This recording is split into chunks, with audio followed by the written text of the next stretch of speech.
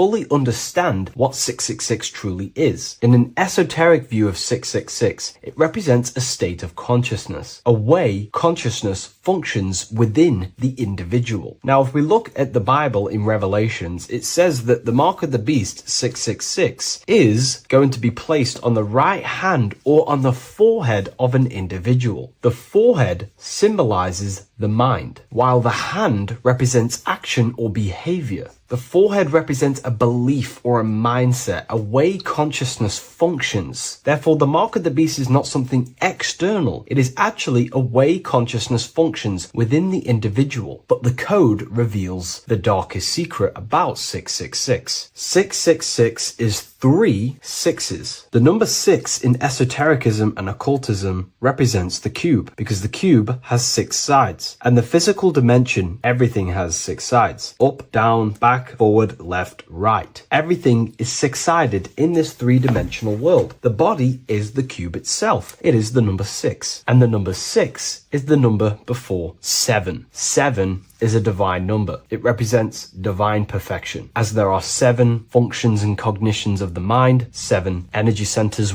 along the spinal column, 7 major planets for the 7 days of the week, 7 days of creation, 7 visible light spectrums, colors. The number 6, therefore, is often understood as imperfection, as the body is imperfect. The physical form is imperfect compared to our divine spiritual nature. But let's decode the 666 code properly so you can understand this. Now you understand that the number 6 represents the material 3-dimensional world, or the physical body of consciousness. We can then look at the number 3, because there are 3 sixes. The number 3 represents the 3 ways consciousness functions. Consciousness thinks, consciousness feels, consciousness acts. We have a mental body, an emotional body, and a physical body. Most people confuse these things to be all one. They think their mind is their emotions and their mind is their brain, and they interlock all of these. But these are actually 3 different bodies of consciousness. Consciousness has many vehicles or bodies it expresses itself in. So the 3 ways that we ultimately create our life, the 3 ways that shift our reality, and the 3 full things that we have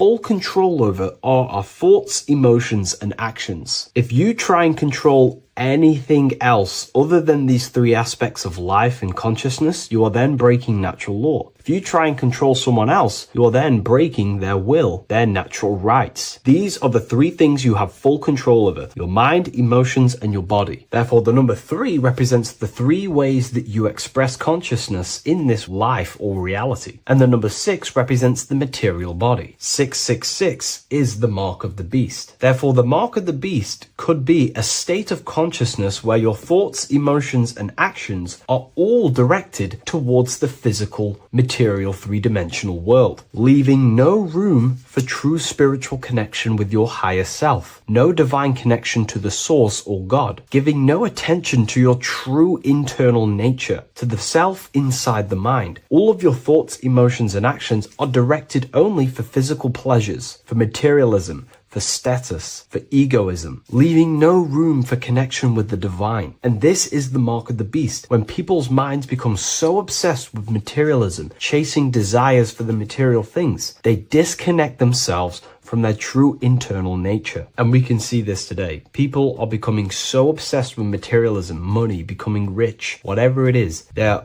gradually losing connection with their internal self. They think that they are the body. They think that they are these 5 senses. But ask yourself, if I remove my thoughts, if I turn off my mind, who am I then? Because who most people think they are is a bunch of beliefs in their subconscious mind. Their name, their job, their reputation, their friends. If you remove the mind and no longer think, who are you then? The observer, the pure awareness, beyond the mind, the body, the emotions. That is your true nature. You are the internal thinker. And when that internal thinker becomes so attached to the external physical body and does everything in its power to think, feel, and act only towards the material things, you become disconnected to your true powers, to your divine nature, to literally God. If you don't want to become the mark of the beast, then have balance. Now, I'm not saying materialism is evil.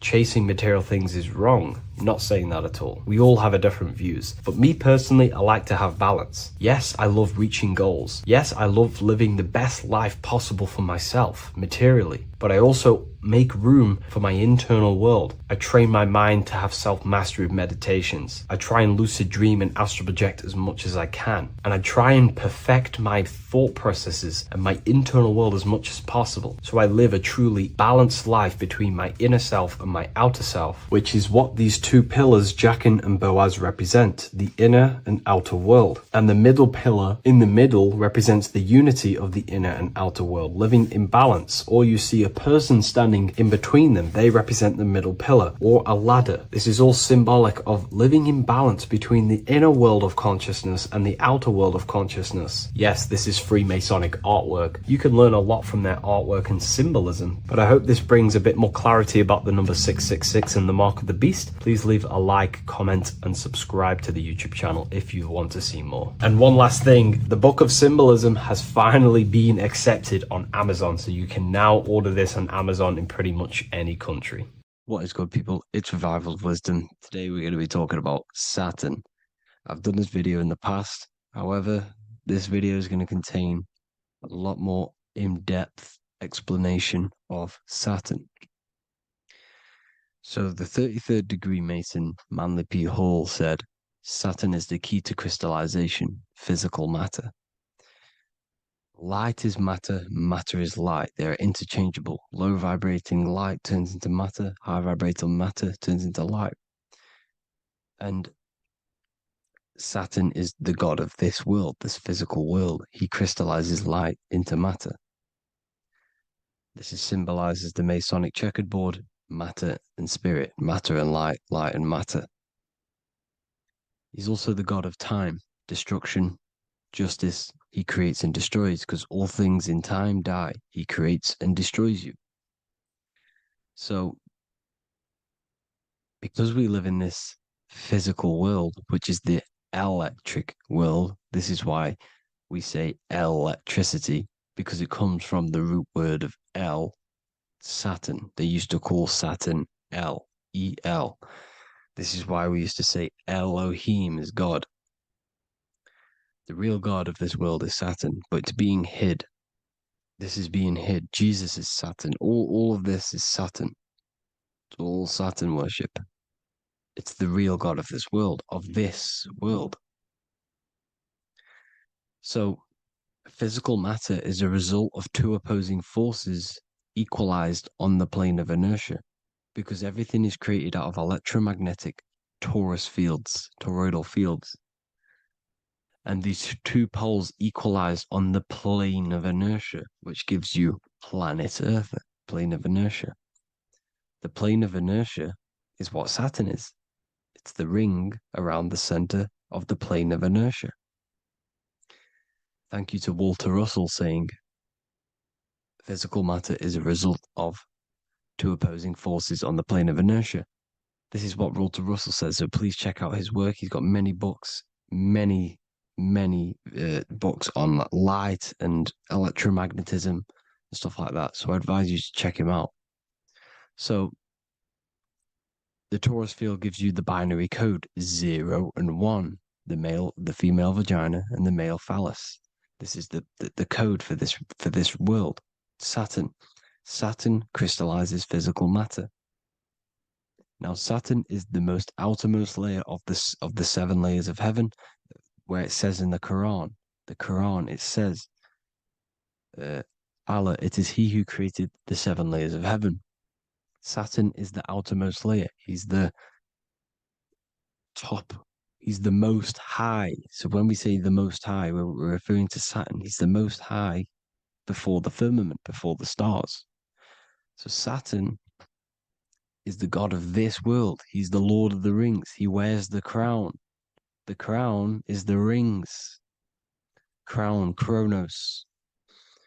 So the planets are luminaries. They are lights. They are beings. They are energy, conscious energy. And we're in the heart of the solar system. Saturn is the outermost layer.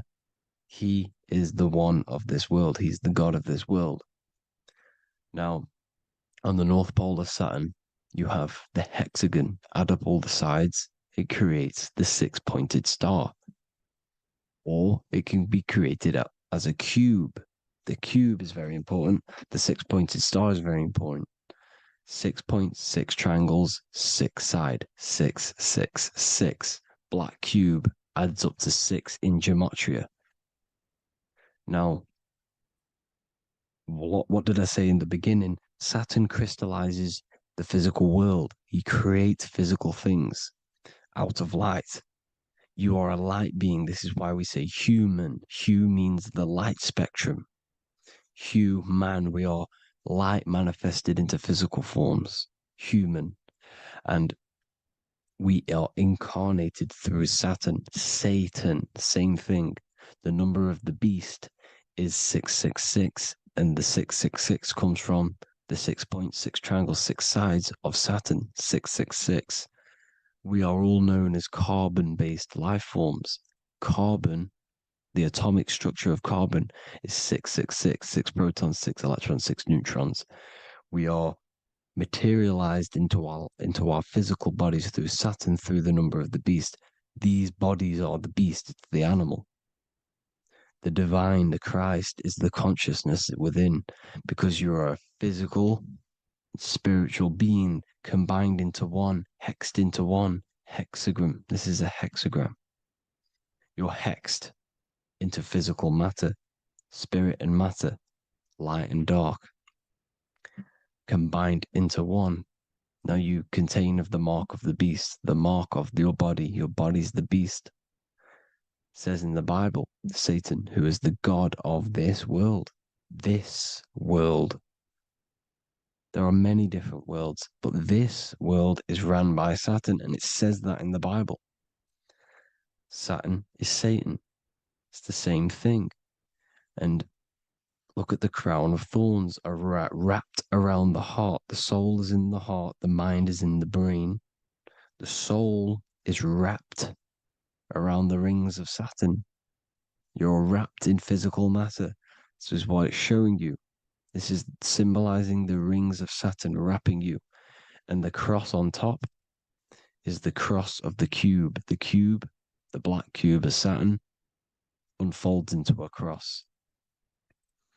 So Satan, who is the god of this world, Corinthians 4:4 in the Bible, Satan, who is the god of this world, has blinded the minds of those who don't believe. Saturn blinds your mind because the god of this world materializes you and he blinds your mind when you incarnate into physical matter. When you enter this soul system, not the solar system, you hit Saturn first. He materializes you. And look at the symbol for Saturn. This is the symbol for Saturn. All of the planet symbols are created out of the Holy Trinity. The Earth, Moon, and Sun. Body, mind, and soul. The Sun is your soul, the Moon is your mind, the Earth is your body. Your body's made out of the 5 elements. The Sun is your soul because the Sun is life force. Gives life to everything. Your Sun is a soul. Your soul is the sun of your body. The moon is the mind. The moon is the moon of your body, the mind of your body. Intelligence. So all of the symbol of the planets are created out of these. The Saturn symbol is created out of the Earth cross, matter, and the moon crescent, moon, mind, matter over mind.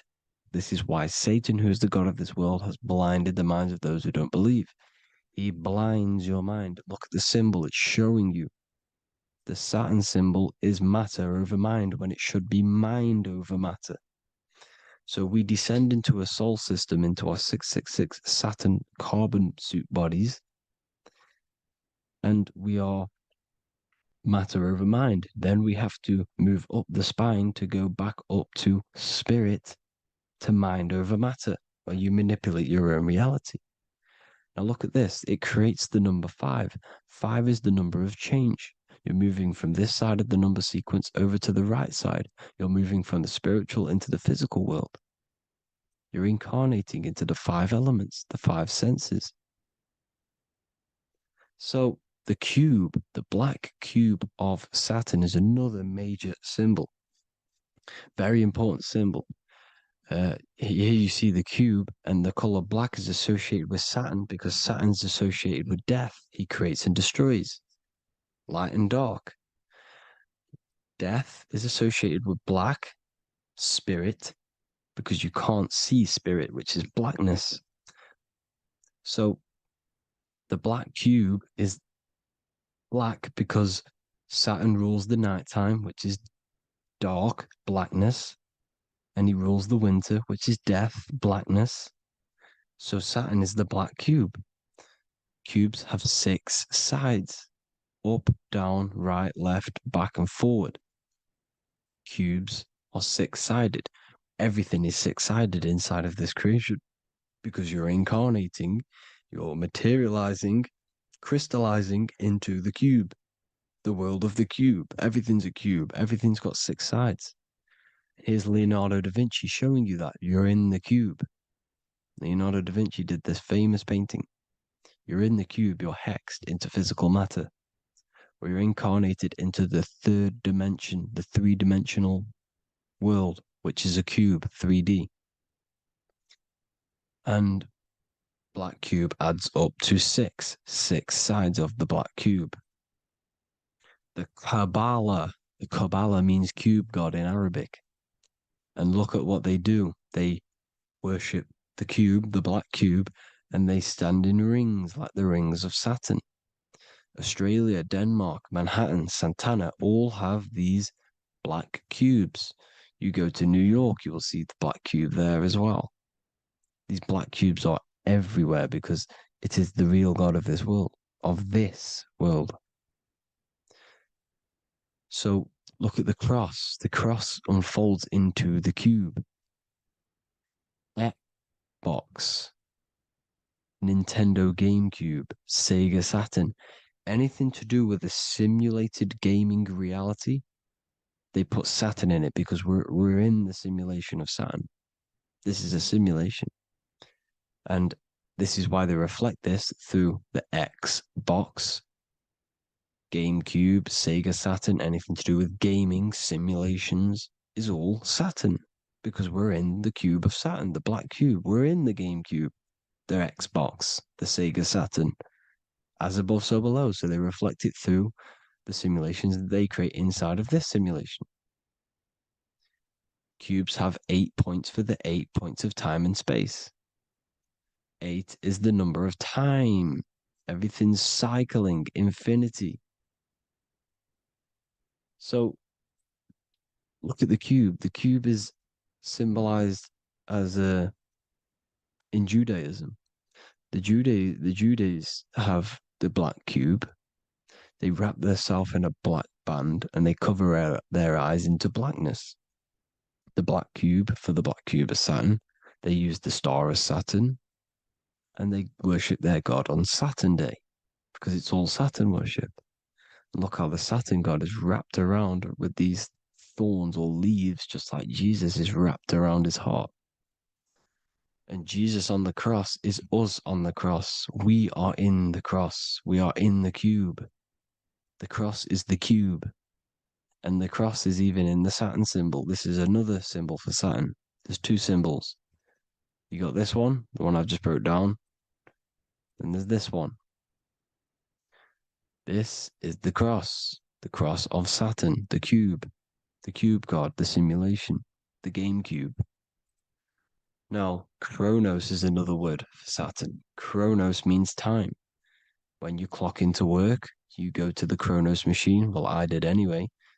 And I tap my card on the Chronos because Chronos is time. Anything to do with time is Saturn. He creates and destroys. Look at the artwork of Saturn with the sand, the time. Look at this, how he's cutting off the baby's wings. He's crystallizing the spirit into matter. He's cutting off your wings. Satan, in the Bible, he falls from heaven into earth and he loses his wings. He becomes a serpent. You see, it's all symbolic for us. We are the fallen angels, fallen angles of light. We're fallen angles of light. We are light beings. Now we've fallen into physical matter. Saturn's chopped off our wings. He's chopped off our spirit wings because when you astral project, you can fly. You will fly around. He's got the Reaper staff here, always depicted with the Reaper staff. Now look at the clock. Saturn day is the 6th day, the number of the beast 666. Look at the clock. 6 take away 12. 12 take away 6 equals 6. 7 take away 1 equals 6. 8 take away 2 equals 6. 60 seconds in a minute, 60 minutes in an hour, 24 hours in a day, 2 plus 4 equals 6. That's 666. Everything's 666 because it's time. Saturn. All goes to Saturn. He's the god of time. We're in time now. We're in time. We're in the time, which is God, the god of this world, the god of time. Now look at this. The Reaper is also depicted as the Reaper with the staff, the black cloak, black symbolizing death, spirit. Judges wear black because Saturn is the law. He's the god of this world. He's the law. This is why they wear black cloaks. When you graduate from university, you wear a black cloak and a black cube on your head. You've been hexed. Funerals, you wear black because it's all to do with Saturn, Father Time, Father Crystallization. Now, Saturn, here's another one of him cutting off the wings of a child because he cuts off the wings. He creates and destroys your body. We're in the electrical world. Everything that is electrical vibrates. All vibrations have to come back to a standstill point, which is death. This is why your body dies. Your atoms stop vibrating.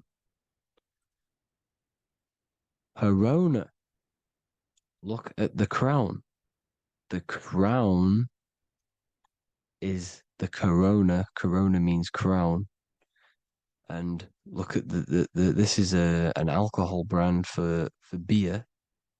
You can see the staff of Saturn in the symbol with the moon crescent. Corona, which is the crown, Saturn, the crown on Saturn, the rings. And then you've got the staff. It's all Saturn worship.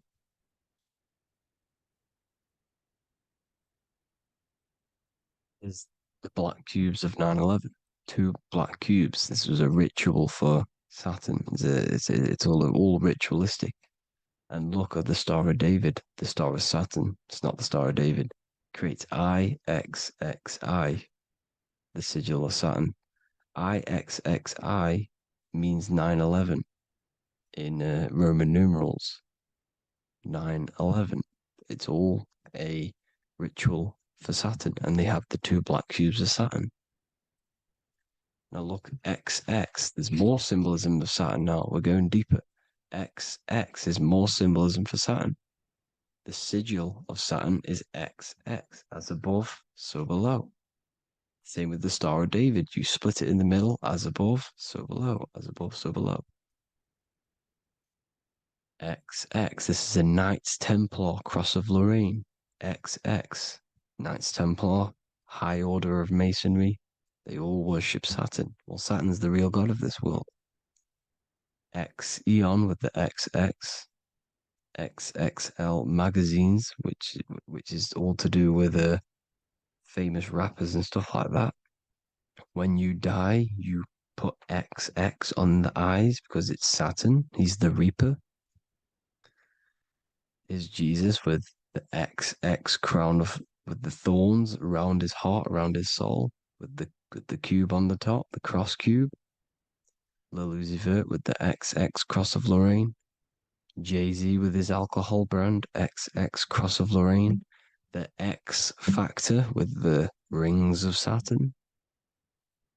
All Saturn worship. The seal of Melchizedek is also Saturn.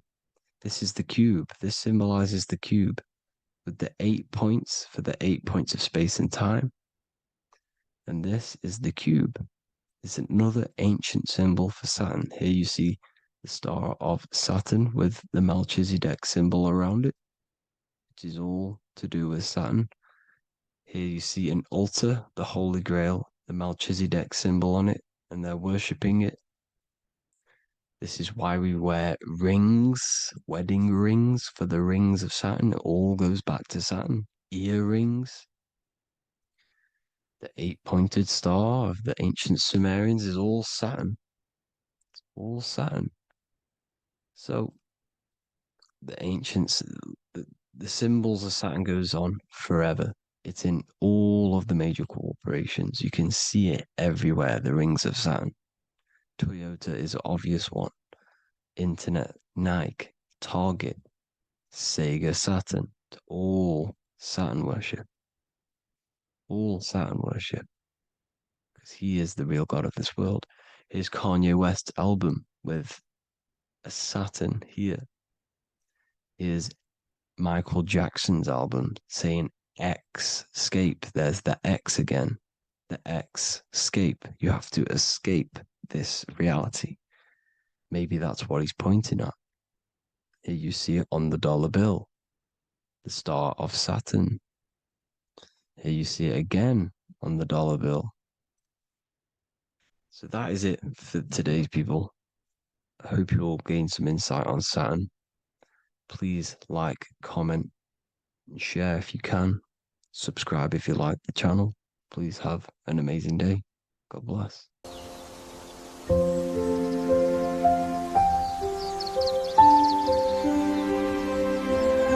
bookofwisdom.com. Visit today.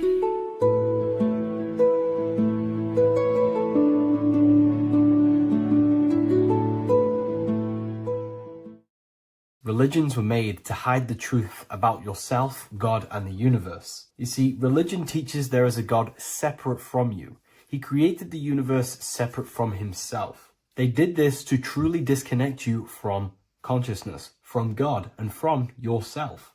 Now let me explain. It's going to be very difficult to understand this from a left hemisphere dominated perception. The left hemisphere sees everything individual. The right hemisphere sees the whole. For example, if you're walking through a woods, the left hemisphere sees individual trees, leaves, twigs, and branches. The right hemisphere sees the interconnectedness of the whole woods. We've been trained our whole life to be trapped in the left hemisphere, to think logically, scientifically, with evidence. This way of thinking traps you in illusion, division, and separateness from everything. Plus, in science, they teach you the universe exists outside of you. You exist in a universe, and the universe exists whether you exist or not. This is completely false. You are the universe experiencing itself. There is only one person in the universe. There is only one awareness in the universe, and that is God. That is your consciousness. Not your name, your job, your reputation, your thoughts, your beliefs. That is not God. God is the infinite awareness that you are, the alertness, the essence of life. You are an individual. You have a dual nature, an inner world, consciousness, and an outer world, this physical body. The inner world is the immortal, consciousness, awareness. This physical reality is for the immortal within us to experience and enjoy. And the immortal consciousness, the immortal self, the individualized expression of the only thing that is truly real, which is God, consciousness, is seeking a way to understand itself through infinite vantage points. The same consciousness inside of you, inside of the dog, the squirrel, the plants, the stars, the same awareness is in absolutely everything. Only the right hemisphere can see this connection. The universe is one mind separated into the infinite bodies and life forms. This is why scientists tell you that the universe is forever expanding. It's truth in plain sight, because the universe is the mind. And the mind is always seeking more vantage points to understand itself.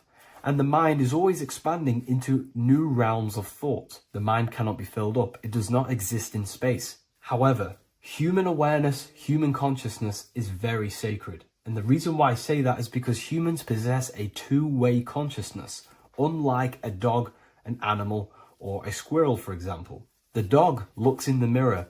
It is not aware of itself. It doesn't look in the mirror and see that it needs to improve something. However, humans, we can look in the mirror and say, who am I? Where do I come from? And I need to change this aspect of me. I'm lacking in this area. Dogs do not have this awareness. They function only on their immediate surroundings, on survival and instinct. Human awareness is special because we have the ability to reflect on the self. We can question our consciousness. We can question, who am I? Where do I come from? And where am I going after this? The human mind has no limitation. We can surpass our animal nature and rise to a godly nature. This is the whole purpose of reaching Christ consciousness, which is just an ideal consciousness where we have control over self and we know who we truly are. Humans have been given the tools to awaken. Our five senses are locked only to perceive the physical world, but the mind holds the gateway to understand the unseen aspects of reality. The mind holds the secrets to the universe and consciousness. We just have to study ourselves to understand God. We are all individualized aspects of consciousness. There is only one pure consciousness in the universe, but we're fractaled into infinite life forms, experiencing this consciousness in a different form, molding this consciousness into individual egos and individualized consciousness. Me and you are made of the same fabric. However, I have thought different things, believed different things, experienced different things, which has conditioned my consciousness to be my own individualized aspect of God. And that's what makes me, me, and you, you. God is the creative power within us to turn thoughts into physical reality, to create things. We are a creator. Each one of us is a miniature earth, creating and building in this physical 3D reality. Our consciousness holds power over the 3D reality. We can mold it and create anything we wish. However, we have been conditioned to live like an animal, living in our animal nature, eating, surviving, lusting, and these low-level desires keep us trapped from figuring out our creative power. This is why the ancients always depicted God inside of the brain. Even in ancient Christian artwork, William Blake, Anton Raphael, all depict God inside of the brain. Why is this? Because God is our creative power. The spinal column acts as a type of ladder of consciousness. If you just think about sex and act on sex, eating, consuming, and living in a survival animalistic state, then your consciousness is functioning on the lower end of the spinal column, where your reproductive organs are and your gut organs are to consume food. In order to activate the God within us and to us to truly know God, we have to be aligned with the God consciousness. We have to unlock the God within us so we can truly actually experience God and understand it. However, God exists beyond our personal consciousness, beyond our human identity. In secret societies, satanic rituals and satanic societies, they are seeking a way to escape the human identity through ritual work, meditation, and trance-like states. A trance-like state is like the state that you enter just before you fall asleep, where there is no thought present in your mind, because you are not the mind, you are the observer, you experience the thoughts.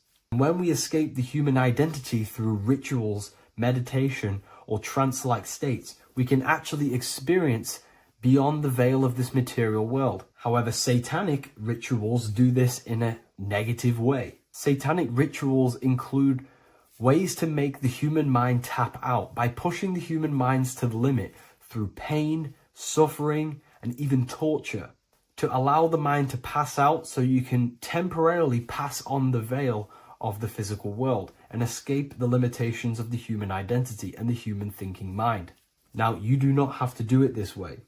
You can experience the divine and beyond your human identity through many different ways, such as deep, deep meditation, rising above your thoughts, and setting 3 alarms, one for 6 a.m., one for 6:30, and one for 7:30. And when you wake up at these times, what you need to do each time you wake up is allow your mind to stay awake but your body to fall asleep. And you will enter this trance-like state. And you can gain ideas, experience lucid dreams, and maybe even astral project. All of these rituals in secret societies and satanic societies is all about escaping the human identity and experiencing the divine planes beyond the physical. To wrap all of this up, this is all about consciousness. Consciousness is the infinite awareness of the universe, just fractaled into separate bodies. And this consciousness is seeking a way to understand itself in infinite angles and vantage points. And religion was made to cut off your connection to the divine planes beyond this world and beyond your self-identity. Therefore, if you want to know God, you have to study the attributes and qualities of God, such as geometry, numbers, consciousness, the mind, the subconscious, human anatomy. All of these things are aspects of God. We have to study ourselves and study nature so we can see God. God is the infinite awareness of the universe. If you love this video, please leave a like and share it with a friend. I'll leave a link in the description for the Book of Wisdom, Volume 2.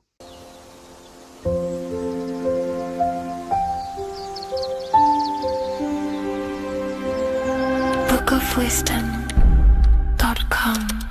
Visit today.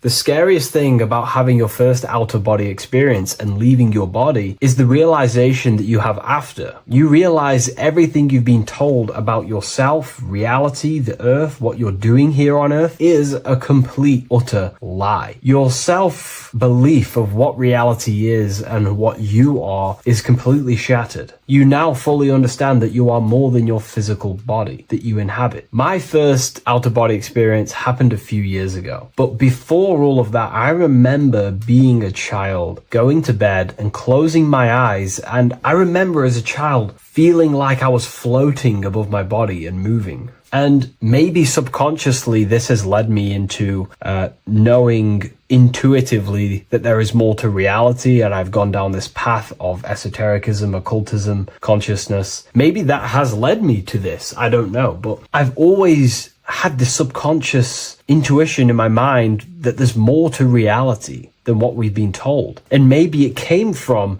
having these experiences as a child. And I'm pretty sure some people in the comments will also have that experience, feeling like you're floating when you close your eyes in bed as a child. I remember this very vividly. But a few years ago, I had my first out-of-body experience, and it completely shattered everything. And it confirmed to me that I am eternal, and there is so much more to the self, to consciousness. I then realized after my first out-of-body experience that our self is not just here in the physical dimension, it's existing in every dimension there is in the universe. However, our mind is focused primarily on this physical time space. When your mind is totally giving its attention and time to this particular time space, it locks in the mind or consciousness into that particular body of consciousness, such as the physical body, right? But for example, let's say you have a daydream and your full focus isn't in the present moment and your environment that you're in physically. Your mind kind of wanders off into a daydream, what we like to call it. That again is shifting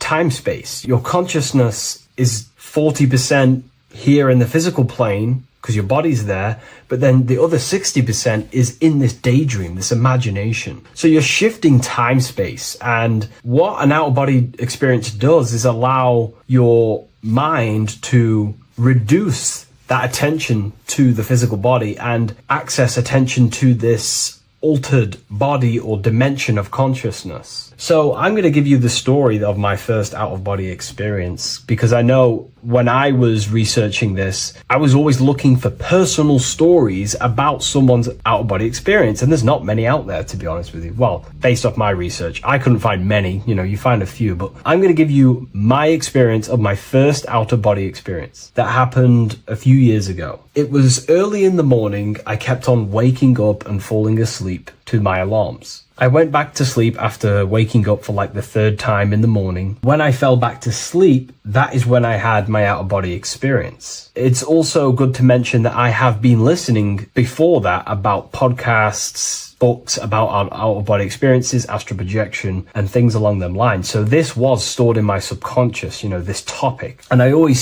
had a desire in my heart to actually experience this for myself. Long story short, I went back to sleep early in the morning because I kept on waking up, and it began with this tingling sensation, a high energy sensation. It was like bursting, intense, high frequency energy. My attention was no longer in the time space of my body, but my attention shifted into this energy body, which I now understand. I didn't understand at the time properly, but I now understand that as my consciousness started to feel like it was being pulled upwards, right now, our time space, our attention is in our body, and you feel all the data of the senses, right? And that's what I'm feeling right now. That's what you're feeling right now. But imagine that was completely stripped. My attention was no longer feeling the sensations of my body, because my body kind of just dissolved as I fell back to sleep. So this was a natural out-of-body experience. I didn't force it. I didn't meditate. I didn't do anything. This was just a natural out-of-body experience that I had. And a lot of people get these that I've read about. So my attention started to feel like I was being pulled upwards, and I no longer felt my body, but I felt this intense energy, frequency,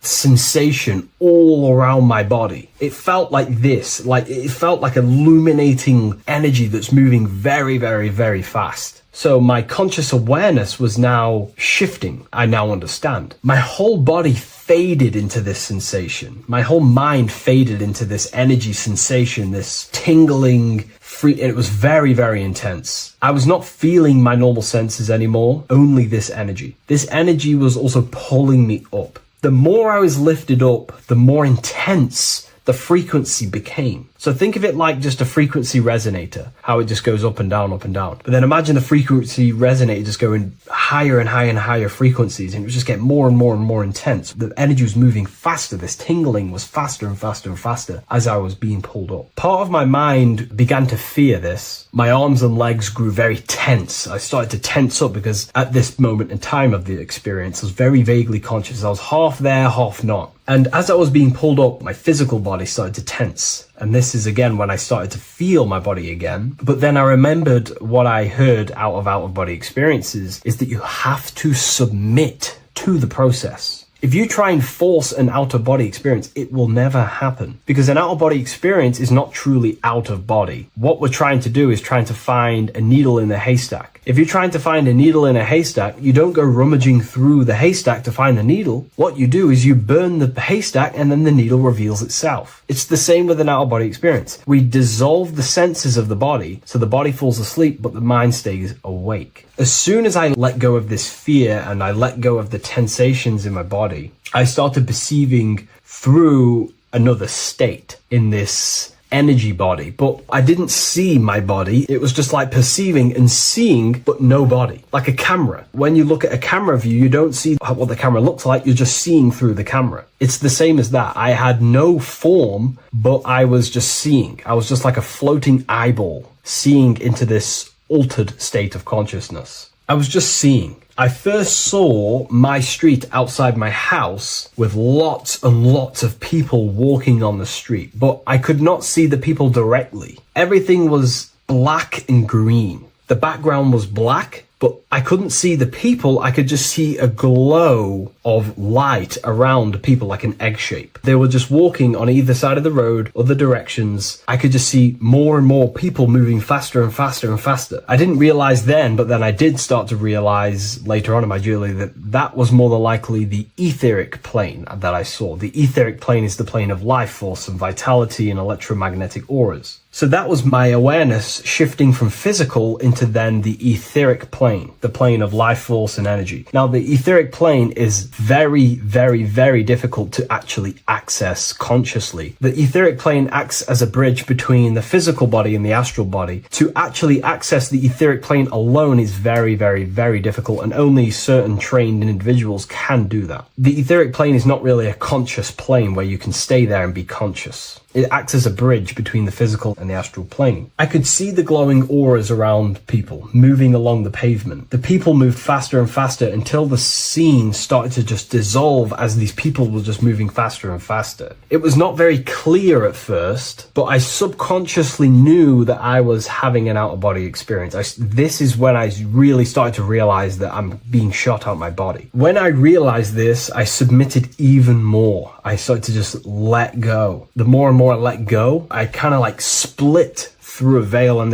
everything became super clear. Before, in the etheric plane that I think it was, the ethereal plane, things weren't very clear. I could only just see glowing auras. However, as I split through the veil of the etheric, this bridge, this place that I was going to, I then split and everything just came super, super clear. I was floating in the sky. I subconsciously knew that I was having an out-of-body experience when I realized this. As I was still being lifted upwards, I then split through the layer where everything just suddenly became super clear. But then I was awake, fully conscious, but I was not in my body. I was just like a camera in the sky. I had no body, no form. I could just see. When I entered this plane, there was some sort of voice guiding me through this whole process. It was a male voice, and it was basically guiding me where I was going. It was telling me what I can do here. This voice was pretty much saying, you can fly, you can think things into reality, you can do this, you can do that. While he was saying this voice, there was no being around me, but I felt a presence of another being. But this voice was just speaking to me mentally. Like, you can't hear it, but I just knew what it was saying.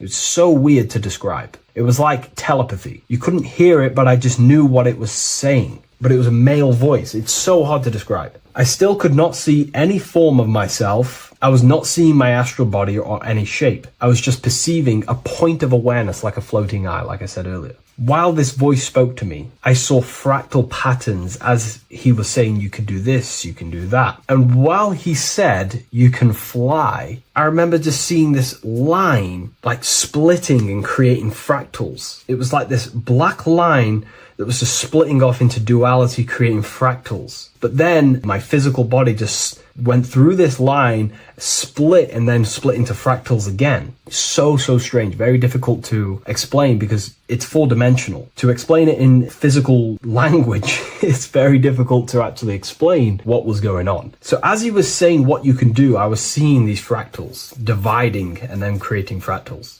When he says you can think things into reality or something along them lines, my awareness just did a full 360 as if I did a backwards flip. I had no conscious control over this. That's something that you later develop as you keep having these out-of-body experiences. Your first out-of-body experience, you probably won't be able to control what's going on, but you will have an out-of-body experience if you seek them. I could see all around as I rotated. I looked all the way down and then back to my original angle and point of awareness.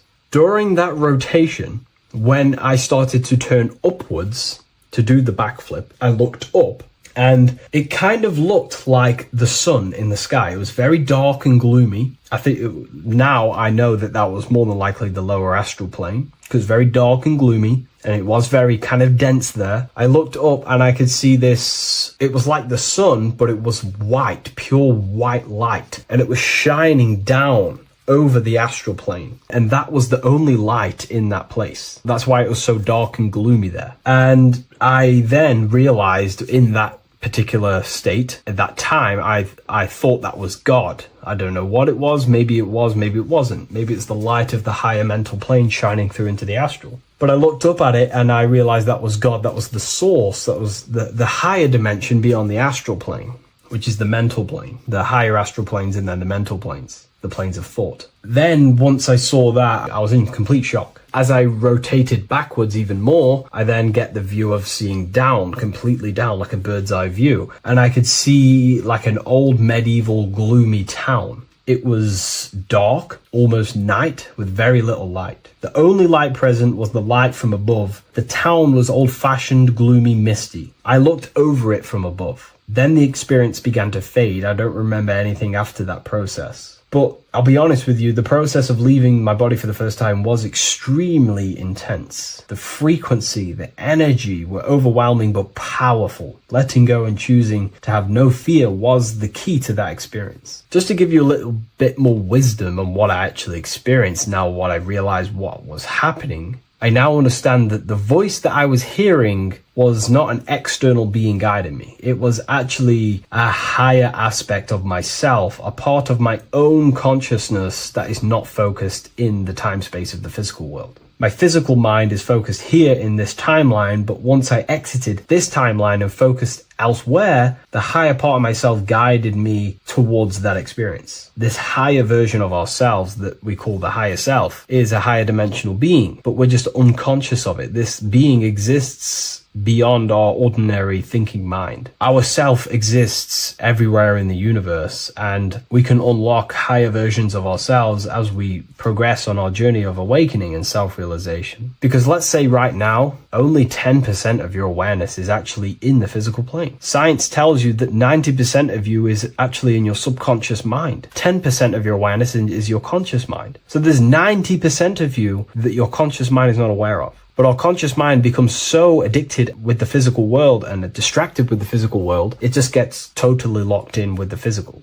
And we never pay attention to the hidden aspects of ourselves, the unconscious aspects of ourselves. And that's why everyone in the esoteric and occult space talks about gnosis, seeking knowledge of self. Gnosis is not knowledge, it's knowledge of self obtained through direct experience. So gnosis is about rediscovering who you truly are. And another bit of wisdom that I could give you from this is that the observer is the same observer that is observing this video right now. You're watching this video, but who is the one seeing the screen? Who is the one seeing the screen of your reality, of what you call life? There is an inner witness consciousness within you who experiences and observes your thoughts, emotions, and actions, experiences and observes the screen you call reality. And that witness also witnesses your dreams. When you shift your awareness from your time space of this body into your dreams, that same witness is witnessing your dreams. So when you meditate, connecting with this witness aspect of our consciousness really does help to excel the process of having an out-of-body experience. Because a lot of people have out-of-body experiences, but they don't understand what's actually going on. They don't understand the nature of it. But it's all mental. You move mentally in that dimension. You create mentally in that dimension. The same that you do in this dimension, but just on a quicker scale, because things manifest in the astral plane instantly as soon as you think of it. Just like the screen in your mind, you think of something, you have a screen of an object in your imagination. That plane, it manifests instantly, but down here, it takes a longer time for things to manifest and condense. Once you understand that thought rules the universe, thought is the creative force of the universe, you start to understand, these different dimensions and these experiences that you have. But really connecting with that witness consciousness, that part of yourself that observes everything, really does help with excelling the process of having an out-of-body experience, or mystical experiences, or lucid dreams. Because connecting with that witness consciousness just makes you more conscious. Even in your physical life, staying conscious. Most people aren't conscious. They think, feel, and act unconsciously throughout their day, and they unknowingly create their reality. Connecting with that witness consciousness allows you to actually stay conscious over your thoughts, emotions, and actions, because they are giving birth to realities. That's pretty much my experience, my first out-of-body experience. What that did for me was make me so much more confident and powerful. Most of my fears just disappeared overnight. The fears of death, the fears of unknown, the fears that I had of things shattered, disintegrated, because I understood that I am eternal. No one can use death against me to control me, because I know I am eternal. I now take riskier actions because I know I am eternal. I know that I will never truly disappear or die. So it really, really does help you, and it gives you a lot of internal power, because no one can make you scared of anything. You should not fear someone who can hurt you physically. You should fear someone who can corrupt your soul. That is the worst thing, who can corrupt your internal world, because that is what truly matters. So I hope this helps you understand out-of-body experiences. Hopefully this can help you move along in your journey. It's good to hear other stories, because this is exactly what I was seeking when I was researching this stuff. Maybe in the future I can share some more stories about my out-of-body experiences now I'm a bit more advanced. But yeah, please leave a like, comment, and subscribe on the video, and thank you all for watching.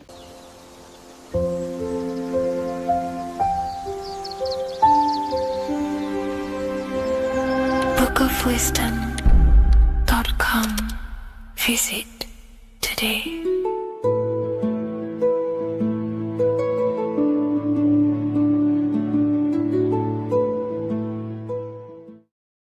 How are we all doing, people? It's Revival of Wisdom from the Wisdom Academy. Today we're going to be breaking down God, consciousness, and the higher and the lower self, and how to overcome the lower self. Now, the first thing you need to understand is that you are the invisible intelligence within the brain, within the body. This invisible intelligence is known as the mind. But you are not the mind. You are the observer of the mind, which is the soul, the invisible entity. The mind is your intellect, your intelligence. Now, the mind is, it's hard to put this in words, but the mind is something that gives you the ability to explore the universe. And this inner self is the I am. It's the quiet, the inner self, the voice you see in you hear in your head. This is why within spells high twin, inside, internal. The I is also the number one, which is one line. Because the one and only, is the inner self, which is the I am. This is why you say, my name is Harry. You are not Harry, you are the I, the inner self, the intelligence. Okay, this is why Jesus in French is I am. You look with the two eyes and you see with the inner eye, I and I, the same thing. Okay, because the I inside is what gives you the perception of what you're looking at. So when someone's trying to explain something and then you catch on saying, I see now, it's because you're seeing with your inner eye, the one that gives you perception, gives you intelligence, gives you the the the ability to understand things. This is the internal eye, the invisible self, which the physical body is nowhere near as complicated as this inner self. Is in infinite potential, infinite potential. God, God, generator, operator, destroyer, soul, mind, and body. Brahma, Vishnu, Shiva, the Father, the Holy Spirit, and the Son. They're all the reason why you see God is always a triad is because it represents yourself. Your invisible intelligence is God. Me and you are the same invisible intelligence. We are the invisible intelligence experiencing the program being ran by the central nervous system and the brain. I always say this in my videos, but I have to, in order for you to understand the things that I'm going to say later on in the video, you need to understand this concept, is that you are the consciousness experiencing the nervous system, the tree of knowledge of good and evil, which is you here. You would be in this invisible intelligence right here in the center of the brain. Now, this is why the ancient Christians show God is in the brain. This is the brain stem. This is the brain.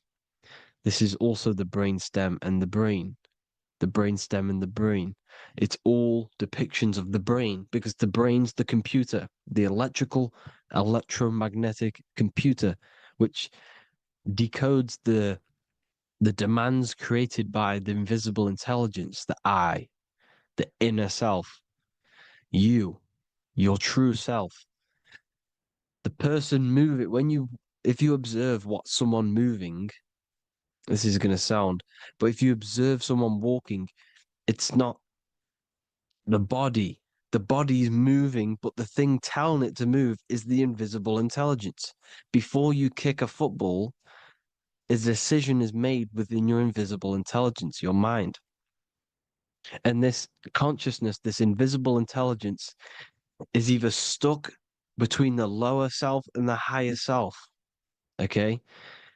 When the invisible intelligence, meaning the true self, identifies itself with the physical body, it will trap its mind within physicality. This consciousness that we have is either operating in the lower self or the higher self. It's either feeding the material body or it's feeding the spirit. Okay? But because we are physical and spiritual, we need to be even. We don't want to be meditating all day long because we do have a physical body as well whilst we are here. We are playing a game in physical matter. Okay? Now, the reason that you incarnated here is to learn a lesson because the mind can manifest anything it wants within the astral planes, within the world of imagination.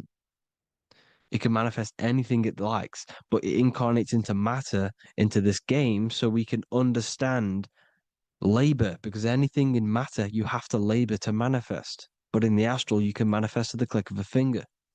You come here to learn the knowledge of good and evil. And your consciousness, I came out a bit off topic there, but your consciousness is experiencing the lower or higher self. The lower self is manifested in the lower parts of the body. Sex, food, and power, the lower three energy centers. These centers are like mini brains. You are literally thinking with these centers. And when your mind is stuck within these lower centers, you'll think, have you ever heard the term of thinking with your penis or thinking with your, you know what, as a man? Even females maybe, but mainly this is a boy saying, you're thinking with your penis. This is a truth. It's truth in plain sight. You think with these energy centers. When you're living off the lower three centers, all you care about is sex, food, and power.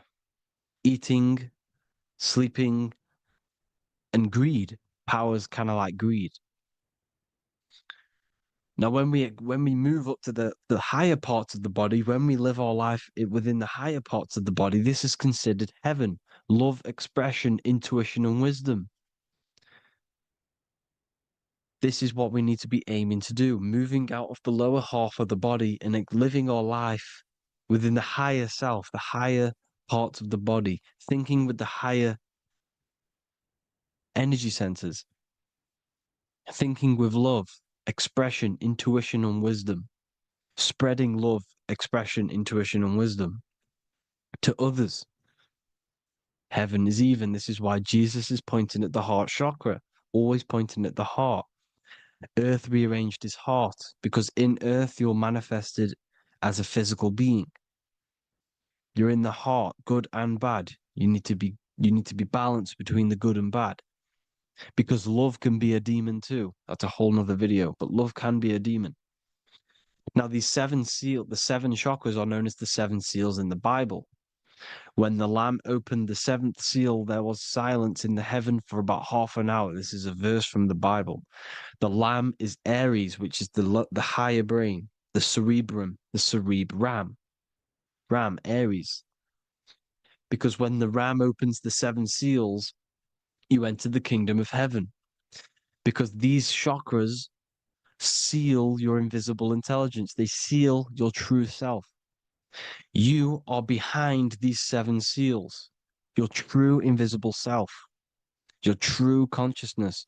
Because behind these seven seals, you do not think about anything materialistic. Your intelligence is not material. It's not physical. It's not from the physical world. It does not desire the physical world. The body is the beast. The body's the animal, the lower self, which can corrupt our intelligence. It can corrupt the intelligence. Okay? Now, we need to balance these chakras so that we gain a deeper connection between this intelligence and the brain. Because when there's a strong connection between the brain and the intelligence, your body and the intelligence, you have a strong connection. Therefore, you can manifest what the intelligence is saying at all times. Meaning, when, for example, your higher self, this is intelligence, the higher intelligence is always speaking to you. It's always guiding you. It's always telling you the right thing to do. You can feel it when you're doing something wrong. You can feel that you're doing something wrong, because this higher self, this intelligence knows what it needs to do here. And when there's no connection between the body and this our intelligence, our true self, when we strip away, when you close your eyes for long periods of time, you will figure out you are this invisible, infinite, creative being. There's no words that I can't describe what it is. but it's the voice inside of your head that you can feel when you close your eyes. You are this being inside of the heaven, because this is heaven, this intelligence. And when there's a strong connection between the body, you can manifest everything it's saying. When everything is balanced, when you're no longer thinking with the lower centers, when they're all balanced, you're not thinking in particular with every center, you balance them all, you can manifest everything it says. Your body will act out what the intelligence is always saying. This is God in the brain, the intelligence, trying to touch Adam, representing the lower self. This is why they're not touching. Notice how Adam is resting, but the intelligence is always reaching out, stretching, symbolizing metaphorically saying it's guiding. I'm always reaching out. The intelligence, your intelligence is always guiding you. It's always reaching out to you. But Adam is ignorant of it. The lower self is ignorant of it. And that's why he's so relaxed and God is so stretching out. Because at our highest self, that when you think of when you want to better your life, that highest true version of yourself is God. When you're manifesting this, your highest self, this is God. Your truest form, your most perfect form, that is God. Your highest version of yourself, that is God. Emotions are not what you've been taught. Emotions are not something that should be reactive, okay? You should not let the emotion be you, except that you should experience them instead of letting them become you. You need to understand there's a separation in our consciousness. You have the soul, which is the person who is observing your thoughts. When you think a thought, who's the one observing that thought? The soul, you, the I am, the I, the inner self, the one and only. And inside of every single body, inside of me, inside of you watching this video, there is this same intelligence that is inside of me, inside of you. And it's the exact same intelligence, experiencing a different body. And this is what we mean by the universe is mental. We all are all sharing the same ball of consciousness in a different body. The animals, the fish, the cells, all expressing this one consciousness. Me and you are the same. This is why the golden rule is treat others like others should be treated, because I am you and you are me in a different body. Now, going back, you need to identify that there's different levels of consciousness: soul, mind, emotion, and body. Okay? Your emotions are on a separate layer than the body, the mind, and the soul. So when you identify there's a difference between all of these, you do not let them become you.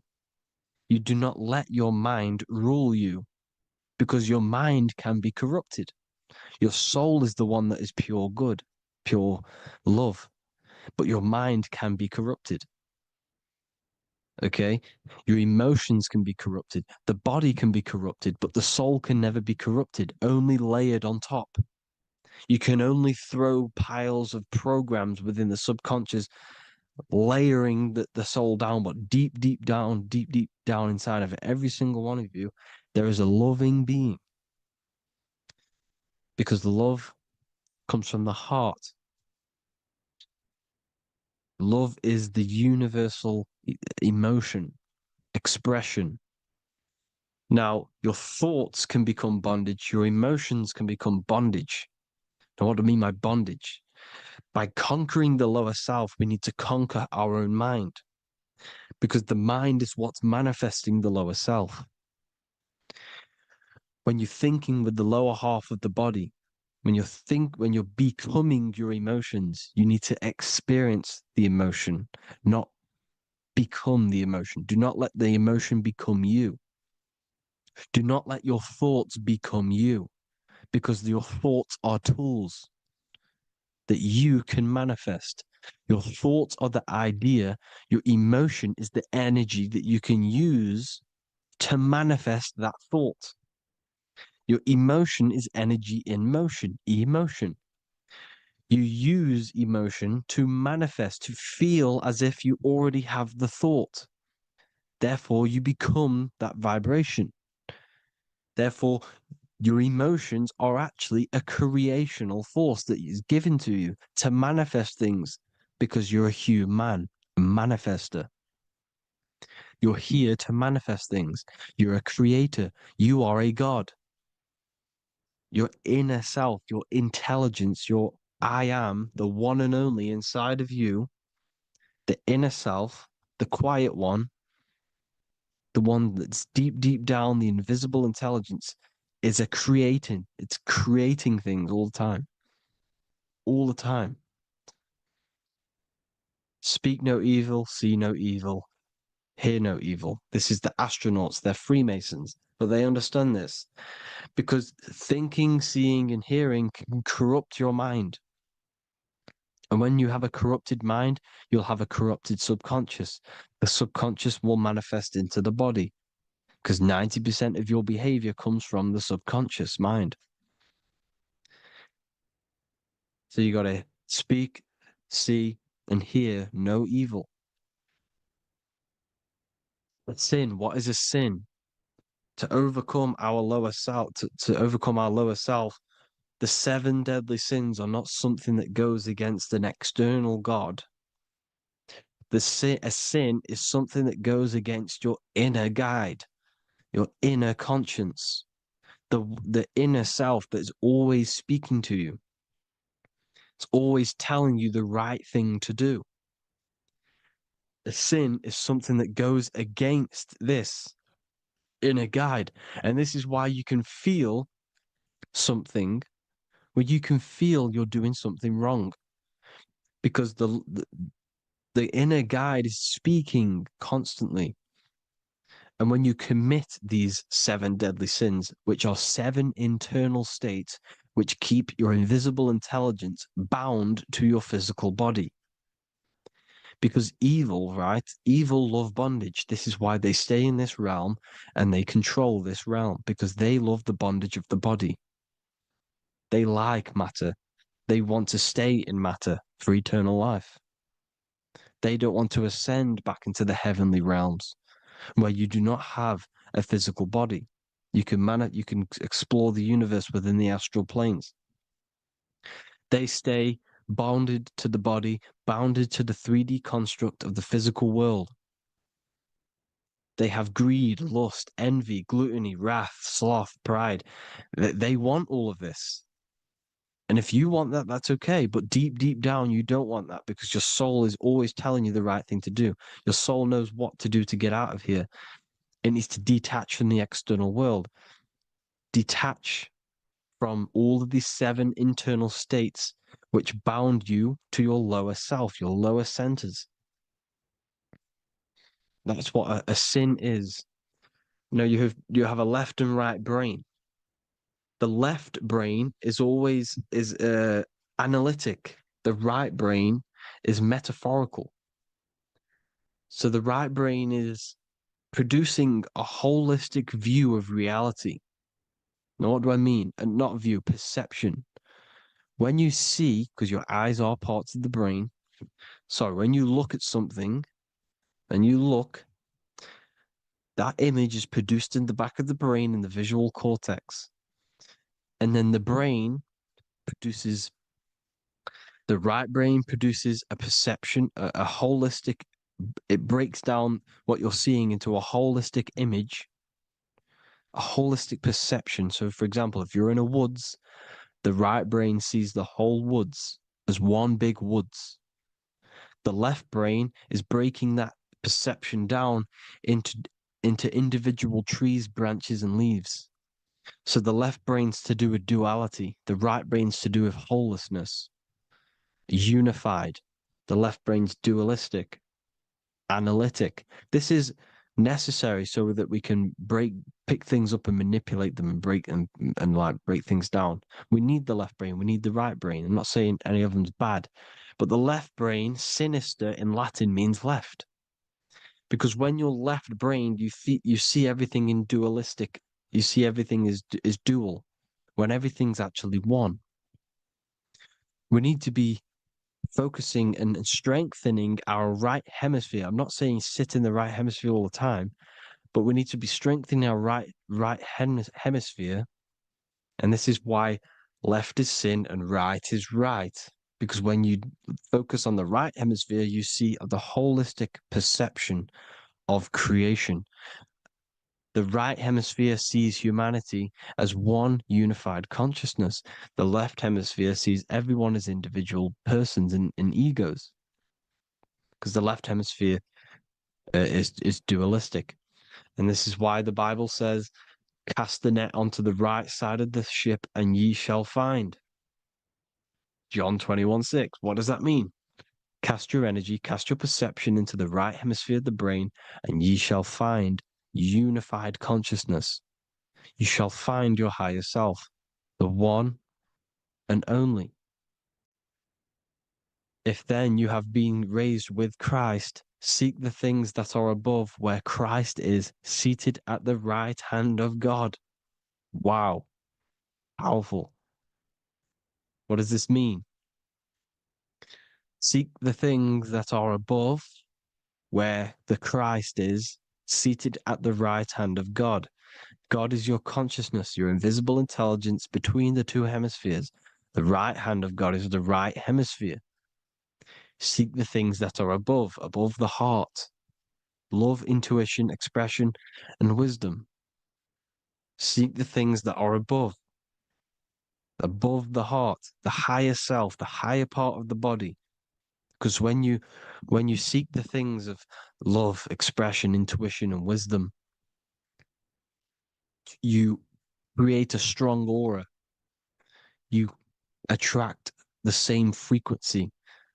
And this frequency is heaven, God. This is the Sumerian artwork showing the lamb. This is a step symbolizing stepping upwards, raising up. He's stepping over the lamb up to the bird. His hand is going to the bird. The lamb symbolizes the lower self. Okay? The bird with the wings is in the sky. It represents the higher self. This is why angels always have wings, because it represents the higher self in the sky. The lamb is a ground animal, symbolizing the lower self. He's stepping over the lamb to the bird, his higher self, his invisible intelligence. Horus and Set, Jesus and Satan. Look, Horus has an evil brother, Set, just like Jesus and Satan. Horus is a bird, higher self. Set is a ground animal, lower self, which is the devil and the angel on your shoulder. You see? The right and the left hemisphere, the two wings. So the devil and angels always speaking to you. The higher and the lower self. It's the battle between the higher and the lower self, between the invisible intelligence and the physical body, because the body's the one that wants the sugar, it wants the pleasure, it wants the sex, it wants the porn, it wants all of the materialistic things, it wants the 7 deadly things. Okay, it wants this. There's a battle between the higher and the lower self, your intelligence and the body. This is why you need to become balanced, so that there's a deep connection between the body and the invisible intelligence, the I am. You need to master your mind with discipline, and you gain a connection between the brain, the body and the intelligence. Resurrection, transmuting sexual energy. Okay, this is important. Res is Resh, which is Hebrew. The early Hebrew Resh symbol is the head. This is the head. Resh, erection. Erection is a sexual stimulation. Resurrection is rise-erection. You got to raise your sexual energy up the base from the spine to the head. This is the Christ, the Christos. There's a psychophysical psychophysical oil produced in the brain every month. Go and watch my other video on raising the chrism. Okay? And every month there's this fluid produced in the brain, which takes 2 trips, because one's produced by the pituitary, one's produced by the pineal, magnetic female, magnetic and electric charge. And it takes 2 trips down the spine to the solar plexus, the bread of life in the Bible, or Bethlehem in the Bible, because the River Jordan's your spine. Goes down to Bethlehem. It gets born in Bethlehem, just like Jesus.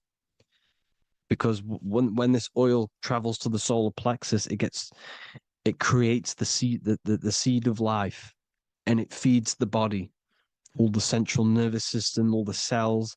It regulates the blood, does all sorts of good things for the body, this oil. Now, when you save your sexual energy and you raise your resurrection, you awake the Christ, you raise it from the solar plexus or the sacrum bone up to the brain, you activate 100% of the brain, and this is the true resurrection of Christ. Instead of wasting the energy and giving away your sexual fluids, because behind the fluids is the energy. So when you release that fluid, the energy is out there. You've released the energy. Your sexual energy is the most potent emotional force a human could possibly feel. Same with any animal or anything. The sexual urge, the sexual emotion is the most powerful, potent emotion that you can feel. It takes over the whole body. When you feel sexually aroused, it takes over everything because it's so potent. And when you fight the serpent, when you fight the sexual energy, which is shown here in the Egyptians, the cat cutting off the head of the serpent, or Hercules fighting the serpent, or in the Greek mythology fighting the 7-headed dragon, the 7 chakras. The serpent is your sexual energy because it symbolizes your kundalini. When you fight it and you transmute this energy, instead of releasing it, instead of acting sexually on it, you can transmute the energy, transfer it from the solar plexus up to the brain. You can also do this with other tasks. Instead of releasing it, instead of raising it from the solar plexus to the brain, you can use it for other things. So, for example, you want to think critically. You can use it for critical thinking. You can use it for going to do exercise. You can transmute sexual energy into anything. But you can do this.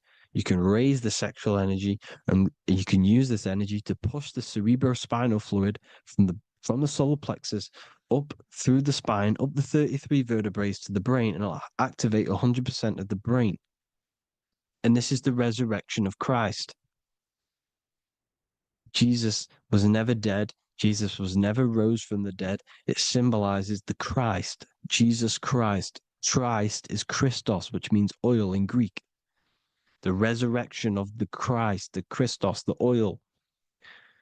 When it activates 100% of the brain when it's raised, and it can regulate all the systems, it can regulate all the blood, it can regenerate the body. And this is the true Antichrist. They don't want us doing this process. The Antichrist is not against Jesus, it's against the fluid in our body that makes us live hundreds and hundreds of years and makes us live as gods. This is the true resurrection. And when you fight the serpent, you fight your sexual urges, your sexual emotion, the most strong emotion that you could ever feel. You can do this process. And this is the true secret of transmuting sexual energy.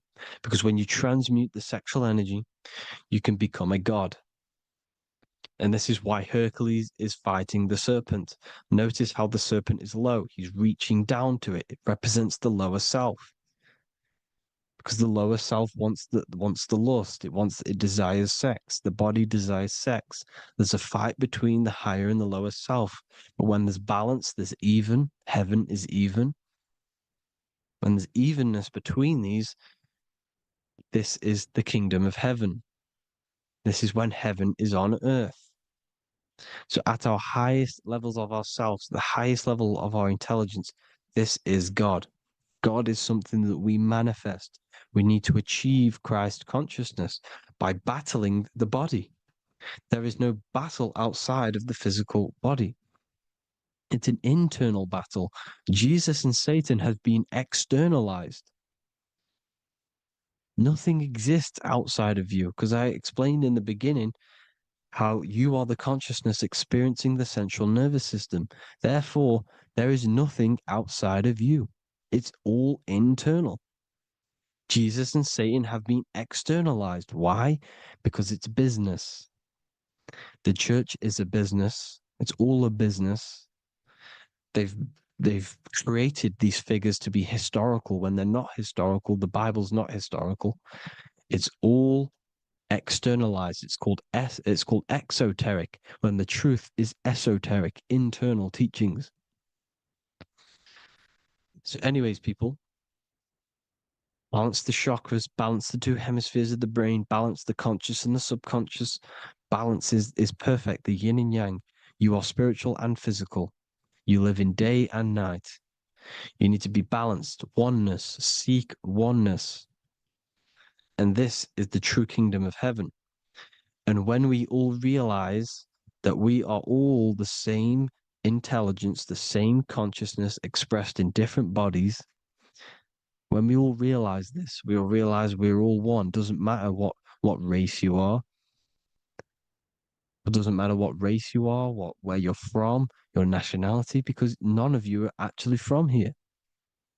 None of you are from the physical world.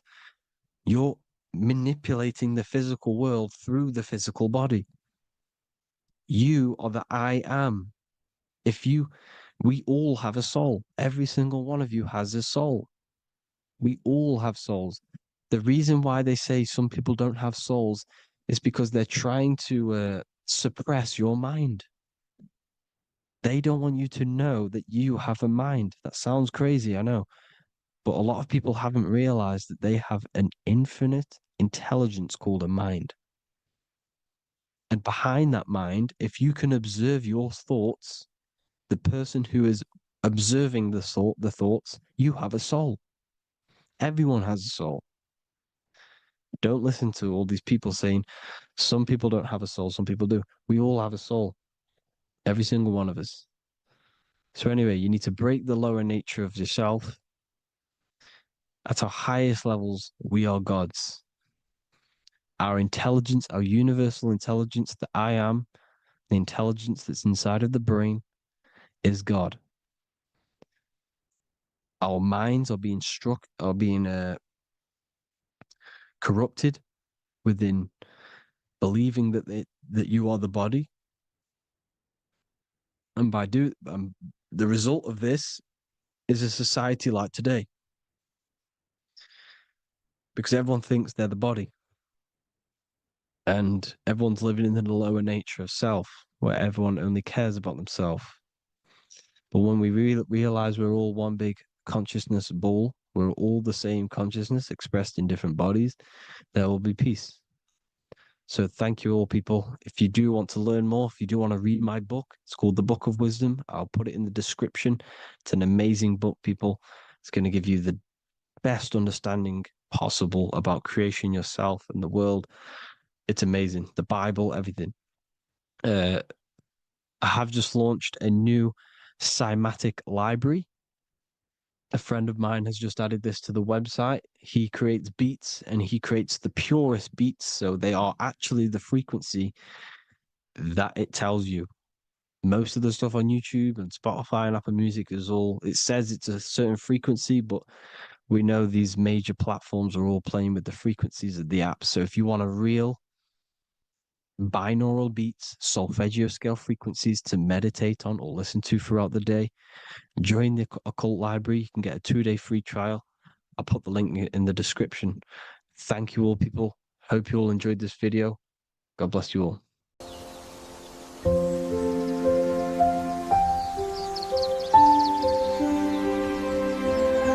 bookofwisdom.com. Visit today.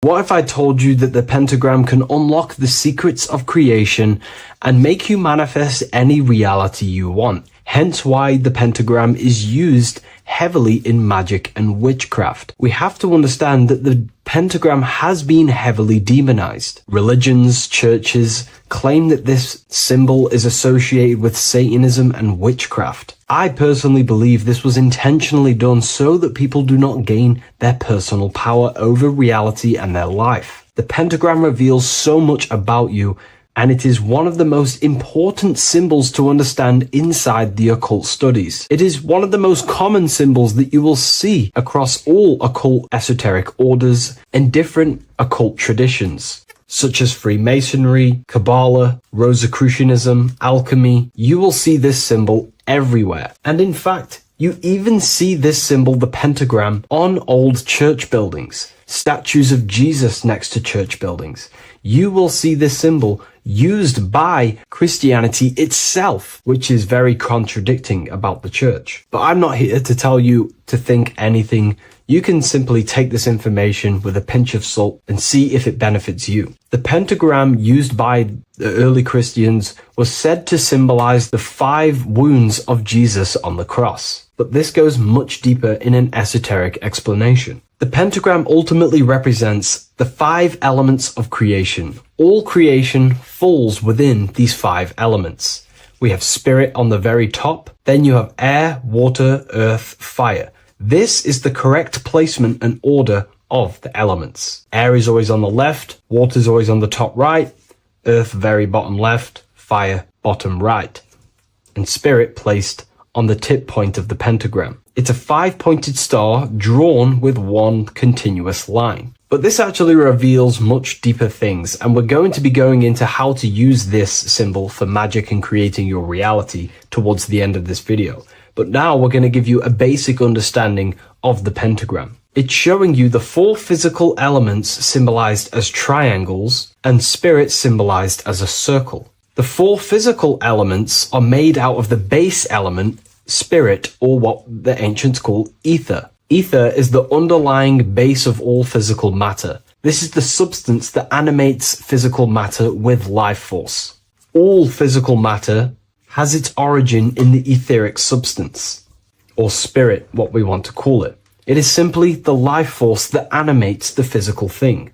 However, if we go deeper onto this symbol, it also represents something personal to the individual who wears this symbol. If you wear this symbol, you're basically saying you're putting your divine nature over your material nature. Your divine self is in control of your material self. You put your spiritual needs before your physical desires and needs. Hence why the spirit is on top, looking down over the 4 physical elements. The circle is continuous, one line, eternal, no beginning, no end. The triangle has beginning and end and points. You can see the beginning and the end when you draw it. On a deeper level, this is pretty much showing the process that symbolizes the structure of the macrocosm, the universe itself, showing how the invisible spiritual planes condense and crystallize into the visible physical world, spirit turning into physical reality. But if you wear this symbol, you're basically saying, I put my divine nature over my material nature, showing that your spiritual nature rules over your earthly existence. You put your spiritual needs first. If you see this inverted, it is now the opposite, placing spirit on the bottom, basically saying, I desire the physical things over the spiritual. But what exactly is your spiritual nature? Well, your spiritual nature is simply your internal self.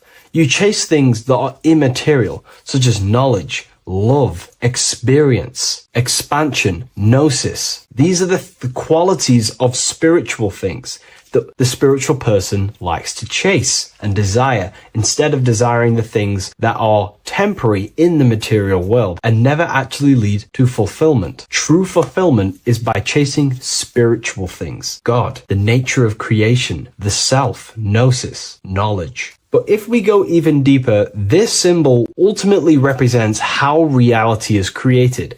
Hence why this symbol is heavily used in Kabbalistic magic and so-called witchcraft. We are all magicians. Each one of us are creating reality. There are just certain ways you can actually create reality: by becoming conscious of them, by becoming conscious of the elements and the qualities of the self that actually create your experience in your life in the present moment. If we look at the pentagram, we see that when you draw a pentagram, it is one continuous line. It is one expressed in 5. The order of the elements are very important. Spirit at the bottom, fire at the bottom right, and so on, because this is showing you the descent of the spiritual into the material, the invisible crystallizing into a material reality. As you can see, when you start to draw the pentagram, you see spirit at the very top. You're descending down to fire. Fire is the closest element to spirit. Hence why in magic and witchcraft, people like to use candles. So you're descending first into fire, then into air, then into water, then into earth, then back into spirit. Because of course, the cycle of creation unfolds itself. When you die, you return back to spirit, and then you reincarnate yourself back into physical reality if you wish and desire to. Everything is under this process of matter spiritual. In the daytime you wake up, you're in your material body. When you go to sleep, you enter your astral spiritual body. Everything's in this continual process, renewing itself in spiritual, then material. But the reason why this is associated with magic so heavily is because each one of these elements corresponds to a different body of consciousness, a different vehicle of consciousness. Consciousness has many different vehicles it uses to create the tangible self, the physical reality. For example, consciousness has a spiritual nature. The spirit element in this case symbolizes the emanation, the descent of the one power, the one force that we are all using. Each one of us is using this one power, the power of the source consciousness, unfolding its creation in the present moment. This represents the source, the emanation, the descent of this continuous flow of energy through us that we are tapped into, like a live stream in the present moment. This descends first, the force descends into fire. Fire symbolizes the willpower, will. In this aspect or vehicle of consciousness, the will is the being that directs intention, initiates action, shapes reality through focus, determination. It sets direction, holds intention, projects a desire into form, and aligns your inner world with the outer creation. The will comes out of the force, spirit. Then the will goes with intention to air. Air symbolizes the mental vehicle of consciousness, the mind, the psychic man. The psychic aspects of your consciousness is thinking, imagination, mental images, logic, using the thought or the mental vehicle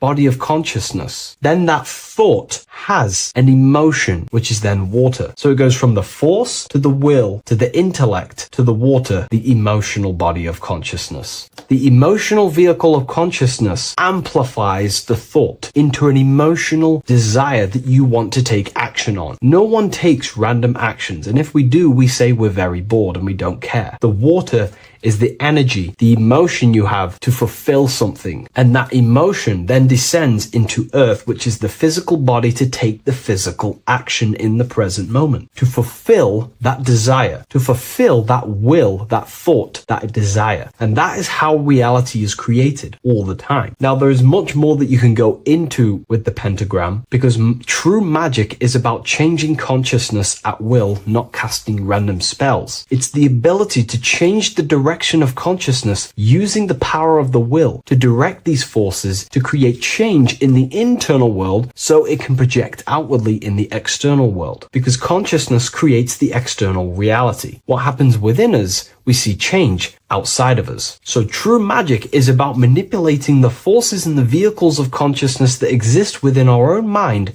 to produce a change in the material world. There are other ways you can use magic, by purifying each body of consciousness or banishing each body of consciousness. Other forms of magic, you can dissect each body of consciousness and work with that specific body. If you think you're using your mind too much, you can start using banishing rituals to banish the power of the mind to stop overthinking, for example. Or if you have lack of emotional connection with your emotional vehicle of consciousness, we can dissect this body, tap into this body, and invoke this body and strengthen it. We're dissecting each body and vehicle of consciousness so we can work with it to create a specific change inside ourselves, then to be mirrored outside of us. So pretty much this pentagram represents the descent of the spiritual turning into a material reality. Hence why sometimes we see a human figure standing in the point of a pentagram, because it ultimately represents the microcosm. You are the microcosm. You represent the entire process of spirit into matter, the invisible into the visible, the formless into form. The pentagram, drawn in one unbroken motion, captures this divine act of creation, showing how consciousness flows downward through the elements or the vehicles of consciousness to bring forth the material reality. The Book of Symbolism will teach you all about this. It was released November 17th. A lot of people have taken advantage of this. You also gain a free ebook with this copy. Every order comes with a free ebook. And if you wish to get your copy of the brand new Book of Symbolism, you can find it in the description or revivalofwisdom.com. Thank you, everyone. I'll see you in the next video. In this video, we're going to be talking about the evolution of consciousness. You are born human, however, you possess consciousness, which is the awareness behind your being, the awareness behind your thoughts, the experiencer behind your five senses, the experiencer, the observer behind your thought, emotions, and senses. You are an eye, an invisible consciousness looking through a lens, which is your body. Your body produces this physical world that you experience. Your brain produces this world. Your brain and body is a technological computer. However, you are an infinite, ever-expanding consciousness behind this physical body. And there is an evolution of consciousness, a cosmic journey of expansion. And this is why we see so much pyramid symbolism in the occult and esoteric world, and especially within Freemasonry. Because the pyramid represents climbing, an evolution, a raising state of consciousness, a journey. Steps symbolize a journey upwards. This is the raising and the evolution of consciousness, our inner world. The transmutation of our inner selves, of our souls and consciousness and our minds. So when we see this pyramid, we're seeing a evolution, a way up to source consciousness. And the eye in the pyramid represents your source consciousness. It represents illumination. It represents divine guidance through this evolution of consciousness. This is why we see the ladder. Consciousness is ever expanding on an infinite journey of evolution. Each individual is a part of this cosmic process, contributing towards the ongoing expansion of both mind and awareness. As we evolve, we collectively explore deeper levels of existence, expanding the boundaries of thought and consciousness. The mind has the ability to expand infinitely into new realms of thought, into new dimensions of mind. The mind cannot be filled up. It is not a physical substance. The body can be filled up because it is a physical thing, but you cannot fill the mind. Therefore, the mind is constantly expanding, ever expanding into new fields of thought. So what we see in Freemasonry, the ladder, is again a journey, an elevation of consciousness. When we are born, We are born with an infant consciousness, and as we gain older, we gain an adult consciousness. Our inner world, our inner mind, and our emotional intellect changes and evolves. We are significantly different from when we were very young as an infant. It's because our consciousness evolutes, it changes, it alters like water. So, just like this evolution of your own consciousness as growing up, there is consciousness of beings existing in cycles beyond our own.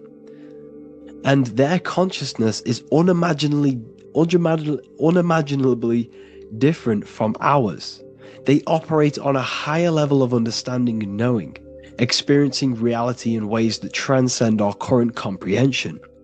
Our minds right now cannot comprehend the highest states of consciousness.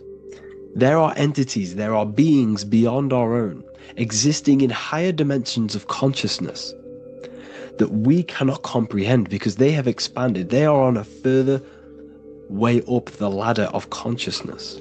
However, we are all on the same journey. None of us can take the same journey. There is one ultimate goal, reaching source consciousness. However, this is always ever expanding. However, we are all on a different journey. There is one truth, one source, one goal. However, there are billions in different ways of reaching it, and we are all on these different paths to source consciousness, to this ladder, this evolution of universal evolution. Okay? Their awareness is attuned to new dimensions of existence, reflecting a more advanced stage in the cosmic journey of consciousness evolution. So when you take DMT, you are shot into these higher realms of consciousness where you meet these beings who look similar to these images. They are not speaking to you physically. They don't speak to you three-dimensionally through vibration and words. They speak to you mentally. If you have done DMT, then you know this. And if you have met these beings, then you know this. You might have even met some of these types of beings on mushrooms or any psychedelic drugs. Because ultimately, when you take these mind-altering substances, it's altering your consciousness. It's merging your consciousness with the spirit of that substance. And you are essentially attuning your mind to higher dimensions of consciousness. That's why we say we're getting high when we take these substances. Therefore, when you meet these beings on DMT, you are essentially meeting beings who are attuned to higher dimensions of consciousness, and they speak to you mentally. They speak to you telepathically through thought, because the universe is mental. Everything exists within the mind. The way you are now, your physical existence, is a state of mind. Mind, thought creates matter. Spirit and matter are two opposing ways of thinking. If we have a very spiritual mind, we have an expanded mind, we are a spiritual person through the mind. However, if we have a very low state of consciousness where we think about food, sex, lust, and all physical things, then we have a physical consciousness. Matter and spirit are two opposing forces, two ways of thinking. The mind attunes itself to different levels of understanding in different dimensions. So, essentially, this is what we're looking at. The body is a vessel for the fluidic, formless consciousness, a temple that houses the essence of our awareness. While the five senses are limited to perceiving only the physical plane, the mind transcends these limitations, capable of perceiving the full scope of reality. It is through the mind that we access deeper truths beyond the material, tapping into boundless nature of existence.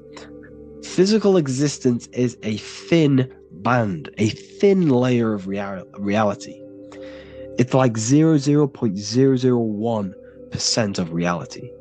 And your five senses are only tuned into this layer of reality.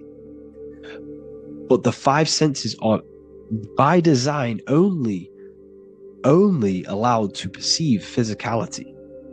But the mind has the power to expand beyond this physical 5-sense state. The mind has the power to expand and evolute. It is a conscious decision whether you want to take this path or not. You can stay in a 3-dimensional way of thinking, or you can expand your consciousness from within. It's not an external journey. There is no God going to save you. You must save yourself. Therefore, behind every single one of these eyes is the same source consciousness. However, we are all different cells in a different journey. The organs in your body, the cells in your body are all alive. They all possess same consciousness, universal consciousness. However, we are all on a different journey of evolution. As above, so below. As the baby is in the mother's womb, when the baby becomes conscious, there is a world outside of its mother. What does it do? It presses and seeks a way out to be born in the other world outside of its mother. It is the same with your consciousness, your mind. When your mind becomes aware that there is realities beyond the immediate surroundings, it seeks a way out. And this is exactly what I'm doing to you now. I am now expanding your mind and telling you there is other ways of reality. There is other dimensions of consciousness which you can access through inner transmutation, through different ways of thinking, spiritualism, and meditating and connecting with yourself and detaching from external things. We can upgrade our consciousness. Your body is a womb. Why Jesus says you must be born again to see the kingdom of God, because you are born physically and then you must be born again spiritually, awakening your inner consciousness. So like I said, as the baby is in the womb, it's the same principle. As above, so below. You were a baby, you were in your mother's womb, and you figured out there is a world outside of your mother, so you seek to weigh out your mother to be born in another world. It's the same now. You must do this now. This is your spiritual evolution. This is the evolution of consciousness. It's ever expanding. When you die, this is a transition. You must learn to not fear death. This is another part of your spiritual journey. You must master death. Therefore, like I said before, the mind has limitless capacity to expand into new realms of thought, continuously exploring uncharted ideas and concepts without boundaries. The mind can ever expand. It can never be filled. It can never ever know everything. There is infinite fields of knowledge, infinite fields of thought. Your current state is just one stage on an infinite pathway. You won't remain human forever. The human experience is a crucial phase where we learn to balance polarities, master the fundamental laws of the cosmos. It is a period of growth and transformation, preparing us for the next stages in our cosmic evolution. The goal is to strive for perfection, yet the true perfection is unattainable. It's like a tunnel, and there is a light at the end of the tunnel. And as you walk through this tunnel, the light is ever moving backwards. You should forever seek to meet that light, but you will never meet that light because consciousness is ever expanding.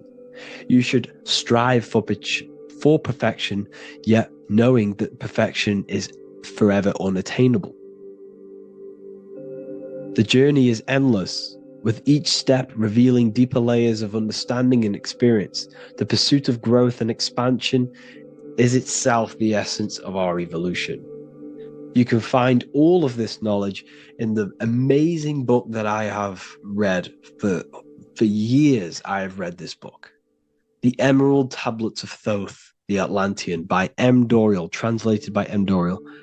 I'm telling you now, this book, now that I've told you this, you have some context on the book. The whole book is about evolution of consciousness. He's talking about higher dimensions beings. He's talking about how you can transcend this physical plane. It is truly the most amazing book you will probably read. One of the best spiritual texts you'll see. It's hard to understand, so you must read it over and over again. And the more your mind progresses, like for me, I read this every couple months, and the more I learn about consciousness, the more I expand my own consciousness. And every time I read this book, I pick out something new that just completely blows my mind, because you can only understand this book to your level of consciousness, to your level of understanding. So now that I've told you all this information, go and read this book and it will absolutely blow your mind. And so will the Book of Wisdom Volume 2, which is now available. I released it the other day. I'm just going to read a page out now. This page is called Spirit and Matter.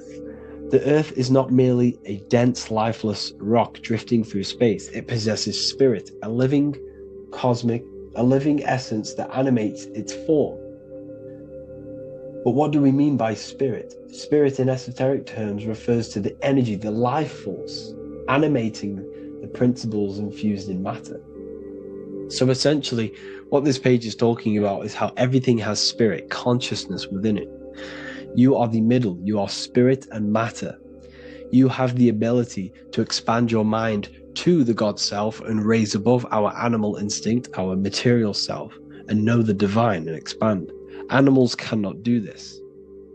Animals are not self-aware. Humans possess self-awareness. We can observe our consciousness. We can say, why do I exist? We can look in the mirror and know that we need growth. And this is what Anunnaki means. Anu means above. Anu was the supreme god of the sky, which is a metaphor. He represents spirit above, heaven. Anu came down to earth and married Ki, the goddess of the earth, which represents matter. It's a myth, it's an allegory. Anu married Ki and gave birth to the Anunnaki. Spirit came down and infused with matter and gave birth to the human, which is you. You are spirit infused in matter, Anu and Ki, Anunnaki. You are the Anunnaki. And this is just one of the teachings in my book. Honestly, this book is absolutely amazing.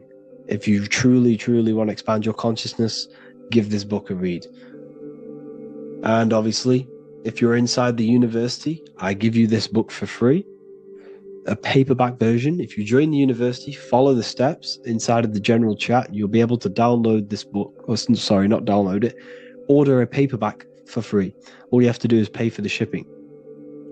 You'll also gain amazing knowledge inside of my library, where your mind will just be overblown with the amount of esoteric books. There's over 45 rare occult books, plus you get a PDF of the Volume 1 and Human Health Guide. You get reoccurring updates where I expand on symbolism, occultism, where you will just feel absolutely amazing once you understand esotericism in yourself. You'll also learn how to create the dream reality that you want with the Manifestation Mastery course, where I teach you how your consciousness creates reality. You'll have a real lectures where I post lectures on symbolism, occultism, esotericism. There's a conscious community and live calls and Q&A where you can ask me questions and I'll answer your questions. I just want to say thank you to everyone who has joined the university. Thank you for even liking and watching this video. Any support I just appreciate every single one of you. Please, if you can, leave a comment and a like on this video and let me know any videos you want me to make in the future. And I will start uploading a lot more to the YouTube. So yeah, thank you all for tuning in today. Have an amazing day.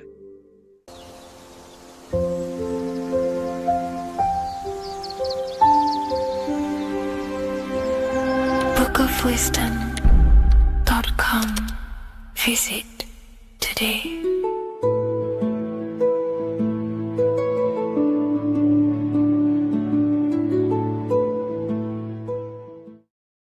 The earth has become a realm in order to trap souls within so that they can harness our electricity, our energy. Even the Bible is talking about how this realm is controlled by the wicked one in John 5:19. We know that we are the children of God and that the whole world is under the control of the evil one. Ephesians 6:12. For our struggle is not against flesh and blood, but against the rulers, against the authorities, against the powers of this dark world, and against the spiritual forces of evil in the heavenly realms. So the Bible is telling us that this is not the only world. There are other worlds, there are other realms that we can go to, considered as heaven. Heaven being a higher realm where there is no evil, no darkness. This is a midpoint realm where there is good and evil. Now, we're going to explain how the soul trap is how it's working and how your soul is being harnessed for its energy and how you are tricked to come back to this realm after death. What you need to understand is first is that you are the invisible intelligence behind the physical body. You are the mind and soul. The soul is the true you, the good you. It is pure love, pure bliss, eternal, never dies. The mind can be corrupted though. The mind is the intelligence of the soul. It is invisible. It has no true form. The intelligence inhabits the brain. The brain is the computer to control the electrical machine called the nervous system, which is choice, program, and action. You are the invisible intelligence behind the body, and this will prove it even more. You do not even see into the external world. You are seeing an image produced by the brain because the light is being sucked through the retinas of the eyes. The image is produced in the visual cortex at the back of the brain. What does this mean? This means that we are the consciousness in the center of the brain, in the pineal gland, that is experiencing the program being ran by the central nervous system in the brain. This is the sigil of Lucifer. Lucifer in Latin is Lucy. Lucy is light in Latin. Lucifer is known as the light bearer. This is how the eyes work, people. It's not a demon or a devil. The sigil for Lucifer is how the eyes work and how the left eye is controlled by the right brain. The right eye is controlled by the left brain. There is a crossover. It's the same with the body. The left side of the body is controlled by the right brain. The right side of the body is controlled by the left brain. There's a crossover with our hemispheres in the brain. Now, this empty chamber in the center of the brain is where this universal cosmic intelligence is held, known as the most holy place in the Bible, the throne of God. Okay? This is above the 33 vertebrae on the spine. As you can see here, you are the being in the center of this point. All of the nerves are being sent back to this one particular point, which is which is the seat of our invisible intelligence. You can see it's an empty chamber. Our consciousness, our intelligence is not a physical thing. This intelligence is the true voice inside of your head. This is why your head is heaven, your heart is earth, your heel is hell. Your head is heaven because this is the seat, the throne of God. God is in heaven because the consciousness, this divine intelligence that's controlling the body, is sat in the center of the brain. The brain is taking commands of this invisible intelligence. When you close your eyes, you can feel your awareness, your consciousness, your intelligence is all in the brain. Your awareness is not in the feet, the heart, the legs, the arms. It's all in the center of the brain. Now, if you meditate deeply, you will find that you are beyond the mind. You are the being observing the thoughts. You are the soul observing the thoughts. Now, with this being said, you are the consciousness experiencing the program being ran by the central nervous system in the brain, because you're not seeing into the external world. It's an image, it's a simulated image produced by the brain and the central nervous system. You do not experience the external world. You do not feel the external world. You feel electrical impulses on your nervous system. Your nervous system is decoding what you are feeling. So the only thing that you truly feel is the electrical impulses on your nervous system. This is why the nervous system is the tree of knowledge of good and evil, because it gives your invisible intelligence, your mind, the knowledge of good and evil. It can detect good things, it can detect bad things. If it's hot, if it's warm, if I need to go, the nervous system is doing this. It is the tree of knowledge of good and evil. Okay? Now this universal intelligence is symbolized as the single eye. Okay? Matthew 18:9. It is better for you to enter life with one eye than to have two eyes and to be thrown into the fire of hell. What does this mean? It's symbolic, it's metaphorical, people. It is metaphoric. Your universal intelligence is the single eye, the one eye. It's the balance between the two poles, between the left and the right, the good and the evil.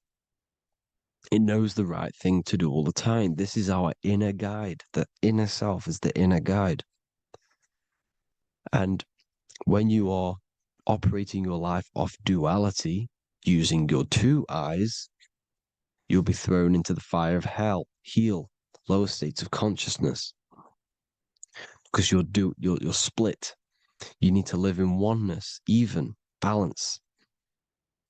Matthew 6:22, the light of the body is the eye. The light of the whole body is the eye. You are a light being. Human. Hue means an attribute of a color. Man is the word manifested. We are light manifested into physical form. Depending on your vibration is depending on what color that you are vibrating on, which is a hue, a human. If therefore thine eye be single, thy whole body should be full of light. Again, it's talking about the single eye, oneness, completeness. When you balance the hemispheres of the brain, we'll go over that later. But anyways, the body is the earth. This is what we need to understand, people. The body is running the simulation, the program that our consciousness is experiencing. So when we leave the body during death and astral projection, we leave the earth. This is how it works. The body is the vehicle for the earth, for this realm. Everything exists within our mind. You have the soul, mind, and body. The soul is the observer, the watcher, the true being. This is why she has many different heads, because the soul inhabits different bodies. This is the serpent, which means knowledge, which is the mind, wisdom. And this is the body, soul, mind, and body, Brahma, Vishnu, Shiva. The mind is the bridge between the soul and the body. So what do I mean? When you astral project, you are using your mind to project your awareness, your observing consciousness outside of the physical body. The mind is the projector, projecting consciousness. By using your mind, you can project your consciousness outside of the body, which is known as the astral realms, which is known as walking on water. Jesus was never walking on physical water, people. It's metaphorical. Leaving the physical body. The water is the ether, which is the veil between the physical and the astral realm. It's a fluid substance. It's on either side. It's physical and astral. The ether is the fifth element that they hide from us. Why? Because they're trapping you in the physical. They are hiding all of these realms. Etheric, astral, and mental. People think their mind is their brain. It's two separate dimensions. These are completely different dimensions. The mind is way more intelligent. The mind is formless. There is no form to the mind. You can think anything you want. You can manifest anything you want within your mind. It is not a physical object. The physical realm is being controlled by the mind. Everything's being controlled by the mind. Everything exists within the mind. This is why the Egyptian says the universe is mental. So when we project our consciousness outside of the physical, we go to the astral. The ether is the water that Jesus is walking on. This is the veil between the physical and the astral world. The word together has ether within it because it joins the two worlds together, together, the astral and the physical. The word either is ether because the ether is on either side, physical and astral, physical and spiritual, physical and non-physical. In the astral realm, the mind can manifest anything we want. We incarnate to restrict our minds. This is why Saturn, if you go and watch my video on Saturn, how Saturn is this simulation, okay, our minds can manifest anything we want in the astral plane in the click of a finger. However, when we incarnate in matter, we now have to labor for our manifestations. This is why Saturn's known as the great teacher in astrology, because he teaches you a lesson. When your mind incarnates into matter, it's teaching your mind a lesson, the knowledge of good and evil. This is why the Bible says, you shall be gods and know the knowledge of good and evil. When you incarnate here, you have to know the knowledge, you need to know the knowledge of good and evil to become a god. Okay? Now, the square is the physical plane, the triangle's the ethereal plane, the circle's the eternal plane. The circle has no beginning, no end, it's eternal. The physical plane is the square, it's limited. The square is limited. The cube is the geometric shape which gives rise to matter. Now, the term think outside the box has truth in plain sight. You have to think outside the box to project your consciousness, use your mind to project your consciousness outside of the box, the physical plane, into the astrals. The astral realm is the realm of the stars. Above us is the stars. Through the stars is the astral plane. This is why astral has the word star within it. The devil is the deveil. When you sell your soul to the devil, quote unquote, it's metaphorical. The devil exists in the physical plane. It's the lowest state of consciousness. The deveil, you deveil yourself into the physical when you are the devil. The deveil. The ethereal plane. Now, we all know what the famous symbol of the all-seeing eye, right? The all-seeing eye with the eye in the triangle. Look at the Masonic artwork showing you the triangle above in the sky. This is symbolizing the ethereal planes. The eye in the triangle symbolizes your invisible intelligence, your mind, which has the ability to see on either side. Because the triangle's the ethereal plane. The eye is your consciousness, your intelligence. And this intelligence has the ability to see in the physical plane and to see in the ethereal planes, in the astral planes. This is why it's above the earth. It's above the ground. Because it can see here, it can see in the heavenly realms. Now, the stars are, well, this is known as heaven, the realms of the astral planes. This is some quotes from the Emerald Tablets of Thoth. Out of the darkness ye must rise upwards, one with the light and one with the stars. Man is in process of changing to forms that are not of this world. Grows he in time to the formless, a plane on the cycle above. So there's other worlds. The Bible's telling you there's other worlds, there's other realms. Know ye must become formless before ye are one with the light, the astral light above, which shining through the stars. Not of the earth are ye, earthy, but a child of the infinite cosmic light. You are the invisible intelligence controlling the physical body. The body's not you. It's the vehicle that your soul lands in when your mind projects your consciousness into that realm. Free from the body, I flashed through the night. Unlocked at last for me was the star space. Wow, that's powerful. The star space, the astral planes. This is what it's talking about. We are all a star. We descended from the astrals, which is the star. We are all a star. Look at the ancient paintings of Jesus' birth.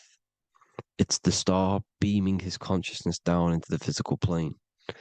Here's another one. Here's some Freemasonic artwork showing you, again, the ether, that invisible intelligence, the I, manifesting itself inside of here, in the physical realm, where the people are. You see? It's the same here. This is Jesus. The bird symbolizes the Holy Spirit, your invisible intelligence, descending into the waters, the ether, the ethereal, everything. The ether is the base of all physical matter. Here's Truth in Plain Sight. Mr. Bean, the famous TV program in England, in the UK. He begins the program like we all begin the program from falling from the stars. He falls down with a beam of light. And this is truth in plain sight. This is false. The aliens don't exist. They're a lie, alien. But this symbolizes the star beaming our consciousness. And when we die, this star will suck us back up. Just like this UFO is doing. It's truth in plain sight. So, this is some more Freemasonic artwork. Going from duality to singularity.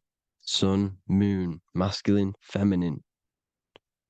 Right hemisphere, feminine, left hemisphere, masculine. The consciousness in the center, the balance point. Here's another more Freemasonic artwork.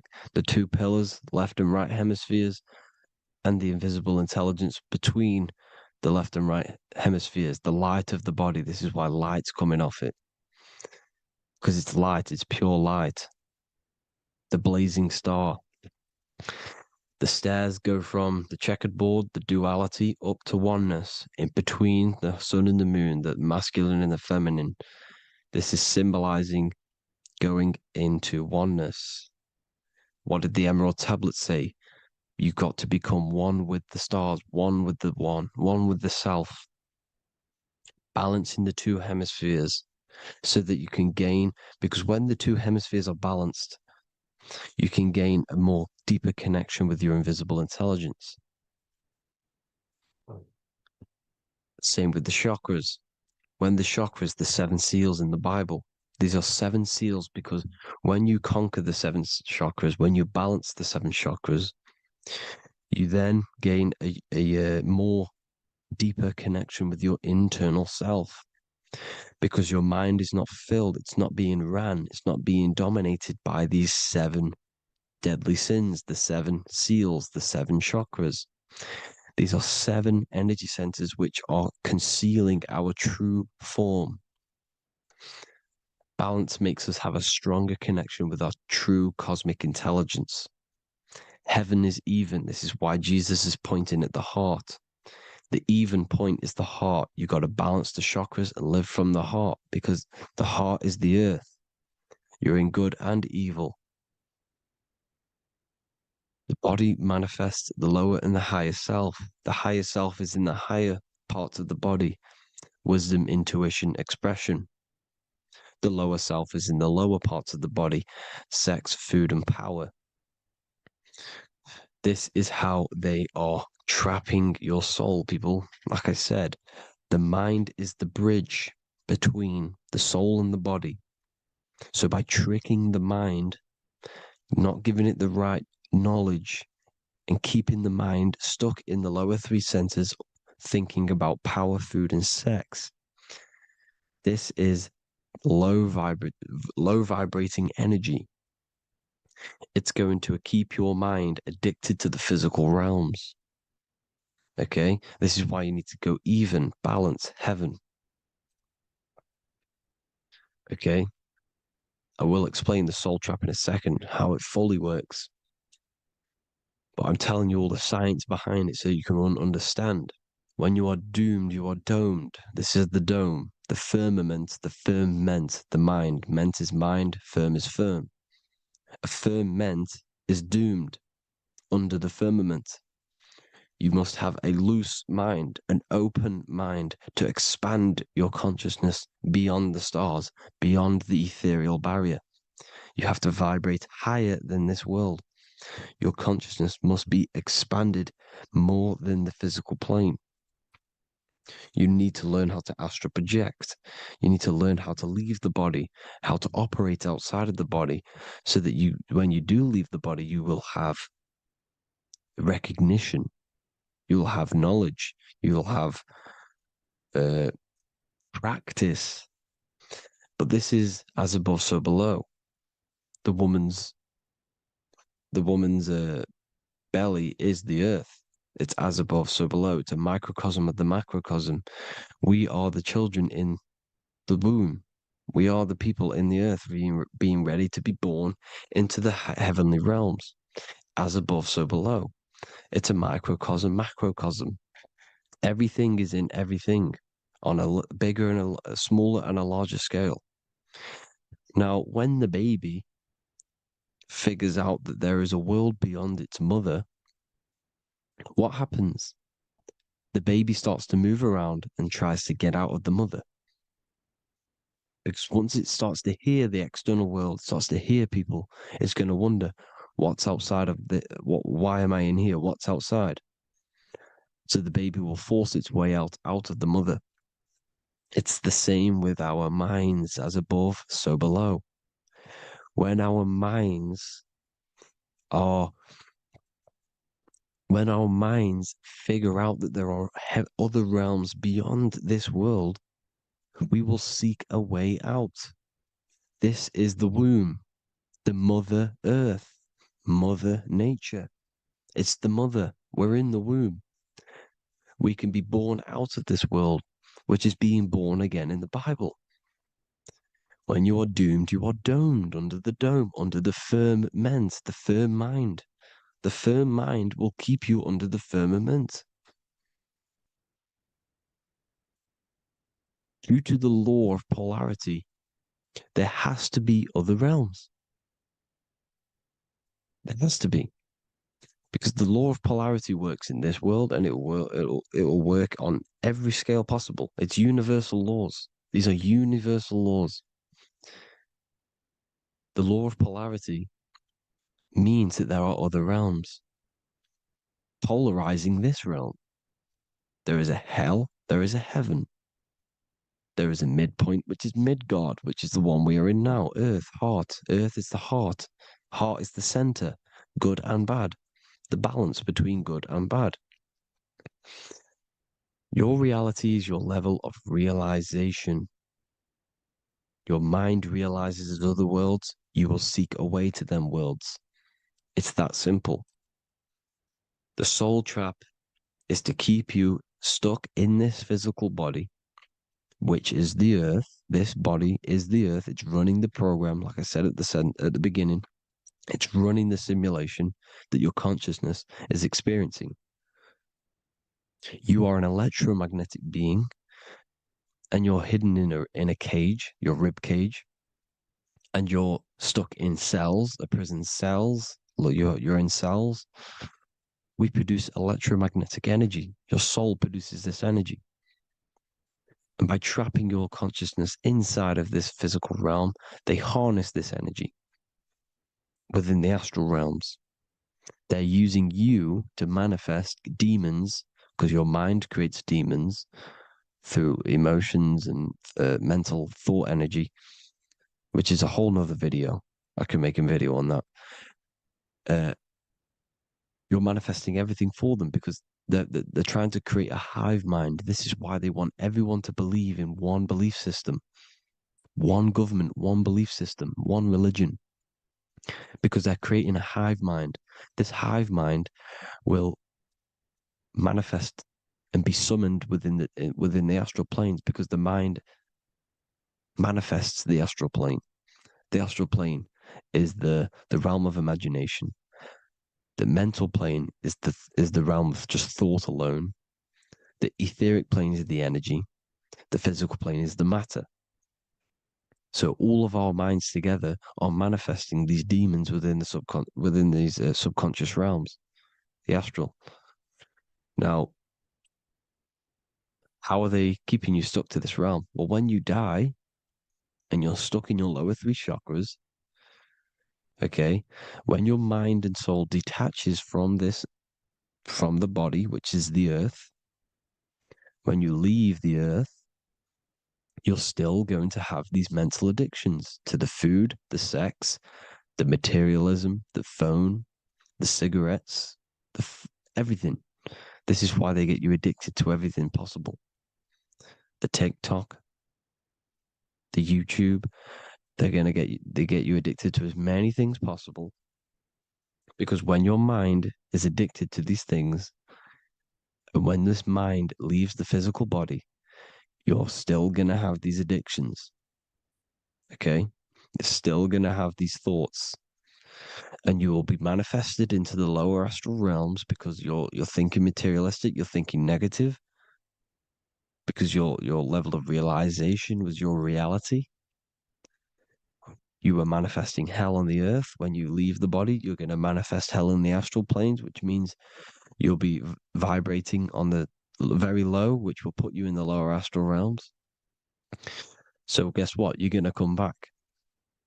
You're going to come back into materialism. You're going to reincarnate. Because you haven't prepared for life after death. You must detach from the external world. Okay? Moon is mind. The sun is the soul. The earth is the body. The moon is the mind. This is why we say lunatic. In your mind, you have a specific moon. Money, M-O-N, is the moon. Money exists in the mind. They get you addicted to the money. The Bible's telling you this. Do not conform to the pattern of this world, but be transformed by the renewing of your mind. It's telling you. Of this world, but be transformed by the renewing of your mind. Who knew that the Bible was this deep? Matthew 16:26, what good will it be for someone to gain the whole world yet forfeit their soul? James 4:4, don't you know that friendship with this world means enmity against God? Therefore, anyone who chooses to be a friend of this world, of the world, becomes an enemy of God.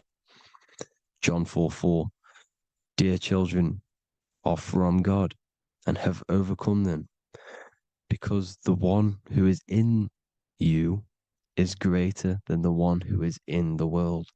It's talking about the invisible intelligence. It's greater than the physical world. John 2:15, do not love this world, nor the things it offers you, because this world will create you to, if your mind has attachments to what this world offers, sex, money, and power, pretty much, you will reincarnate here. You will come back here, because when you leave the body, your mind will still have these addictions. Do not love the world, nor the things it has to offer you.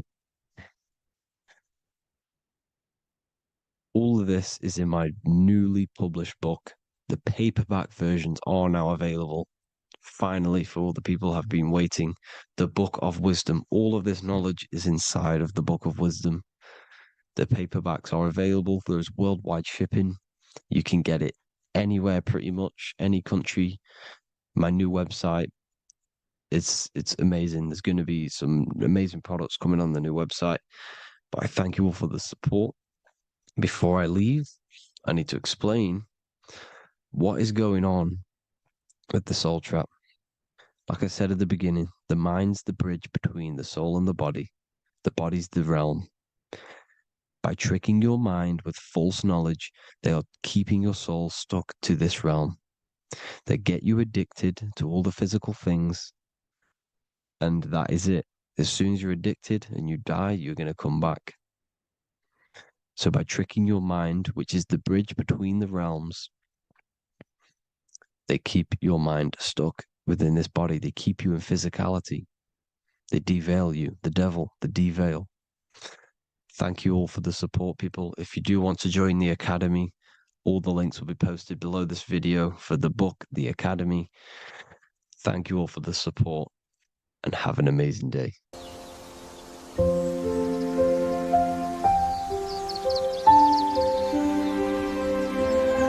bookofwisdom.com. Visit today.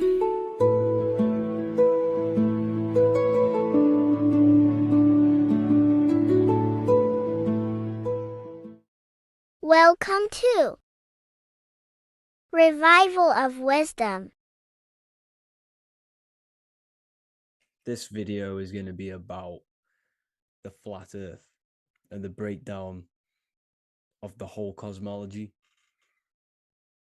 We're going to be digging very deep. I've got a lot of pictures and images to show you, and a lot of dots to connect. So let's start with the Freemasonry art. So this artwork we have here is the Freemasonic cosmology as they know and believe. So what is it symbolizing? We obviously have to start off with the 4 pillars representing the 4 corners of the earth. The 4 corners with duality. You see, there's everything on earth. There's good and evil. Good, evil, positive, negative.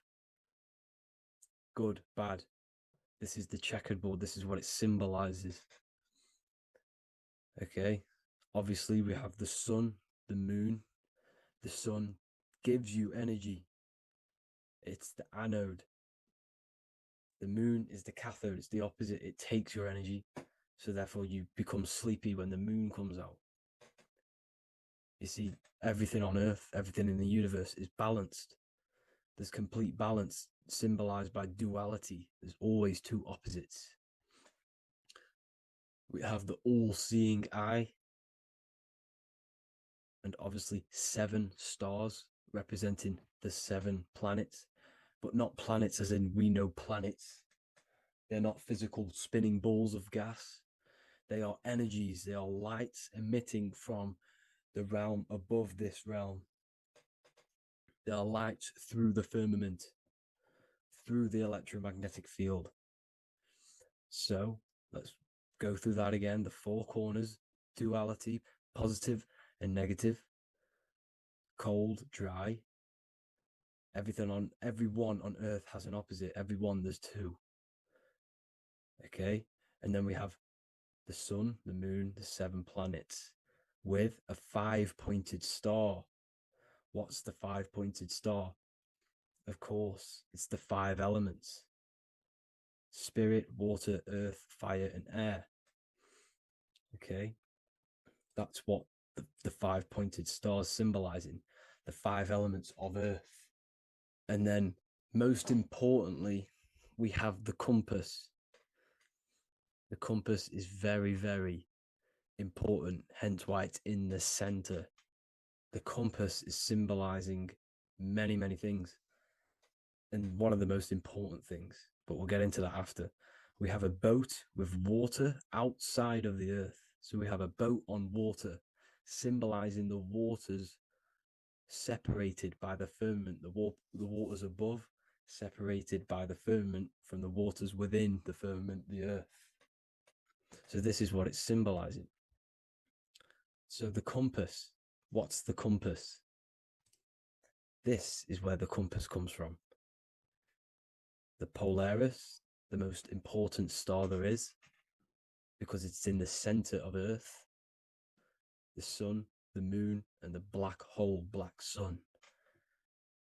Because all creation comes from center, the seed center. Okay, but we'll get into this after. But also, this is a very important Masonic symbol because they use this symbol a lot. This is one of their main symbols, hence why Neil Armstrong has the Masonic ring with the compass on it. The people who supposedly went to the moon, which obviously they faked to push this globe model, because the globe model is based upon fear.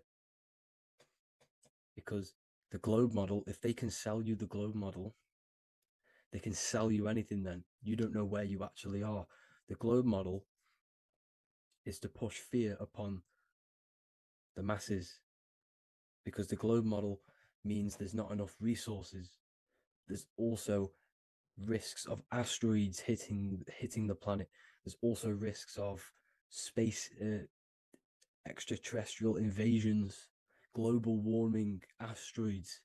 You see, this is all the fear that they can gain off selling you the globe model. Okay, because they don't want you to know that this is an intelligent design. And also, they're hiding God, the creator, the source.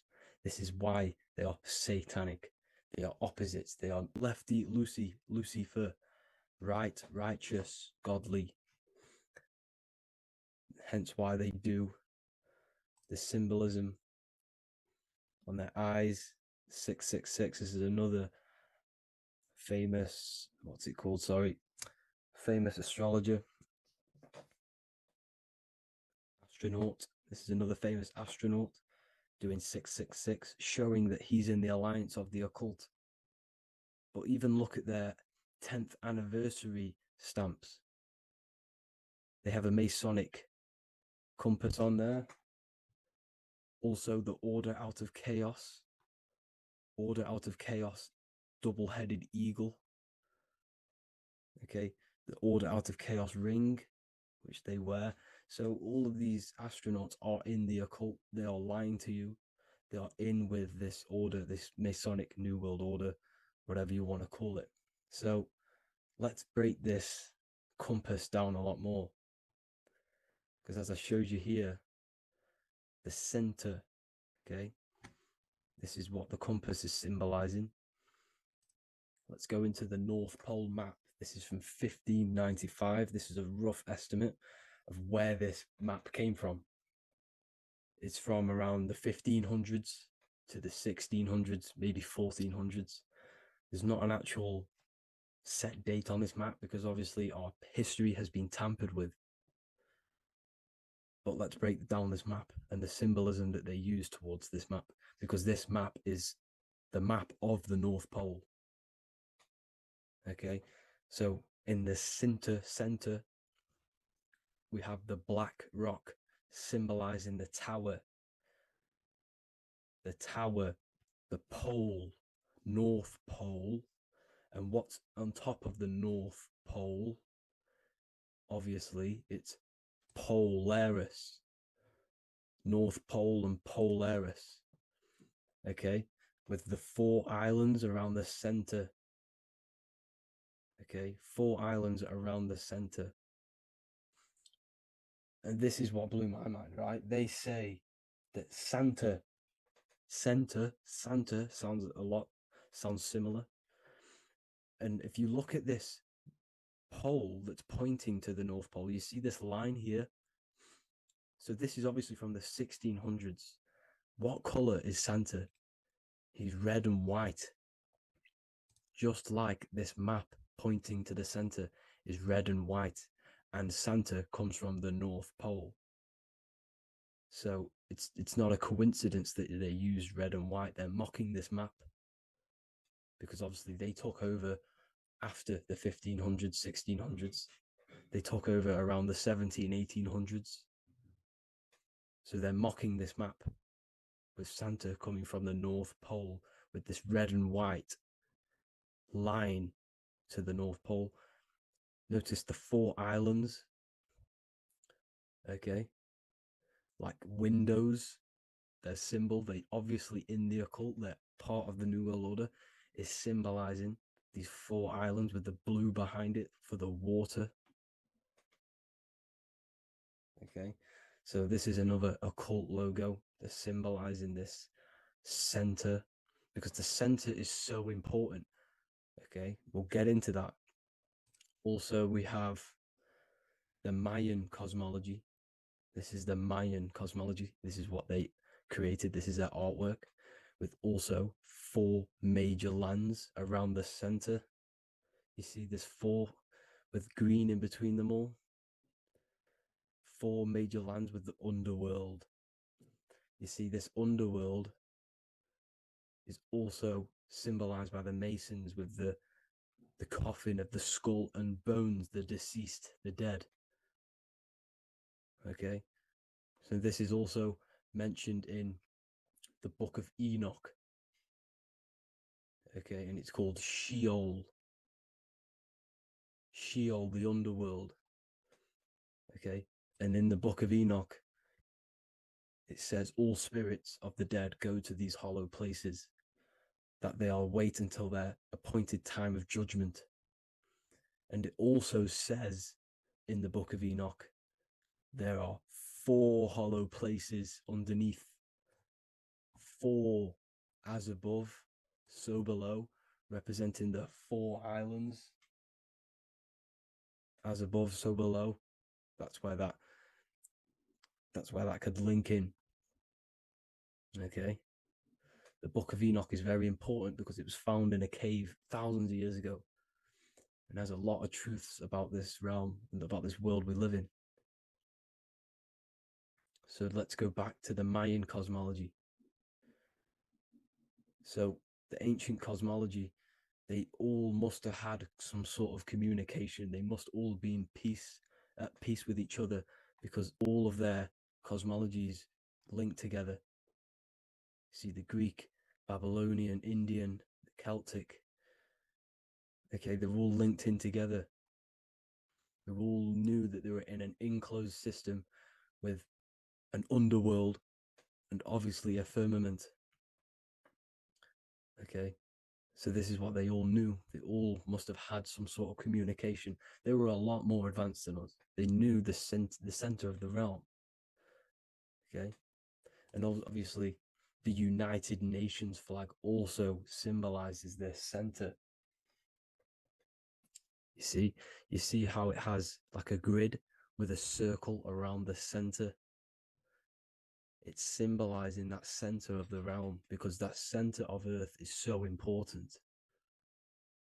The United Nations flag, all have it. See, some different ones all have that circle around the center. Because the center is the seed. All things come from a center. So the torus field is so important because it is the spark of life. It's the building blocks of the universe, this creation. Because all things have a torus field.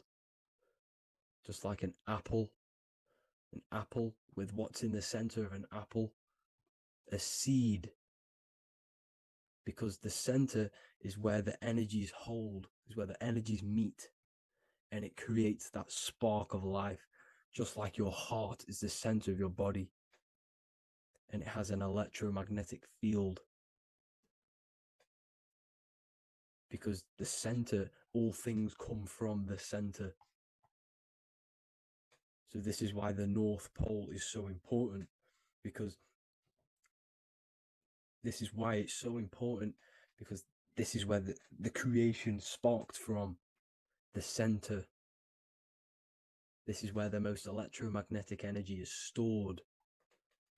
So this is why the northern lights come from the center. It's electromagnetic energy.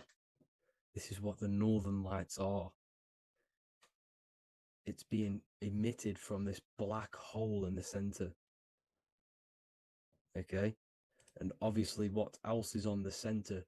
Polaris. Polaris is the center star. Okay? So the center star is what sits on top of this North Pole, Polaris, because it's a pole of electromagnetic energy, symbolized as a black rock, a black hole, pole. You see, because all creation comes from void. Light is born from darkness. Without light, darkness can't be born from light. You see, but light can be born from darkness. This is why darkness is so important. And this is why there's a black hole in the center of our realm, like the black sun.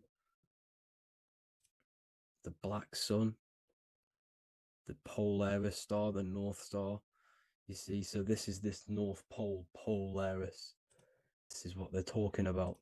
And this is why compasses are an 8-pointed star, because Polaris is symbolized as an 8-pointed star.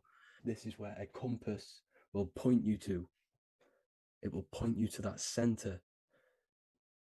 So notice how a compass has this black hole in the middle, you see, and it will point you to this meeting point, the north, because in the center is the center of the torus field of the earth. This is where the most electromagnetic energy is. You see, everything gets sucked into the black hole. Okay, this whole reality is being projected from that center point, just like your eyes suck in light. It's a black hole.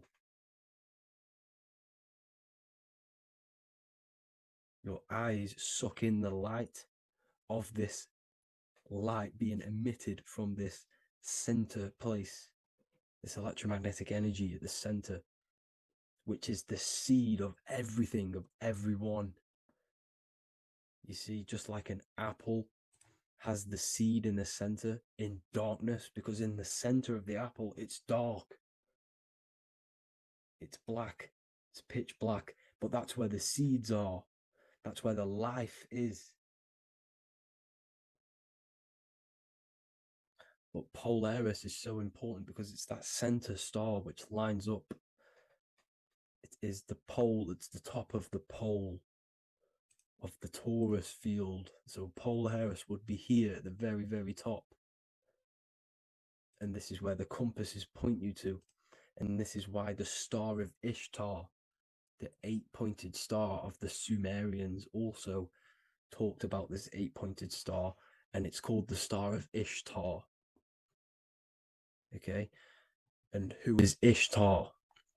Ishtar is the goddess. Okay, so she's not a male, she's a female, because every creation is brought through a female, a womb. Every single human on earth is brought through the womb, the sacred feminine energy. And the womb is pure darkness. There's no light in a womb, just like the center of our realm. There's no, it's a black hole. Okay, and guess what? She's the god of fertility and sexuality. She is responsible for all life. Okay, so the Star of Ishtar is the Star of Polaris, which is symbolizing the responsibility for all life, the center of our realm, the black sun, the black hole. Okay, so this is what that god of Ishtar of the Sumerians is talking about, the goddess, the womb, the seed of creation. So this would be the portal, more than likely the portal in and out of our realm, because it's the top of the torus field. And what's above this realm is the heavens. So this is where you get sucked in from the heavens. Your soul gets sucked in and brought onto this plane of existence called Earth. These are some space NASA symbols. Look how much Polaris symbolism there is. And notice how it's at the center. You see this circle? This is like a half circle. And at the center is an 8-pointed star of Ishtar. It's the same thing. It's Polaris. It's at the center. And notice on some of these, look, this one is a bear holding the key and an arrow pointing to the Polaris star, so that they hold the key to Polaris. Another one with like a demon holding a key to the what? Polaris on top of him. Also an eagle, which is a Masonic symbol. The eagle holding a key. On top of the center, you see, and notice how there's an arrow going up to the Polaris and an arrow down, as above, so below, to Earth. So you can go out of Earth and into Earth through Polaris, and the eagle holds the key. You see? The eagle holds the key, just like this. This demon dragon holds the key to Polaris. And look at this one, Earth, with an arrow up to Polaris, an 8-pointed star.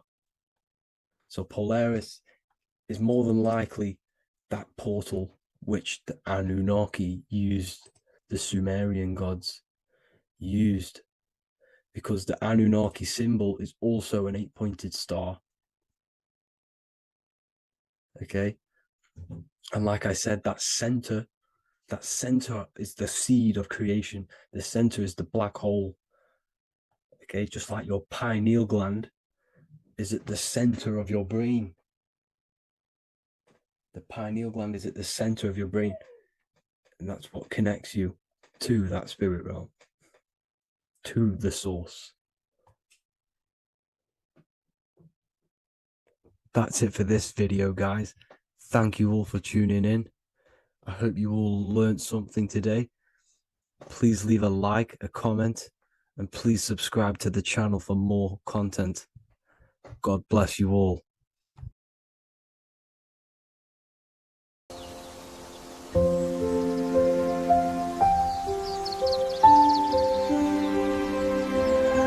bookofwisdom.com. Visit today.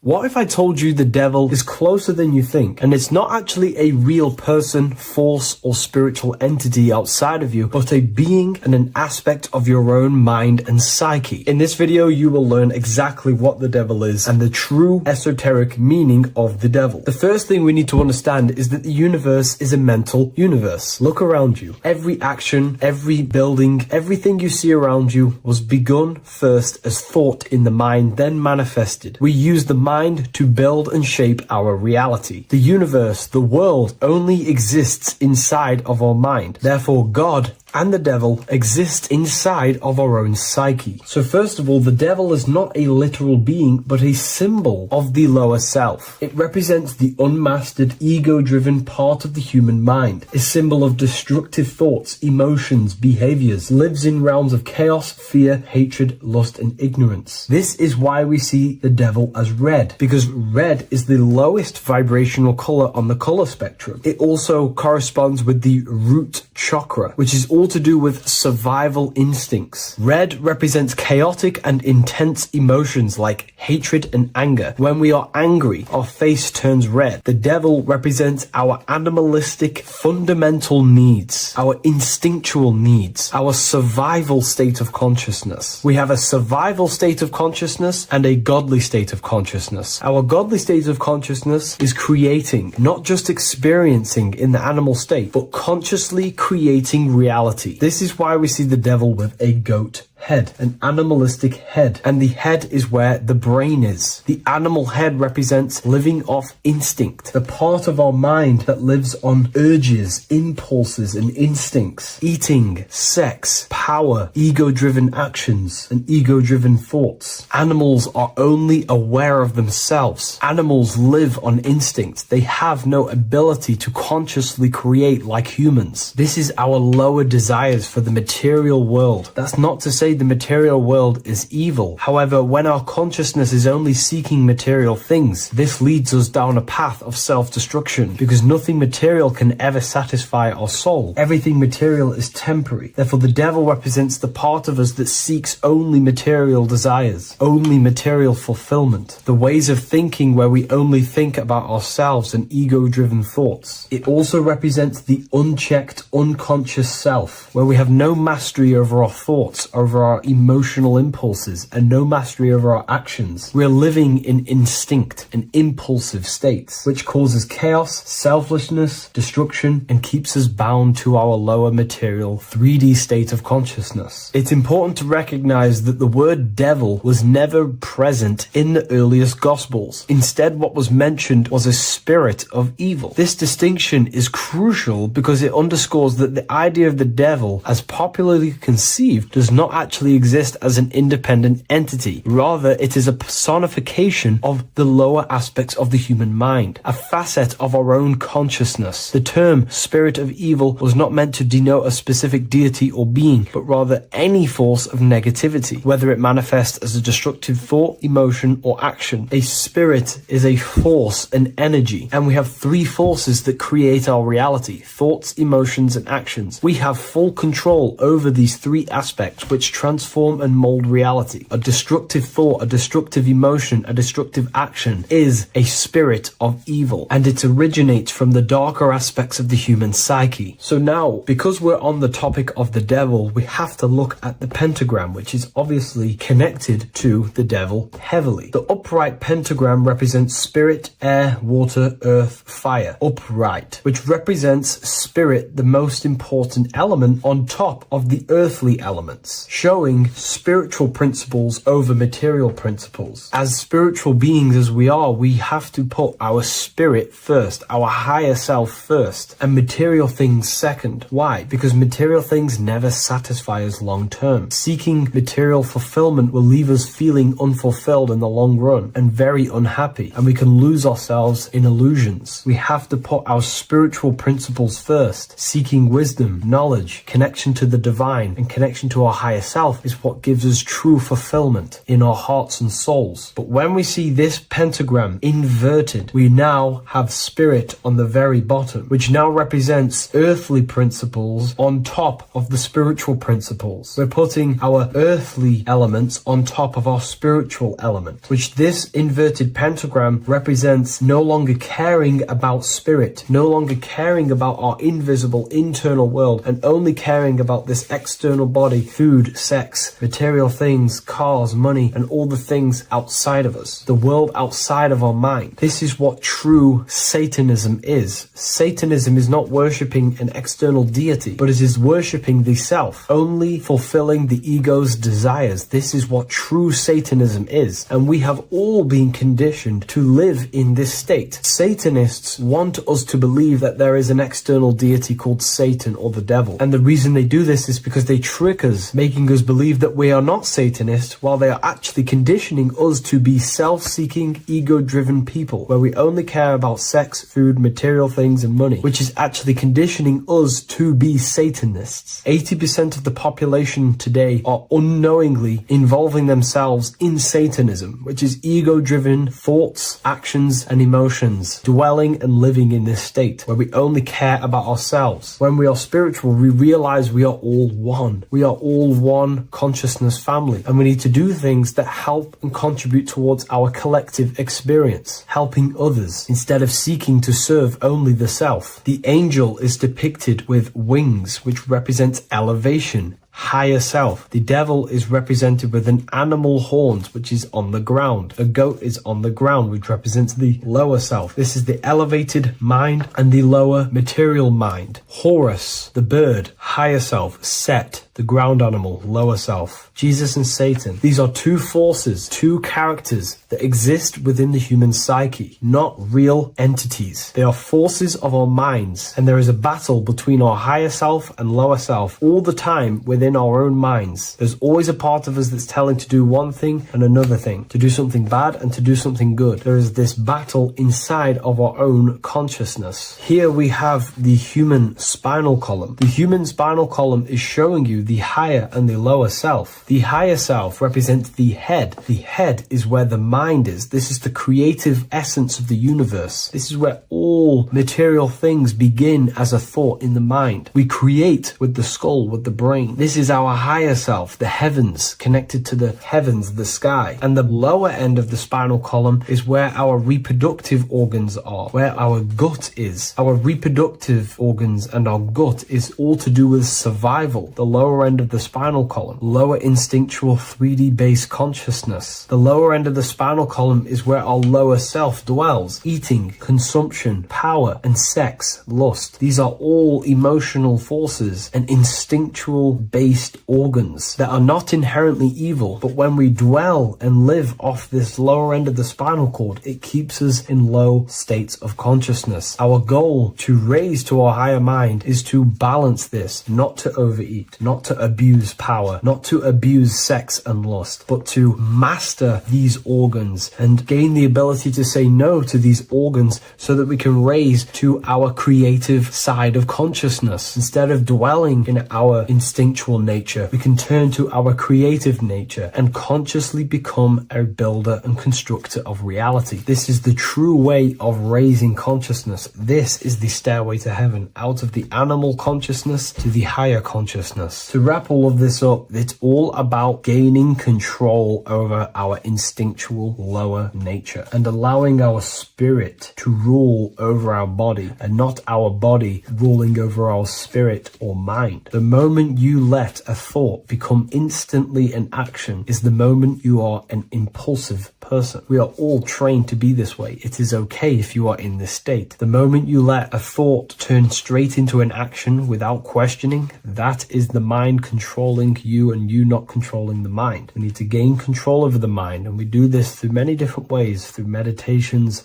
affirmations, and discipline. We slowly gain control over our minds. And once we gain control over our minds, we gain control over our thoughts, and we gain control over the attention that we give certain thoughts. We can then start to uplift our mind, our thoughts, out of our instinctual state to the higher mind. If you wish to learn more about consciousness, I'll leave a link in the description for the Book of Wisdom, Volume 2. This isn't just spiritual fluff. Your words are vibrational commands that teach your subconscious what to believe and what to create in your reality. Now, I'm not going to sit here and tell you how words are these vibrational things that create reality. In fact, they are. However, the power of words does not hold in the vibration of the word. Yes, it has a little effect on plants. Yes, every word is a vibration that speaks to every cell in your body. However, this is not the main power of words. The main power of words is restructuring your consciousness and invoking energy inside of your own consciousness. I'm going to go over these two in detail for you. Your life is an externalization of your consciousness. Your belief system, your internal world, are building blocks to create your external world. What you believe in is how you see reality. It is the filter that you see to see reality. If you want to change reality, you have to change your consciousness first. There's no point trying to create a change, a manipulation in the external world, because it won't last very long. You have to restructure your inner temple, your inside world of thought and emotion. For example, your external reality is an externalization of every thought you thought in the past. Your life circumstances are just a result of every thought you thought in the past. You become what you think about. So if we can control what we think about, we will control who we become. Words are a powerful way to restructure your subconscious mind, which will then restructure what you think about. For example, if I said the word chicken all day long, I'm going to be thinking about chicken all day long. The words we repeat enter our subconscious mind, and our subconscious mind molds our conscious mind of what we are consciously giving attention to and thinking about.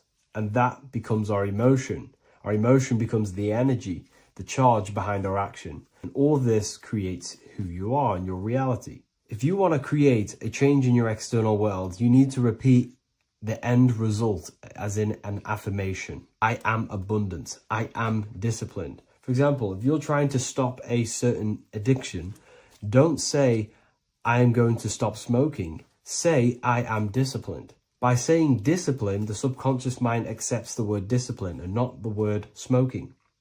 If you repeat smoking, I am not smoking, your subconscious mind will just pick up smoking and then do more smoking. So if you are trying to create discipline in your life, and trying to stop something, say, I am disciplined. The reason for this is powerful because you're conditioning your consciousness.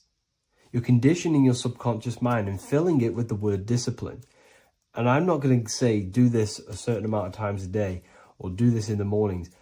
I want you to do this as much as possible. I did this as much as possible. Whenever I had free time, whenever I had a free minute, I would say these words either physically or mentally, just to condition your consciousness. Words are the most powerful way to restructure your belief system and restructure your inner world, which will then mirror in your outer world. Words are also a powerful way to invoke energy. This is why when you see these magic occult rituals, you see people chanting and doing these things. It's because if you slowly chant a word, you can actually invoke the emotion. There are three aspects of creation: thought, emotion, action. Emotion is energy in motion. By repeating a word over and over again, you can actually begin to invoke that energy, that emotion inside your heart. And you can start to feel the reality as if you are already living it. And this is just another powerful way to condition your consciousness to become a certain thing before you have it. This is what magic is. Magic is all to do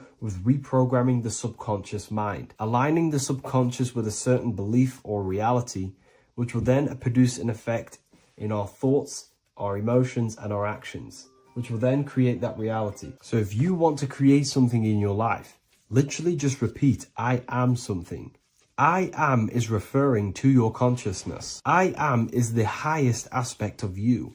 It is the true self. Whatever you condition your consciousness will be mirrored in your external reality. I am abundant will condition your consciousness to feel and believe you are abundant, which will then seep into your thinking. And then you will start to act more on this because you are thinking about it, which will then change your external reality. Words are vibration, and vibration is powerful. However, if you truly want to change your reality, you have to change your inner world of consciousness. And words are the best way to invoke feelings to become the reality you want.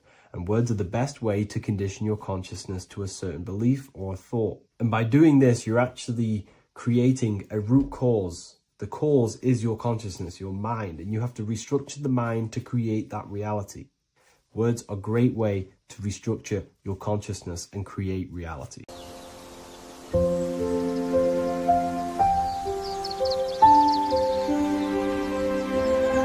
bookofwisdom.com.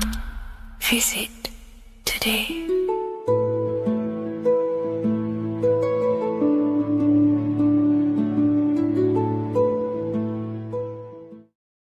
Watching pornography makes you see people as objects. It does a lot of psychological damage to the human mind. And if you truly want to progress in life, your spiritual journey, mastery, whatever it is, mastering your sexual urges is essential to become powerful, successful, and become the best version of yourself. And there are some occult practices that I used to help master this urge. They're not really techniques, they're more mindsets, which will definitely help you overcome your urges. So if you want to quit pornography today, this is the way forward that I used to create this version of myself. Before we go into the tactics, we must understand that whatever we do in darkness comes into light some way or another. If you watch pornography, you know you have a problem, you keep this to yourself. We all naturally do. These things are private, and what we do on our private time molds our subconscious mind, and we keep it away from people. But whatever we do in darkness always comes to light. If you're doing things you don't want others to see, such as watching pornography, it will come out through a subconscious force. It will come out in your eye contact. You won't really be able to make eye contact with the person you're attracted to. It comes out in your energy, your aura, your presence, your confidence. All of this plays a role in molding your consciousness. And especially women can pick this up so easily. Females are more subconscious, males are more conscious.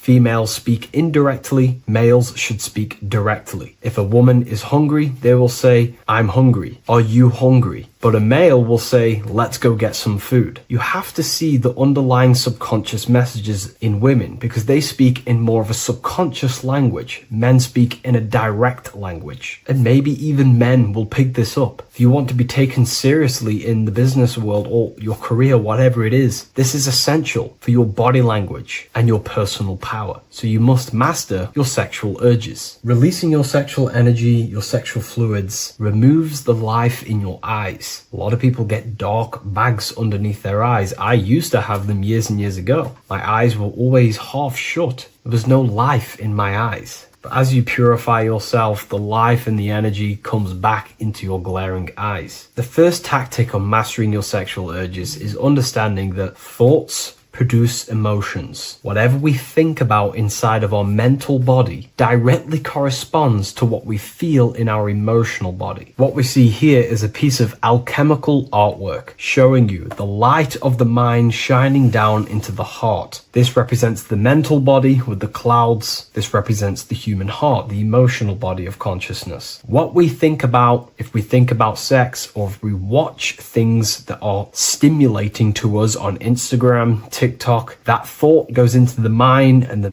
feeling gets then produced in the heart and the body becomes aroused. What we think inside of our brain becomes emotional energy in our heart. As above, so below. And what becomes in our heart is what we take action on. We take action on emotion. Human action, human behavior pretty much comes down to what we feel. We only act on what we care about or what we love. If you love that feeling of watching pornography, that is the reason why you're taking the action. So keeping this in mind at all times is very important in your journey of self-mastery. What you think is what you feel, and what you feel is what you act upon. Remove stimulations that can possibly produce that thought of watching pornography. Unfollow the people. Purify your environment so these thoughts do not enter your mind. And if you do become stimulated, remember, thoughts produce emotions. Change your thoughts. Think about something else instantly. The more you think about it, the more you feel, and the easier it is to take action upon it. And the second tactic that I say to myself is that it's all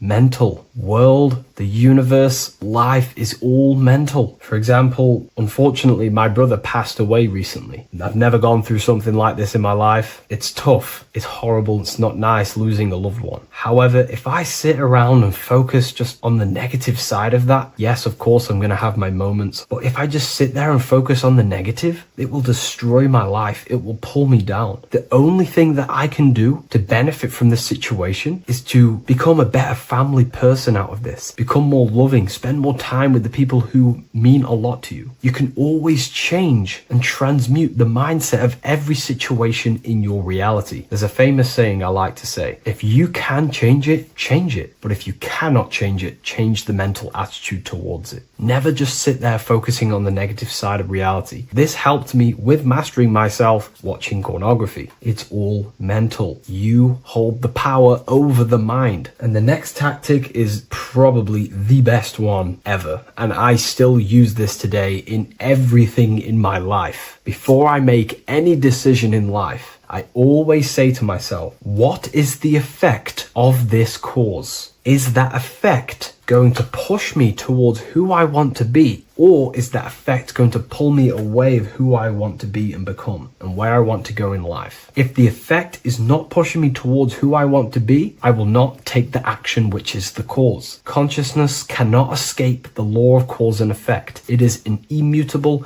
inchangeable law that is governing your consciousness and your mind. You have to keep this law in mind because it is the law that is creating and crystallizing your reality. Any decision you make, what is the effect of this cause? The law of cause and effect is a force that you cannot escape. So you have to work with this law and become conscious of the law. So before you do take the action, what is the effect? Is watching pornography going to push me towards who I want to be and where I want to go? If it's not, do not take the action. That's where willpower comes in. You can do little exercises for willpower, meditation for 30 minutes of not thinking. You can do rituals that strengthen the connection to your mind with your willpower. At the end of the day, the willpower is the most essential force in the consciousness. Another thing is remove any music that talks about it. Even the words will be producing thoughts in your mind. What you feed your consciousness is ultimately what you project back outwards. Don't listen to the rap music. Don't listen to any music that talks about it. Try and remove this from your environment. These tips that I've given you don't just work in quitting pornography. These work in every aspect of your life, and they will dramatically change your life if you become conscious of them and actively use your mind. Don't fall under the spell of becoming unconscious. Never act unconsciously. Never think unconsciously. Never feel unconsciously. Stay on top of your mind. Be the observing eye in your mind. Never fall unconscious. Of course, we all need to sleep, but I mean in the waking times. And this is why learning about yourself or consciousness is essential for every aspect of life. Business, your career, money, whatever it is. Whatever you're doing in your life comes down to understanding human consciousness. And that's why I wrote these books, so you understand yourself, so you gain your understanding of the functions of your own mind, body, emotions, and how you are creating reality. That's why I wrote the book of symbolism, because symbols are not just symbols. These symbols represent forces and aspects of the human psyche themselves, and they are veils, they are keys that help you remember and become conscious of what has fallen unconscious in your mind. We're simply just becoming conscious of what we are unconscious of and becoming conscious of them and using these powers. You want to take your life to the next level? Feel free to get the book of symbolism. I'll leave a link in the description. Take care, everyone.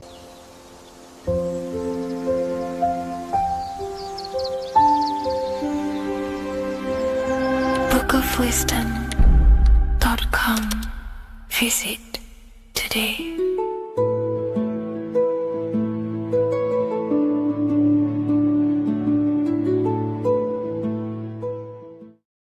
What if dreams aren't random at all, but messages from a deeper part of yourself, trying to show you things? In this video, you're going to learn exactly what dreams are from an esoteric view, how to control dreams, and how to dream more frequently. Dreams are not nonsense. They are expressions of the subconscious mind. In the daytime, we're using our conscious mind, what we are aware of. This represents the daytime, the sun, the external world. We're operating in the external, outside the body in the day. But when we go to sleep, we return inward. Everything does this breath. We breathe in through the nose and out through the nose. Everything does this in and out process in the universe. We live, we die every single day. We wake up, we express things in the external. Then at nighttime, we return back to darkness, back to the internal. This is the breath of the universe. We have summer, we have winter. This is the breath of the sun and the seasons with the earth. You have an internal world and an external world. External is physical, the internal is spiritual. Like I said, when we go to sleep, we are returning back to the internal world of your own consciousness and subconscious mind. Your subconscious mind holds everything about you, your memories, your traumas, everything you've ever learnt, your language, your name, your job. Everything you identify with is stored within this vast network of the subconscious mind. It is your own personal consciousness. Therefore, when we dream, we return back to the subconscious mind, and we are in fact thinking, but in a subconscious way. The subconscious does not speak the same language as the conscious mind. The conscious mind uses language, thoughts, and all things that are very logical and very easy to understand.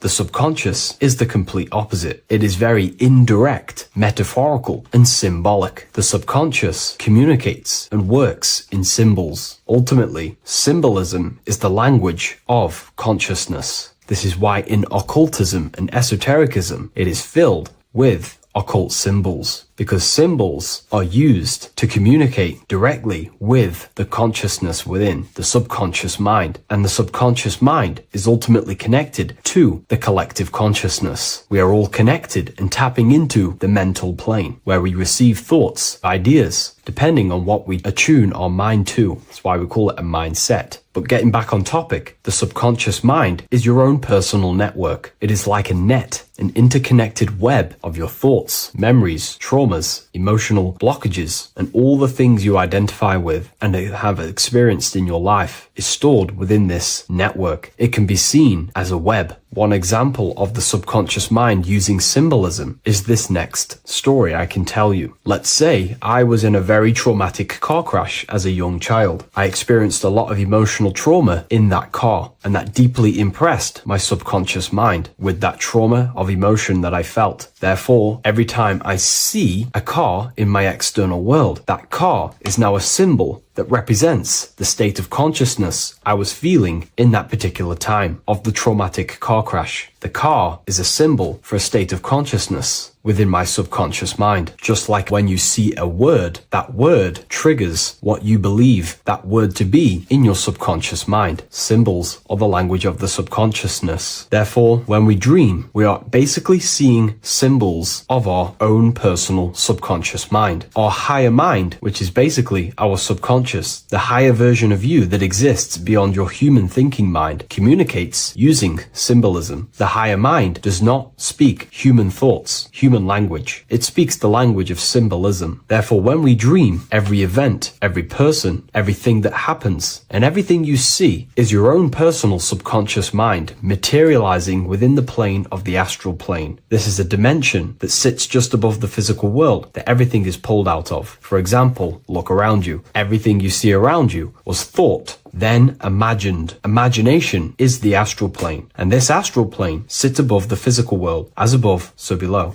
These objects were thought, imagined within someone's mind, and then pulled into a physical reality. Therefore, the imagination is what you're experiencing within a dream. It is your subconscious mind thinking and materializing within the imaginative plane. For example, let's say you are a Christian, you believe in Jesus your whole life, you have lots of emotion towards Jesus. This deeply impresses your subconscious mind. You believe in him so much, you go to sleep, you have a dream that you meet Jesus. You did not meet directly with Jesus. You met with your own belief. It was your own belief materializing within the imaginative plane and revealing itself to you. Dreams are materializations of your memories, your subconscious beliefs, traumas, and anything that could be inside the subconscious mind. It is your subconsciousness revealing itself to you in a material form. Let's say you have a nightmare. There is a big dark figure chasing you and you are running away in fear, away from this dark figure chasing you. That dark figure is not an external entity. It is not a spirit or a jinn or a demon. It is in fact an aspect of your own mind. It is a symbol that represents maybe a fear, a trauma, or something you are running away from internally, inside your subconscious mind. Something that you are not addressing, but something that is fearful, something that can be controlling you on a subconscious level. Let's say you have a fear to address something in your personal life. You want to address someone who is getting on your nerves at work. You continuously put this off and you fear doing that situation. Over a long period of time, this can slowly control you subconsciously. You start to avoid the person, avoid any contact. It is subconsciously controlling you. This is not the best example, but you can see what I mean. Hidden fears and traumas in the subconscious mind can subconsciously control your actions and ultimately lead you to low states of consciousness, keep you from reaching your higher potential, and ultimately create blockages within your own consciousness. That figure in the dream is a materialization of something that you are fearing and running away from and not addressing. This is why people always have dreams of traumas that they have experienced as a child or when they were younger, or maybe from a year ago or two. It's because that emotion is deeply impressed in the subconscious, and the subconscious is always trying to reveal things to you, communicate to you that you need to change, purify, and maybe heal within your own consciousness. This is how the higher self communicates to you, through the language of symbolism. Once you understand this, dreams can become a very powerful tool, not just entertainment at night time. Your consciousness never rests. Your consciousness is eternal. It is the very spark of the divine. Your body needs rest. Your consciousness is not physical. It does not need rest. So this is a way you can identify what your dreams are trying to show you is by writing them down. A dream journal. Every single dream that you have a book placed near your bed. Every time you wake up, first thing you should do is pick up the book and write every single detail that you can remember about the dream. The people that you met are all symbols or aspects of yourself. Maybe it is a friend you saw in your dream. That friend represents a state of consciousness that is within you and is trying to reveal something to you. It's about making the subconscious into the conscious, to become conscious of the unknown. Write down every detail, everything you saw, every event that played out, even the details of the clothes that they were wearing. Everything is symbolic within dreams. Write everything down and then analyze the dream. Don't analyze it from a logical mind. Analyze it with the right hemisphere of the brain, which allows you to see metaphors, read between the line. Try and gain the message that it's trying to show you. What does this overall mean to you? And what could this reveal about aspects of yourself that you need to heal or maybe take action in your life and world? Because your higher self is always guiding you towards awakening and fulfilling your mission in the manifested physical world. Dreams speak in symbols, not logic. Ask about your dreams. What is this trying to tell me? Don't take things literally. Look for an emotional tone and symbolic resonance. With practice, you'll begin to understand the personal language of your subconscious mind. Now that you understand that, again, please leave a like or a comment on this video. This is now a technique for lucid dreaming and dreaming more often. This is not going to happen overnight. This is not an easy method. It simply takes practice and dedication. Every morning, choose 3 time slots. For me, I choose 4:30, 5 a.m. and 6 a.m. 3 alarms that are going to go off at these 3 times, half an hour apart from each other. Each time you wake up, stay awake for 5 to 10 minutes. Turn off the alarm. Try and keep your conscious mind awake, but drift back into sleep. There's no other better way for me to explain that. It's very difficult, but try and keep the mind awake, but the body falling back asleep. More than likely, you will drift off back to sleep. Then the next alarm will go off half an hour after. This will wake you up again, guaranteed. You will probably drift back to sleep by repeating this process. After the 3 alarms go off, each one of them times, you're either going to have a dream or a lucid dream, but definitely you will have a dream. And if it doesn't work one time, keep trying it. I've been using this method for a very long time, and I can tell you 70-80% of the time it triggers a dream, and a very vivid dream. And it's ideal for lucid dreaming because keeping the conscious mind awake while letting the body fall asleep, you can become conscious within these subconscious realms of your mind. But when you are conscious inside the dream world, you can do what you want, but you also want to let the dream naturally unfold. If you try and take too much control, then you will wake back up. If you feel any fear in your dream, you will wake back up into the material world. Another tip to dream more often is to meditate before bed. Simply close your eyes and think about nothing for 5 to 30 minutes. Detach from everything outside you, your name, your job, work, thoughts. Mentally detach from the world and the physical pleasures and become pure awareness before you try and go to sleep. This will help you become conscious while being within the self. If you wish to learn more about consciousness yourself, the Book of Wisdom Volume 2 can definitely help you. I'll leave a link in the description. Thank you for watching this video, and I'll see you in the next one.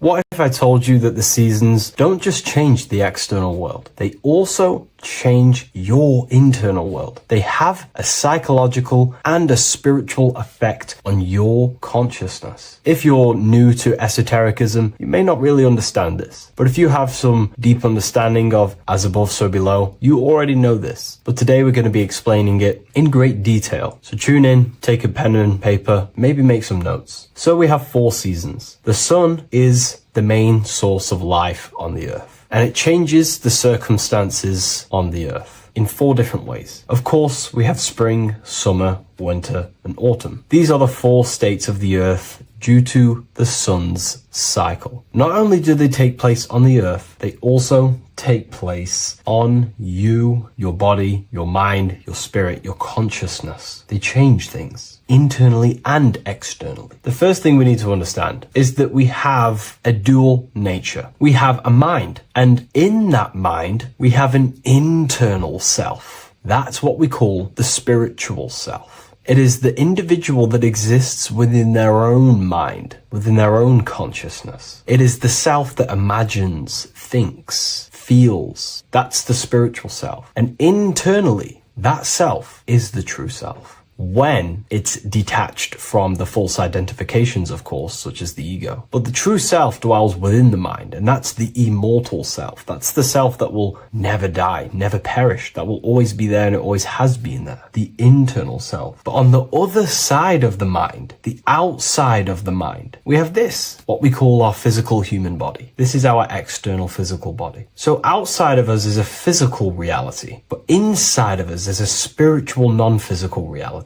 Inside of us cannot be measured. Outside of us can be measured. So we have an internal world and an external world. I think this is the reason why the word individual has the word dual at the end. Dual meaning opposing or two. We have a dual nature. Inner world, in the mind, and a self out the mind. And the mind acts as some sort of doorway. It is a doorway into ourself. So in esotericism, this is what it's all about. It's about we work with the internal world. We try and figure out who we are from the inside out, not who we are outside of us. Because we realize that the external world is nothing but a crystallization of what's happening inside of us. Our lives are a result of every single thought that we thought in the past. So let's not get off track here. Let's carry on. As I was discussing the seasons, we have an internal world in the mind and a self outside the mind. And this is reflected even in the cycles of the heavens. This is how you know the universe is intelligently designed, and the law of correspondence corresponds with everything. The law of correspondence is as above, so below. It's not a hermetic principle. It's not a Freemasonic principle. The law of correspondence, as above, so below, is just the law of life, of the universe. It is in everything. So the daytime, the sun, this is external impressions or expressions, should I say. We express ourselves outside the mind, in the outside world, in the material body, taking actions outside of us during this daytime. The sun represents outward expression, the daytime. This is when we wake up, we're conscious, we do things outside of our mind. But then the nighttime comes around and it becomes dark and the moon rules over the nighttime. And we return back to our internal world. We return back to the darkness. We return back to the internal self, the self in the mind. Really is fascinating. And this is as above, so below. This follows the correspondence. This follows the law. Although the outside world has a cycle of day and night, so does our own mind have this cycle. As above, so below. As within, so without.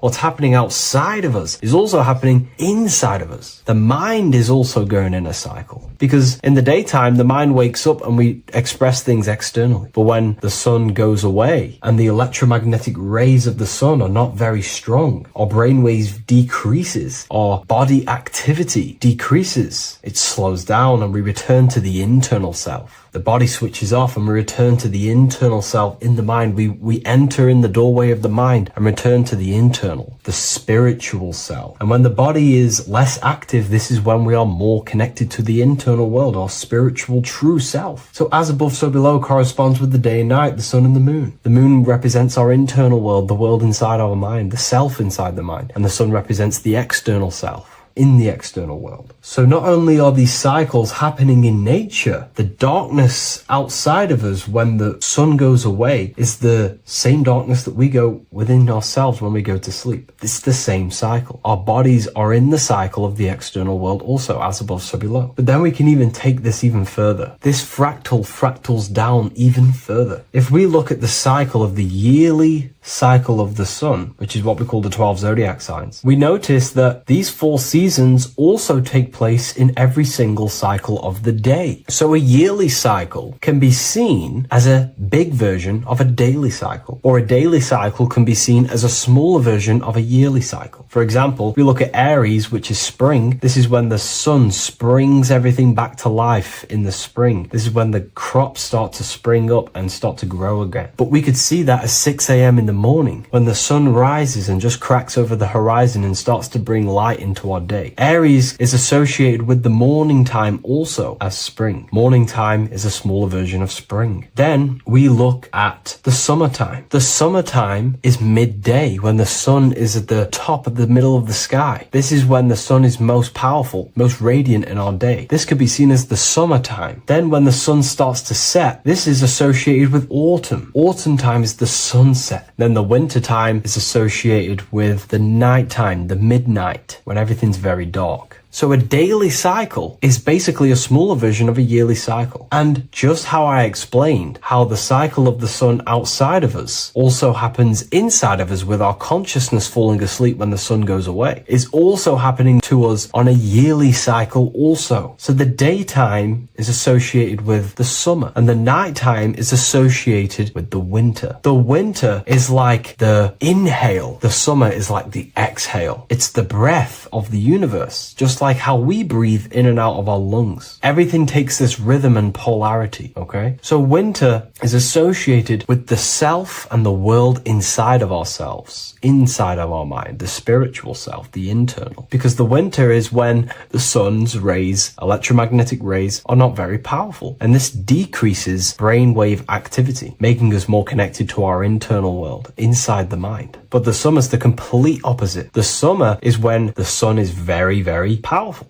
And the sun's powerful electromagnetic rays increase brain activity, making us more actionable in the physical world, outside of our mind, in the external world. So summer is the daytime and winter is a big version of the nighttime. Vice versa. Just like how in the winter, we're more in the house. We're inside buildings because it's very cold outside. Animals hibernate. They go inside. They go into little places. They collect all their food and prepare for the winter. They go inside. They go in darkness to hibernate. So does our consciousness, our spirit, the self inside of our mind. We can use these cycles to our advantage, to evolve spiritually, to connect and be more balanced. You know, I've mentioned a lot of this inside the university to my members, to the family inside of there. We discussed this. We had a great discussion about this. And, you know, the live calls we have are priceless. The conversations you can have with someone when they're awake, you never forget them. You always have deep, meaningful conversations. And we discussed this deeply, and we were going into some interesting things about how we can use these types of changes in the seasons for our spiritual growth. We even discussed about spring and autumn and how they're associated with the different spiritual bodies that we have. But anyways, let's not get off track. Lucid dreaming,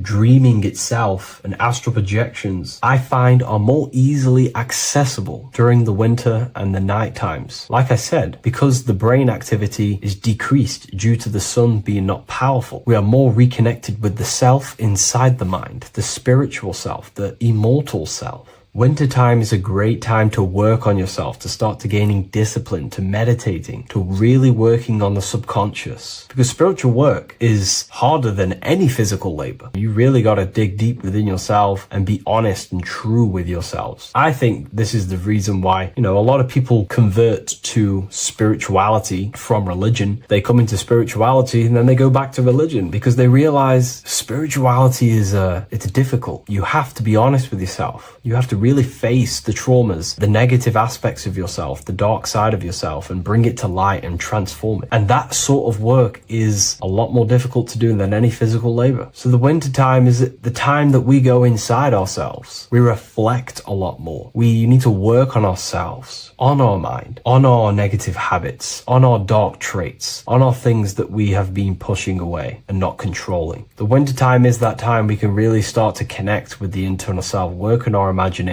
work on our mental willpower, work on all of these things like lucid dreaming, astral projections, and purifying ourselves, removing any mental barriers, any negative belief systems that may be subconsciously holding us back. It's easier to access the subconscious in the nighttime and in the winter, especially the winter. That's why I made this video, because we're in autumn now. We're transitioning into the winter. So I thought I'd share this with you all. And it's important to understand that you are a microcosm of God. Like I said, the law of correspondence associates with everything in the universe, people. Everything. And that's the best thing with the law of correspondence. And I've been using this for the past 3 to 4 years, right? The law of correspondence has determined and filtered out so many lies that was given to me, that's given to you, that's given to everyone in the world. The law of correspondence is like a filter. If someone gives you a piece of information, for example, gravity, and it does not apply with the law of correspondence, then you know it's a lie, because it's a universal thing. What happens inside of me also happens outside of me. What happens in my astral world happens in my material world, more than likely. As above, so below corresponds with everything. The same structure in my veins, in my nervous system, is the same structure in the trees, in galaxies, in everything. As above, so below, the universe is a fractal universe. Therefore, the point that I was getting at is that you are a microcosm of God. The same mind that God manifested things through thinking. He thought the stars, the earth, nature, the human body, designed everything with the God mind. He thought everything into existence. And that mind, them powers that God used to manifest everything into physical existence through the power of thought, is the same mind that you possess, but on a smaller scale. God manifested the macrocosm through thought. As the universe is a mental universe, everything you see around you was thought, then manifested into physical reality. God manifested the macrocosm, the world, through thought, and that same force of thought you use to create the microcosm, to create your own world. You think your life into reality, your world into reality. Your body is a microcosm, a miniature universe. Every thought you think commands 50 trillion cells in your body, and your cells religiously execute on every command that you give it. You're in charge of 50 trillion cells. You're literally commanding a whole civilization inside your body. And this is how you are a reflection of the divine. The God mind created the macrocosm, the world, and you create your own world inside that world using the same power as thought. Very powerful. So everything that happens outside of you is also happening inside of you. The law of correspondence is the most important, the law that you could possibly learn, because it makes everything so clear for you in the universe. Makes life so clear. You see reality for what it truly is. It's a reflection of the higher dimensions. Just like how reality right now is a reflection of what's happening inside of people's minds and consciousness. We can't blame the elites for all the negative things that's happening in reality, because all the negative things that's happening in reality is the negative things that's happening in people's minds. We need to take control of ourselves. So with that being said, thank you all, everyone. If you wish to read more, 90% of you watching this video have already got this book. I want to say thank you for your support. It means the world to me. It makes me research more and write more books. And the book of symbolism is coming very soon. So thank you, everyone. I'll leave a link in the description for the university, for the live calls, and for the book if you wish to join. Have an amazing day.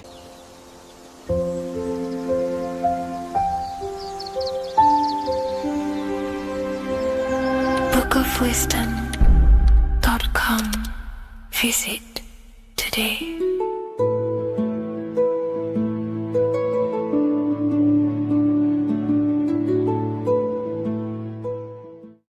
What if I told you that the Egyptians were trying to give you instructions on how to not reincarnate and come back to this material world and ascend your consciousness, your soul, to a higher plane that exists in the various dimensions of consciousness? This is Anubis, and this is his scales. You can find this image in the famous Book of the Dead, which is a famous Egyptian book and text talking about death, reincarnation, and the different things that go into death and how to prepare our mind, our souls for death. The Egyptians saw this as a massive thing in life. We must prepare our consciousness for the transition from a physical reality to a non-physical, tangible reality. The first thing we must understand in order to understand death is the term as above, so below. We die every single night. Consciousness goes to sleep, which is the withdrawal of consciousness from the material body into the inner realms of the mind. At nighttime becomes the darkness, and consciousness goes within itself. When the daytime comes around and the sun becomes more powerful, the rays of the sun increase the brain waves, and the body becomes active again, and consciousness manifests things externally. So the nighttime is the internal world, death or sleep, and the daytime is life, the external world. When we die, it's just a bigger version of sleep.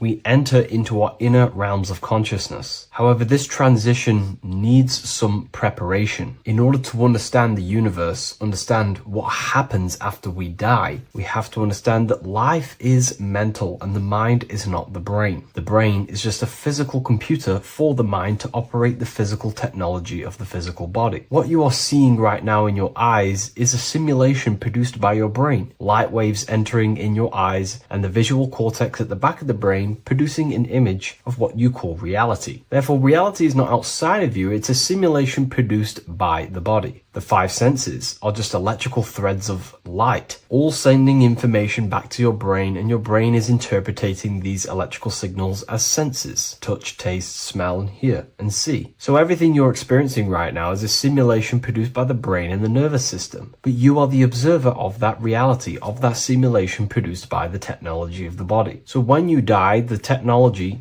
the simulation produced by the electrical system called the human body, is no longer running. Therefore, we don't actually leave anywhere, but the simulation stops running and we are dissolving one layer of ourself. So most people think they leave the body when they die, but we're not. We're simply just removing an aspect of ourself, a different dimension of ourself, and casting off that dimension, removing a veil or a layer. And we're seeing what is behind that layer. And what behind the layer of the physical reality is simply the world of imagination, the astral plane. At the moment of physical death, consciousness withdraws from the physical brain, yet the awareness does not cease. For a short period, the individual may experience a condition of peaceful unconsciousness, similar to deep sleep. Then, once the individual becomes conscious again after death, once the physical body, the etheric body, has fully been split up and consciousness is now operating in the astral plane, this is what the ancients called karma loka.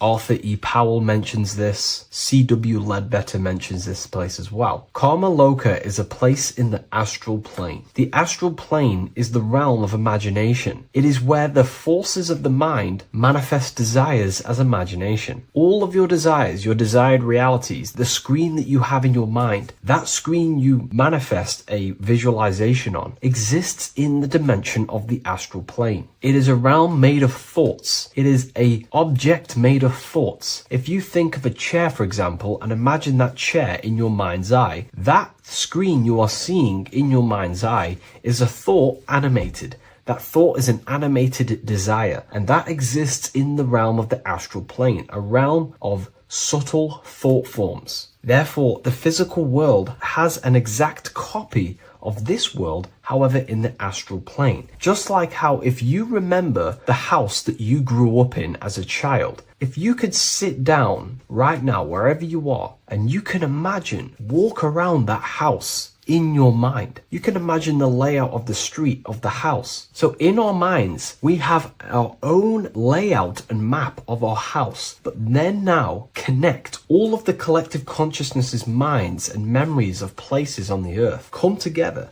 to create a collective astral plane, a world made of thought forms, but it's an exact copy of the material world. To go into a bit more detail, this would exist on the lower astral plane. On the lower astral plane, there is an exact copy of the earth, made of everyone's memories, imaginations, and things along them lines. Karma loka is where the word karma comes from. This is the region of desire and emotion and imagination. This place is not a place of reward or punishment, but a state of consciousness corresponding to the emotional nature of the person who passed on, who transitioned from the physical to the astral. Your state of consciousness, the thoughts you think every day, the fears that you face every day, the belief systems you have in your mind every day, still is passed on from the physical into the astral. The astral plane, you will go into an astral plane that directly corresponds to your state of thought, just like a dream. In your dreams, you will see materializations of your fears, belief systems, and things going on in your subconscious mind. You will go into an environment and a landscape when you die in the astral plane that match your desires, habits, and your state of mind. If you believe in Jesus, you will go to a place where then thought forms manifest in the astral plane. If you believe in Buddha, you will go to a place where then thought forms manifest. That is the environment. It's mental. Reality is your level of realization. You are seeing through the lens of your mind, of your beliefs, and you see the world tinged with your belief systems. Karma Loka is a place where you balance out your desires, sensual cravings, ambitions, jealousies, fears, emotional fixations continue to assert themselves in your mind when you die. Yet because there is no physical instrument through which they may be gratified, they gradually burn themselves out. These desires start to be balanced out again, and your mind becomes more balanced. The more refined the individual in physical life, the shorter and gentler this stage becomes. The more desires you have in material things, sex, whatever it is, the longer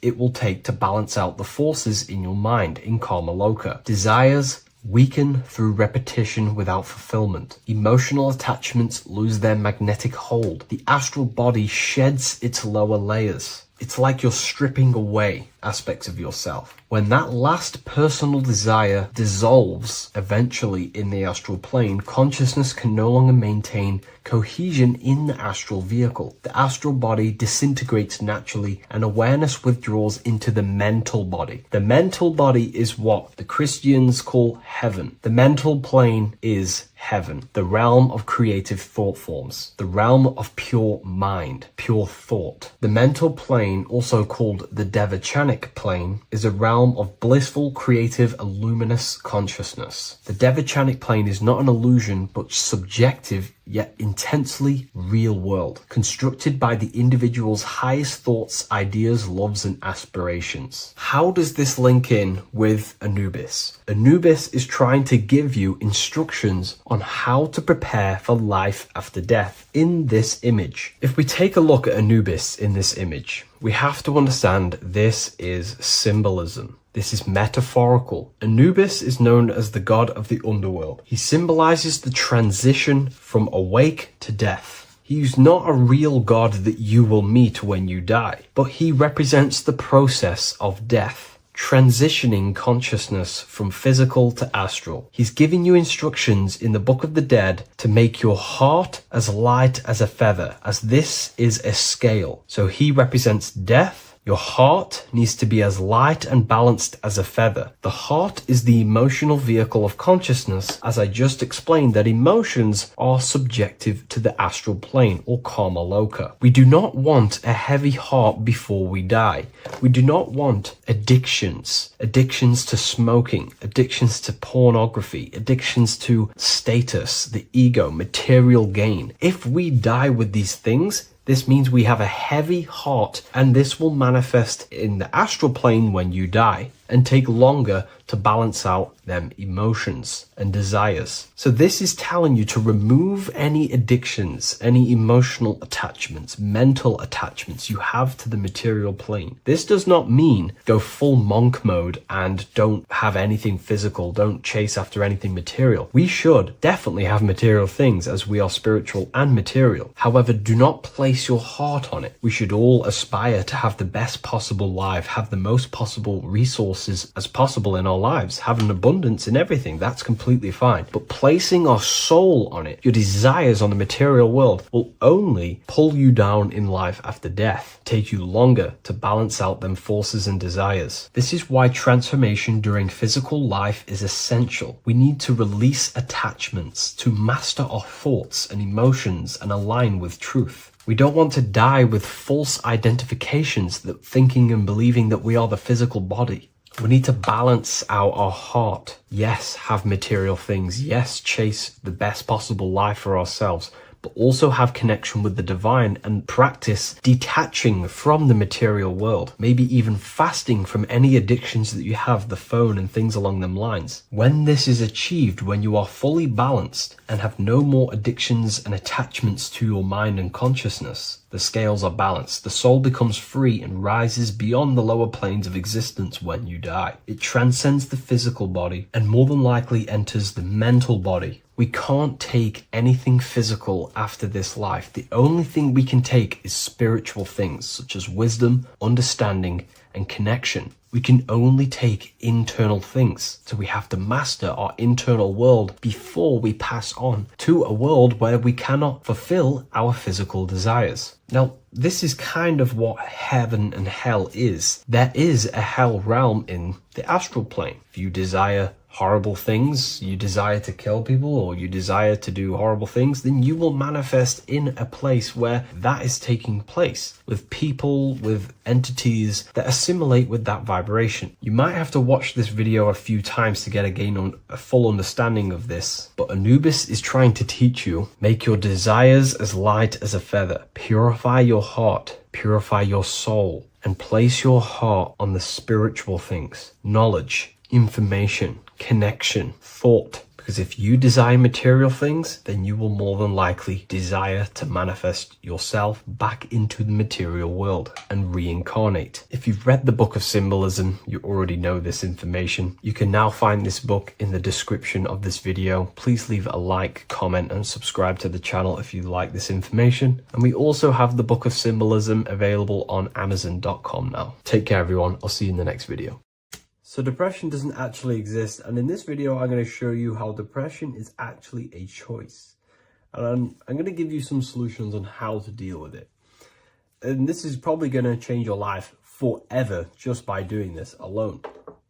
Okay, so the first thing you need to understand about depression is that it exists in your conscious mind. It exists in your thinking mind. So what is inside your thinking mind? You have your body, your name, your reputation, your trauma, your memories, your family, your worries, your interests, your bills, your passion, dislikes, goals, right? Most people identify their lives with this. They identify their lives with their thinking mind. They think they're their name, their job, their reputation, their memories. But this is not who you actually are. Who you actually are is the observer of that. What happens if you stop thinking? What is left? You're left with unconditioned consciousness. You're left with the self, which is what we refer to as I. We are the consciousness, not the thinking consciousness. You are not these labels. You are not your thoughts. You are not your job, your name, your reputation. Okay? And the reason why I'm telling you this is because it's very important, is that we are something beyond this body, beyond this name, beyond our thoughts. We are the consciousness. So depression exists inside of the thinking mind, the conscious mind. Okay? So if you want to get rid of depression, you must learn how to escape the thinking mind. And not only just escape, but that's step one. In meditation, you do meditations, right? We sit still. And we have to learn how to control the mind and turn off the thoughts. And when we turn off the thoughts, depression goes out the window because there's no thought present in your mental field of consciousness to be depressed. Okay? You must understand, who is the one suffering from the negative thoughts?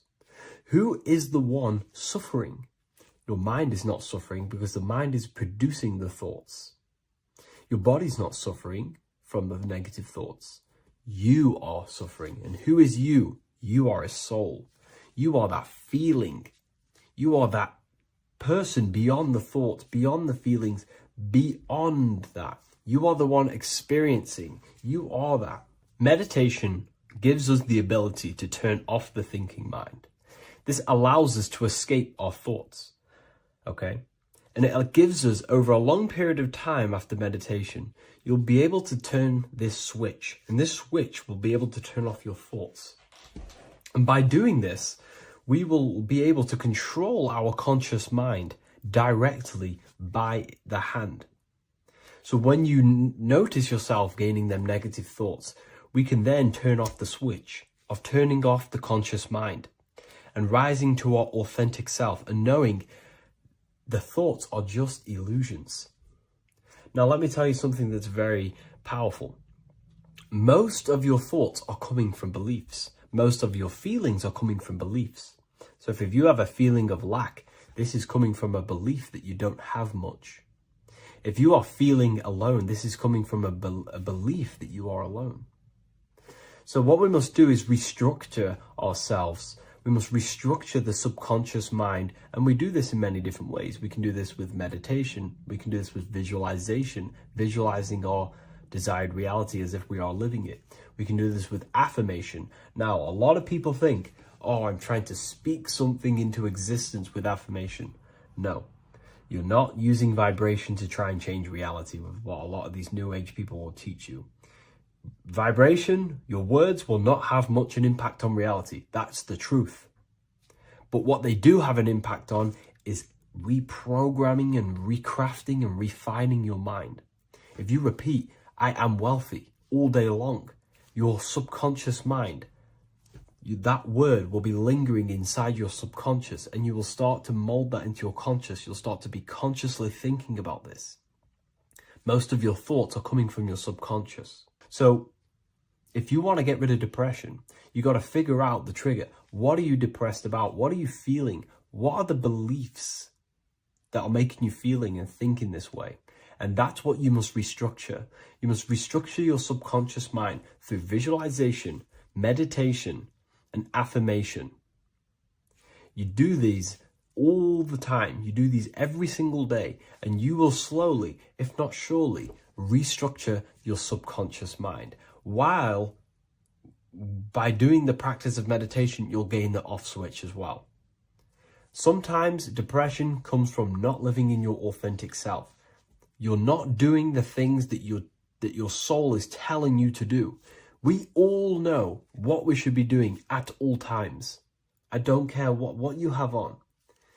We all know we should be doing something. We all know that we have there's a higher aspect of our mind that tells us, oh, we need to be doing this, but I'm actually sat here on my phone. Oh, I shouldn't be eating this, but I'm doing it anyway. There's always that higher voice. And that is the voice that has to be connected to. And when your body's not acting out the voice of the soul, then the soul becomes sadder, and suffers more and more and more. There has to be a connection between the soul, the mind, and the body. They have to work in unison. Okay?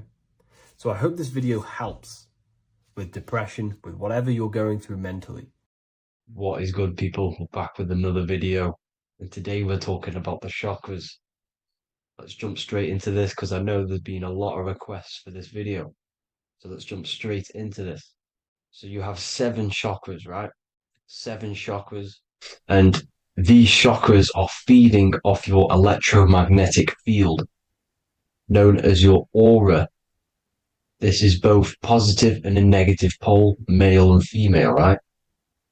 This electromagnetic field is made out of electric and magnetism, and together they come as electromagnetic. Now, your chakras, the word chakra just means wheel, spinning wheel, because that's what they are. They're spinning wheels of energy. They do not exist on this physical plane. They exist on the etheric plane. Okay. Now, these energy centers are known to regulate your emotions, and each energy center controls the organs and cells in that particular area of the body. So, for example, your sacral chakra will control the cells and organs of your sexual reproduction area. Okay, the navel chakra or solar plexus will control the digestion in your body. Same with the heart, same with the throat, right? So they are like mini brains for each center of your body. They run along up the spine, but notice the crown chakra exists outside the body. It's just above the head. Now, this process of the chakras is obviously the 7 colors of the rainbow, starting from red, which is the lowest vibrational color, all the way to violet, which is the highest vibrational color. This, like I said, these energy centers are feeding off your electromagnetic field. So if these chakras are unbalanced, They are taking too much energy from your electromagnetic field, making it weaker. Now, this is the North Pole. As you all know, the Earth is flat, and we live inside of a giant torus field, and the North Pole is the Earth's heart chakra. And this is why the aurora borealis, or the northern lights, whatever you want to call them, that's why they are green, and they are being emitted from this center point of the Earth, because it's symbolizing the heart chakra, which is green, right? Now, you do work your way up to these. However, this is a torus field. You are a torus field. You have different layers of this torus field, right?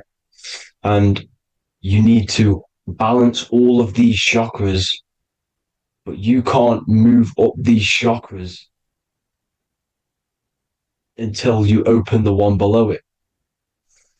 So it's like a stairway. You can't go to your solar plexus without going through your sacral.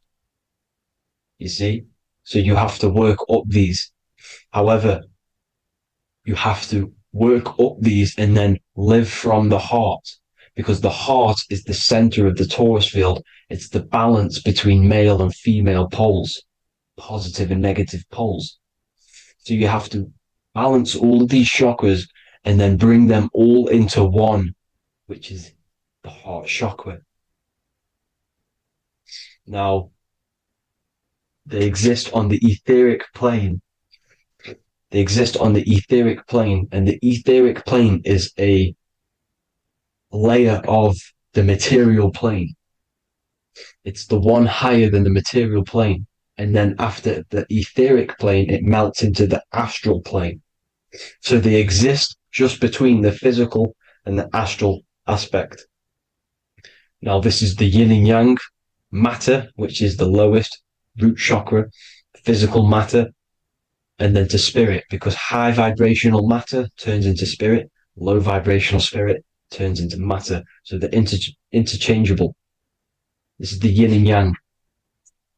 Now, when you see ancient paintings with the halos, you see this is like a toroidal field coming out the top of his head, you see, with a halo. This was symbolizing in the old days, in the ancient days, that they've aligned their chakra, they've reached Christ consciousness, which is God consciousness, right? Now, this electromagnetic field is the apple that we bit out of in the Bible, because you see that apple is a torus field. So they were metaphorically or personifying the torus field. That's what the Bible is. It's a massive personification. It's all metaphors. You have to read it properly. It's got a greater meaning behind it. Now, when we bit from the apple, we ate from the tree of knowledge, which is good and evil. Our lower mind took over, so we materialized to feed our physical bodies. We materialized through Saturn. That's what Saturn does. Now, if you don't understand that, go and watch the video previous to this one called Occult Secrets of Saturn. And that will show you how Saturn is the materializer. Now, this is one of the secrets behind the Masonic compass, electric and magnetic, male and female, duality, positive and negative. Now, like I said, they teach you about the torus field, about a magnet in school, but they don't teach you about your electromagnetic field. Everything alive has a torus field. It is the building block of this creation. Absolutely everything has a torus field. There's not one thing without it. And as you can see here at the center of the apple, that's where the seed is. That's where the life is. The reproduction of that organism. As you see, this is where the most electromagnetic energy is stored, in the center, because this is where the two duality, this is where the field meets at the very center. This is why the seed is at the very center. Now, your spine is a elongation of the brain. The brain is heaven, and the bottom of the spine is hell. So this is Saturn, which is the root chakra. The 7 planets are associated with each chakra. Moon equals mind. Okay. Now, Saturn is physical matter, as I've just explained. This is the lowest vibrational color. And they want you trapped down here, which is your hell state, your animal nature, your physical nature. They want you to identify as the physical body. They don't want you to reach these higher states of consciousness. Okay? Now, in the brain, you have 12 convolutions. Now, this is what they were symbolizing in the Bible with the 12 disciples. And obviously in the Bible, it says the upper room where Jesus met with his disciples. This is heaven, the brain, the higher states of consciousness. Now, this is your North Pole. This is Jacob's ladder. Okay. This is why you have 33 levels of Freemasonry, because it's symbolizing the 33 vertebrae, which are these little things here on the back of your spine. Because once the Kundalini energy from the bottom of your spine rises to the top, this is when you get enlightenment and opens your third eye. Spiritual enlightenment. As you can see here, this is Jacob's ladder. This is the Kundalini symbol, right? And they're even showing you this in the medical symbol. They're putting it in your face. But the serpents are wrapped around the spine. Now, the serpents symbolize how the energy moves around the spine, because it's a torus field, you see? At the center of the torus field, it wraps around the center pole. It wraps around it, and this is how the energy moves up. So they're symbolizing it with the serpents. Okay? Now, every religion has a sacred river. For the Egyptians, it's the River Nile. For Christianity, it's the Jordan River, right? This river is the canal, the energy canal at the center of your spine, all the way leading to heaven, to the Holy Land. This is the chamber which the energy rises up, right? Now, they used to say the gods descended from heaven to man. This is just heaven. This is the mind state. And they said the gods were connected by a rainbow bridge. That's the chakra system, the rainbow bridge. Okay. Now, the ancients called this place Midgard, Earth, where both evil and good live, right? Midgard. But you can go to heaven, which is a pure mind state, because once you're in heaven, nothing negative can ever bother you. That's completeness, pure Christ consciousness. Now, this is why Jesus dies at 33. He didn't actually die, but it's symbolizing the death of the physical body. Not the death of the physical body, but his consciousness rising above the physical body to, as I said here, matter to spirit. Matter died off and he came spirit consciousness. This is symbolized by the 33 vertebrae, which is obviously the 33 levels of Freemasonry. And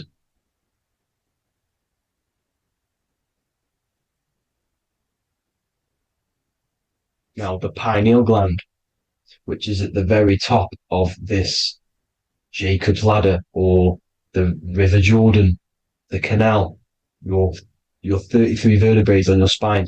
This is where the pineal gland sits, right? At the very top, at the center of your brain. Now, there's multiple ways this was symbolized. The Eye of Ra, which is used by the Egyptians. Now, this pineal gland is the seat of consciousness. This is where your consciousness is stored, right?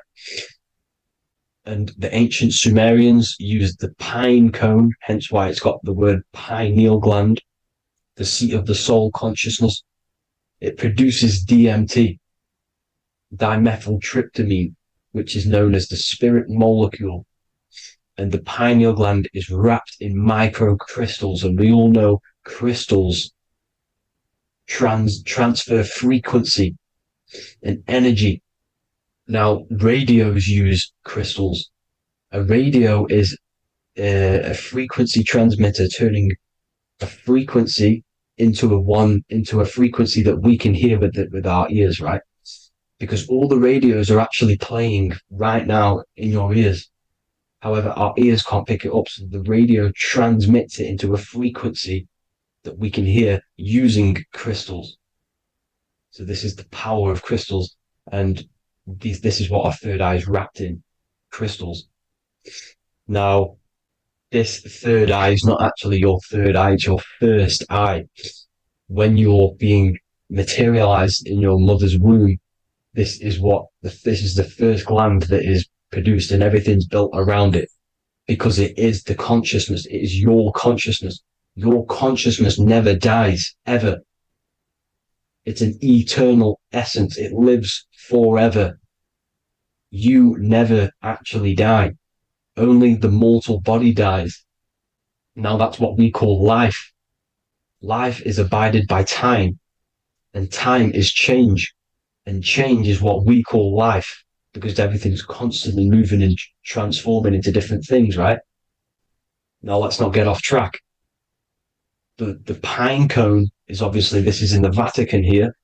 The pine cone is symbolized as the pineal gland, pine. And this is the opened pine cone. The opened pine cone means, or symbolizes, the awakened man, the awakened third eye. But the ones here, which the Sumerian gods are holding, these are shut pine cones, symbolizing the unawakened man. But let's not get confused, people. These gods were not gods. They are human beings just like you. They reached Christ consciousness. They are nothing more special than you. They just had the ability to reach Christ consciousness. And obviously their knowledge was far more intelligent than ours, far more advanced than ours. They knew the truth about this reality to the depths. Now, the ancient Hindus had a goddess called Kundalini, which is said that she descended by the means of a ladder or a cord from heaven, which is symbolizing the spinal cord. Now, this is what hickory, hickory dock, the mouse went up the clock and came back down. This is all these stories, like Santa as well. Santa comes up and then down the chimney. This is symbolizing the Christ oil. There's an oil which is produced in your pineal gland, right? And this oil travels down the spine. And once it's down on the spine, you must have to raise your consciousness, just like I said, with the chakras. You have to raise your consciousness, raise your vibration to heat up this oil and turn it into a gas. And it travels back up the spine through like the serpents up the spine, and this awakens the third eye once it's coming back up the spine and hits the pineal gland. This is the secret behind Santa and hickory hickory dock, because Santa comes down and feeds the presents and goes back up the chimney, and he lives in the North Pole, the positive pole. This is the North Pole, people, and the presence is your sacred oil.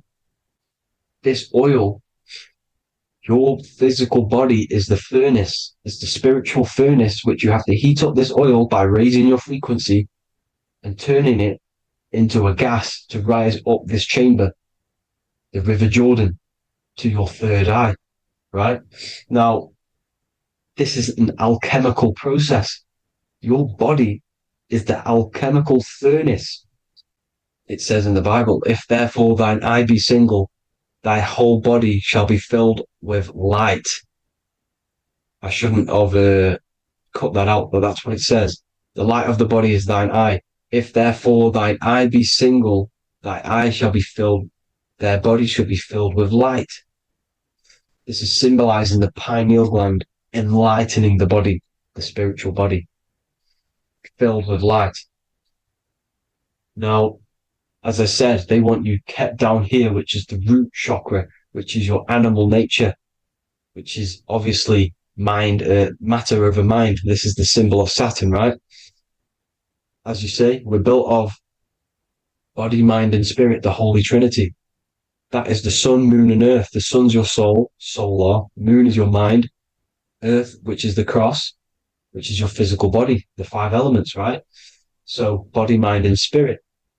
So the Saturn symbol is actually made out of the cross on top, which is the earth, and the moon on the bottom, which is symbolizing matter over mind, because earth is physical matter. You don't want to be matter over mind. You need to be mind over matter. See, they want you identifying as your physical body. They don't want you to realize you're an eternal consciousness. You're an eternal essence of consciousness which never dies. They want you trapped in your animal nature. And this is why the Baphomet has a goat head, because it's symbolizing your animal nature, which is evil. Not evil, but you're more likely to do evil things, right? Which brings bad karma. That's your animal side. This is why the Baphomet has an animal goat head. As you can see here, he's got the Kundalini energy here. So when you see the inverted cross, the cross is your body, as you can see here. The inverted cross means your chakra's downwards, down here. Your head's down here. Your mind is down here. But your mind needs to be up here, which is the upwards cross, which is Christ consciousness. And as we all know, 7 colors of the rainbow, 7 planets, 7 chakras. Red light is low frequency and long range. This is why Saturn is the slowest moving celestial body. And it's the lowest chakra, because it's low frequency, long range. The moon being the crown chakra, which is high frequency. This is why the moon moves around the quickest. The moon is your crown chakra, which moon in mind. See, so there are multiple ways of your chakras becoming blocked. Now, each chakra has a specific intelligence. It has a specific thing that it's doing for the body, right? Now, this can be overused. It can be abused. For example, masturbation. That keeps you down here in your sacral chakra, because you're abusing that energy center. You're abusing your sexual energy, which is then becoming unbalanced. So this is how energy, this is why these centers are pulling more energy out your electromagnetic field, because these centers are wheels. The chakras just mean spinning wheel of energy.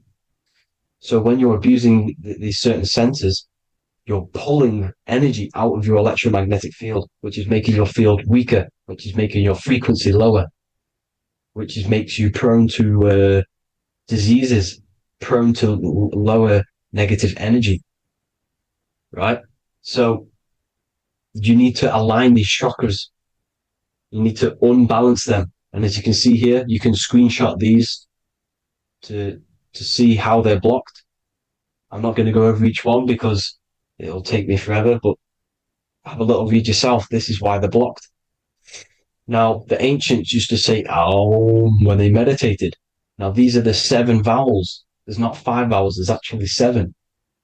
Now, when they say Aum, they're aligning all their chakras by saying this when meditated. This is where the Aum originated from. Now, emotion is energy in motion. So if you're feeling a certain way, that's the energy you've put in motion. It's a reflection. We live in a mirror reality. Everything's mirrored. Everything's mirrored.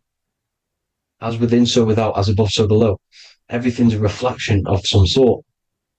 So whatever you're feeling, you're doing something wrong. It's telling you you're doing something wrong from the root cause, because your energies are the effect. You're feeling the effect of something you've caused. The law of cause and effect. Nothing escapes it. Now, the Jehovah's Witness believe that exactly 144,000 faithful Christians go to heaven or be resurrected, right? This is not true. This is symbolic. 144,000 go to heaven. Now, the petals on the chakras, this is the root chakra, this is the crown chakra. Now, if you add up the first 5 chakras, the petals, add up the petals on the first 5 chakras, you get 48. And then you get to the third eye, which has 2 petals. 48 times 2 equals 96. 96 plus 48, which you got from here, equals 144. The last chakra has 1,000 petals. Times 144 times 1,000, you get 144,000. This is a frequency. This frequency is the frequency of the ascension up your chakras. This frequency is a high frequency, which turns that oil into gas, which rises up the spine, activating your third eye. Right? So this is all the religions are all symbolic for this sacred secret of Christ consciousness. As it says in the Bible, the kingdom of God is within. It's not out there, people. You must look within yourself. You are God. You are a spark of his consciousness, infinite consciousness, right? So 144,000 is a frequency, and you must achieve this. Like I said, these people in the past, they're not gods, people. These were just humans. Nothing special. They just reach Christ consciousness. Now, they keep you in these lower vibrational states with the food, right? And as you can see here, all of these fast food restaurants are mainly are red and yellow, which are these lower states, these lower two chakras, lower vibrational colors, because they want you trapped down here in matter. And these foods are so low vibrational, they will keep you down here because your gut produces, I think it's like 80% of melatonin. Melatonin is your feel-good hormone. These foods will not make you feel good. This is very low vibrational. Meat. It's not meat, it's raw flesh. These animals are stripped from their family, put on a conveyor belt, watch their friends be tortured, and then get slaughtered in a slaughterhouse. Think of all the fear that's running through their blood, all the hormones, all the fear, and you're going to go and eat that very low vibrational energy. As you can see here, this is the light photons within fruit. You can see the light, the life force in this fruit. You must think, feel, and do positive to raise your vibration. As you can see, earth equals heart. If you rearrange it, everything in nature is green, right? The aurora borealis is green. You must align all these chakras and then live from the heart, because the heart's the center of the Taurus field. You must become the consciousness in the center. So that's it for this video, people. Thank you all. God bless.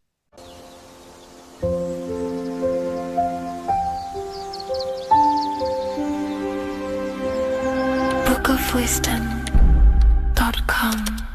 Visit today.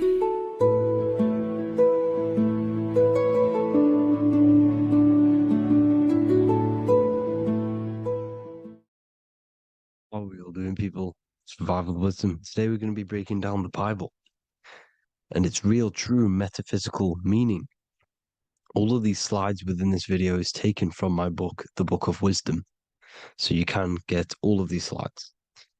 So the Temple of Solomon, you are body, mind, and soul, which is the Holy Trinity, the moon, sun, and earth. The sun is your soul because the sun is its infinite source of energy. It is its own source of energy. And that is what your soul is. It's its own source of energy. The moon is mind. This is why you call people a lunatic. You're a lunatic. Luna means the moon. And inside of your mind, you have a specific mood. Mood is moon. And mind in German is Mond. And the word Mon means moon.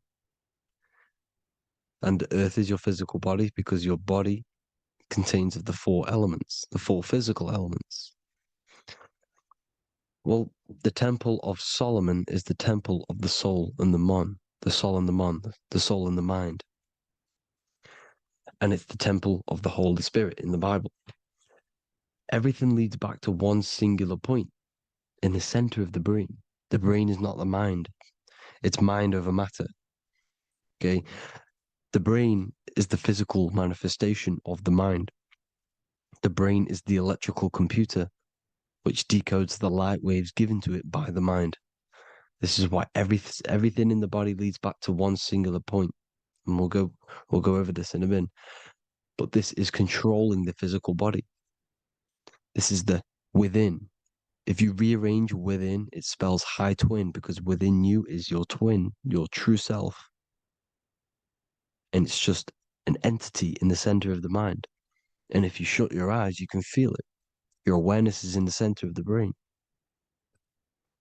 So there's just an empty chamber in the center of the two cherubs, the two brains. They are two separate brains. They're two hemispheres.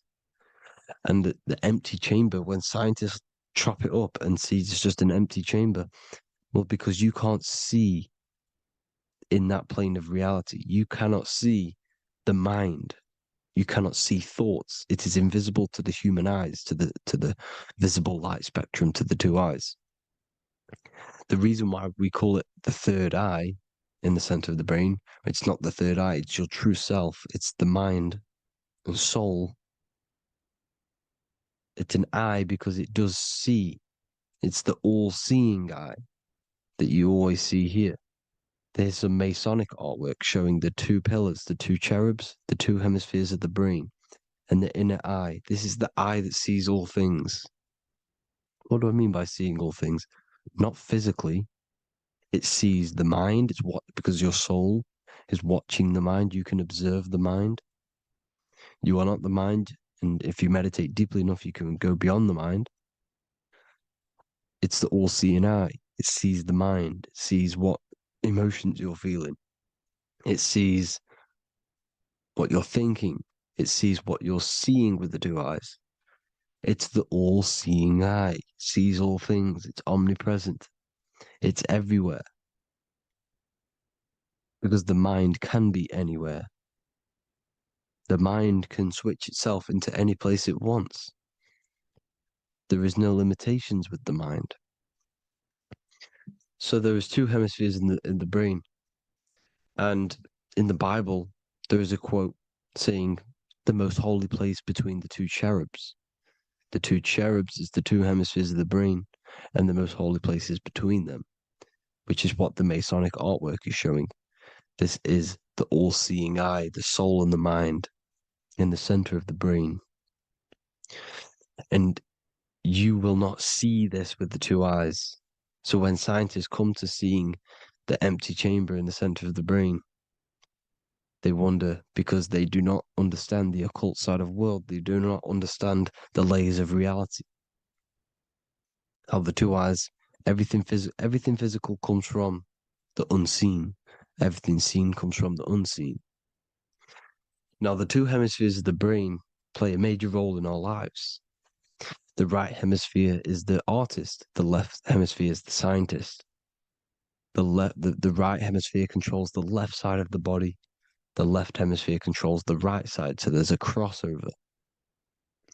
Now, the right hemisphere is to do with your feminine energy, creativity, unification, metaphors, visualization, intuition. The left hemisphere is to do with sequencing, facts, materialistic details, language, and logic.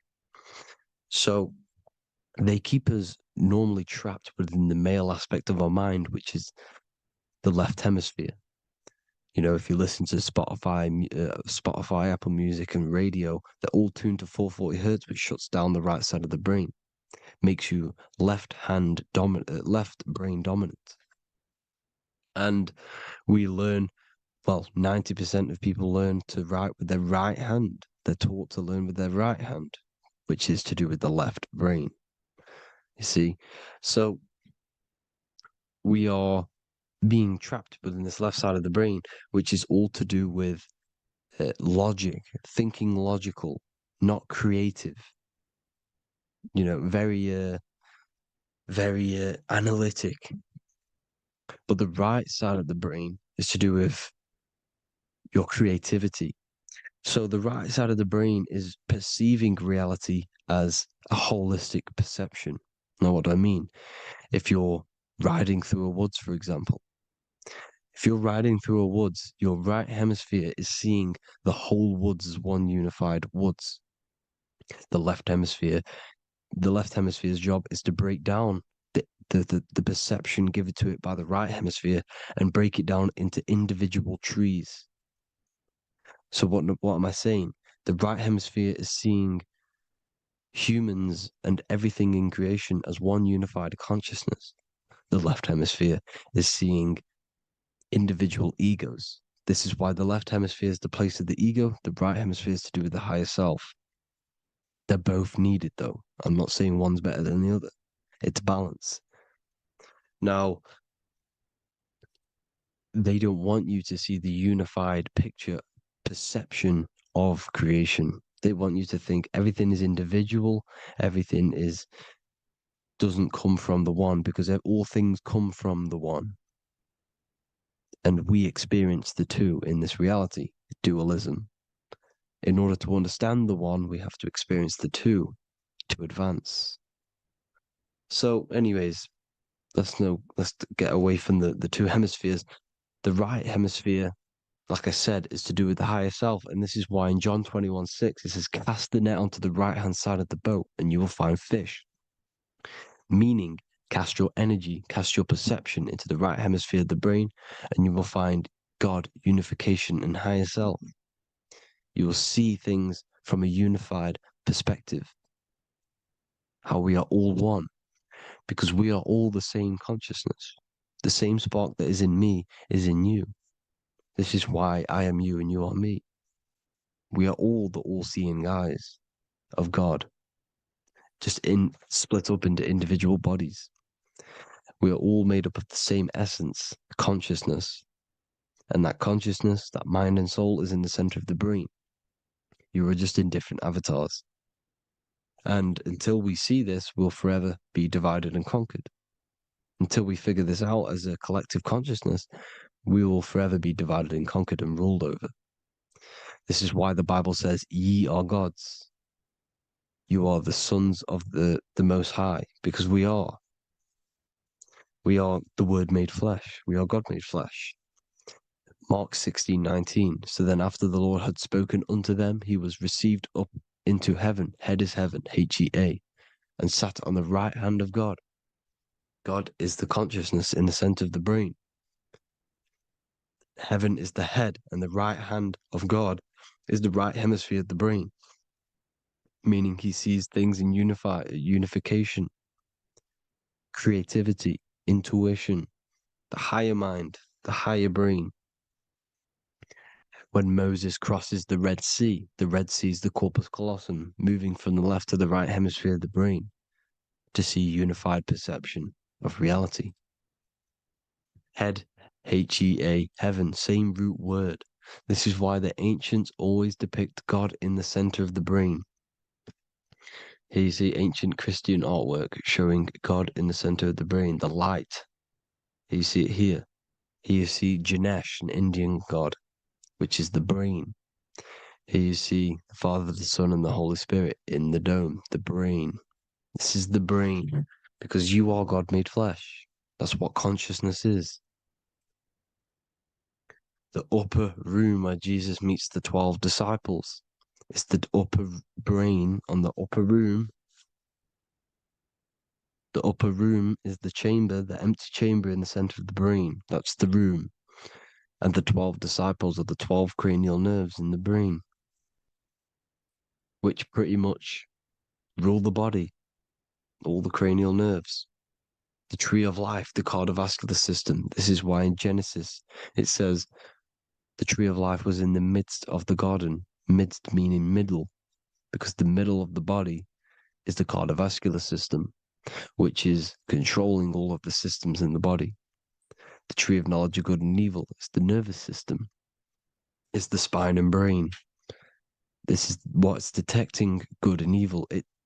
The brain is the electrical computer with the left and the right hemisphere, decoding the dualistic world, decoding the light waves given to it by the external world. It is an electromagnetic computer. It is artificial intelligence. It is very intelligent, the brain and the nervous system, the human body as a whole. But the tree of knowledge of good and evil is the nervous system, because it is the tree that detects good and evil, makes you learn good and evil in this dualistic reality. Here you see Adam and Eve around the tree of knowledge of good and evil. Adam and Eve, male and female energies, with the serpent in the tree, and the tree of knowledge of good and evil. Well, this is the spine, the brain, and the serpent is the kundalini up the spine. The serpent is the S. That's why S, serpent, the letter S is the serpent. Sex and serpents make an S noise. You know, the Bible cursed the serpent. So we don't figure out the true religion. The true religion is raising the Kundalini and becoming God-man and reaching our higher states, our true God self. Because once the Kundalini is saved and hits the pineal gland, it activates 100% of the brain when we're only using around 20 to 10% as of right now without the Kundalini awakening. So when you use it, you're activating 100% of the brain. You're activating all the dormant brain cells. You're regenerating the body. And this is the serpent in the tree of knowledge of good and evil. This is the spine, brain. This is Adam, Eve, the male and female energies. The light of the body is the eye. Therefore, if thine eye be single, thy whole body should be full of light. Matthew 6:22. This is the single eye in the center of the brain. It is not the pineal gland. It is what's inside the pineal gland. You have to go beyond the physical world, and there are no words to describe things that are not physical, metaphysics. And the whole body should be full of light. Well, this light is the same pyramid that you see. You are the pyramid with the all-seeing eye on top. This is why the ancients built the pyramids with the stairs in the middle symbolizing the spine, because once you open all the chakras and balance them and raise the Kundalini, you activate all of the brain, which gives enlightenment. The word enlight in ment. Ment means mind, light in the mind. Enlighten the mind. And this is enlightenment. We are the temple. And Jacob called the name of the place Peniel, for I have seen God face to face. Within spells high twin. Within you is the God self, which you need to manifest into the external world. And he's seen God in Peniel, the consciousness. He's seen his true self, consciousness in the pineal gland. Genesis 28:10, Jacob's ladder. Jacob, he took a rock there and laid his head on it to sleep. Jacob had a dream. He dreamed there was a ladder that was on the ground and reached up into heaven. Head is heaven. The rock he fell asleep on is the sacrum bone, because he's symbolizing the oil that comes down the spine, hits the sacrum bone and rests there, falls asleep, and it looks up and it sees the ladder to heaven. Because when you raise this oil, you become God-man. You become God in heaven. You can leave the body at will. Do you not know that your body is the temple, that your body is the temple of the Holy Spirit? Corinthians 16:19-20. Or do you not know that your body is the temple of the Holy Spirit within you? Your body is the temple of the Holy Spirit, the soul and the mind within the center of the brain, the temple of Solomon, temple of the soul and the mind. Romans 8:10. Christ is in you. It's not external. When you give where attention goes, energy flows. When you give your energy to external things, your attention, your worship to external things, you're giving energy, meaning it's draining you, and you're feeding something within the astral plane, a mental thought within the astral plane. So with you realizing that the Christ is in you, that you don't have to worship anything outside of you, this means that you're internalizing your energy. You're not giving your energy, because where attention goes, energy flows, which means you become more present. You become healthier because you're not giving off all of your special electromagnetic energy that's charging you. This is why the religions ran by the Vatican is all external. They're exoteric. Exoteric means external teachings. The esoteric is the internal, the hidden teachings. In Psalms 82, I have said, Ye are gods, and all of you are children of the Most High, because we are the Most High, split up into individual bodies.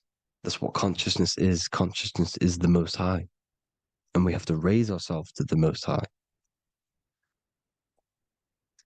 Brahma, Vishnu, Shiva, the Father, the Son, and the Holy Spirit. Why is it always a trio? It's a trio because it symbolizes us, the soul, mind, and body. The mind is the bridge for the soul to be in the body.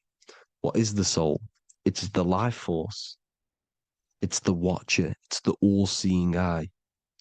The soul sees into different realities, and it gives life to the body of every reality it goes in.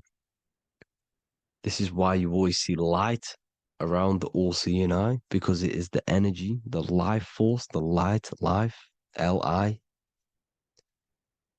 Life is light, and it's the eye because it sees into the different realities. It sees into the dream world.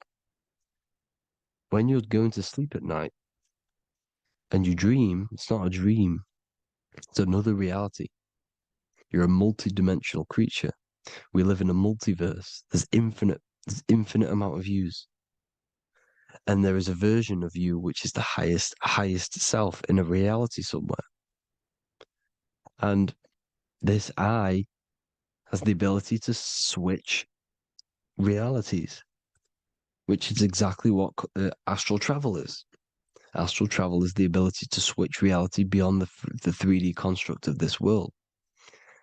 The Father, the Son, and the Holy Spirit, Brahma, Vishnu, Shiva. Brahma, the soul, inhabits different bodies. This is why they have different heads. Vishnu, the mind, symbolizing gnosis, meaning knowledge. This is the serpent. The serpent symbolized knowledge. Shiva, the body. Father, the Son, and the Holy Spirit.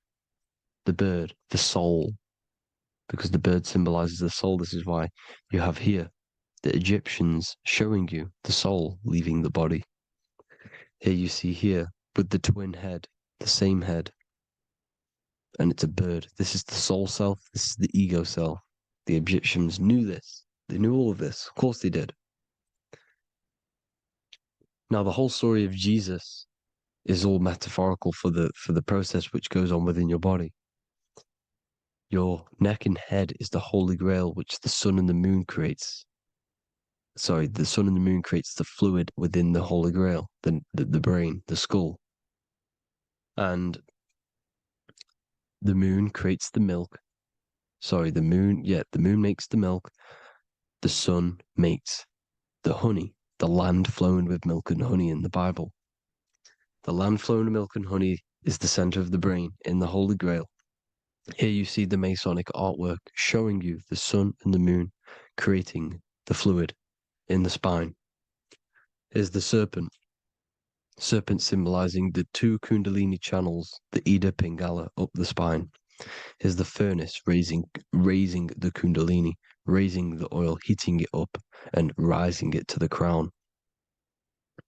You see? So here you see more Masonic art, seeing the sun and the moon creating the holy fluid in the brain, in the cup, filling the cup. This is why it's a cup, because it's the Holy Grail. This is the holy oil in the center of the brain that gets released down the spine, which is Jesus coming down from heaven. It comes down the spine, down the River Jordan in the Bible.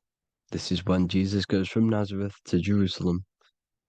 He comes down the River Jordan, and Joseph and Mary are in Nazareth waiting for Jesus' return. Joseph and Mary symbolize the pineal and pituitary gland, which produce the two oils created by the sun and the moon. And he returns. When he returns, he gets crucified at 33, because there's 33 vertebrae at the back of the spine, and it crosses the vagus nerve. The crucifixion of the oil past 33 vertebrae creates God-man, and it creates your higher self, and it activates 100% of the brain. and you turn into spirit, you turn to your spirit self. This is why Jesus dies. He didn't physically die, it metaphorically dies and becomes his higher self. The ego self is left behind. It's the same with the whole story of Jesus. Jesus comes down from heaven, which is the oil. He dies in a cave for 3 days, which is the oil hitting the cave. Here's the cave. And resurrects after 3 days. If you resurrect the oil, comes up and gets crucified at 33 in Golgotha. Golgotha translates to a place in the skull. The 3 wise men from the east. Well, if you look at the Masonic artwork, they'll always show you a ladder up to the east. Okay? Here you see north, south, west. This would be east. Here you see east here. East here. The ladder up to the east. The east is the top, up. 3 wise men from the east. The thalamus, pituitary, and pineal gland in the center of the brain. The most important glands in the body. Here you see the Egyptians with the spine, the sun, and the 2 hemispheres of the brain. What did I say at the beginning? The sun is the soul. The sun is its own source of energy. It's the life force, which gives life to anything it inhabits. The soul is the same thing. That's why sun and soul mean the same thing. So, what I'm saying is consciousness is God. And this is why when it refers to as God in the Bible, means your higher self, pretty much. And returning back to this higher self, because God is something that you need to manifest. Consciousness is God, and your body is a reflection of the creation by God. This is why everything in the body corresponds with the stars. The stars rule the body. We are an image of the stars. This body is an image of the whole of creation. Aries rules the head. This is the cerebrum, the ram in the brain. Is the ram, Aries. And we have something called the cerebrum, Aries, the ram. This is the Lamb of God moving to the higher mind. Taurus, which is the lower brain and neck, the cerebellum, the bull Taurus, the lower mind, and the cerebrum and the cerebellum, the ram and the bull, is what makes you ramble on. Ramble meaning walking. The higher mind and the lower mind working together makes the body ramble. Ramble is what makes you walk along.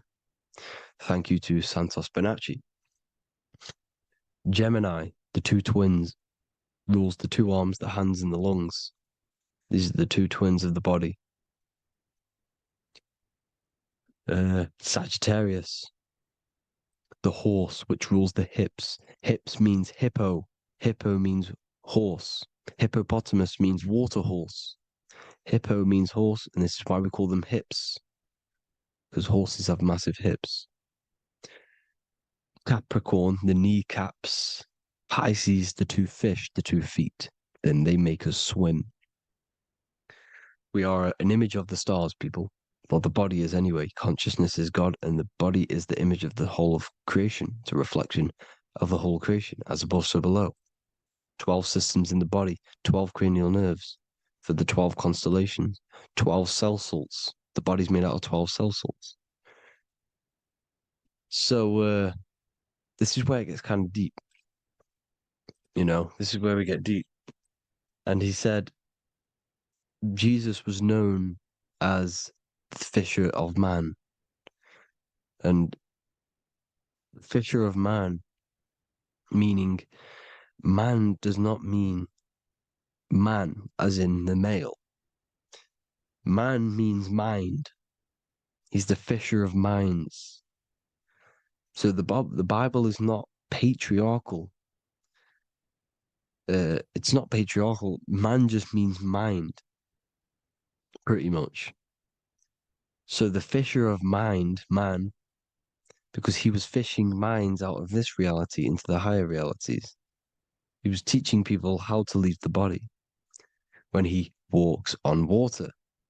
Walking on water It's the physical, etheric, astral, and mental. These are the different planes of reality. The ether is the either because the ether is the substance that's on either side, astral and physical. It's the fifth element is ether. And the fifth element is the water. The same water at the beginning of the Bible when it says, let the firmament divide from the waters above from below. The water symbolizes the ether. It's the base of all physical matter. And the ether symbolized is known as the water. So when you're walking on water, you're walking on the ether, meaning you're leaving the physical body. So when Jesus walks on water and he's teaching Paul to walk on water, Paul becomes scared and falls back into the water. Well, when you astral travel and you become scared when you're projecting, you'll fall back into your body.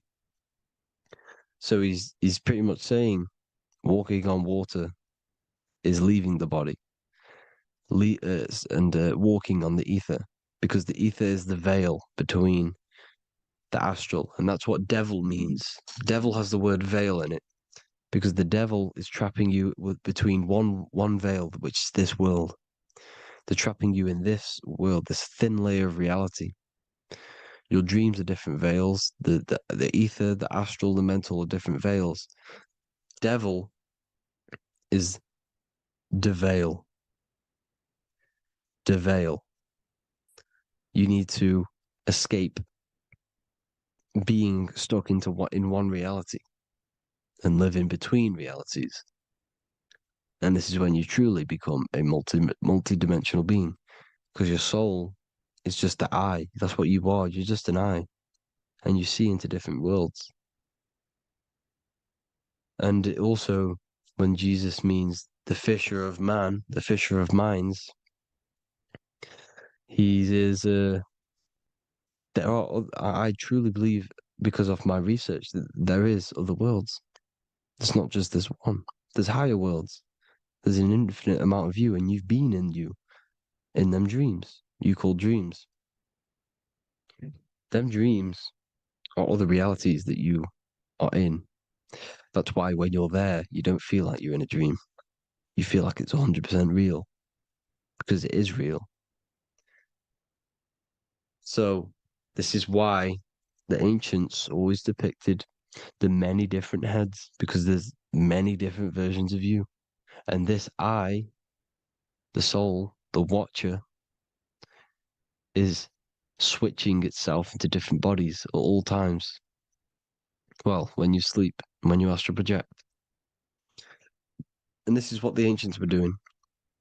They understood the multiverse, and they could switch bodies at will. And this is what the 7 seals are in the Bible, also known as the 7 chakras. These are literally portals within us to these different worlds. We're in the heart at the moment. Earth rearranged spells heart, meaning middle. This is where good and evil exist. It's the middle point, the midpoint of realities. So I hope you all enjoyed the video. All of this knowledge that I've give you in this video is inside of my book, the Book of Wisdom. The Book of Wisdom gets updated every single month with new pages. It's a one-time payment for a lifetime worth of research and knowledge by me. So if you do want to get it, the link will be in the description. But I hope you all gain some amazing insight. Please like, comment, and share to help the algorithm, and drop a subscription. And for more lectures, every 2 days, I drop lectures and knowledge within the Patreon. If you want to support the channel, join the Patreon. Everything's in the description, because we are not monetized on YouTube. Thank you all. Have an amazing day.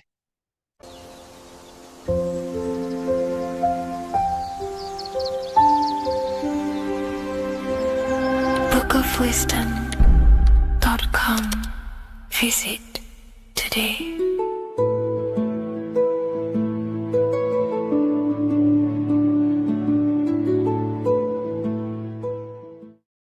There is a secret meaning behind the number 666. 666 is 3 sixes. The number 3 in occult and esoteric numerology represents the 3 aspects of human consciousness.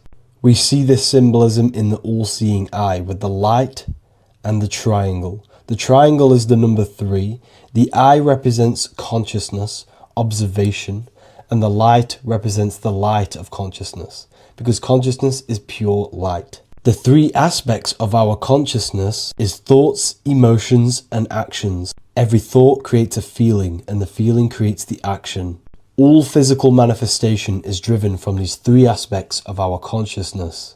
All physical manifestation comes from thought. Every object you see around you, this screen, the phone you're on, the laptop you're using, or the iPad, was a thought in the invisible realms of consciousness.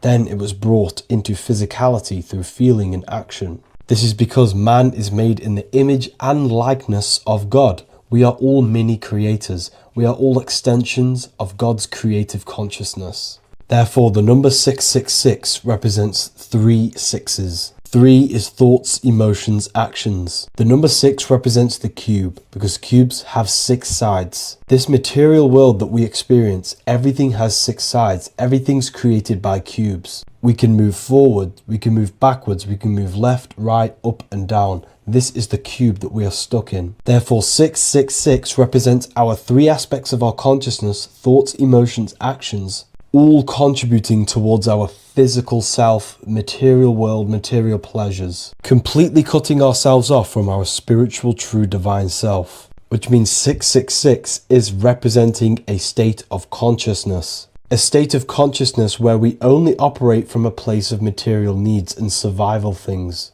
As humans, we possess a physical material body in the physical material external world, but we also possess an invisible inner world, which is what we call spirit. When we disconnect ourselves from our inner worlds, we become lost in this materialistic way of thinking and acting, which can lead to no life purpose, a feeling of emptiness and voidness in our hearts. Humans possess the ability to transcend our animal instinctual natures and turn to the divine mind, to the spiritual inner world. It is our inner world that is projecting our outer world. The outer world is just an effect of our inner state of consciousness. It's important as we go through this human life to not lose ourselves and look for our validations outside of ourselves. The external world is simply just a mirror, mirroring with mathematical precision what happens inside our consciousness. When we change our inner world, we produce effect in the outer world. To get back on track about this number, this represents when we are lost in our material self and we are completely cut off from our true divine self. The devil is always having goat horns, which represents a ground animal. This is the lower animal self of man. He's always red. The frequency of red is the lowest vibrational color, and it also represents the root chakra. This is all to do with survival mode and our physical needs and physical self. Red represents chaotic and intense emotions like hatred and anger. This is why the devil is always red, because it represents anger and an uncontrolled state of emotion and consciousness. You see, we've been taught in the church and all through religion indoctrinations that the devil is an external deity which influences humans. And in fact, this is nothing but a metaphorical story. The devil is a character which represents an aspect of the human mind, the lower aspect of the human mind, a facet of our own consciousness and psyche. The voice that we have in our head that tells us to do these negative things is not an external deity pushing us to do something bad. This is an aspect of our own mind. Jesus and Satan are just 2 characters which represent the 2 voices that we have in our own consciousness. In fact, the word devil was never present in the early Gospels. Instead, what was mentioned was a spirit of evil. A term spirit of evil was not meant to denote a specific deity or being, but rather any force of negativity, whether it manifests as a destructive thought, emotion, or action. The spirit of evil represents the darker sides of our mind, the part that leads us astray and brings forth negativity in our lives. The reason why they want you to believe in a devil is because they don't want you taking responsibility for your creations. They don't want you to realize that the external world is truly a mirror of your inner state of consciousness. Instead, when something bad happens in your life, you blame it on some external devil or Satan who tempted you. Everything is your creation in your life. When you realize this, you take full control and you begin to reshape your external world by changing your inner state of consciousness.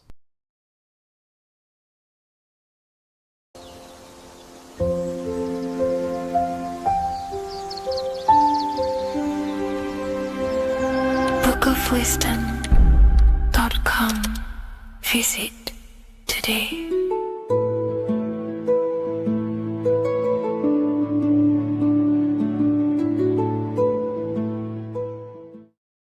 What if I told you that the pentagram can unlock the secrets of creation and make you manifest any reality you want? Hence why the pentagram is used heavily in magic and witchcraft. We have to understand that the pentagram has been heavily demonized. Religions, churches claim that this symbol is associated with Satanism and witchcraft. I personally believe this was intentionally done so that people do not gain their personal power over reality and their life. The pentagram reveals so much about you, and it is one of the most important symbols to understand inside the occult studies. It is one of the most common symbols that you will see across all occult esoteric orders and different occult traditions, such as Freemasonry, Kabbalah, Rosicrucianism, alchemy. You will see this symbol everywhere. And in fact, you even see this symbol, the pentagram, on old church buildings, statues of Jesus next to church buildings. You will see this symbol used by Christianity itself, which is very contradicting about the church. But I'm not here to tell you to think anything. You can simply take this information with a pinch of salt and see if it benefits you. The pentagram used by the early Christians was said to symbolize the 5 wounds of Jesus on the cross. But this goes much deeper in an esoteric explanation. The pentagram ultimately represents the 5 elements of creation. All creation falls within these 5 elements. We have spirit on the very top, then you have air, water, earth, fire. This is the correct placement and order of the elements. Air is always on the left, water is always on the top right, earth very bottom left, fire bottom right, and spirit placed on the tip point of the pentagram. It's a 5-pointed star drawn with one continuous line. But this actually reveals much deeper things, and we're going to be going into how to use this symbol for magic and creating your reality towards the end of this video. But now we're going to give you a basic understanding of the pentagram. It's showing you the 4 physical elements symbolized as triangles and spirit symbolized as a circle. The 4 physical elements are made out of the base element, spirit, or what the ancients call ether. Ether is the underlying base of all physical matter. This is the substance that animates physical matter with life force. All physical matter has its origin in the etheric substance, or spirit, what we want to call it. It is simply the life force that animates the physical thing. However, if we go deeper onto this symbol, it also represents something personal to the individual who wears this symbol. If you wear this symbol, you're basically saying you're putting your divine nature over your material nature. Your divine self is in control of your material self. You put your spiritual needs before your physical desires and needs. Hence why the spirit is on top, looking down over the 4 physical elements. The circle is continuous, one line, eternal, no beginning, no end. The triangle has beginning and end and points. You can see the beginning and the end when you draw it. On a deeper level, this is pretty much showing the process that symbolizes the structure of the macrocosm, the universe itself, showing how the invisible spiritual planes condense and crystallize into the visible physical world, spirit turning into physical reality. But if you wear this symbol, you're basically saying, I put my divine nature over my material nature, showing that your spiritual nature rules over your earthly existence. You put your spiritual needs first. If you see this inverted, it is now the opposite, placing spirit on the bottom, basically saying, I desire the physical things over the spiritual. But what exactly is your spiritual nature? Well, your spiritual nature is simply your internal self. You chase things that are immaterial, such as knowledge, love, experience, expansion, gnosis. These are the qualities of spiritual things that the spiritual person likes to chase and desire, instead of desiring the things that are temporary in the material world and never actually lead to fulfillment. True fulfillment is by chasing spiritual things. God, the nature of creation, the self, gnosis, knowledge. But if we go even deeper, this symbol ultimately represents how reality is created. Hence why this symbol is heavily used in Kabbalistic magic and so-called witchcraft. We are all magicians. Each one of us are creating reality. There are just certain ways you can actually create reality by becoming conscious of them. By becoming conscious of the elements and the qualities of the self that actually create your experience in your life in the present moment. If we look at the pentagram, we see that when you draw a pentagram, it is one continuous line. It is one expressed in 5. The order of the elements are very important. Spirit at the bottom, fire at the bottom right, and so on and so on. Because this is showing you the descent of the spiritual into the material, the invisible crystallizing into a material reality. As you can see when you start to draw the pentagram, you see spirit at the very top. You're descending down to fire. Fire is the closest element to spirit. Hence why in magic and witchcraft, people like to use candles. So you're descending first into fire, then into air, then into water, then into earth, then back into spirit. Because of course, the cycle of creation unfolds itself. When you die, you return back to spirit, and then you reincarnate yourself back into physical reality if you wish and desire to. Everything is under this process of matter spiritual. In the daytime you wake up, you're in your material body. When you go to sleep, you enter your astral spiritual body. Everything's in this continual process, renewing itself in spiritual, then material. But the reason why this is associated with magic so heavily is because each one of these elements corresponds to a different body of consciousness, a different vehicle of consciousness. Consciousness has many different vehicles it uses to create the tangible self, the physical reality. For example, consciousness has a spiritual nature. The spirit element in this case symbolizes the emanation, the descent of the one power, the one force that we are all using. Each one of us is using this one power, the power of the source consciousness, unfolding its creation in the present moment. This represents the source, the emanation, the descent of this continuous flow of energy through us that we are tapped into, like a live stream in the present moment. This descends first, the force descends into fire. Fire symbolizes the willpower, will. In this aspect or vehicle of consciousness, the will is the being that directs intention, initiates action, shapes reality through focus, determination. It sets direction, holds intention, projects a desire into form, and aligns your inner world with the outer creation. The will comes out of the force, spirit. Then the will goes with intention to air. Air symbolizes the mental vehicle of consciousness, the mind, the psychic man. The psychic aspects of your consciousness is thinking, imagination, mental images, logic, using the thought or the mental vehicle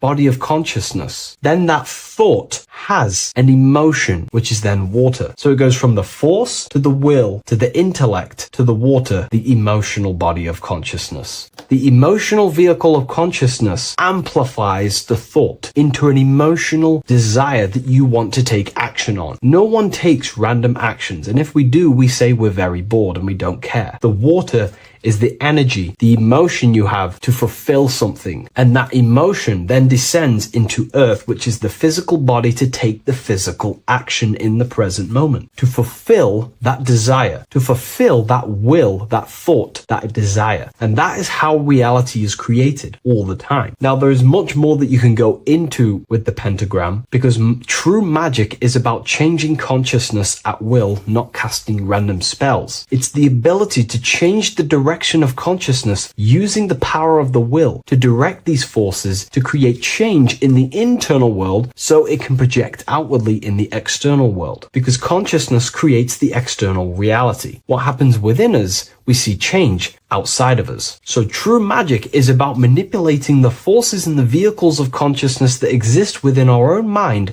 to produce a change in the material world. There are other ways you can use magic, by purifying each body of consciousness or banishing each body of consciousness. Other forms of magic, you can dissect each body of consciousness and work with that specific body. If you think you're using your mind too much, you can start using banishing rituals to banish the power of the mind, to stop overthinking, for example. Or if you have lack of emotional connection with your emotional vehicle of consciousness, we can dissect this body, tap into this body, and invoke this body and strengthen it. We're dissecting each body and vehicle of consciousness so we can work with it to create a specific change inside ourselves, then to be mirrored outside of us. So pretty much this pentagram represents the descent of the spiritual turning into a material reality. Hence why sometimes we see a human figure standing in the point of a pentagram, because it ultimately represents the microcosm. You are the microcosm.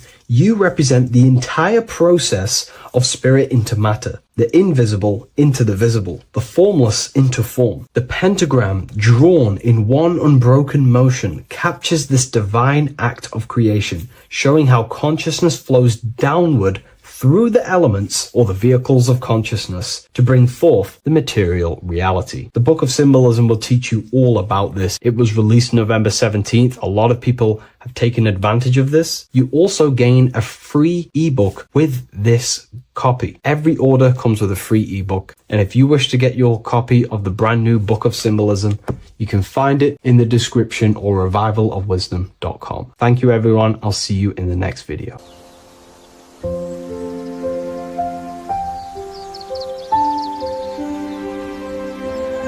bookofwisdom.com.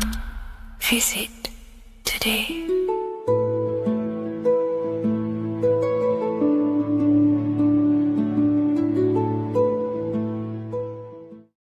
What is good, YouTube? Today we're going to be talking about the astral plane and how the cosmology fits into the astral plane. Okay, so first let's go over the astral plane and go over the different layers of reality so that you can understand reality more.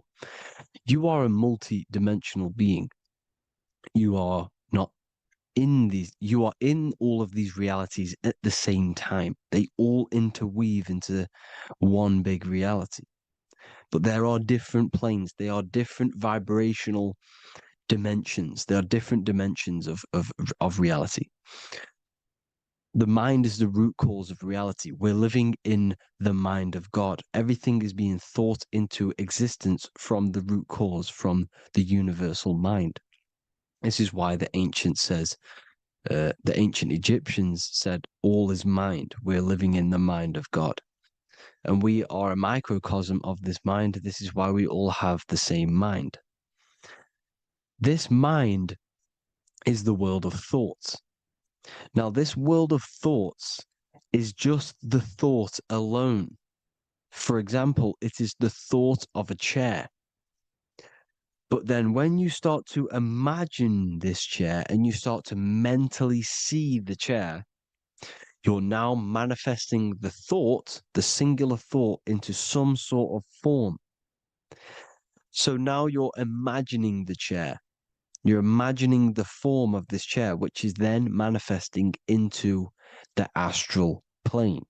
The astral plane is the world of thought forms manifesting. So when you are imagining something, you are seeing into the astral plane. Okay? Your third eye It is an eye because it sees the astral plane. It is seeing the other side through imagination, through dreaming. Well, we'll go over dreaming later. So the thought of a chair is a singular thought.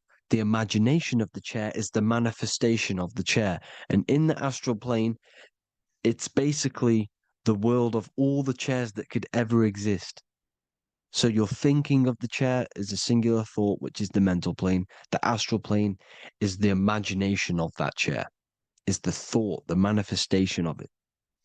Depending on the vibrational state of the thought will depend what level of the astral plane it will go to. For example, if you're thinking about a chair to torture someone on it, it's going to go on the lower astral plane.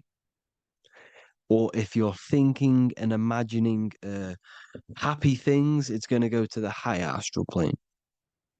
So wherever your mindset is, that we call it a mindset because your mind is setting frequencies to certain things. Thoughts are frequencies. And a mindset is setting your frequency, setting your mind to a certain frequency. So when you set your mind to a certain frequency and you imagine something in that frequency, you're going to match everything in the astral plane that are on that similar frequency, just like you would in the physical world. Because we're all in these worlds right now as we speak, but we can't see them with the two physical eyes. We can feel it though. When you're around someone and you've just met a new person, for example, you can feel their vibration. And if you're not on a similar vibrational match, you will not get along with that person, or you just won't not get along, but you won't connect with that person because you're on two opposing frequencies, not matching. And this is something that you can't see, you can only feel because it's the astral plane. It exists within the astral plane. Everything in the astral plane is made out of vibrations. So if you do astral project, and if you already know how to astral project, you will see beings and people and things that are on the same frequency as you. This is why before you astral project, you need to sort your vibration out before you astral project, because you are projecting your consciousness into this. It's the mind. The mind is the bridge. It can move between realities. You are a observer.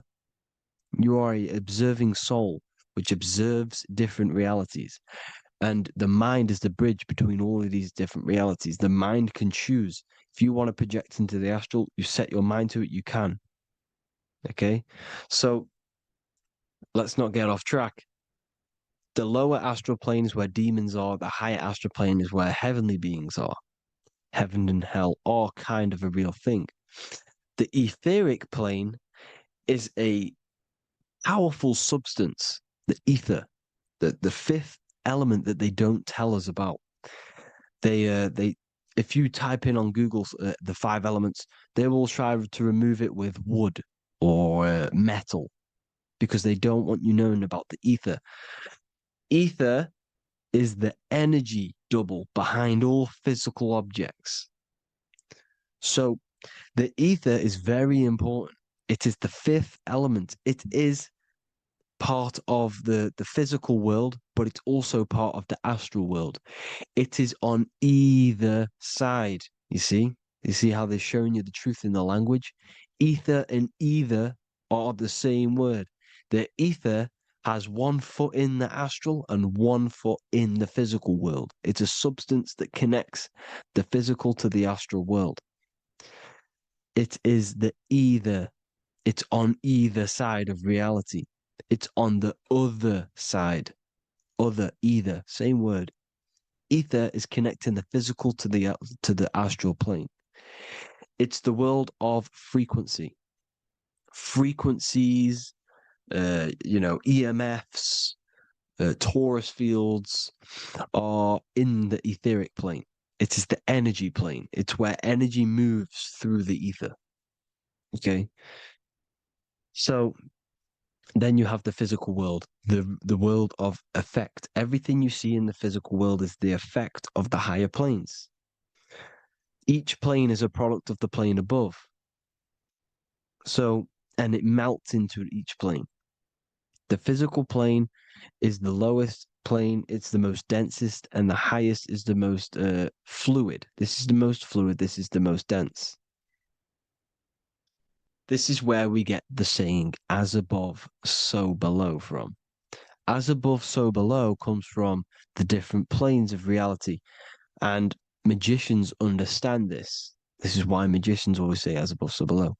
Because they understand if you manipulate the higher planes of reality, you manipulate the lower planes. Because the astral plane is a direct copy of the physical world, but in the astral plane. It is mirrored. The physical world is mirrored in the astral plane. They are both the same world, but just different vibrational states of the world. Kind of. It's hard to put this in words, people. So just try and understand. The astral plane is the double. It is whatever happens in the astral plane happens in the physical plane. This is why magic works. This is why demons work.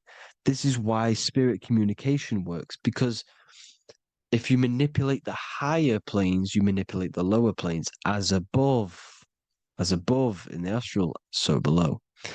Leonardo da Vinci showing you to look up, pointing up. You got to look up. He's telling you to change the mind, you change the physical world. You change your emotions, you're on the astral plane, you change the physical world. You change your reality by changing the higher planes. This is the Masonic 11, the two pillars. This is the 11 also symbolizing the two hemispheres of the brain here. But the 11 symbolizes the two mirrors. 11, 9, 11. 9, 11 adds to 11. 9 plus 1 plus 1 equals 11. The Twin Towers were an 11. Flight 11 was hijacked. Because it's a mass ritual within the astral plane. Now, we're going to go deep into that later, and I'll show you these rituals they do in order to manipulate the astral plane.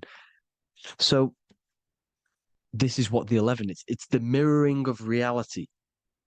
If you contact spirits and conjure spirits, you can either summon or attract demons and spirits. Summoning is creating a spirit. You create demons. Okay? Like I said here, the mind is the root cause of reality. If you think of if you think of a traumatic event that happened in your life over and over and over and over again for years and years and years, where attention goes, energy flows. The mind is the director of energy. If you are directing energy into the specific emotion, the specific thing that is torturing you in your mind, that will manifest as some sort of being in the astral plane, which is called an elemental. And this elemental being that you have created through your thought forms and emotions will latch onto you and feed off this energy. So it's important that you get your mind right, okay? It's important that you sort that you file the mind and you discipline the mind. Make sure it's only entertaining positive things, because you are quite literally creating your own demons. The word demon has the word mon in it. And if you've watched my videos to know, mon means moon. The moon is your mind, the sun is your soul, the earth is your physical body. Demon is mon means mind, moon is mind. You create demons with your mind. Summoning. Now, this is where the rituals come in. 9/11 was a ritual because everyone was thinking about this big fearing, the death of 9/11. Everyone was thinking about it. And all of their minds thinking about this horrific thing will manifest and summon a negative energy spirit elemental within the astral plane. That's how all of this works. This is why it was a mass ritual. Okay. Chris Brown, new album name 1111. Release date on the 11/11. This will be my 11th album and contain 11 songs. All of these people know the occult. This is Hermes Trismegistus with the star of Saturn, the six-pointed star, as above, so below. The mirroring of reality, physical and astral. The two Masonic pillars. So as above, so below. What's above us? The stars. The stars are connected to the astral plane. This is why we call them stargates. When we dream, we are experiencing these different realities. And what are stars? They tell in the Bible, it says Genesis 1:14. And God said, "Let there be lights in the firmament of the heaven to divide the day from the night, and let them be for signs." Signs translates to things to come. Why things to come? The stars tell the future. Why? And why do we say as above, so below? As above us is the astral plane and the etheric plane. As above, so below. Whatever happens in the stars happens on Earth. The stars are connected to the astral plane. Above us is the astral plane. We are a star in a physical body. This is why we say Mr., sister, stir equals star. The E and the A are interchangeable. We are stars, and the stars are the start of our incarnation. We start in the stars, same root word, and we descend through the seven energies, which are our seven chakras. Then we enter the heart of the soul system. The heart rearranged spells earth. And this is the true cosmology. Here's the Masonic cosmology. This is Masonic now. Here's the firmament. Let there be a firmament in the midst of the waters to divide the waters from above, from the waters that below. Genesis 1:6. The firmament, firmament comes from the word firma, Latin, I'm pretty sure, which means firm. When something is firm, meaning it's stable, it does not move, it is firm. The firmament is firm. So, is the firmament Genesis 1:6. What does he say? Genesis 1:3, sorry. Let there be light. This is before the sun and the moon was created. Let there be light. Before the sun and the moon was created, light was appeared. So what's that tell you? This is a holographic projection from some sort of light being, some sort of projector. And that projector is the all-seeing eye you see in the Masonic cosmology. This is the all-seeing eye projecting the light beams. Let there be light. Everything is made out of light. The universe is created out of light waves. The torus field is one unit of light. The light projecting this reality is Polaris.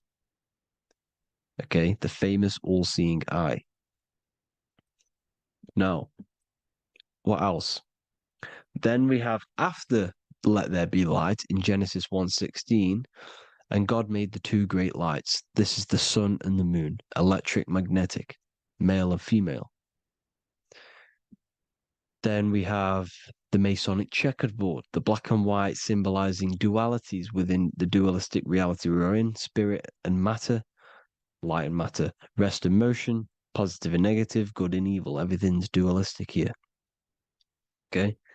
And it's a dance. The universe is a dance between flickering of white and black light, which is the torus field. We're not going to go over that, but this is all connected to the astral plane. This is the true cosmology. The astral plane cannot work on a spinning monkey ball in the middle of space. Does not work. Cannot work. It's impossible. Okay? Impossible. So, even in the Quran, it says, Allah has made the earth for you as a carpet, flat. Quran 15:19. And the earth we have spread out like a carpet, set there on mountains, firm and immovable. It is immovable. In the Quran, it also says 65:12, it is Allah who has created the seven heavens of the earth. The seven heavens, meaning the 7 layers of heaven, the 7 planets. And Psalms 104:5, he set the earth on its foundations and it can never be moved. Never. So here you see in Isaiah 40:22, he sits enthroned above the circle of the earth, and its people are like grasshoppers. He stretches out the heavens like a canopy and spreads them out like a tent to live in. We live in a tent. This is the tent. The projection of light. Here you see an ancient picture here. Here you see the ethereal barrier, meaning the firmament, the etheric barrier. And here you see his head popping out. Why is his head popping out? Because your head is heaven. Your heel is hell. Your head has access to the astral plane. This is why your head is heaven. The pineal gland, when stimulated, has access to project itself, project consciousness into the astral plane. Here you see another ancient picture here with the Masonic Royal Arch, with the zodiac here, the zodiac on the top, arching, because there's a firmament above us. Here's God in the brain. Consciousness is God. Here you see the Masonic Royal Arch, symbolizing the firmament. George Washington above the Masonic Royal Arch. These are the stars. This is Polaris projecting reality. Here's ancient churches with the dome. Polaris projecting reality with Jesus. Disney World is under the dome. The 7 layers of heaven, ancient paintings, all depict if you go and look at the ancient paintings, they'll all depict the firmament, the arch above us. This is where we get interesting. The Masonic Royal Arch has the 6-9, which is Cancer. The constellation Cancer, which is 6-9 is associated with portals, because CERN is the 6-9. Okay, CERN is opening portals. They're trying to create a portal to the other side. Cancer has the word CERN within it, so there is a link between Cancer and the opening, the firmament opening above us to ascension. Here you see the Masonic Arch with the Royal Arch and the light and the opening. Here you see the light and the opening. This is the opening of the firmament. Here's the Hebrew cosmology with Sheol, the underworld, and the opening. So Cancer is definitely some sort of portal in and out of this reality. I'm just connecting dots here. Now, we're going to go change a bit now. These celebrities that you are seeing they have not sold their soul to Satan, okay? They have not sold their soul to Satan. Satan is a demonic, low vibrational energy that has been summoned over the thousands and thousands and thousands of years of evil occult arts. So since Babylon was summoning this demonic energy, and this demonic energy in the astral plane will grow and grow and grow. It has no form. It has no physical form. Okay? But you can see it in the rappers. If your third eye is open, you can see clearly that these people are demonic. You can sense the energy that they're manifesting. Selling your soul is not what you've been told. It is gaining, because your soul is pure love, okay? Your soul does not want to do anything bad. So when you sell your soul, you're gaining physical gain. You're gaining physical wealth, for example, like for these rappers. They will be given millions of pounds because the people in control of the music industry, which is the dark occultists trying to brainwash the masses, the people in charge, they're dark occultists. They understand Satan and the energy.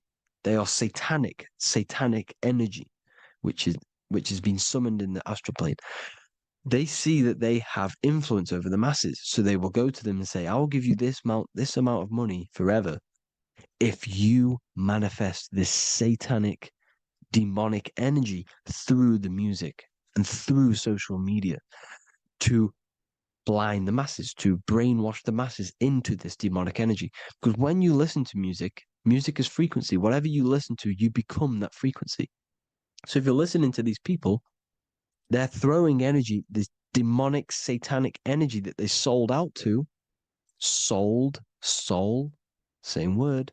When you sold something, you've got your soul involved. They have exchanged money, physical gain, so that they manifest this satanic energy within the astral plane and through the music, through the videos, through social media to keep us in this vibrational frequency, in this low state of consciousness. This is what it actually is. It's not, you're not selling your soul to some sort of devil. This satanic energy has no physical form it is formless in the astral plane. It's a summoned energy. Now, the root chakra is red. This is why the devil is red, because it symbolizes the animal nature of man. When you are operating off your root chakra, you will kill, you will fight, you will do anything to survive, because it's all about survival mode in the root chakra. They want you keeping in that fighting mode, that surviving mode, so that you are manifesting this low vibrational frequency, this satanic energy, this demonic red energy. This is why the devil is red. And the devil has a tail with the red arrow pointing down because it symbolizes your light body. This is your Merkaba. Your Merkaba is your light body. Mer equals light, Ka equals spirit, Ba equals body. Merkaba, this is the devil's tail pointing down, the descension, your heel, up to your heel, hell. Ascension to heaven, head. You see, this is the all-seeing eye with the illumination coming off it, your head, when you're illuminated. The Merkaba is your celestial sphere to portray different planes of reality. It is the vehicle of ascension. It's your light body. It's in the word Kabbalah, Kabbalah, Ka, spirit, Ba, body, La, light. Same thing, Kabbalah, Merkaba. Same thing. It's all about the light body. This light body sees different realities. So when you see the goat in the music industry, it's this satanic summoned energy that's been summoning for thousands of years within the astral plane. When it becomes to the physical plane, it will manifest through different things. A goat, an owl, Satan, Moloch, Baal, same deity, same demonic energy that's been summoning in the astral plane. And this is why the Baphomet has a goat head. Drake's new album is the goat. The Polo G, the Masonic G, with the goat. And here's Rylo Rodriguez in the mirror with the goat in the mirror and him in his physical body. It symbolizes, the mirror symbolizes the astral plane because he's manifesting the goat, the demonic energy. He's sold out to the demonic energy. And in the physical plane, he's his physical body. The mirroring, the Masonic 11, the mirroring of reality, the astral and the physical. And what do you call them when they're an amazing rapper, the best rapper? You call them the GOAT. Because the GOAT, you're the GOAT because you're manifesting the GOAT energy, this satanic, demonic energy within the astral plane. So Baal, Moloch, all the same thing. Because in the astral plane, if you want to gain spirits to come to you and communicate you in the physical world, if you want to communicate with spirits, you have to gain their attention. You can either gain their attention or come together and agree to create some sort of being, which is Satan. Okay. You can, like I said earlier, you can create these beings, you can summon them or attract them. One way to attract them is sacrificing. In order for you to become God, man, to turn to God, you have to sacrifice your life. You have to sacrifice, not drinking, not doing things, not doing anything demonic, not doing anything bad, not eating meat. You have to sacrifice yourself to become the light. However, if you want quick, instant gains in the physical world, you can sacrifice something else to communicate with these spirits, because these demonic energies feed off demonic energy, your demonic energy. So these dark occultists will give away babies, they'll sacrifice, torture babies so that they gain, so that they can communicate with these spirits for physical exchange. Yes, you can do this. These powerful spirits, these powerful demons can give you powers. They can give you certain things. And this is what they are doing. They're summoning and attracting these demonic energy. This is why, trafficking is one of the most, Balenciaga. Baal is the demonic energy in the astral plane, which requires child sacrifice for his presence. Balenciaga, and they were trafficking children. They were trafficking, killing them, and offering them to the spirits. This is what they are doing. Balenciaga. It's in the name. Here you see, you can see here a stick man with two horns. The goat, obviously, it's all the same deity. Baal, the goat. Moloch, here's Moloch, the owl, the Egyptian owl, because it comes from the owl of Moloch, which is Baal, which is Satan, all the same demonic energy. And it's on the dollar bill, a tiny dollar bill, tiny, on the $1 bill. All the same thing. Bohemian Grove, they worship the big owl, Moloch. It's all the same thing. It's all one big demonic energy which has been summoning in the astral plane. And it's trying to take over Earth, the physical plane. That's what it's doing. So I hope you all gained a deeper understanding of the astral plane and what's actually going on in the world. Please leave a comment if you can to help the algorithm. Drop a like if you like this content. And hope you all learned something today. And God bless you all. Thank you all.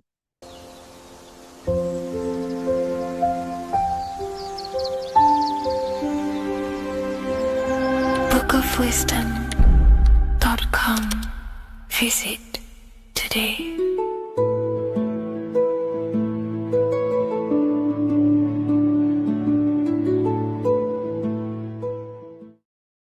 Neo is plugged in on the back of the neck, which is the reptilian brain stem. The reptilian brain is all to do with survival mode, survival state. It's always scanning the environment for safety, whether that's physically, emotionally, or mentally. It does not think. It is instant. For example, do I smack the guy or run off?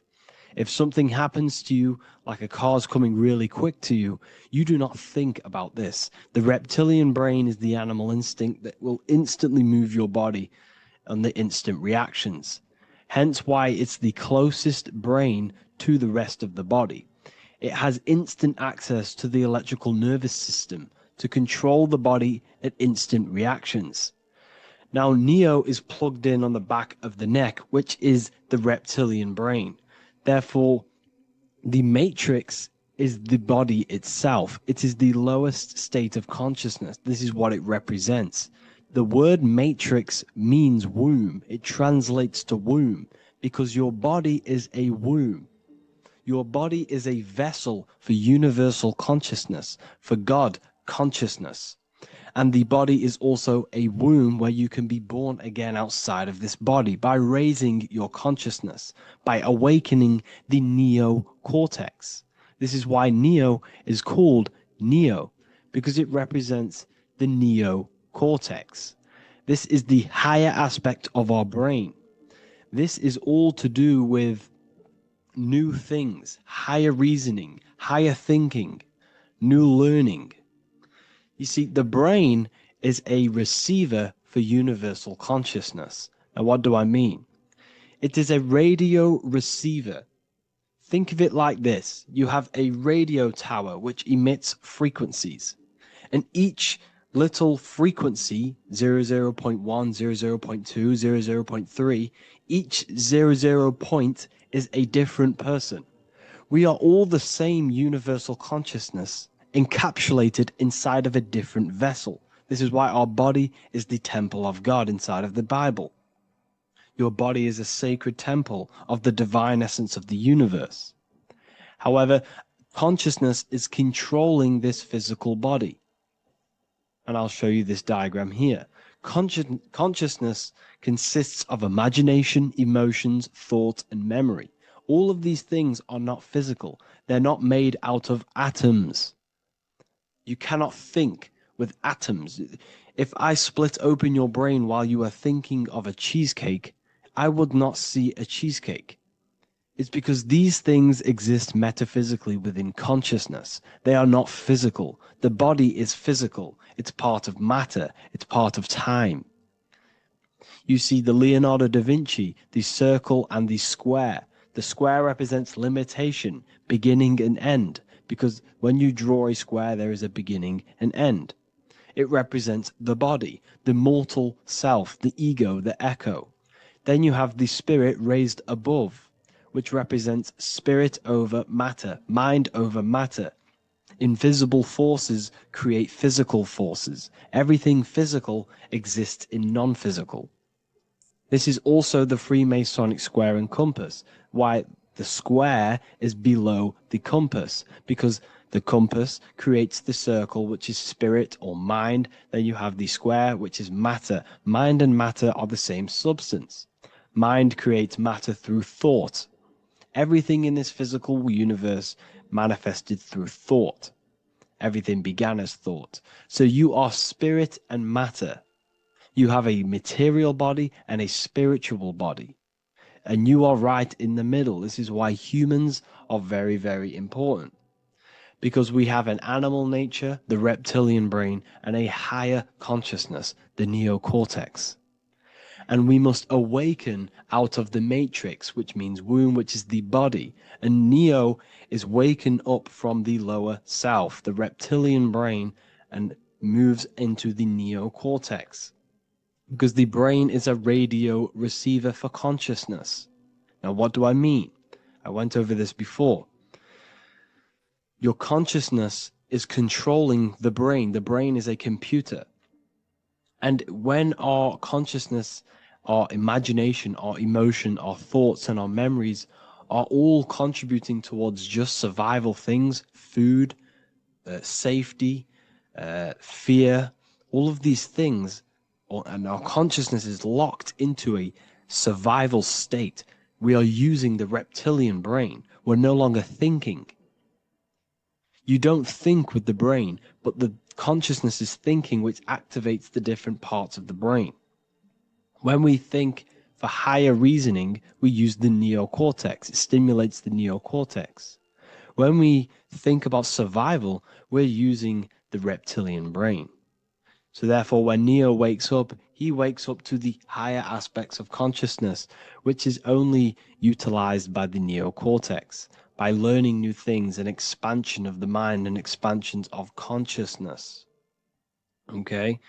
So the whole matrix is to keep you designed, well, the whole matrix is designed to keep you in a survival state, in the three-dimensional awareness. They want you constantly scanning for safety, scanning for food, scanning for emotional safety in relationships and other people. You see, they do not want you to think. They want you stuck in that reptile, that animal state, that beastly state that most people are in. Most people, all they do is eat, listen to music, consume, have sex, lust, desire. This is all the reptilian brain. So when we say the world's being ran by reptilians, it's symbolic. There is no physical reptilian humanoid beings controlling, manipulating human consciousness. We are all the same consciousness. However, there is a corrupted state of consciousness running this world. And this consciousness worships the physical plane, and they control the physical plane.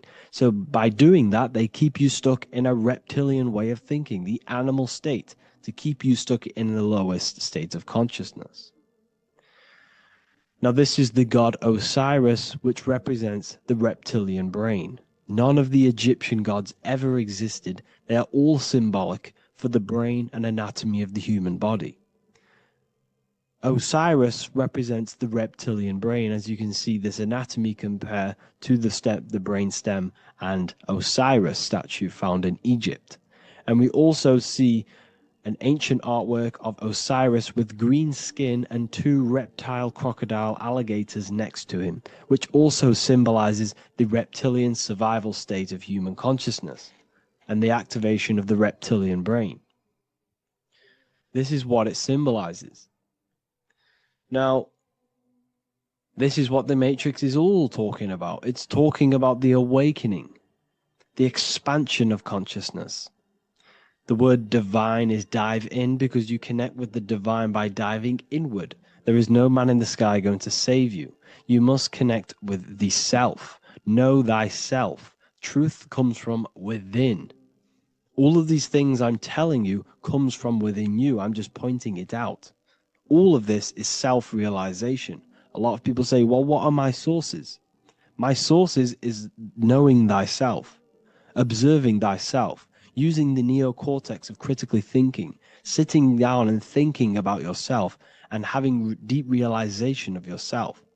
You can realize that your thoughts are not of this physical world. It's quite simple. The brain does not think. The brain does not imagine.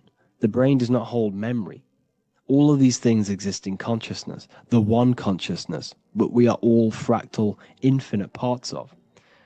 This is the eye on the triangle, consciousness being given down to the rest. This is separate. Consciousness is separate from the rest of the pyramid. The pyramid is your body. Neo is the one consciousness. This is the Egyptians symbolizing the one consciousness giving Ankh, which is life, to all the different life forms. However, you can see that the central sphere is giving a big Ankh to the humans, because humans, like I said, possess the advanced consciousness, an advanced brain that allows us to turn above our reptilian animal self. For example, we can go against our reptilian lower animal nature and turn to our godly nature. Animals cannot do that. They are stuck in instinct. They are stuck in a reptilian animal way of thinking and operating. Everything they create is to survive. We can turn against our lower nature and create for amazing things like buildings, architecture, technology. We can use our creative consciousness for anything we wish, not just survival needs. And it's the same with your spiritual journey. You can raise your consciousness beyond this animal state that they try to keep you in through fear, consumption, food, and the reptilian brain. We must awaken, start to think critically, and awaken to our divinity. Because the mind, the consciousness within you has infinite potential to expand. There are infinite fields of knowledge that you can explore. The mind can never be filled. It can never ever be full of knowledge. It always expands, and that's why you are alive. That's why you are part of this universe. That's why the science always says the universe is always expanding, because the universe exists in your mind, and the mind is always expanding into new fields of thought, new fields of knowledge and information. And that is your whole sole purpose, of expansion of mind and expansion of consciousness, and the exploration of the mind of God. We are living in the mind of God. You are a thought in the mind of God. You must awaken out of this body. This is why Jesus says you must be born again to see the kingdom of God. You must be born again. You must raise your consciousness beyond physical limitation and awaken to your divinity.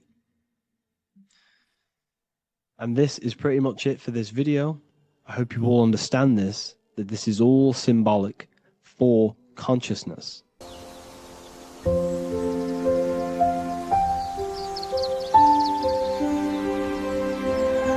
bookofwisdom.com. Visit today.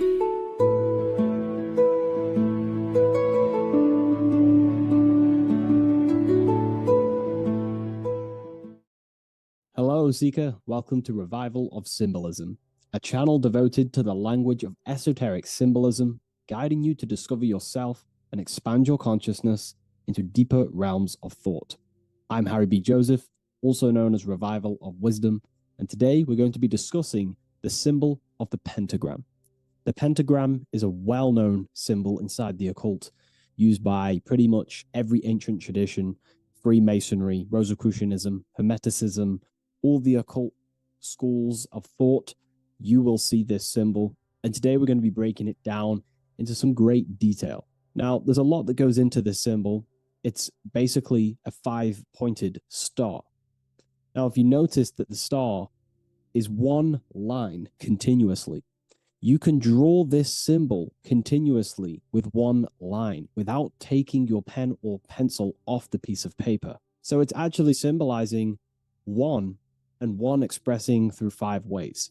So if we look at this symbol and each one of their points, we're looking at the 5 elements that create life, the universe, or creation itself. So the element of spirit simply represents the divine, the unseen world, the things that we can't really put our hands on, we can't feel, touch, taste, or see, but they hold influence over the material plane. So spirit covers a large category of things such as spiritual forces that drive physical existence.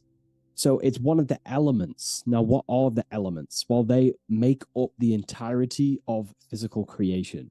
Air, water, earth, fire. These are the 4 tangible that we can see, feel elements that make up physical creation. They create the whole universe.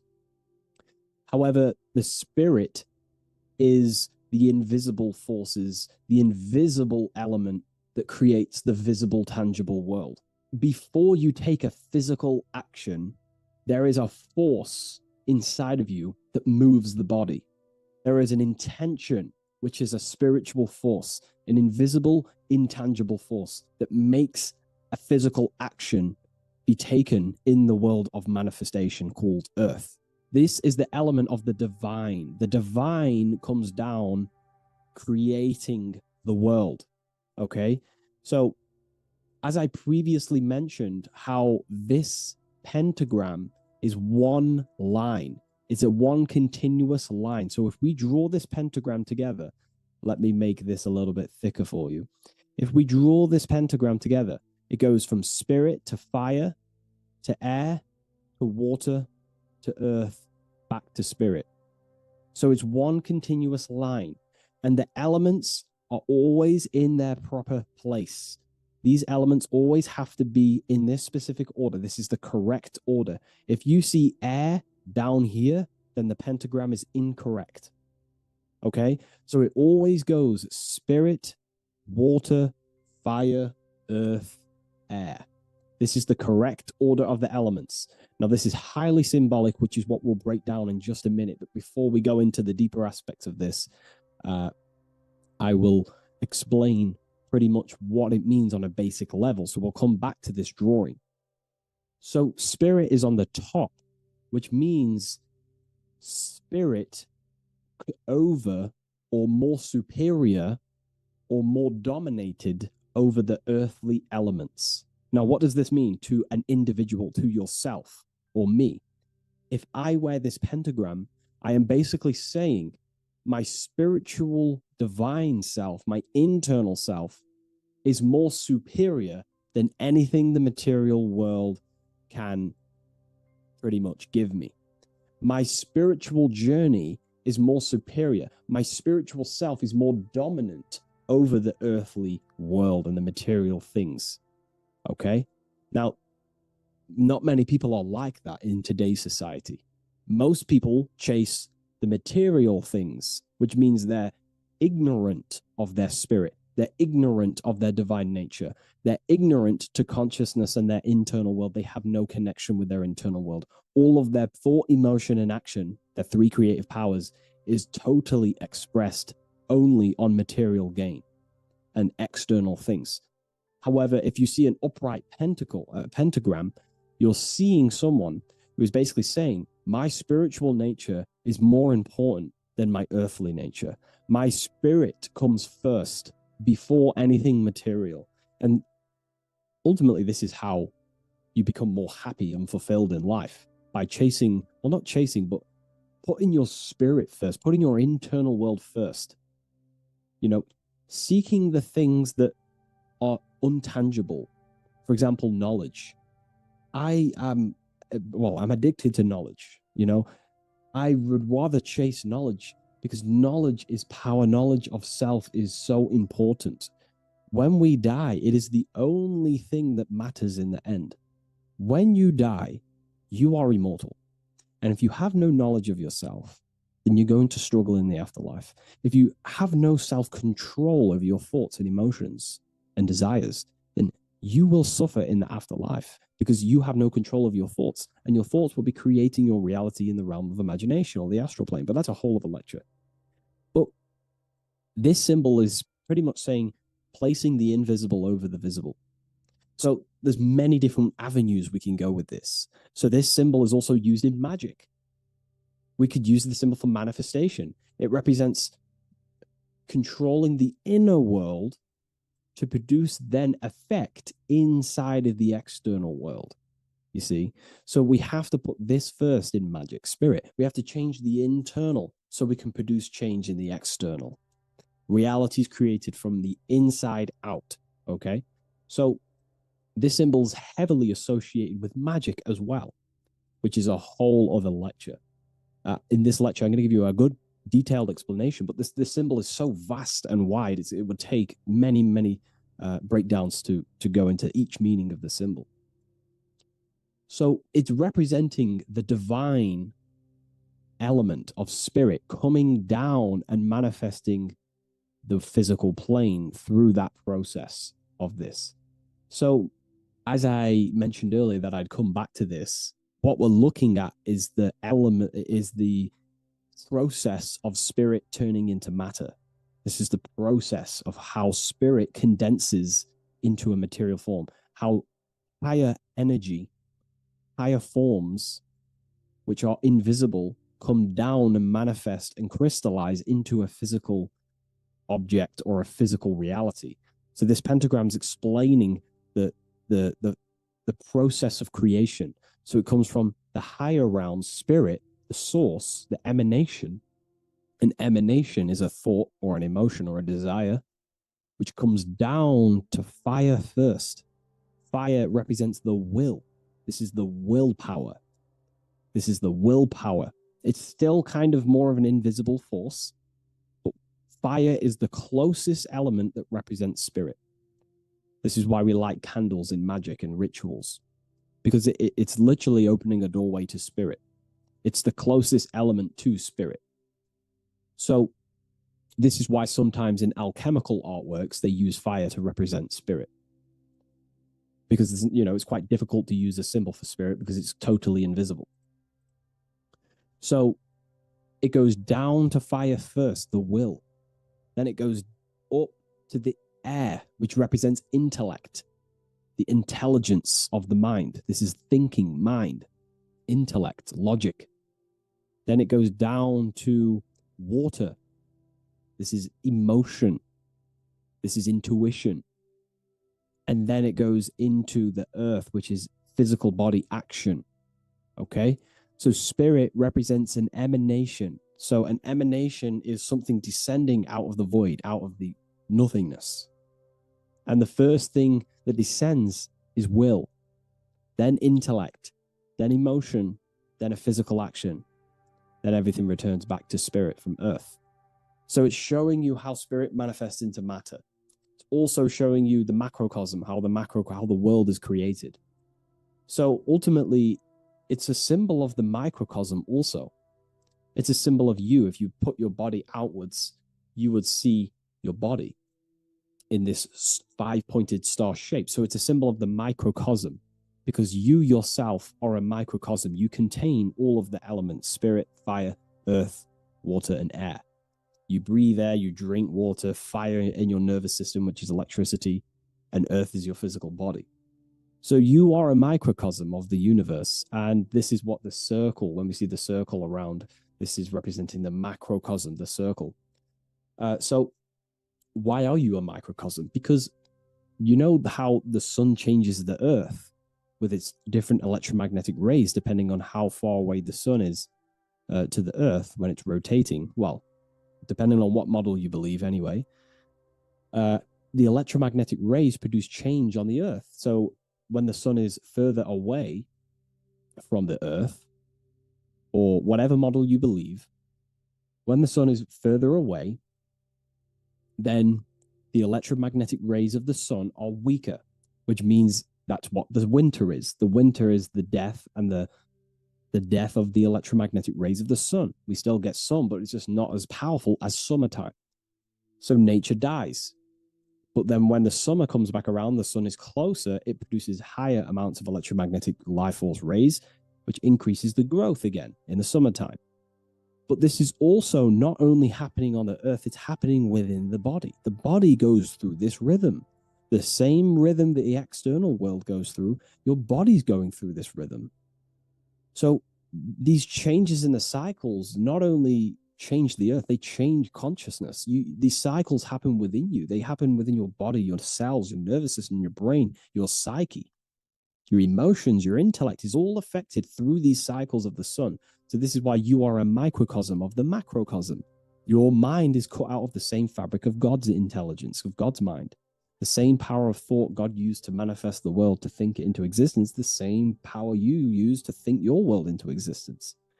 You are truly a microcosm containing all the five elements, all the same powers of God, but just in a smaller version. It's a symbol of the microcosm. It's a symbol of the macrocosm also. It's a symbol of how spirit manifests into form. And this is why it's associated with magic, because you can use these elements in magic, this process of how spirit becomes matter.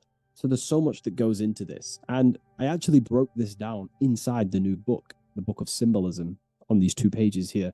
I will do another one on the inverted pentagram. This book, I've basically gone over every Freemasonic symbol, alchemical symbols, every occult society symbols is pretty much in this new book of symbolism. But again, it's not a book on symbolism. These symbols are representing forces within yourself. They represent you, and these symbols are designed to awaken aspects of yourself. So this is not a book on symbolism. This is a book on you. Each symbol will awaken different aspects of yourself to help you understand yourself. So anyways, it's a big book. It's going to be very, very soon. I'll leave a waiting list in the description. You can join the waiting list, or I'll just give you an email when it's ready. And I will see you in the next video. Please leave a like, comment, and share. And I'll see you in the next one.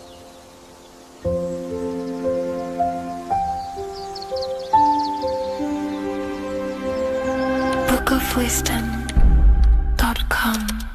Visit today.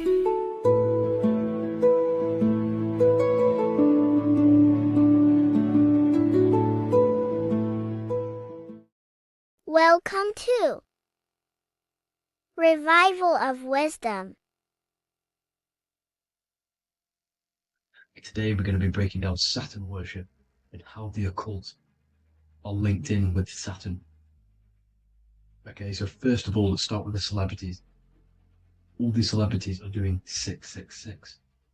Okay, covering the one eye, which also symbolizes the all-seeing eye, which is another occult symbol. But we're focusing on the 666, the 6 with the 3 fingers. Also, we have CERN with the 666 within their logo. Also Disney, okay, as you can see here, 666 within their logo. Pepsi, Coca-Cola, and even Cadbury's. Monster Energy with the 666 in Hebrew numerals. Unleash the beast. So what is 666 to do with Saturn? Because on Saturn, on their north pole of Saturn, there is a 6-sided hexagon, okay? So Saturday is named after Saturn Day, the 6th planet. It is also the 6th day of the week and has a 6-sided polygon on its north pole, 666. Not only that, when you create a star out of the hexagon, you will create a 6-pointed star, okay, with 6 triangles within the star and a 6-sided hexagon, which all adds up to 666. Okay, so this is why all these symbols contain 666. So why do they worship 666? Saturn. Because Saturn is the god of time and death, okay, and order and lessons. Okay, Saturn is a very cold and dry being. That is the 6th planet from the sun. Okay, Saturn represents the winter, which symbolizes death. Okay, because all nature dies within winter because the sun's not there. So it represents darkness and death. It rules the zodiac sign of Capricorn. Okay, so in the celestial cycle, Saturn is always opposite the sun. So it's the opposite of the sun. So they're worshipping this energy which is death-like. Okay, this god which is death and does not bring life. Okay, also is the god of time. Okay, also in the Roman and in Greek it's called Chronos. Okay, which is just a translation for time. It's also known as the Father Time, aka the Grim Reaper. Okay, the Grim Reaper. Keep that in mind. We'll come back to this. Here are some more logos with Saturn. Okay, NAG, Internet, Wi-Fi. Okay, all these occult logos all worship Saturn. They are a satanic occult. They worship this death god, this evil god. Okay, this is where the cube now comes in. Okay, because what colour is associated with Saturn? It's black, because it's the absence of light. It's opposite the sun. So black is the colour associated with Saturn. Each planet has its own colour associated with it. Okay, so when you make the cube, okay, as you can see here, the cube out of the polygon, it creates what? A black cube. Okay, and the Kabbalah, okay, Kabbalah means cube, Allah means the god, the cube god. These religions are secretly worshipping this cube god, the god of death, Saturn, Satan. It's the same entity behind it all. Okay, so also we have these black cubes in Australia, Denmark, all around the world, these black cubes, because this occult is worldwide. It's Saturn, Satan taking over this realm. Okay, also with this black cube, they walk around it like the rings of Saturn. Around the black cube of Saturn with the rings, they walk around in circles. What are circles? Cycles. What is a cycle? Time. The time god. This is why it has a ring around it, because it represents time, cycles. Okay, and this is another depiction. Saturn, always depicted with this Reaper staff. Okay, keep in mind this staff, just like we associated it, aka the Grim Reaper. The Grim Reaper also wears a black robe, representing Saturn with the same staff. Can you see it? This is where it comes in. Okay, the same thing. Look, the same staff with the black robe. Black representing Saturn, the god of death. Okay, the Grim Reaper, Satan. Okay. Also, when you graduate from university, what do? You wear a cube on your head, a black cube with a black robe. This is Saturn worship. See, this is how Saturn, Satan, has tricked the world into worshipping him, not God, the sun, which represents God. So what is a corona? Because a corona is a crown, a circle, okay? A set of concentric circles of light seen around a luminous body. So Saturn, so this is why they used to worship Saturn by wearing crowns in ancient days, and we still do to this day. The king or queen has a crown, a corona. Also, corona, the drink. Corona adds up to 666, just like Saturn is 666. But like you see in the corona, you see the staff. You see this staff, just like the staff of Saturn, the Saturn god, like the Grim Reaper, with the black robe and the staff, just like the Saturn god. What is the Grim Reaper? It's a killer. It represents death, just like Saturn, the god of death and time. So all these occults and secret societies all worship the 666 god, which is Saturn, Satan. All of our energy is being put into Saturn. Okay, and Saturn, Satan, is harnessing all of this energy. So gradually, this is what the mark of the beast is. Like it says in the Bible, the mark of the beast, or the name of the beast. Here is wisdom. Let him know that you have to understand and count the number of the beast, for it is 6. It is the number 6 of a man, and is 600, 3 score is 6, 666. So this is what the mark of the beast is. They are going to eventually put green chips, just like Neuralink, which is what Elon Musk is pushing. Okay, so this chip is the mark of the beast, and it's going to be implanted to our hands or brains.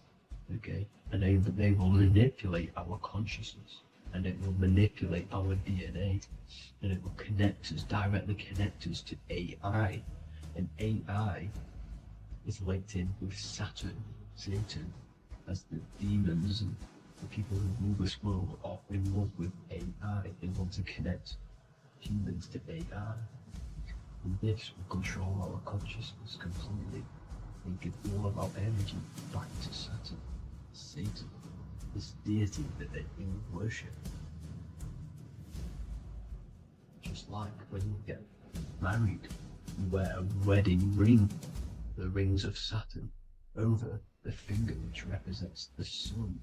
So you're basically seeing Saturn over the sun. The sun is the son of God. It represents the sun, represents God.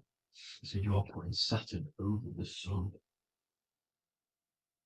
So thank you guys all for tuning in. I'm going to leave you guys here.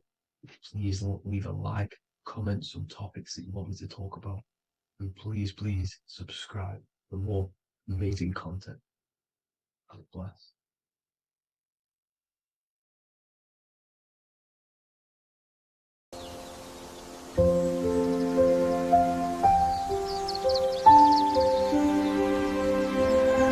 bookofwisdom.com. Visit today.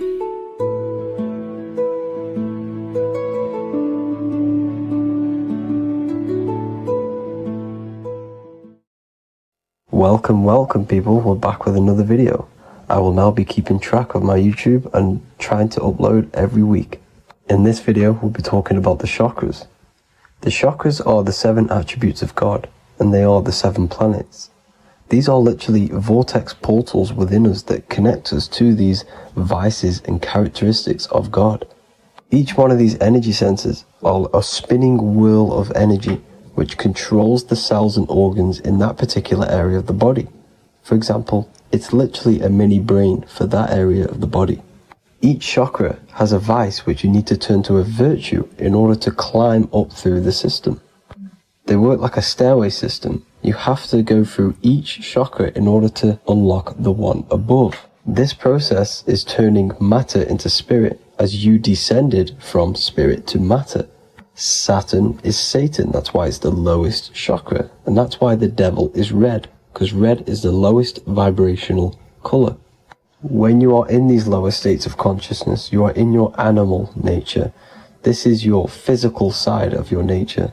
and you are mainly being driven by your animal instincts or your ego. Moving back to your higher self or your spirit self is not an easy process. It takes a while. However, with discipline, consistency, and motivation, you can achieve this, and this is what the ancients called Christ consciousness. Once you have achieved this, it is basically a state of mastery of the mind. You no longer lust for the lower animal nature things. Now, let's start with the root chakra. This is located at the base of your spine, and you can feel this chakra by tensing your anus. This energy center is in control of your survival needs, your vitality, stability, and security. Now, if this chakra is unbalanced, you will feel insecure, fear, anxiety, unstable, low self-esteem, anemia, over or underweight, and constipation. In order to balance this chakra, you need to feel grounded, embodied, stable, calm, centered, a sense of safety, and trust in yourself and the world around you. The next chakra is the sacral chakra, which is located around the belly button area. You can feel this chakra just by sucking in your belly. This chakra is to do with relationships, self-worth, creativity, empathy, and most importantly, sexuality. This is the most important one in order to start to raise your vibration overall, is giving up the over-sexualized nature. In order to balance this chakra, you need to come into harmony with all the toxic relationships that you have.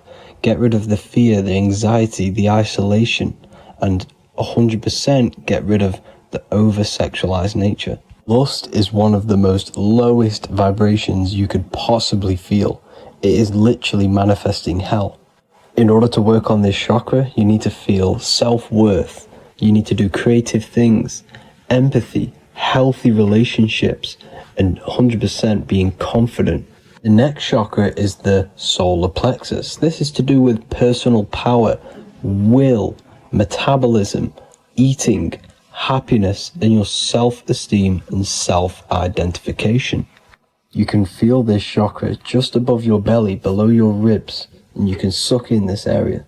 If this chakra is blocked, you will feel lack of confidence, difficulty in manifesting your desires, low self-esteem, misuse of power, misuse of dominance, weak will, and shame in yourself. Biggest one for this chakra is overeating, as it's to do with metabolism. If you are overeating, you are literally unbalancing a lot of your lower chakras, not just the solar plexus. In order to work on this chakra and balance it, you want to have a positive self-identification. You want to feel happy, a happy self-esteem, effectiveness to people, not overeating, and a strong willpower. Now for the heart chakra, one of the most important chakras. Chakra is to do with love, understanding, trust, hope, openness, compassion, balance, and forgiveness. The most important because your heart is the tree of life in the body. It is the center of the toroidal field. It is the most powerful chakra. Your heart is 5,000 times stronger magnetically than your brain. Once you have hit the heart chakra and you start surpassing the heart chakra, you are now turning matter into spirit, as the lower three chakras are dense and physical, and the above the heart chakra are turning to spirit. As you can see already, this is a hard and long process of working on yourself physically and internally.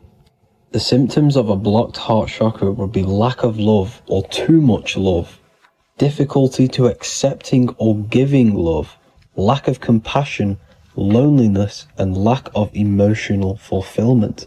Finally, a lack of connection with a divine or to nature. In order to balance this chakra, the most important thing and the most powerful thing you can do is loving people, accepting and giving lots of love. Second most important thing to balance the heart chakra is balance. You need a balanced life. You need balance in all aspects of your life. Now for the throat chakra.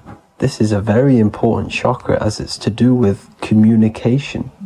A symptom of this being unbalanced is a lack of self-expression and putting on a front all the time, acting with the ego. In order to balance this chakra, you need to constantly self-express yourself. You can't be putting on a front. That voice inside your head, you have to let it come outward. Don't just block it off with a wall. Self-expression will lead to you gaining friends who actually like you for being you, and not these fake friends that you have to put on an ego for. In order to balance this chakra, you need to express yourself, express the word that's within you. Don't be lying to people, don't deceive or be deceptive. The next chakra is the third eye chakra. This is starting to get very advanced and you are coming very close to spirit. Just before we head on, I want to announce the PDF is now available, containing all the presentations I've ever made, all into a condensed 38-page PDF. The link will be below this video for you to access. And if you want to learn how to create reality using your mind, how to attract your desires, how to get out of the situation you are in, the link will also be there for the Manifestation Mastery course. Now for the third eye chakra. The third eye chakra controls the pineal gland, which is your first eye. It's to do with your psychic abilities, channeling, telepathy, astral travel, visions, and connection to the higher self. You need all of the chakras aligned to get the full potential out of your third eye or pineal gland chakra. For example, if you're astral traveling and you fear something, you will be instantly shot back to your body. So you need to master all of the chakras before you go on and try and do these higher spiritual activities. Symptoms of the third eye chakra being blocked is lack of imagination, lack of vision, lack of concentration, blocked or clouded intuition, can't see the big picture, and especially overly reliant on logic and intellectual thinking. A good way to work on this chakra is imagining things, vision things. Trust your intuition at all times. Always follow that inner voice. Cut out the tap water, which contains fluoride. Fluoride blocks the pineal gland. And cut out all junk food, because all of this is affecting your pineal gland. When in meditation, you want to focus your eyes and your attention to the center of your head between the two eyebrows. This is where the pineal gland is located. This will help and awaken the pineal gland over time when you keep doing these meditations. Finally, for the crown chakra, this is to do with universal consciousness, all-knowing, enlightenment, cosmic connections, the God source. This chakra is blocked by being cut off from spirituality, plagued by the senses, being tricked into the five senses and being tricked into thinking you are the body. In order to work on this chakra, you need to feel grounded. You need to know yourself, your real self, the voice within you. Have common sense, have specific decisions that you're making, be very direct. Now we've got out of the way all of the chakras, I can now introduce methods and meditations which will help you unblock them spiritually. When meditating, you want to get into the present moment in a nice, comfortable position. Bring yourself to the present moment by saying, I am here right now, nothing else matters. Keep repeating this over and over with your eyes open or closed. After a couple minutes of bringing your attention to the present moment, you can now start to breathe in through the nose deeply and breathe out through the mouth slower than you breathed in.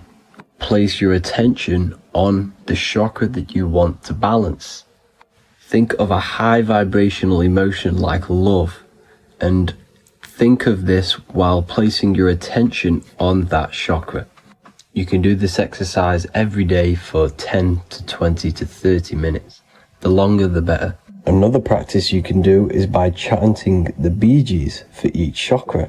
They are here starting from the root chakra all the way to the crown chakra. Or you can chant the 7 vowels. There are not 5, there are actually 7.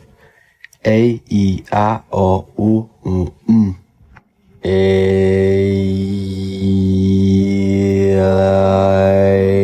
O. This is the proper way of pronouncing the 7 vowels. These are so powerful because these are the only things that exist. It is literally the sound of God. By pronouncing them right, you can actually create a lot of power within you and align your chakras. That's it for this video, people. I'd appreciate a comment and a like to help the algorithm. I appreciate you all. Love and light.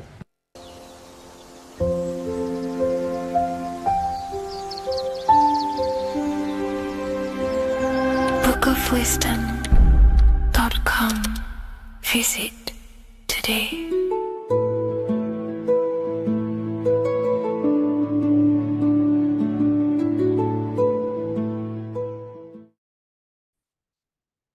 Hello and welcome to another lecture from Harry B. Joseph, also known as Revival of Wisdom, the author of the Book of Wisdom series from revivalofwisdom.com. In this lecture, you will learn how to decode Freemasonic symbolism, gain a deeper understanding of yourself, expand your awareness of consciousness and reality, and receive guidance to navigate life with greater clarity. So today we're going to be breaking down this particular piece of artwork, this Freemasonic artwork, and how this relates to you and reaching a higher consciousness. Because ultimately, this is what it's about, okay? Freemasonry is considered a craft, and this craft is crafting a better brain and heart, crafting a higher consciousness, crafting a better self. Why? So we can operate in the world at a higher degree, operate in the world more efficiently, live a better experience in the world, and getting to know thyself. Okay? So we're going to start from bottom to top because this is important. Every placement of this symbolism is on purpose, has meaning, especially the placements of the symbols. Okay? So we're going to start from the very bottom of the artwork, which represents lower down. When we're looking at symbolism, especially occult symbolism, that's what the word occult means. The word occult means hidden, hidden from the eyes.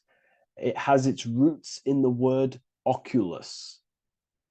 I'm pretty sure that's Latin, which means eye. So the word occult comes from oculus, which means eye. And the word occult means hidden from the eye, the unseen, studying the unseen aspects of self. We're studying the brain. We're studying consciousness. We're studying the body, the heart. We're studying the self, the hidden aspects of the human psyche and the hidden aspects of self. Okay? Because ultimately, this is what gives you power in the world, depending on how you use that power, whether for good or bad, depending on the consciousness wielding that power. This is why we say knowledge is power. But I would actually say knowledge of self is power. Because when you know how you function, you gain power. You gain personal power. You gain mastery. Ultimately, this is what Masonry is about. Self-mastery. Crafting a higher consciousness. So at the very bottom of this artwork, we have a checkered board with a coffin. The coffin is the beginning of the artwork. The very base. This is the foundation of consciousness. The coffin symbolizes unconsciousness, the state that myself was in, maybe yourself, before we woke up and before we came conscious of our spirit, before we came conscious of ourselves. That ignorant state of acting without purpose, acting unconsciously, experiencing the world and not actively living in the world, simply reacting to external circumstances. This is an unconscious state where one is ignorant. 80% of the world is in this unconscious state. And this is symbolized as the darkness, the tomb. Look at how the tomb is fully blacked out, representing dull, no emotion, it's dark. This represents the darkness of self, The spirit is buried. The spirit is in the tomb. They're not even aware that they possess consciousness. They think they're the material body flying on a ball millions of miles per hour through space, and the sun is, they think they're a monkey evoluted. They've never questioned themselves. They stay in ignorance. They're in the spiritual darkness, okay? And they're furthest away from the light. Look at the top. This is the light sources.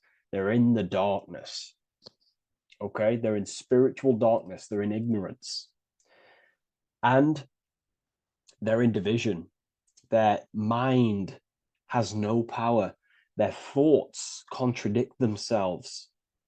They say they're going to do something, but then their mind tells them, oh, I'm going to fail. Or I want to do this, but my mind says this, and I believe this about myself. They want to, I don't know, they want to write a book, but their actions are scrolling on TikTok, and their emotions about, feeling about their past person in their life. That's division between the self. That's divided consciousness. They also have a divided brain hemisphere. They do not see reality through a true lens, because the brain acts as like a lens on how we perceive things. And if the brain hemispheres are not aligned, then we cannot see reality the way it actually is and truly presents itself, neutral. If we're left hemisphere dominated, we see everything as divided. Nothing's interconnected, nothing's a whole. But if they're, right hemisphere dominated, they see everything as a whole. We need to look in the middle of that, okay? So we'll go into that a bit later. But ultimately, they're in a divided state of consciousness. They're in ignorance.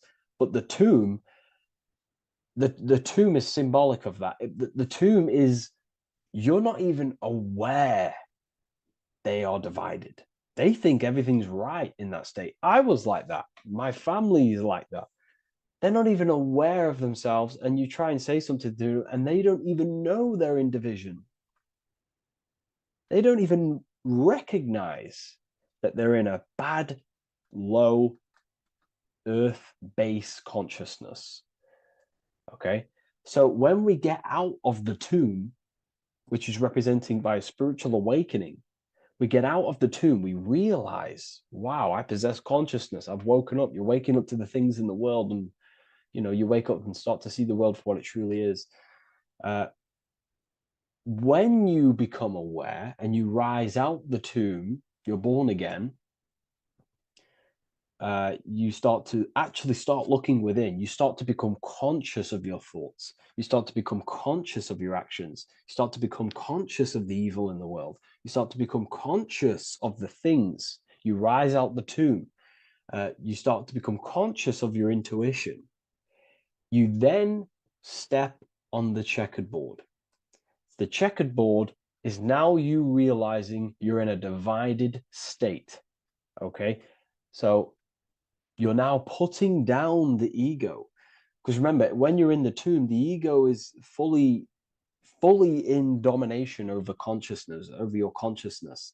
It doesn't allow you to say that you are wrong. It doesn't allow you to think that there's evil in the world. It doesn't allow you to believe you have a spirit. It doesn't allow you to see that there is maniacs running the world and trying to control you. The ego is so stuck. But when we start to realize this is part of our awakening, we start to realize that the ego is trying to keep us safe at all times and keep us locked in that state of thinking and believing that we were in before. It's always seeking safety. Okay? So when we come out the tomb, we start to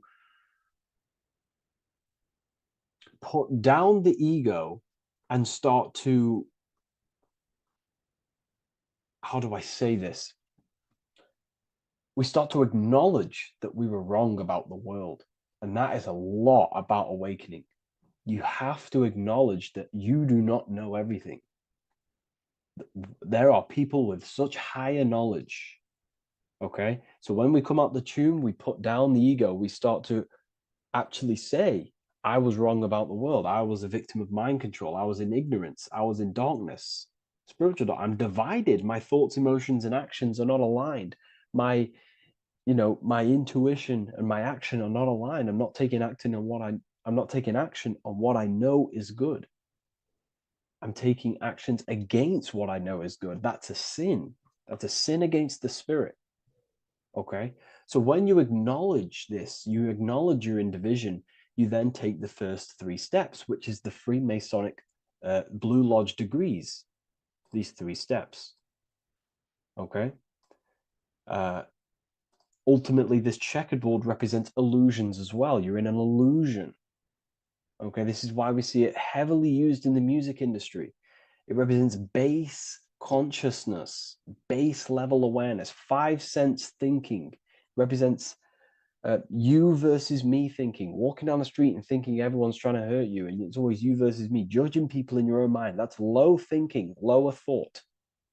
And not to notice squares. Squares are an unnatural state. They're an unnatural shape. We do not see squares or 90-degree angles in nature. It's the lower mind.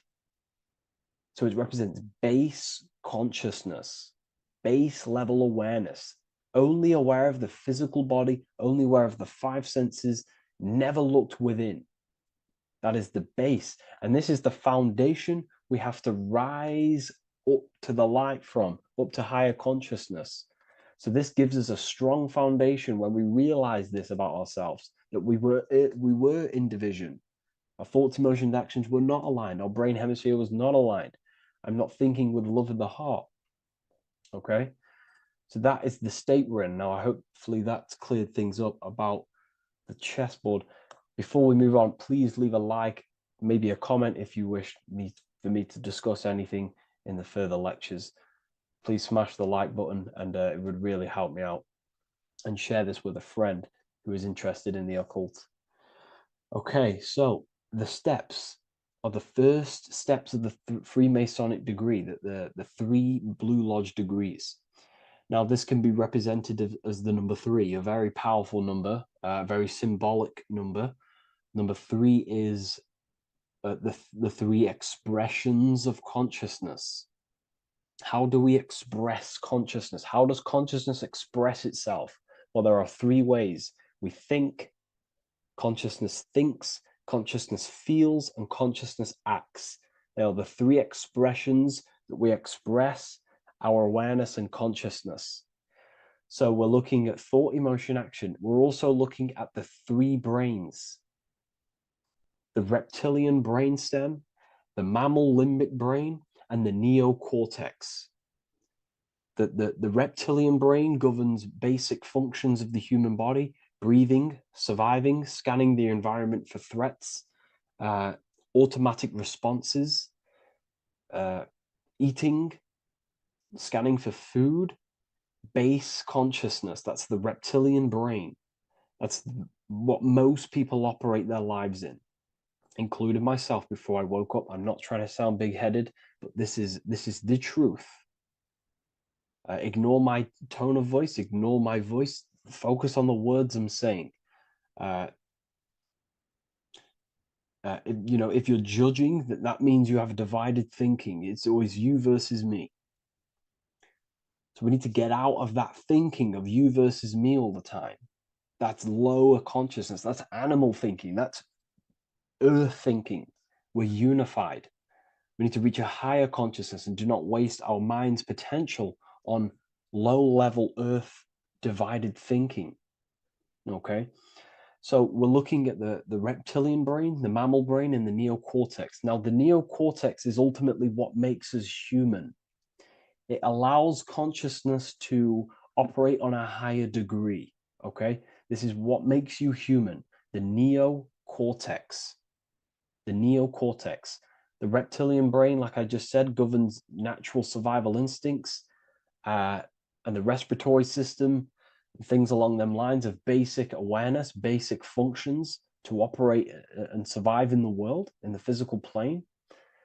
And the neocortex is what allows us to critically think. Okay, it's what allows us to be human, be aware of ourselves. Okay, not. I don't think animals have neocortexes.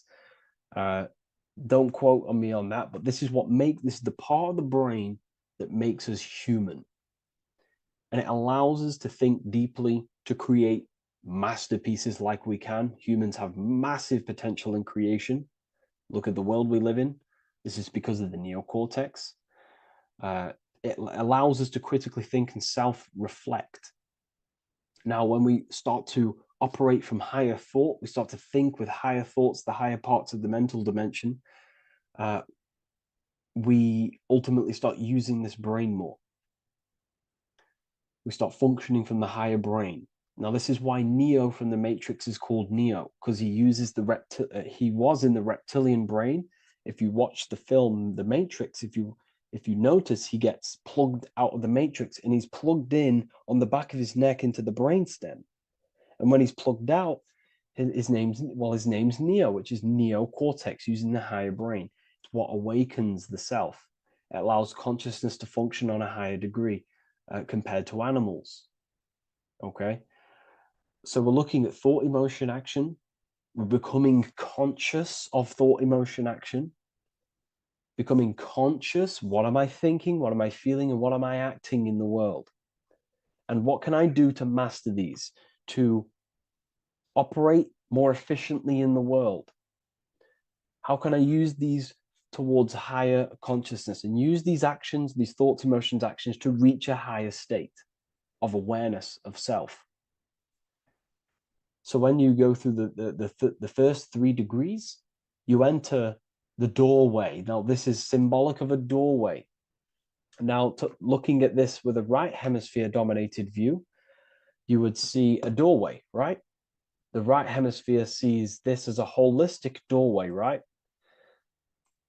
You see a door, you're gonna, you enter the stairs, you go through the door, right? But the left hemisphere is now going to dissect and analyze each individual little part of this, right? So the right hemisphere sees the trees, the left hemisphere sees the woods. So to dissect this down on a right hemisphere, going back to the right hemisphere, we're entering the door. The door is symbolic of entering the unknown. You're entering a higher consciousness. You're entering the door. You're going beyond. See, this is the earth here in the background. This is the darkness. The darkness represents the abyss, the unknown. You're entering in the self. Okay? This door represents entering in the self, questioning internally. Most of us think externally.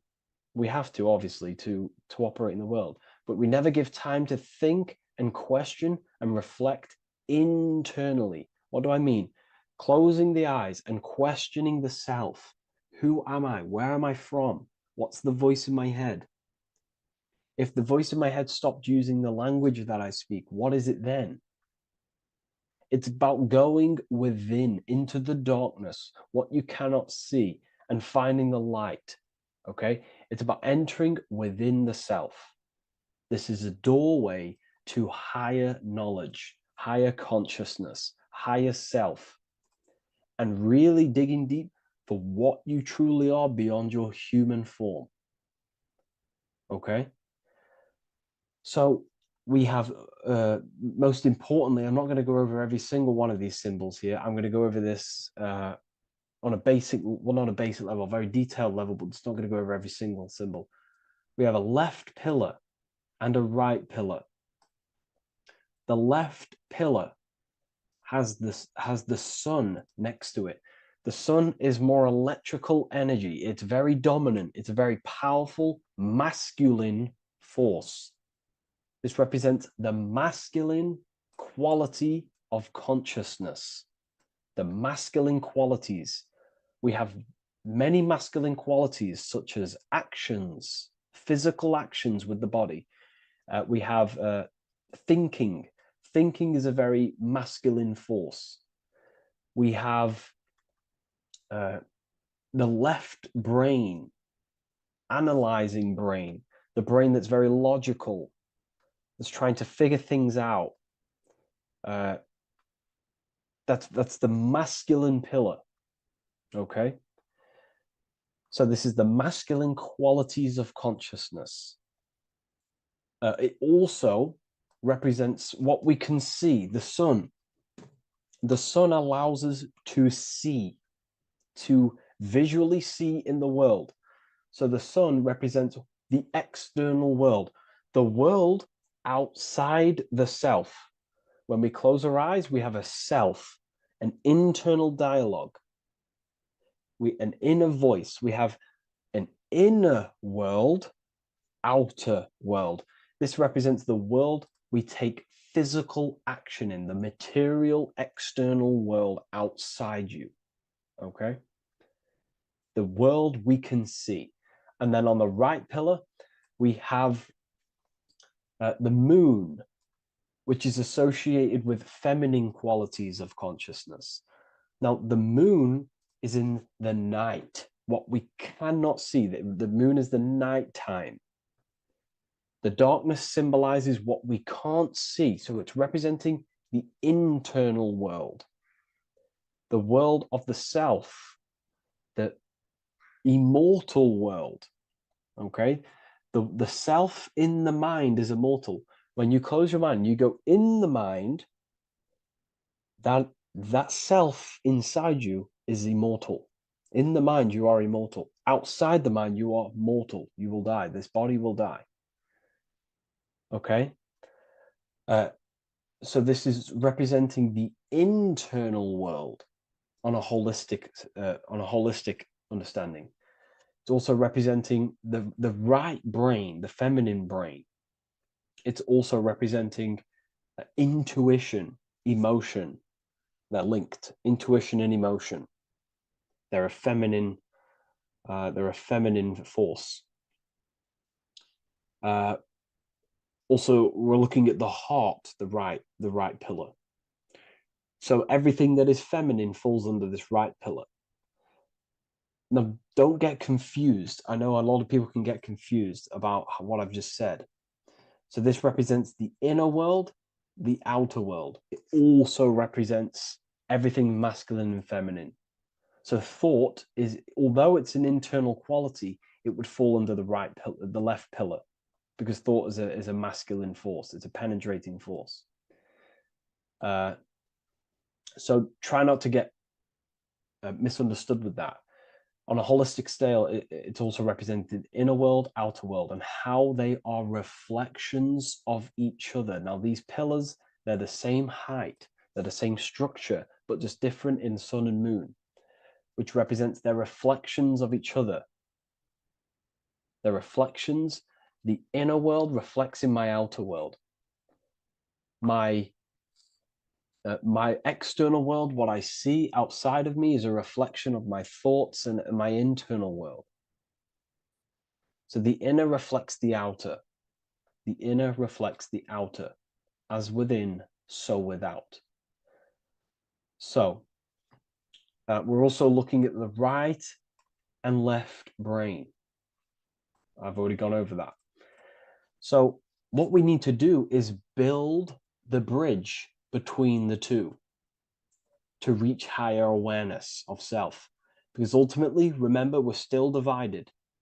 We came from the checkerboard, we entered up here, we've just entered within the self, started questioning the self. We're still divided. We need to build the bridge. And this is what they're crafting in Freemasonry. The bridge, the arc, the agreement, the great work. This is the crafting of aligning the left and right brain. We're also aligning intuition, feminine, with the actions. Because ultimately, the higher self is always guiding us.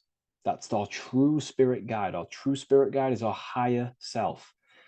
And the higher self ultimately exists in a higher dimension. This is going to sound crazy to some people, okay? But who you are is not your human body. And your higher self does not communicate through the language of the human material world. It doesn't communicate through English, doesn't communicate through thoughts.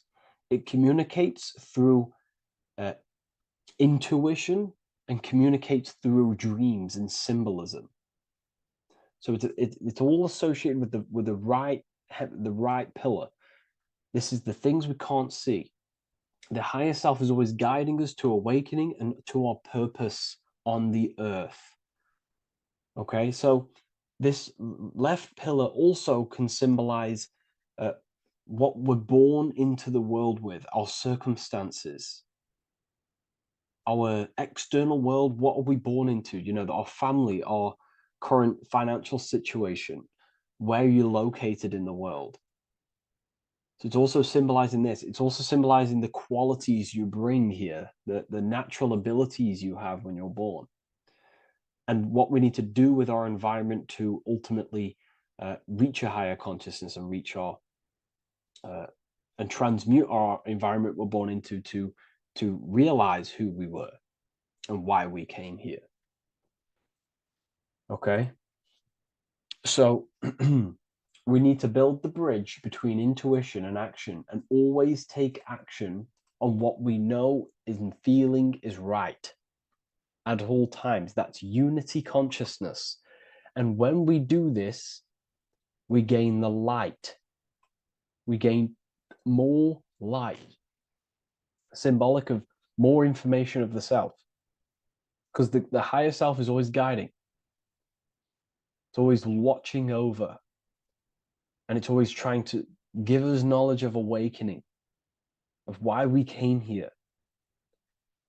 And when we take action on what we know and feel is right at all times, it's like a domino effect and a stepping stone that pushes you closer and closer towards your life purpose. Okay? We're also aligning the right and left brain to perceive the world in truth, to see the world in its true form, to see the world in what it actually is, instead of any distorted left or right hemisphere dominated beliefs or thoughts.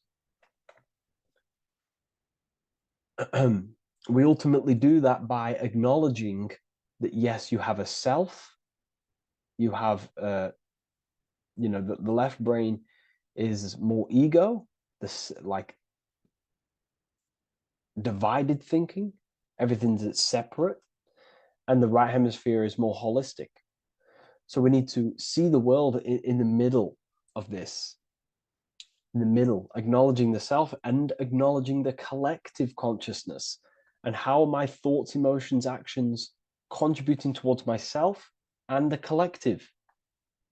We always need to keep the collective in mind. Why? Because we are experiencing this world together. It's not just you. And your actions also have a ripple effect on the collective. We're experiencing the world as a whole as well.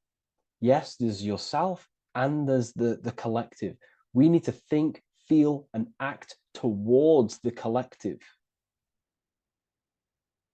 and the self. So aligning our brain hemispheres allows us to do this. It allows us to think holistically and individually and see reality in this. And when we do align the left and right brain, what do? We gain higher insight, the eye. We build the bridge between the left and right pillars. We gain the eye. The eye is what? Insight. The eye requires light to perceive and see the material world. So this is symbolic. This is the inner eye, the inner self, consciousness.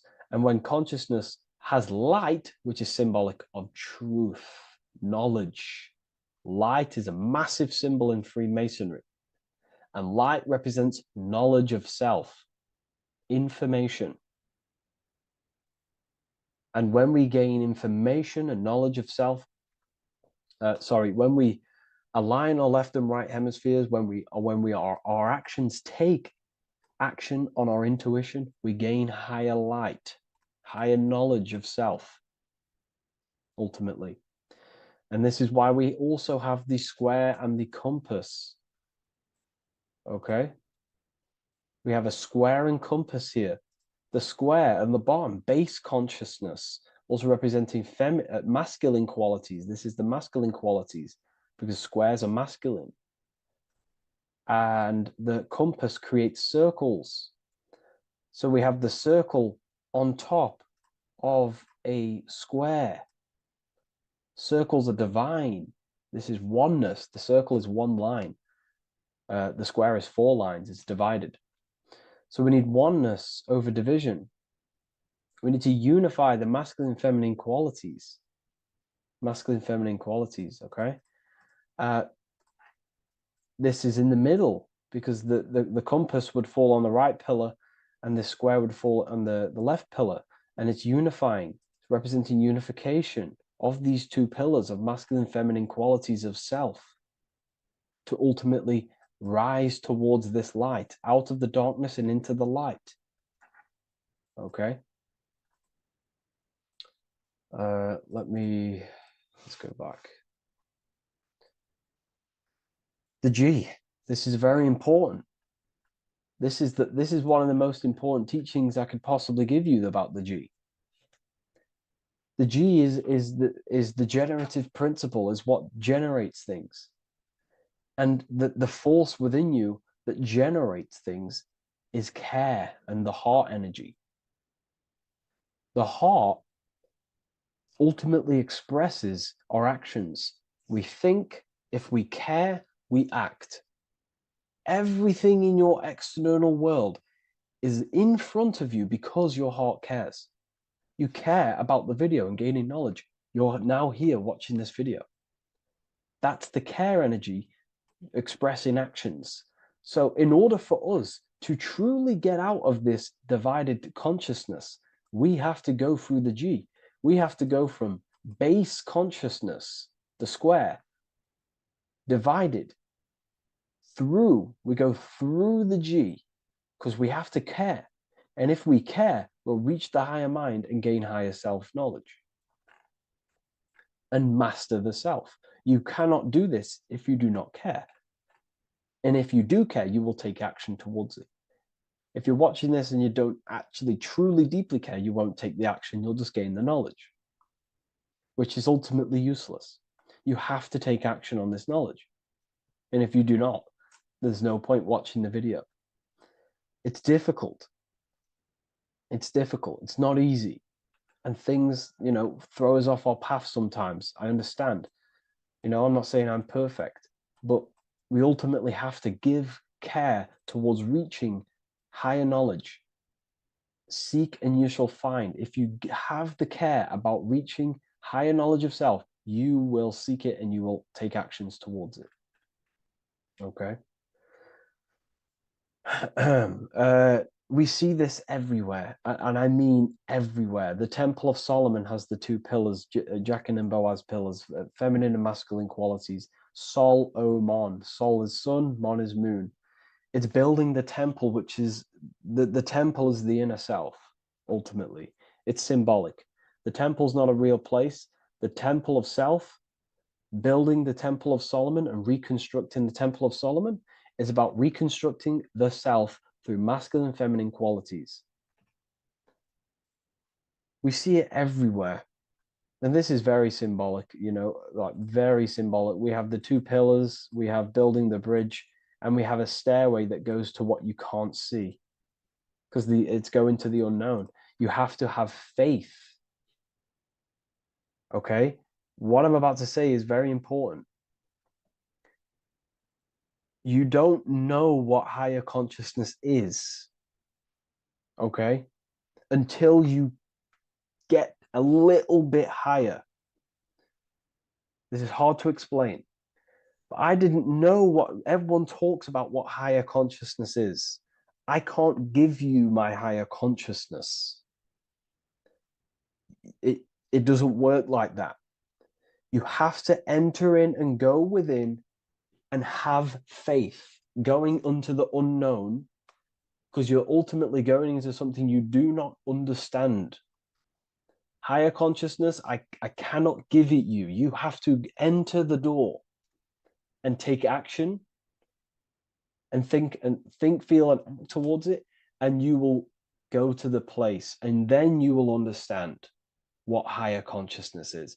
Ultimately, what higher consciousness is is higher knowledge and understanding of self, what you actually are. Okay, that is what's being symbolized here. It's again in the Masonic art. We have the darkness. We have to have faith to leap into the darkness, into the unknown. We see this everywhere. Like, you know, you'll see, when I say this everywhere, and I mean everywhere, you'll see this. Every doorway has this symbolism in the ancient world, because ultimately this is what it's about, people. The door represents going within, into a new light, a new room, a new level of understanding of self. Okay. Here we have Astro World. Now, this is obviously a darker aspect of this. But again, we have the two pillars. See you on the other side. That's the doorway. The other side. And I'm not going to break down, you know, this ritual, but you can guess what I'm on about here. That's for the university, of course. I can't break that down on YouTube. It's way too deep. But there's knowledge out there that is so deep you couldn't even comprehend it with the current mind, even for myself. And this is the power of symbolism. The more you learn about yourself, the more these symbols reveal to you. It is a journey of self. And I can't give you these understandings. You have to go within and question and meditate on these symbols yourself, and have thinking exercises of meditating on a symbol and seeing what your mind does with the symbol, what it lets you think about that symbol, and you'll unlock deeper meanings. I'm going to go over one more symbol before we end this. This is the hourglass, which represents time, a very overlooked thing in today's world. We do not have unlimited time in this body. You have limited time. You will die. You will die. You have limited time in the external world. This is why it's on the left pillar, located on the left side, the external world. You are limited. The scythe represents you will be harvested. Your body will die. It'll be harvested. You will die, and you need to fulfill your mission here. You came with a purpose. You have to find that purpose by going within the self and questioning and taking action on what you know and feel is right. Unity consciousness, aligning thought, emotion, action. So if you wish to learn deeper insights, gain exclusive lectures, astral projection, self-mastery, I've just started a new section on mind control methods and how people are using this in society and becoming conscious of it. I've now opened 5 spots at a limited special price for Ethereal University.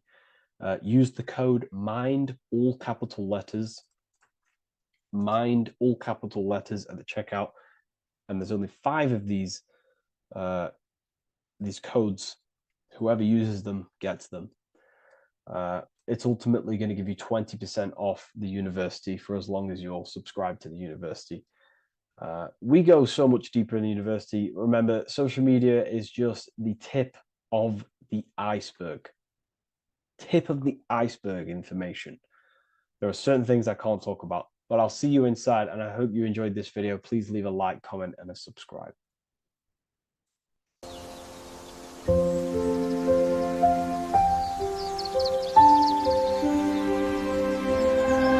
bookofwisdom.com. Visit today.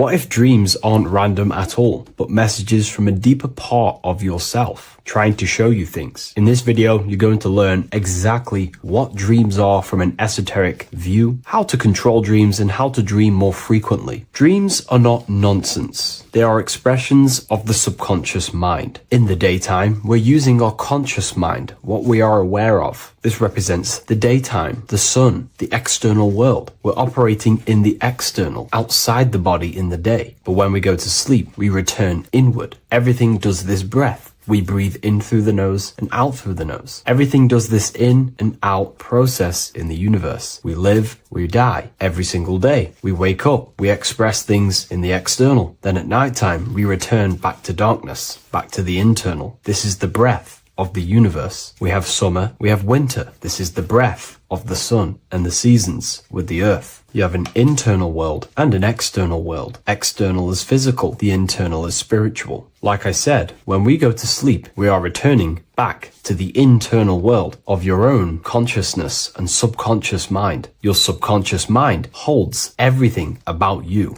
your memories, your traumas, everything you've ever learnt, your language, your name, your job. Everything you identify with is stored within this vast network of the subconscious mind. It is your own personal consciousness. Therefore, when we dream, we return back to the subconscious mind, and we are in fact thinking, but in a subconscious way. The subconscious does not speak the same language as the conscious mind. The conscious mind uses language, thoughts, and all things that are very logical and very easy to understand. The subconscious is the complete opposite. It is very indirect, metaphorical, and symbolic. The subconscious communicates and works in symbols. Ultimately, symbolism is the language of consciousness. This is why in occultism and esotericism, it is filled with occult symbols, because symbols are used to communicate directly with the consciousness within the subconscious mind, and the subconscious mind is ultimately connected to the collective consciousness. We are all connected and tapping into the mental plane, where we receive thoughts, ideas, depending on what we attune our mind to. That's why we call it a mindset. But getting back on topic, the subconscious mind is your own personal network. It is like a net, an interconnected web of your thoughts, memories, traumas, emotional blockages, and all the things you identify with and have experienced in your life is stored within this network. It can be seen as a web. One example of the subconscious mind using symbolism is this next story I can tell you. Let's say I was in a very traumatic car crash as a young child. I experienced a lot of emotional trauma in that car, and that deeply impressed my subconscious mind with that trauma of emotion that I felt. Therefore, every time I see a car in my external world, that car is now a symbol that represents the state of consciousness I was feeling in that particular time of the traumatic car crash. The car is a symbol for a state of consciousness within my subconscious mind. Just like when you see a word, that word triggers what you believe that word to be in your subconscious mind. Symbols are the language of the subconsciousness. Therefore, when we dream, we are basically seeing symbols of our own personal subconscious mind. Our higher mind, which is basically our subconscious, the higher version of you that exists beyond your human thinking mind, communicates using symbolism. The higher mind does not speak human thoughts, human language. It speaks the language of symbolism. Therefore, when we dream, every event, every person, everything that happens, and everything you see is your own personal subconscious mind materializing within the plane of the astral plane. This is a dimension that sits just above the physical world that everything is pulled out of. For example, look around you. Everything you see around you was thought, then imagined. Imagination is the astral plane, and this astral plane sits above the physical world. As above, so below.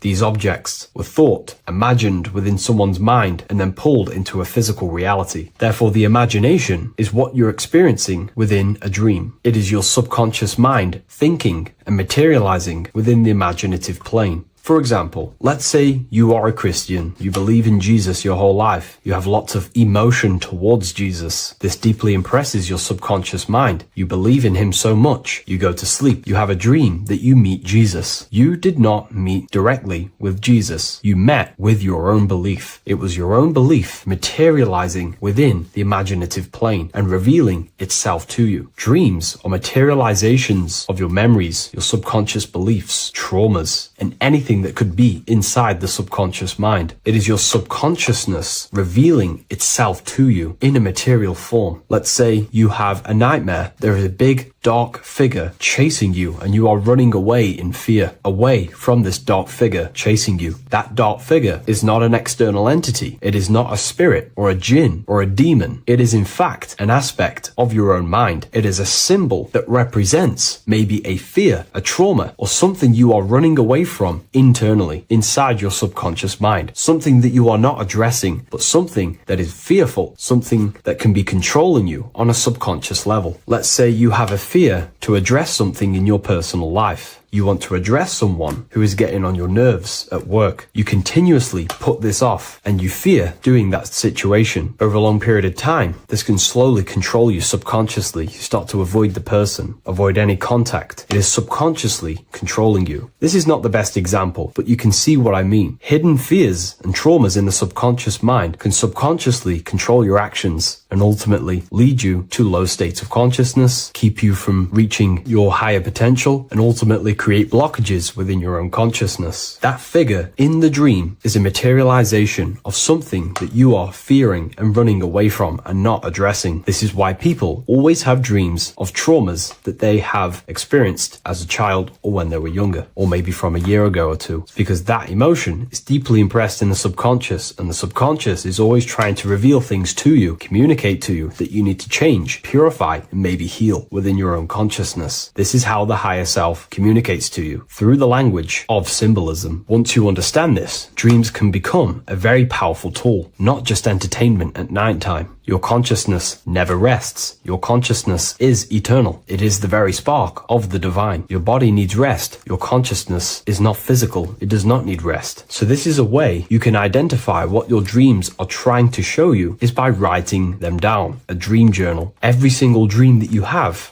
a book placed near your bed. Every time you wake up, first thing you should do is pick up the book and write every single detail that you can remember about the dream. The people that you met are all symbols or aspects of yourself. Maybe it is a friend you saw in your dream. That friend represents a state of consciousness that is within you and is trying to reveal something to you. It's about making the subconscious into the conscious, to become conscious of the unknown. Write down every detail, everything you saw, every event that played out, even the details of the clothes that they were wearing. Everything is symbolic within dreams. Write everything down and then analyze the dream. Don't analyze it from a logical mind. Analyze it with the right hemisphere of the brain, which allows you to see metaphors, read between the line. Try and gain the message that it's trying to show you. What does this overall mean to you? And what could this reveal about aspects of yourself that you need to heal or maybe take action in your life and world? Because your higher self is always guiding you towards awakening and fulfilling your mission in the manifested physical world. Dreams speak in symbols, not logic. Ask about your dreams. What is this trying to tell me? Don't take things literally. Look for an emotional tone and symbolic resonance. With practice, you'll begin to understand the personal language of your subconscious mind. Now that you understand that, again, please leave a like or a comment on this video. This is now a technique for lucid dreaming and dreaming more often. This is not going to happen overnight. This is not an easy method. It simply takes practice and dedication. Every morning, choose 3 time slots. For me, I choose 4:30, 5 a.m. and 6 a.m. 3 alarms that are going to go off at these 3 times, half an hour apart from each other. Each time you wake up, stay awake for 5 to 10 minutes. Turn off the alarm. Try and keep your conscious mind awake, but drift back into sleep. There's no other better way for me to explain that. It's very difficult, but try and keep the mind awake, but the body falling back asleep. More than likely, you will drift off back to sleep. Then the next alarm will go off half an hour after. This will wake you up again, guaranteed. You will probably drift back to sleep by repeating this process. After the 3 alarms go off, each one of them times, you're either going to have a dream or a lucid dream, but definitely you will have a dream. And if it doesn't work one time, keep trying it. I've been using this method for a very long time, and I can tell you 70-80% of the time it triggers a dream, and a very vivid dream. And it's ideal for lucid dreaming because keeping the conscious mind awake while letting the body fall asleep, you can become conscious within these subconscious realms of your mind. But when you are conscious inside the dream world, you can do what you want, but you also want to let the dream naturally unfold. If you try and take too much control, then you will wake back up. If you feel any fear in your dream, you will wake back up into the material world. Another tip to dream more often is to meditate before bed. Simply close your eyes and think about nothing for 5 to 30 minutes. Detach from everything outside you, your name, your job, work, thoughts. Mentally detach from the world and the physical pleasures and become pure awareness before you try and go to sleep. This will help you become conscious while being within the self. If you wish to learn more about consciousness, yourself, the Book of Wisdom Volume 2 can definitely help you. I'll leave a link in the description. Thank you for watching this video, and I'll see you in the next one.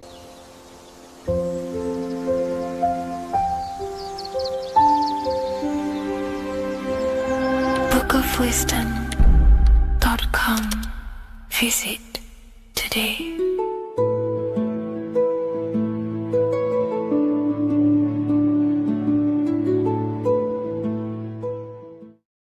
Hello, Seeker. Welcome to Revival of Symbolism, a channel devoted to the language of esoteric symbolism, helping you discover yourself and expand your consciousness into new realms of thought. I'm Harry B. Joseph, also known as Revival of Wisdom. In this video, we're going to be breaking down the occult and esoteric meaning of the tarot card, the Magician. This contains many layers of symbolism.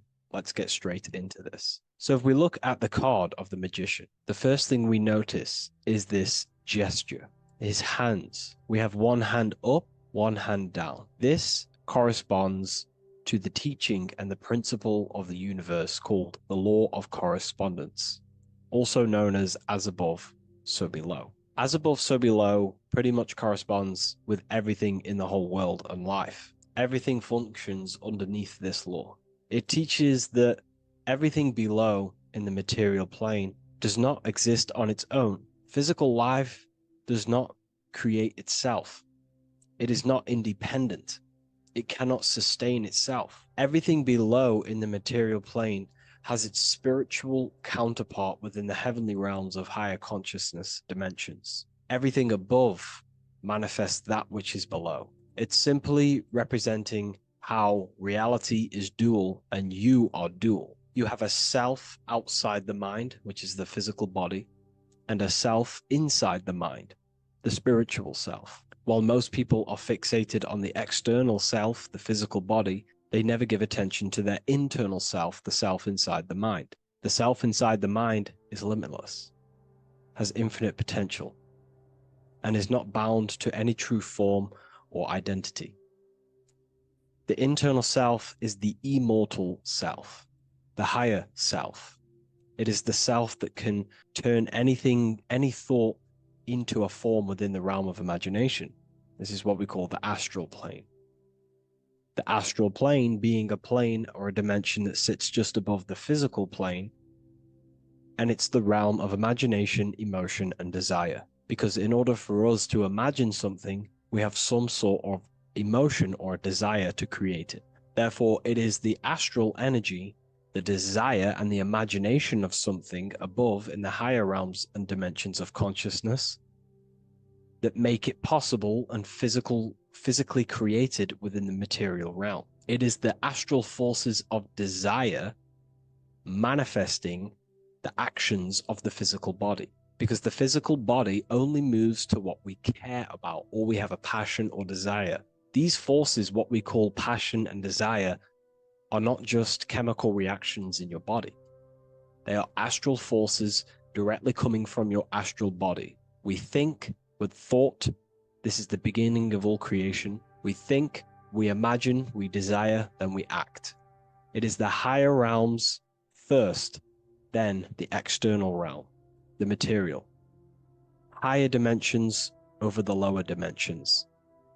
This fits in perfect with the magician, because a magician is not someone like Harry Potter shows you with wands casting spells. This is fantasy. The real magic is about changing consciousness at will, because consciousness above creates that which is below, the material, as within, so without. Reality is created from the inside out. So the magician understands that by changing consciousness, we change our external circumstances. You see this reflected in your life, and I've seen this reflected in my life. When you change your consciousness, for example, you start to spiritually awaken. You start to think differently, see the world differently. What happens to your external reality? Notice your friends start to say you've changed. You may not fit in with your current friendship circle. Your friends will change and you will outgrow them, and you will have to seek to find new friends that fit with your new internal state of consciousness. This is teaching that the internal world rearranges the external world. While most people stay in a cycle of trying to change the external world, not realizing that they must first change the internal. This is what magic is about. Magic is about changing consciousness at will. Because when a magician holds the ability to direct all forces of their consciousness to a specific reality within them, to create that form and reality within the internal self, they can actually start to produce change in the external reality. We have masculine forces of consciousness, feminine forces of consciousness. The feminine forces of consciousness are imagination, intuition, emotion. The active masculine forces of consciousness are willpower, actions, and intellect, thinking. When we combine the imagination, seeing the reality within our mind, forming the reality within our spiritual vision, the internal vision of the soul, because imagination is the expression of the soul. It is creating with astral light, astral vision. Freemasons, occultists call imagination spirit vision. When we see that reality with our spiritual vision, this is why we have to increase our ability to vividly see within our imagination or the astral plane. If we do not develop these faculties of consciousness, we will struggle. This is what the esoteric is about. We have to increase and develop every part of our consciousness to develop spiritually, to try and reconnect with the internal world, while our whole past life we've been focusing on the external. When we combine the soul's vision of imagination with a feeling and a desire of creating that reality, that's then the internal world pretty much sorted. Then we have to combine that with willpower and actions. The masculine and feminine come together to give birth to a child. The masculine and feminine come together in your consciousness to give birth to a reality. It's about changing what's inside the self to produce change below. This is what true magic is. Look at the word magic, magi, and the word imagination, imagination. Imagination is about working with the forces of the soul and the forces of consciousness, producing change in consciousness at will to produce change in the external. This is what this represents. Changing above so we can change below. No point trying to change the external world, because the external world is already formed. It is a form, it is an effect. So to produce true change in the external world that lasts long term, we must first gain control over ourselves and produce change internally. This is why the magician is called to gain mastery in every element of their being. They have to gain control over every aspect of consciousness and develop every faculty of the soul. This includes developing strong imagination, developing a very strong willpower. We can do this through exercises such as imagination exercises, holding one specific vision for a long period of time, meditation, thinking on one specific thing for a very long period of time. This will increase the willpower. It's also about gaining control over the subconscious impulses, the subconscious thinking patterns that seek to control us. It's about gaining control over every aspect of our consciousness. This is what a true magician is. And this is what the true spiritual path is. Developing every faculty of consciousness. It's a never-ending journey of self-mastery. If we look at the magician, we see this infinity symbol rising just above his head, symbolizing the mind being filled with higher knowledge. The mind aware of higher dimensions. You see, the mind is the cause, physical reality is the effect. We need to raise our consciousness from effect consciousness to causal consciousness to truly become a magician and a master of our reality. What do I mean by effect consciousness? Most people live in the realm of effect and reaction. Their consciousness, their mind, emotions, and imaginations are constantly thinking, feeling, and imagining the things that have happened to them. Instead of doing this, we need to change this state. Instead of reacting, we need to become the cause. Instead of thinking and imagining and feeling the realities that's already gone past and things that have happened to us, we need to change this so we use the powers of the soul, the powers of consciousness as imagination, emotion, the intellect, as causes and not reactions. This is how we truly become a magician and apply this principle of as above, so below. We need to think, feel, act, imagine, and use all the faculties of consciousness and the creative powers of the soul to cause things, to create a better future, to imagine a better outcome, instead of dwelling in reactivity, because reactivity will create a constant cycle of negative manifestations. If we sit around and moan, complain, think, imagine, feel the things that have happened to us in the past, the mind is the cause. And if the mind is in that state of reactivity, it's just going to constantly create more negativity in your external reality. This is what it's all about, as above, so below. You can see the sword here. The sword cuts through the air. The air is one of the 4 physical elements. Fire represents the spiritual body of consciousness. Water represents the emotional body of consciousness. Earth represents the physical body of consciousness. Air corresponds to the mental body of consciousness. So this sword is a symbol of a sharp mind. The mind needs to become very sharp and very disciplined and very controlled, both consciously and subconsciously. What does this mean? We have to gain control over the mind. We have to become more conscious of the thoughts that are happening inside our mental field, because the mental field of consciousness is pretty much the birth of all creation. We think, imagine, feel, then act. So we must gain a sharp intellect, a sharp mind, a sharp, powerful mind. The sword is also a symbol of power. So this is a symbol of a powerful mind, a mastered mind. This is your sword. This is your tool to create, because you are a co-creator. As above, so below literally tells you that you are God itself. The same powers God used to think everything into existence, such as nature, the stars, the human body, the macrocosm, the world. God thought the world into existence. We live in a mental universe. All creation is first thought, then manifested physically. The same powers of thought God used to create the world is the same power that you use to create your world. You are cut of the same fabric of God. You are a microcosm, as above, so below. God is the macro, you are the micro. What is the wand? The wand is not real. This is not a real wand you cast spells with, but a symbol. The symbol of the wand represents direction of consciousness, willpower, and attention. We have 2 spiritual currencies which pretty much create our experience and reality: time and attention. That's why we say we spend time and I pay attention. These are your currencies. These are how you create and generate reality. Moving on to Jesus and Satan, we see there's an exact same symbolism within the ancient paintings. Jesus pointing up, Satan pointing down. Satan is the egoic force within one's consciousness. He is a symbol.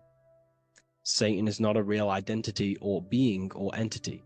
He is a symbol of a personality and a force within one's consciousness. Satan represents the negative forces of the ego that tells you to do things that is wrong.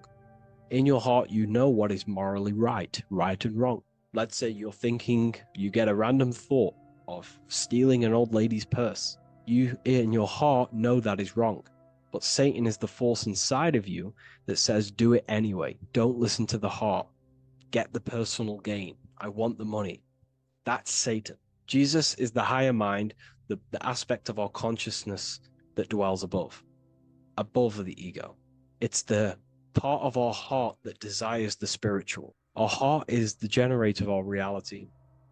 And whatever we desire is what we generate. You only take action and generate your life on what you care about or what you feel. If someone's talking about something you don't care about, you say, oh, I don't care about that. But if you care, you will listen. If you care about something, you take action towards it. If your heart desires the material, you have been taken over by the egoic force of Satan. Not a real entity, a part of your consciousness, a part of your nature, the dark side of yourself. Jesus represents a heart that desires the spiritual wisdom, the things that cannot be seen. The heart must desire the things that can't be seen, because this is what gives true satisfaction to ourselves. We feel void when we chase material things because nothing material can satisfy our hearts. So this is as above, so below. Jesus is the higher mind. Satan is the lower mind. We must place our hearts on the higher things and give our hearts and desires to knowledge, the things that we cannot see, because this is what gives us true fulfillment. We also see this symbolism in the Baphomet. As above, so below. The material realm below and the fire up here. The fire symbolizes spirit. The spiritual made manifest in the physical. This is all the same symbolism. It corresponds to everything. You can use as above, so below to determine truth. If someone tells you something, tries to make you believe it, and it does not correspond with the law of correspondence, then you know it's a lie. You can use as above, so below to manifest things. You can use as above, so below to see the world as a reflection of God. We are in God's kingdom. This is God's world, and you are creating in the world through the same powers of God, thought. You are a small version of God, co-creating a world and reality in earth. You yourself are an earth. Your body's the earth. Your consciousness is God and heaven. So I hope this video helps. The occult goes deeper than you could possibly imagine. If you wish to go even deeper, join our community, Ethereal University. Please leave a like, share, comment on this video for more.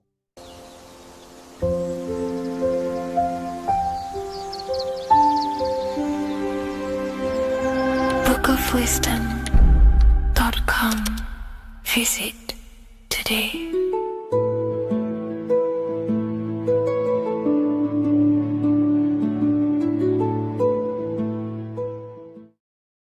Greetings everyone, it's Revival of Wisdom. I facilitate human enlightenment through occult and esoteric teachings. I hope this video expands your mind into a new field of thought. In this video, we're going to be discovering the true esoteric meaning of the 7 planetary energies. So let's jump straight into this. In order to fully understand this, you must understand the esoteric teaching of as above, so below, and as within, so without. Our inner world is mirrored into our external material reality. We have a physical voice, which you are hearing right now, and I also have an inner voice, which no one else can hear.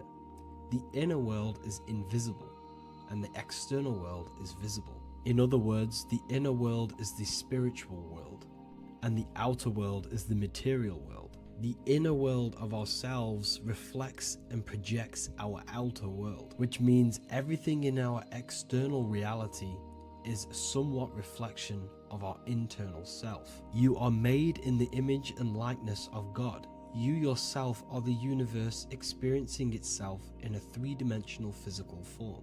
The Newtonian science has programmed you to believe that you are a physical being inside of a physical universe. They did this to limit your mind to only believing there is a physical universe and that you are separate from the universe or God. But you yourself are the divine essence of the universe, experiencing itself in a physical plane, which means everything you see is inside of you, including the stars, the planets, and the elements. As above, so below. As within, so without. An example of this is the 4 physical elements: fire, earth, water, and air. In the external world, these are physical elements. In our internal world, they represent the 4 bodies of consciousness: We have 4 different bodies. We have a material body, we have a spiritual body, an emotional body, and a mental body. The mind is not made out of the same substance as the body. The emotions is not made out of the same substance of the mind and the body. These bodies exist in 4 different dimensions, 4 layers of consciousness. With that being said, the 4 physical elements are inside of us. The earth is our material physical body. Fire represents our spiritual astral light body. Water represents our transformative and emotional body. Air represents the mental body, the communicative and thinking body. This is the teaching as above, so below. If that resonates with you and you can comprehend it, please leave a like and a subscribe to this channel to see more content. And feel free to leave a comment on any video suggestions. Okay, so now we've gone over the 4 physical elements and how they correspond with your inner world of consciousness. This is going to make it easier for you to understand what the planets actually are. The planets are a bit more in-depth and more detailed aspects of our consciousness. The 4 physical elements are generic, but the 7 planets go deeper. They are deeper aspects of ourselves. On a macrocosmic scale, the 7 planets rule the material realm. Every object, every animal, every plant, every stone, everything we see in this plane is governed and created under one of the 7 planets. I don't really like calling them planets. They are energies. They are spiritual forces that drive things into existence. An example of this is if we look at a tree. The roots of the tree are governed by Saturn. The stem of the tree is governed by the sun. The leaves of the tree are governed by the moon. Any offspring or fruit of the tree is governed by Jupiter. Any defense mechanisms of the tree is governed by Mars. The communication and networking of the tree is governed by Mercury. The smell and the look of the tree is governed by Venus. Everything we see in this material plane is governed by one of these specific energies. Everything material has a spiritual force that brings it into physical existence. This is the reason why we have 7 days of creation in the Bible. The 7 days of the week, all governed by the planetary energies. Monday is moon day for the moon. Mars governs Tuesday. Mercury is Wednesday. Jupiter is Thursday. Venus is Friday. Saturn is Saturn day. And Sunday is for the sun. This is the reason why there are so many 7s in this physical plane. 7 days of the week, the 7 colors, the 7 chakras, the 7 diatonic musical notes, the 7 lamps on the Jewish candlestick. The G inside of the Masonic square and compass, G is the 7th letter. Now let's go a little bit deeper into every planetary energy. Saturn in the external material plane governs the foundational and enduring aspects of existence, such as roots of plants, the bones of our body, and even the insects that dwell beneath the ground. Saturn represents the dull, hard, and unyielding forces of life, symbolizing structure, limitation, and conditioning. Under Saturn's influence, things become rigid, bound by restrictions and boundaries. This is the reason why Saturn is known as Father Time, because Saturn rules anything that is a restriction and a limitation, which is time. The whole of this material plane is governed by time.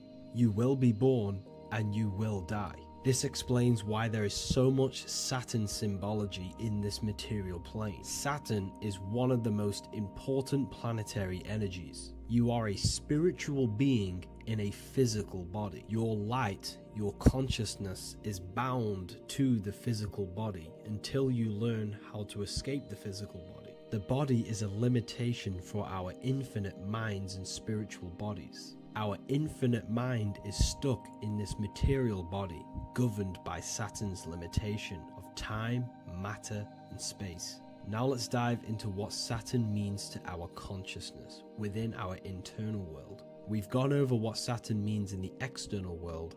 What does it mean to our consciousness? Internally, Saturn embodies the conditioning within our consciousness.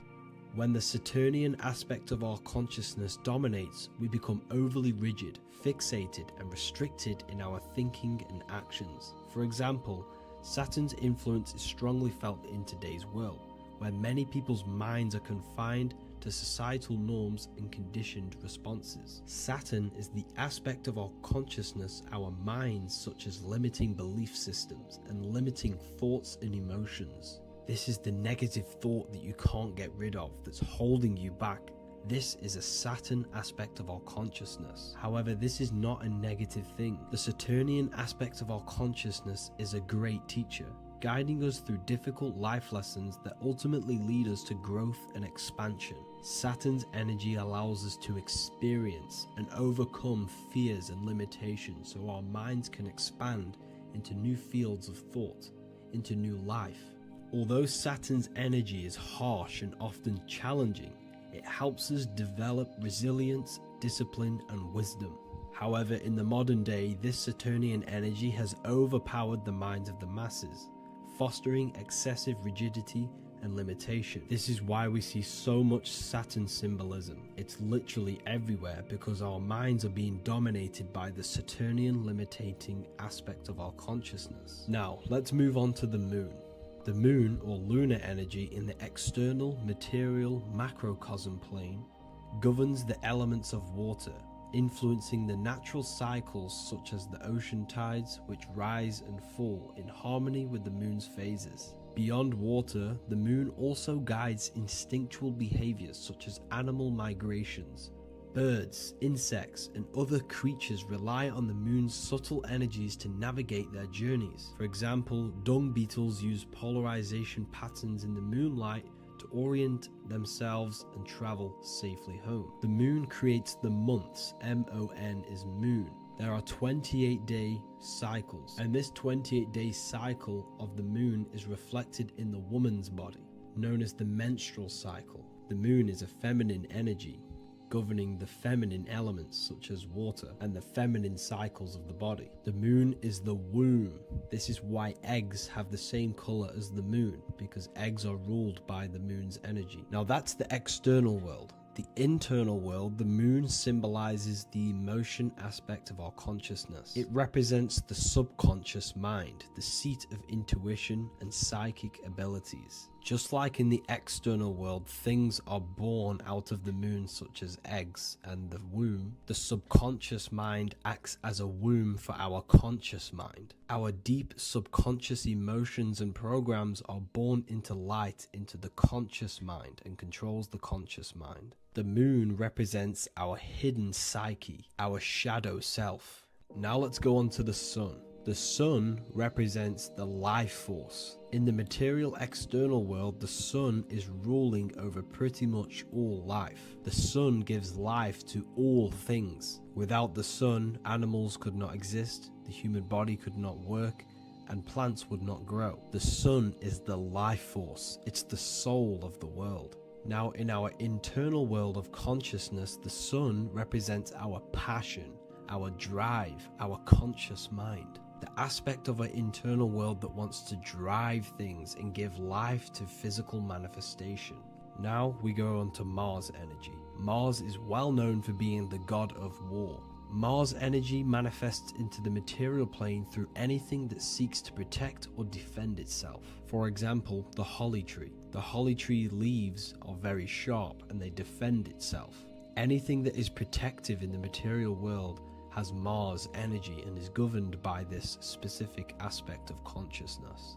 For example, any predators or animals such as hedgehogs with spines on their backs for protection. Mars represents all things that is driven by conflict, aggression, and defense. Now, internally, inside of our inner world, Mars symbolizes the aspect of our consciousness that is focused on self-preservation and protection. Mars governs our ego, the instinctual urges of anger or maintaining reputation. Mars is not evil. It's necessary. Sometimes it's necessary for us to protect ourselves. Mars is the aspect of our consciousness that is anger, rage, the desire to fight or conquer. When this energy is activated within our consciousness, we become defensive, assertive, and even combative, ready to dominate others and destroy obstacles in our way. Now let's move on to Venus energy. Venus in the external material world manifests its energy through the aesthetics of creation. This planet governs the beauty and harmony found in nature, including the nurturing environment of a mother's womb where life begins. Venus embodies the essential love, not only in romantic relationships, but also in the bonds between family members and all living beings. Venus represents relationships. We have relationships between plants, animals, they all depend on each other to give life. Plants provide food and medicine, while living creatures contribute to their own growth and pollination. Internally, Venus represents the aspect of our consciousness that yearns for relationships and connections with others. This is an aspect of our consciousness that encourages to care for our physical appearance and embracing beauty. Aesthetics play a role in our interactions and self-expression. This is why there is a beauty brand called Venus. Now let's move to Jupiter energy. Jupiter in the material plane manifests its energy as forces of fortune, abundance, and wealth. This energy manifests itself as plants, as fruits that we can consume and eat in abundance. Anything that is nourishing and cultivated by the earth for humanity and animals. Jupiter embodies the giving energy that provides for and sustains life, fostering growth and ensuring that resources are available to all. Its influence is seen in the natural cycles of abundance, where fruits must grow and ripen before they are enjoyed, symbolizing the importance of effort and patience. Internally, in our spiritual world, Jupiter represents the aspect of our consciousness that yearns for abundance and seeks growth in various aspects of our lives, including wealth, knowledge, and personal development of the mind, spirit, and the soul. This is the aspect of our consciousness that wants to gain wealth, that wants to gain expansion and abundance in our lives. However, when Jupiter's energy dominates our consciousness excessively, it can lead to feelings of stinginess and greed. It represents material possession. The last planet is Mercury. Mercury in the external world governs the vital elements such as seeds, air, communication, education, and electricity. Known as the messenger of the gods, Mercury rules over intellect, communication, and the transmission of knowledge. Mercury's state of consciousness manifests itself in the material plane as the network between trees and plants, how they all communicate together. It represents the intelligence behind all physical things. It's the intelligence behind the seed that allows it to grow into a plant. Mercury's creative energy is manifested in the nervous system of the human body and all living animals. The intricate messenger that transmits signals from the body to the brain and then to the mind. This intelligence within us allows us to facilitate thought and movement. Internally, in our spiritual aspects of consciousness, Mercury is the state of consciousness that seeks knowledge, understanding, and intellectual growth and expansion. This part of us is curious, eager to learn, and driven to communicate ideas and information. It represents our mental body. The Roman god Mercury is often depicting flying because this symbolizes the air. Air represents our mental body. When the Mercury aspect of our consciousness dominates, we become highly intellectual, constantly seeking information, analyzing situation, and communicating our ideas. While this can enhance our understanding and ability to interact with the world, an excess of Mercury's influence can lead to overthinking, excessive analysis, and focus on intellect over emotions or intuition. Okay, so they are the 7 planetary energies in the external world and your internal world of consciousness. These energies are manifested in the Roman mythology as human beings. They are depicted as human beings, but this is nothing but symbolism. These gods never existed physically. They represent aspects of our consciousness and spiritual forces that govern the material plane. Every material object, every intelligence, every piece of life in this universe is governed and brought into existence by one of these spiritual forces. Now I hope this video has expanded your mind into a new realm of thought. Make sure to leave a like, a comment, and subscribe to the channel for more occult and esoteric information. You can read more about this topic and many more occult and esoteric teachings inside of my books, the Book of Wisdom Volume 1 and the Book of Wisdom Volume 2. I honestly advise that not everyone reads these books. These are books which will completely transform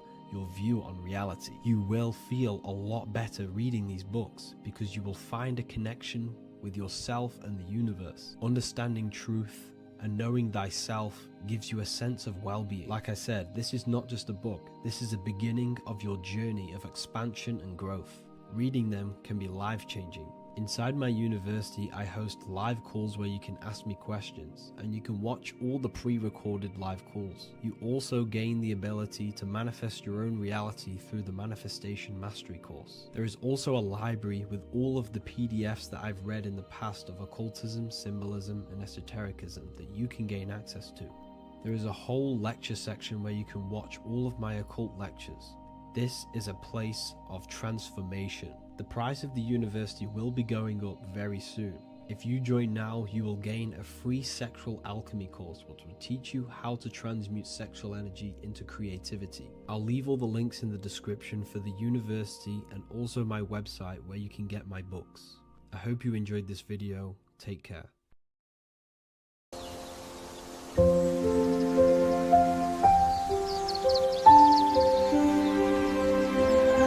bookofwisdom.com. Visit today.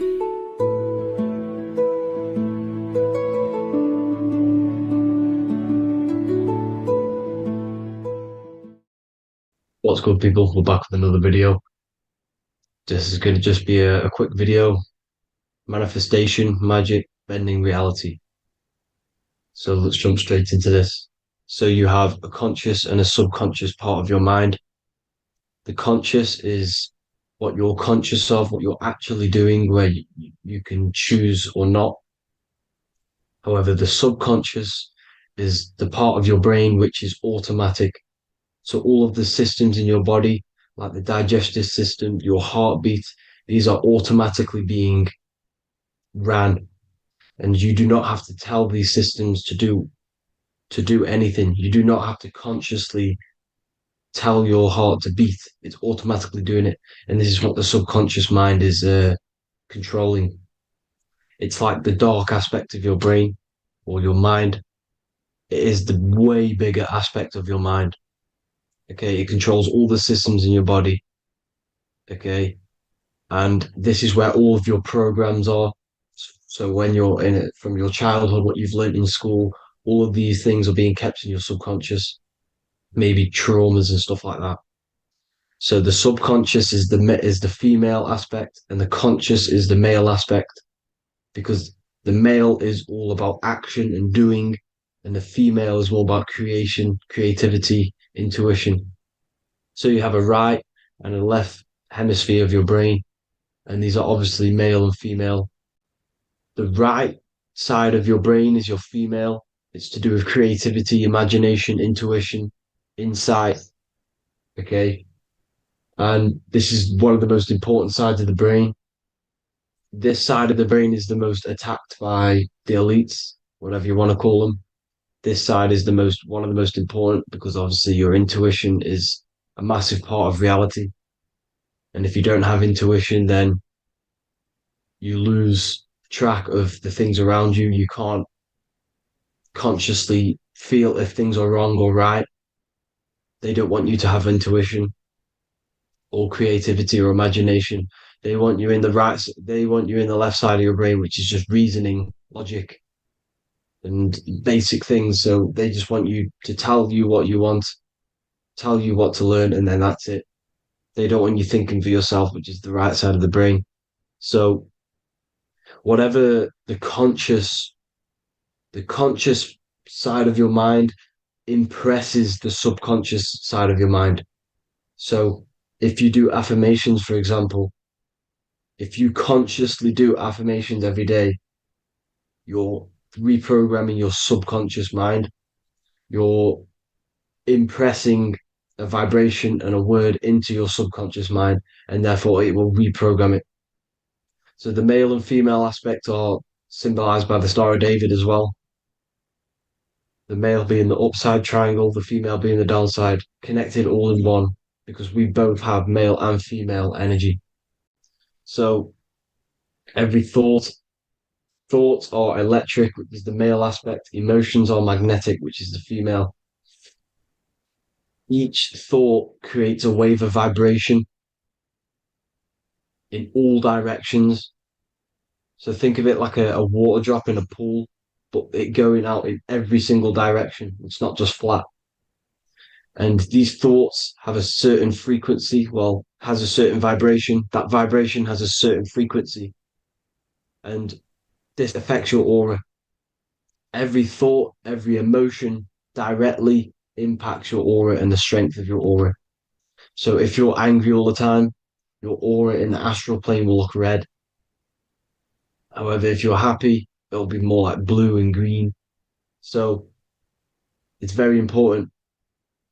Your electromagnetic field is created out of your emotions and thoughts, and that affects reality because you're 60% water, and frequency and vibration create certain patterns and has a certain effect on water. We'll get into that after this slide.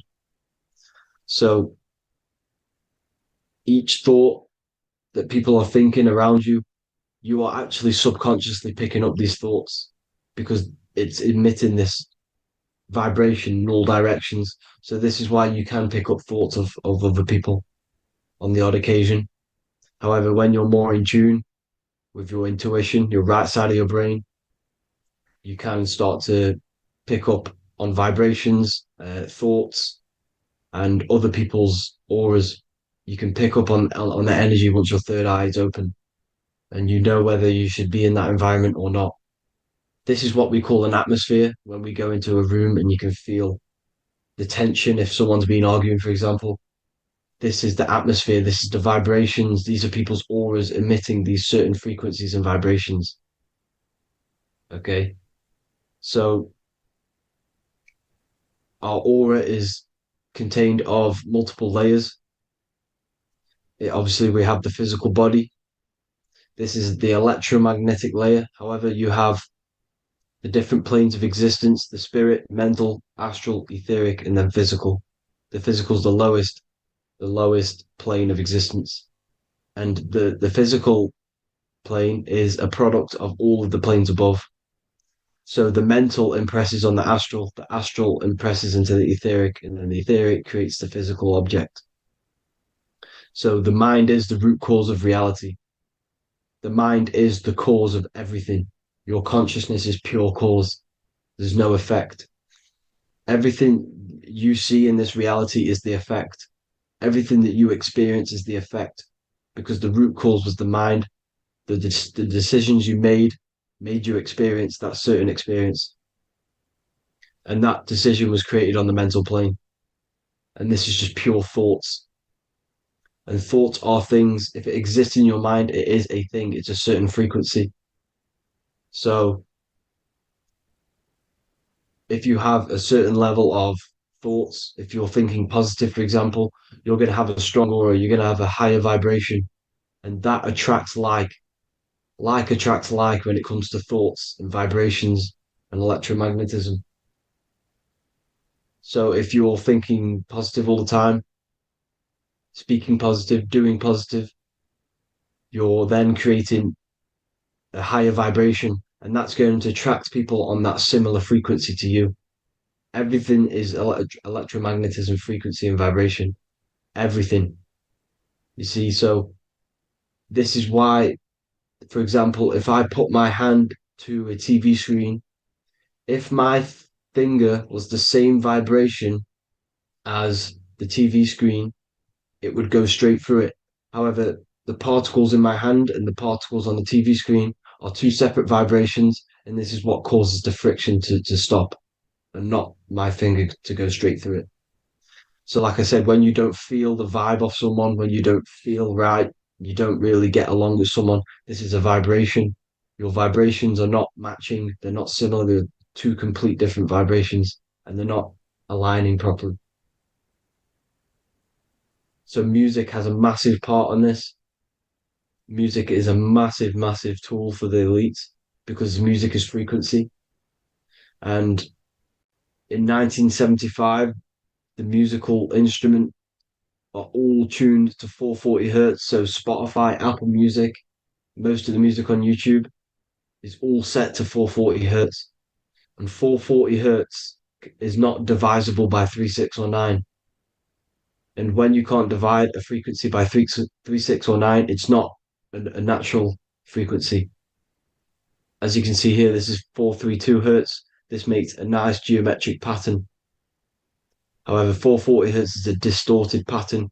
So when you listen to this, this actually shuts off the whole right side of your brain. Like I said at the start, this is the most attacked side of your brain.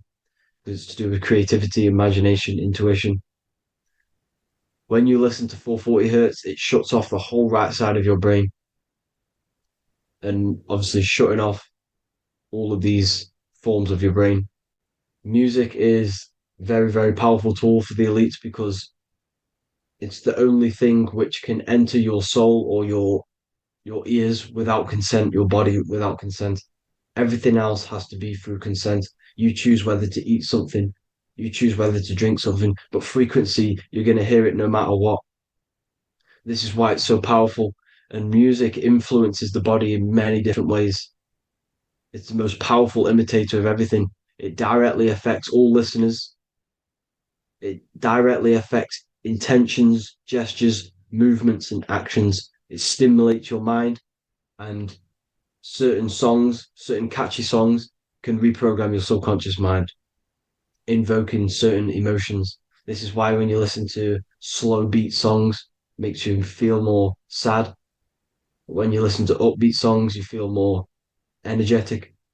This is because these frequencies have a profound influence on reality and on how you feel. Because like I said, you are 60% water.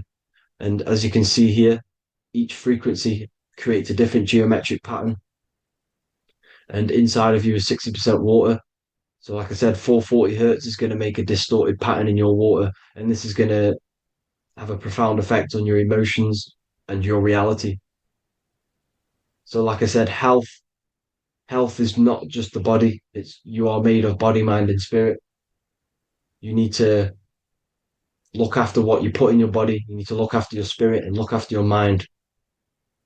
It's very important to keep all these in balance because once one of these are unbalanced, it affects the other two.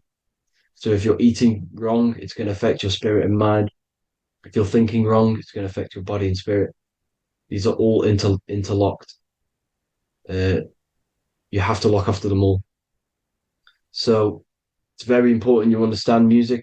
Stop listening to low vibrational music. To be honest, you want to listen to music without any sort of speaking inside of it. You just want pure frequencies, which are the solfeggio scale, like one of these, for example, 432, 528 hertz. These are all good frequencies. It's called the solfeggio scale. And these frequencies make you more in tune with nature. 528 hertz is what the earth vibrates at. So it's very important. And the Rockefellers are the one who changed this to 440 hertz. The Rockefellers, one of the elite families. So if you want to manipulate reality, it's very important to have your chakras aligned and having a high vibration, because the higher your vibration, the more powerful your words and your intentions are on reality. So the lower your vibration, the harder it is to affect reality because you're on a lower state of consciousness. Like I said, you have the mental, astral, etheric, and physical. Everything is a product of the one above. As above, so below. This is what Hermes Trismegistus was saying in the Egyptian days. This is where it comes from. As above, so below. If you affect above, it directly affects below. So like I said, meditation helps on this, helps align your chakras. Think positive, feel positive. Like I said, your feelings are magnetic, your thoughts are electric. So once you combine these two together, you're then creating an electromagnetic frequency. And that will have profound effect on reality. So the law of cause and effect. every law, so the law of cause and effect, every effect has the root cause. Like I said, your mind is the root cause of everything. Every decision you make is having a different effect on reality. Everything happens for a reason due to the root cause, which is your mind. You choose everything that happens in your life. Okay. So it's very important you understand this and you constantly make the right decisions, the good decisions to have good effects on your reality. You have to be very conscious of this law because nothing escapes this law. This is the law of all consciousness. So think about it. Imagine a massive ball of consciousness. However, off this ball are different sparks, and each one of these sparks are in each and everyone's body. This spark is governed by these laws, the law of cause and effect, the law of correspondence, the seven hermetic principles. It's very important you understand this because this mass ball of consciousness is what is obeying these laws. And everyone has this spark of consciousness inside their third eye. And like I said, everyone is the same consciousness. This is why if you do bad unto someone else, that will directly affect your reality.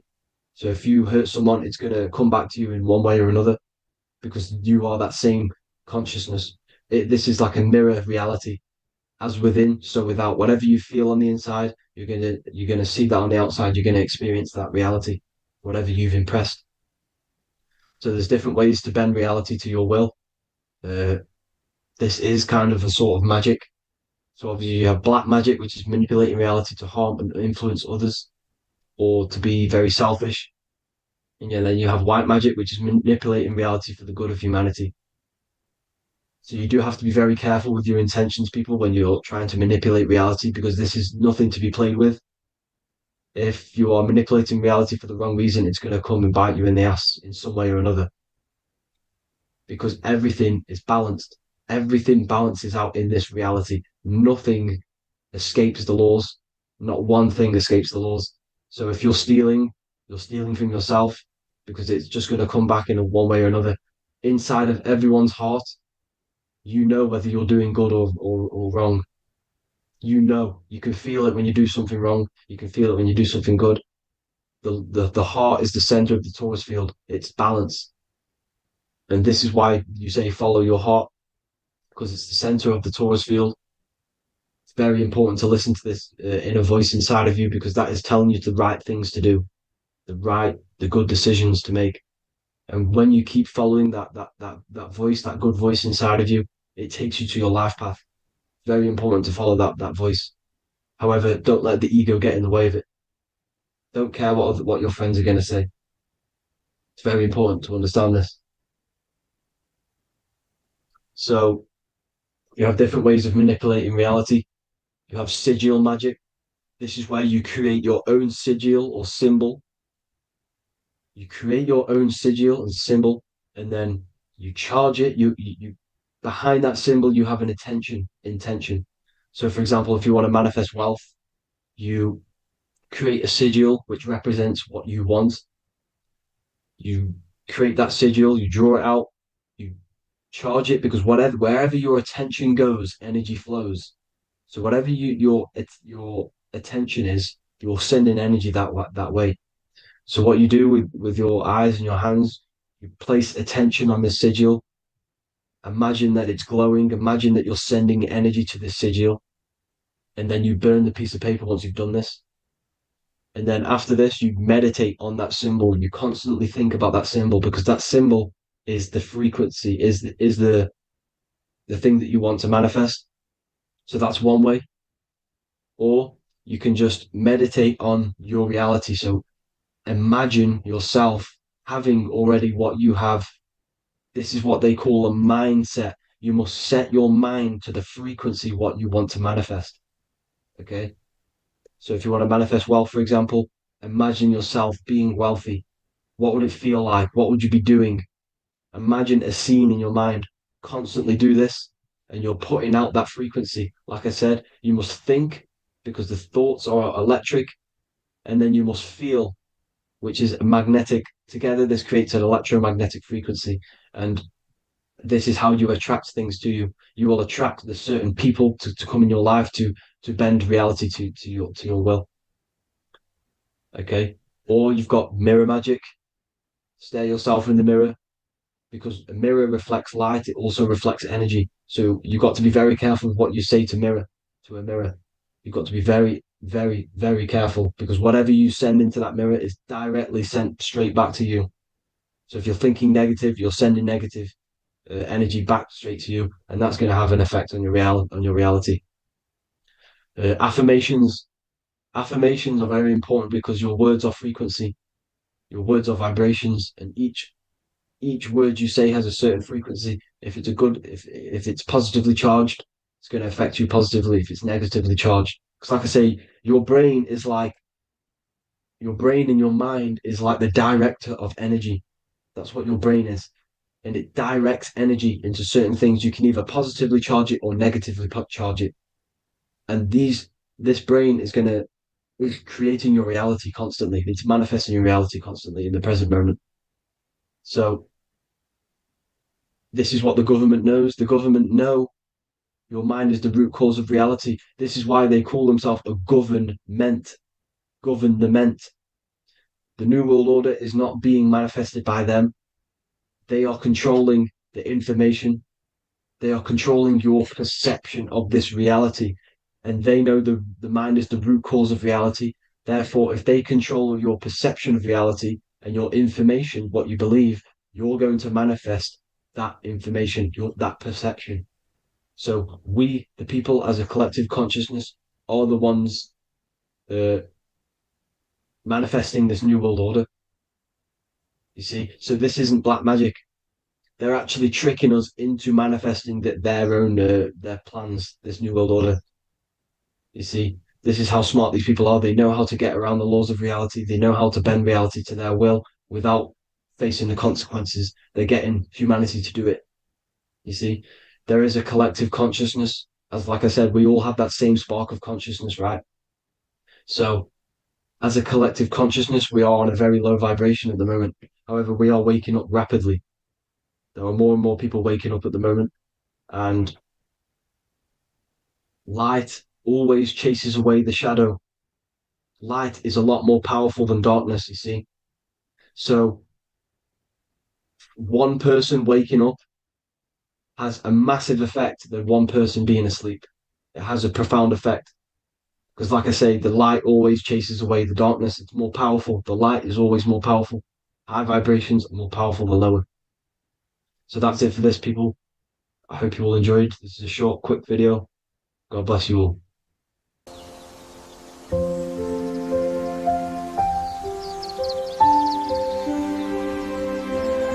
bookofwisdom.com.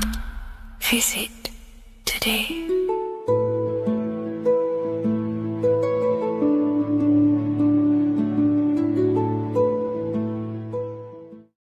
Welcome to Revival of Wisdom.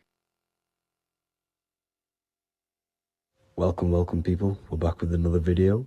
Please make sure to hit that like button, subscribe, and turn on notifications to never miss a video.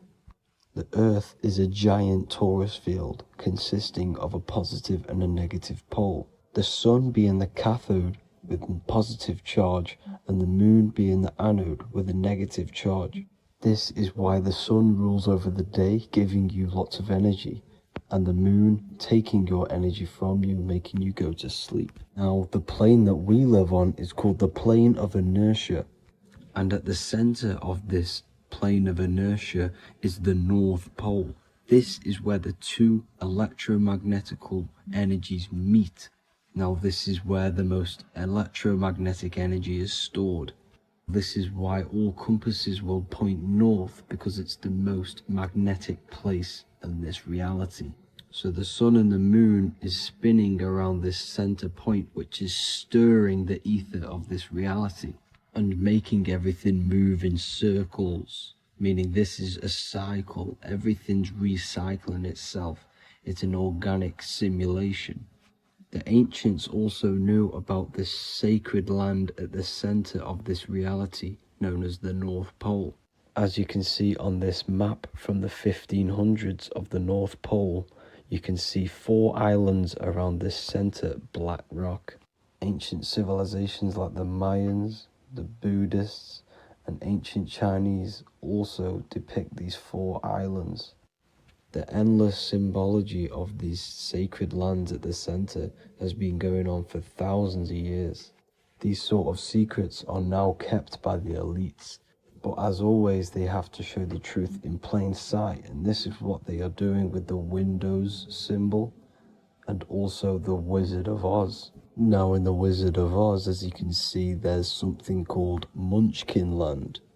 Munchkins are these unusually short people. Then on the ancient 1500s map it says Pygmy, and then the Pygmy people in mythology are also these unusually short people. Just like Santa and his elves, they come from the North Pole, and elves are these unusually short people. These stories that we are told about Santa and Munchkins are putting truth in plain sight about this sacred land.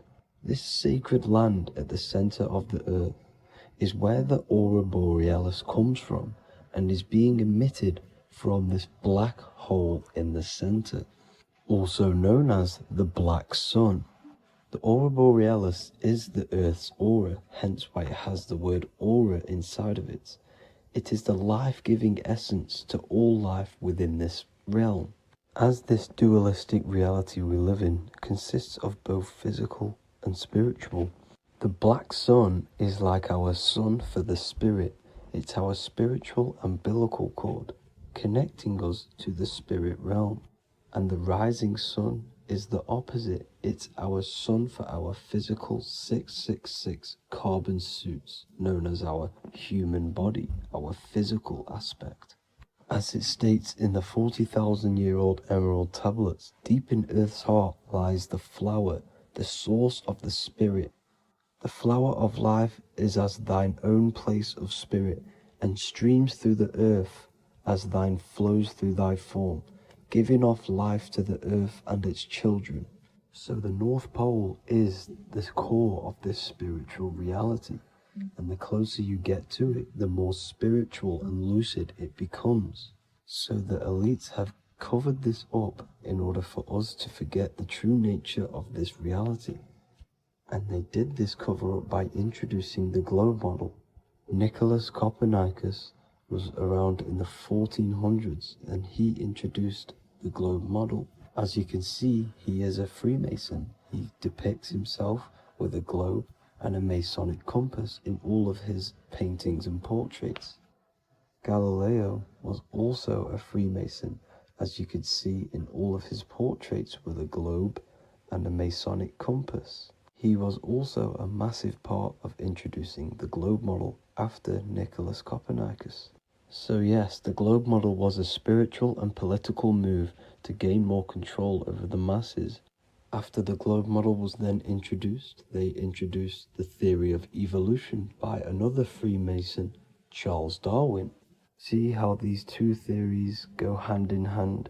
They both degrade humanity, and they make you confused of where we actually came from. By hiding the true form of this divine creation and hiding the true power of each and every one of us, they maintain control over the masses. Now this is order out of chaos, known to be the 33rd degree slogan of Freemasonry. Now this is the Masonic cosmology, and as you can see, you have the checkered board for the duality, the 5-pointed star for the 5 elements, the 4 corners for the 4 pillars, the all-seeing eye, which is Polaris, the sun, the moon, and the 7 stars. So even Freemasons are taught the flat earth cosmology and the true form of this reality. Now the true nature of the sun, the moon, and the earth is shown and reflected through the Masonic compass. The Masonic compass is the sun, the moon, Polaris at the top, and the black sun at the bottom. It makes sense why all the scientists who introduced the globe model all used the compass and the globe together, because it's truth in plain sight. As I explained in my other video, all Freemasons have to take the oath, so it goes to show, why are we all learning these theories from Freemasons who can't talk about certain topics that they learn about? Why should we believe their theories when they're holding back the real truth about this reality? Now going on to NASA. NASA means to deceive in Hebrew, and they are also funded by the government. They are not a private company. The old owner of NASA, Werner von Braun, on his grave has the Bible verse Psalms 91. The heavens declare the glory of God, and the firmament showeth his handiwork. Now why would the owner of NASA put this on his grave? Seems a bit suspicious to me, alongside with the NASA astronauts are all Freemasons. And not to mention the countless mistakes they've made on their live videos in space stations, the moon landing, and the CGI footage of the Earth, which is obviously photoshopped. Just by tricking the masses that they live on a spinning ball, the elites gain the perception of the masses. Not only does it hide the divine creation we're inside of, it hides the divine spark within you. It hides the creator, the source. And by believing in space and we live on a spinning ball, it makes people come to the interpretation of that we are a coincidence and we do not have any purpose. And of course this is false. When you come to realization that we are all a divine creation and we can create our own divine life in this reality, life becomes more sacred and you start to enjoy little things. The elites want you to believe everything exists only in the five senses. They want you constantly looking outside of yourself because they know that will keep you on lower states of consciousness. Now this brings me to our next point. By tricking the masses into the heliocentric model, the elites started to advertise aliens in the movies, in cartoons and magazines in the late 1940s. Now this is subconsciously programming us about aliens and extraterrestrial threats, which then they can use to their advantage. And this is something called Project Bluebeam. They are more than likely going to fake an alien invasion to push this 2040 agenda, which is for one government and one ruling currency. That's it for this video, guys and girls. Hope you all enjoyed. Please make sure to leave a like and a comment. God bless you all.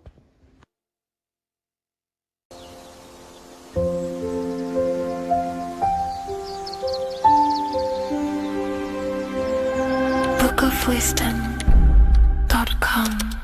Visit today.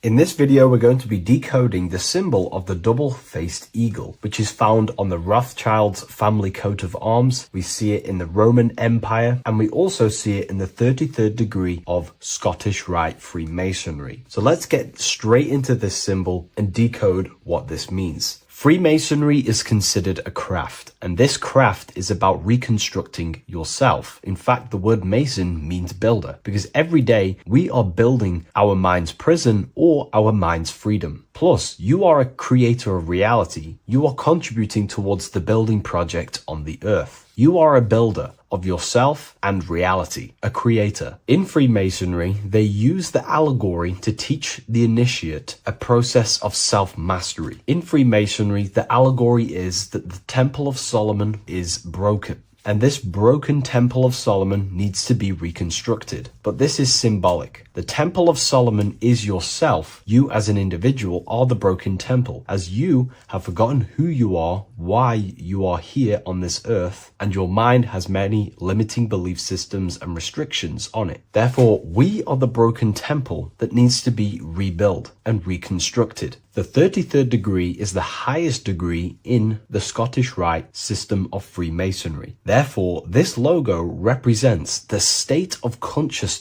the 33rd degree Mason is operating at. It is symbolic of their level of mind, their level of self-mastery, their level of awareness. This symbol is a very powerful symbol that you can use to also find your personal power. Now, of course, this is my interpretation based off my years of studying symbolism and connecting the dots. If you feel like I miss anything, please leave a comment in the comment section to maybe add to my points. The first of all thing that I see in this symbol that reveals a great power of mind is the eagle. The eagle itself is a bird, and a bird can go on the ground and in the sky. In a symbolic sense, this represents the body and the spirit, the ability to transform from this earth body and then also access astral projection and the spirit. The bird sees things from a higher perspective while it's flying in the sky. If you're only in the physical body, your perception of reality is limited to the ground. We do not see much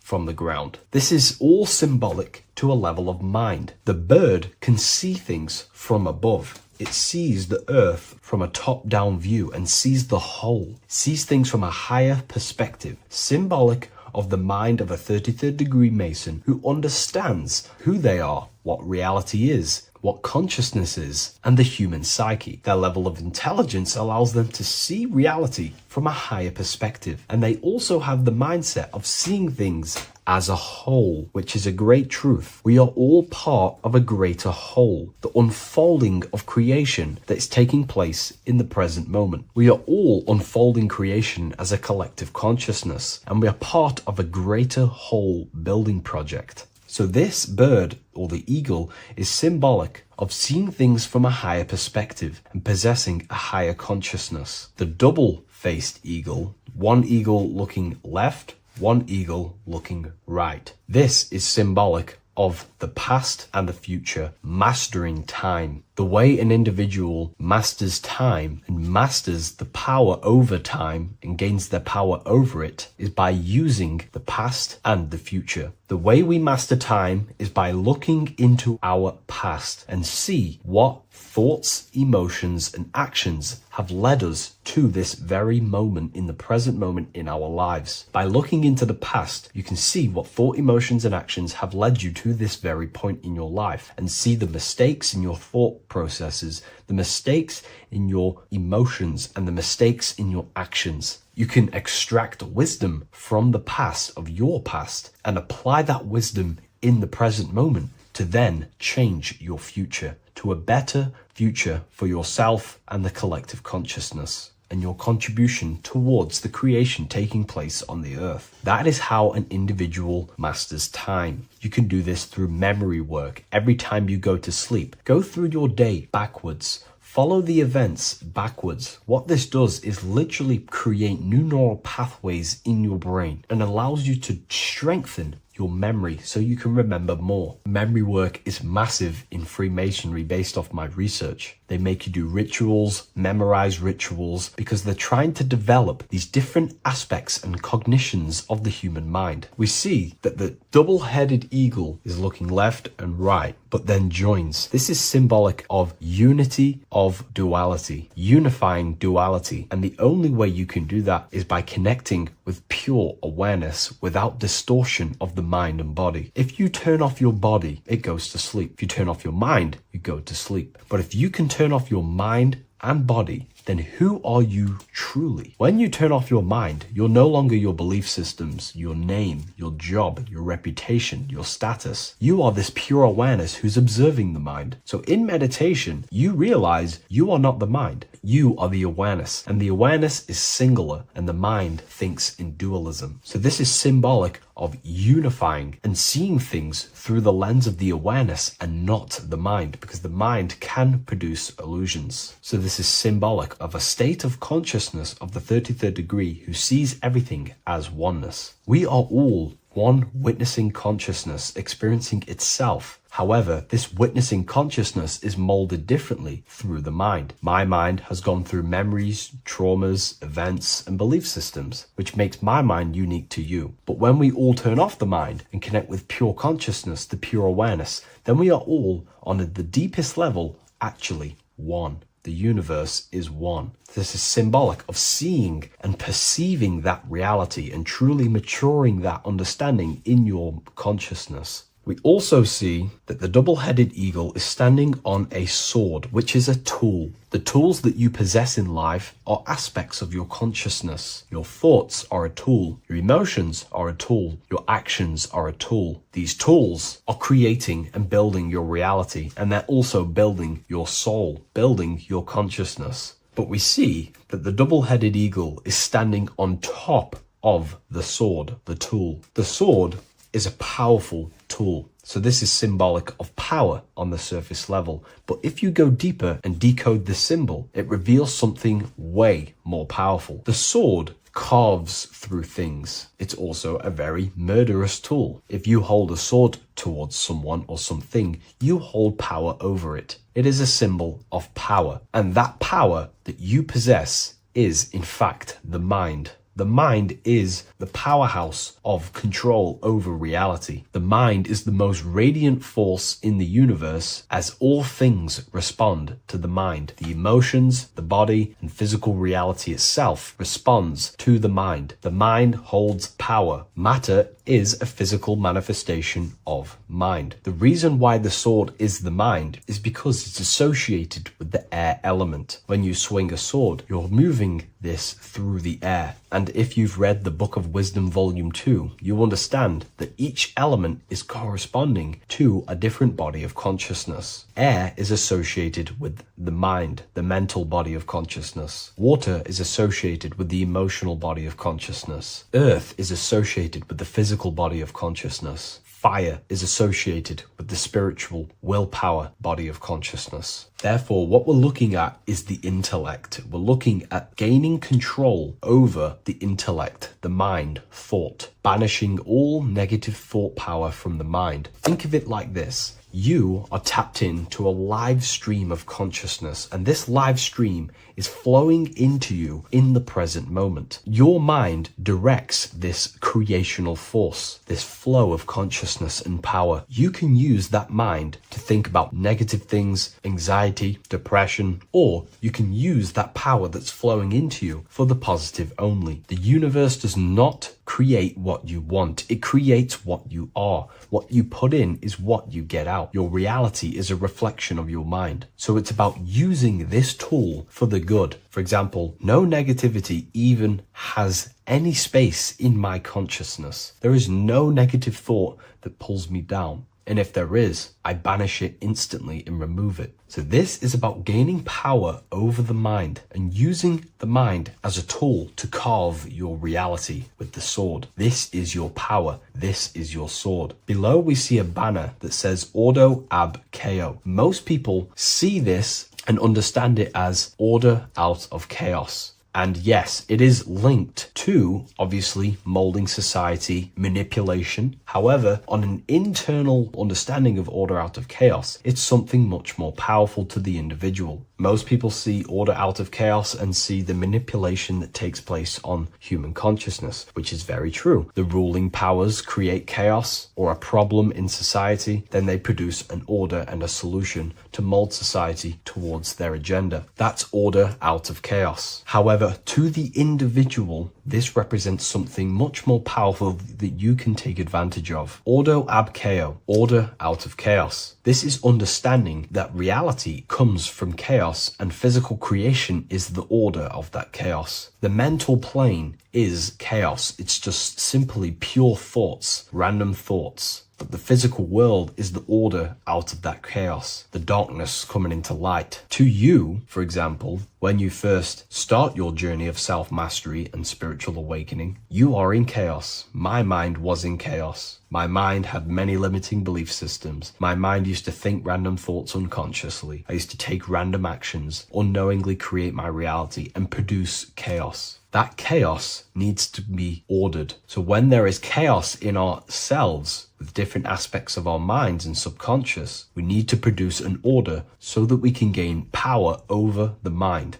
and over our thoughts, emotions, and actions. The three forces you have 100% control over. in your reality. If you try and control anything else other than your thoughts, emotions, and actions, then you are breaking natural law. The only things you have been given power over and to control is your thought, emotion, and action, your mind, your heart, and your body. Order out of chaos is about transforming yourself. When you're in a chaotic state, you have to produce order to transform yourself and change your level of consciousness. If you have chaos in your life, you must produce order. And this is how self-transformation occurs through an individual. Order out of chaos. Now, yes, it is also linked to human manipulation, as this applies to everything as above, so below. Above, we see a triangle with the number 33 and light emanating around it. This triangle is highly symbolic of the element of fire. The upright triangle is fire. The downright facing triangle, the opposite to this triangle, is associated with the element of water. The reason why this is an upright facing triangle with the number 33 in it is because fire is associated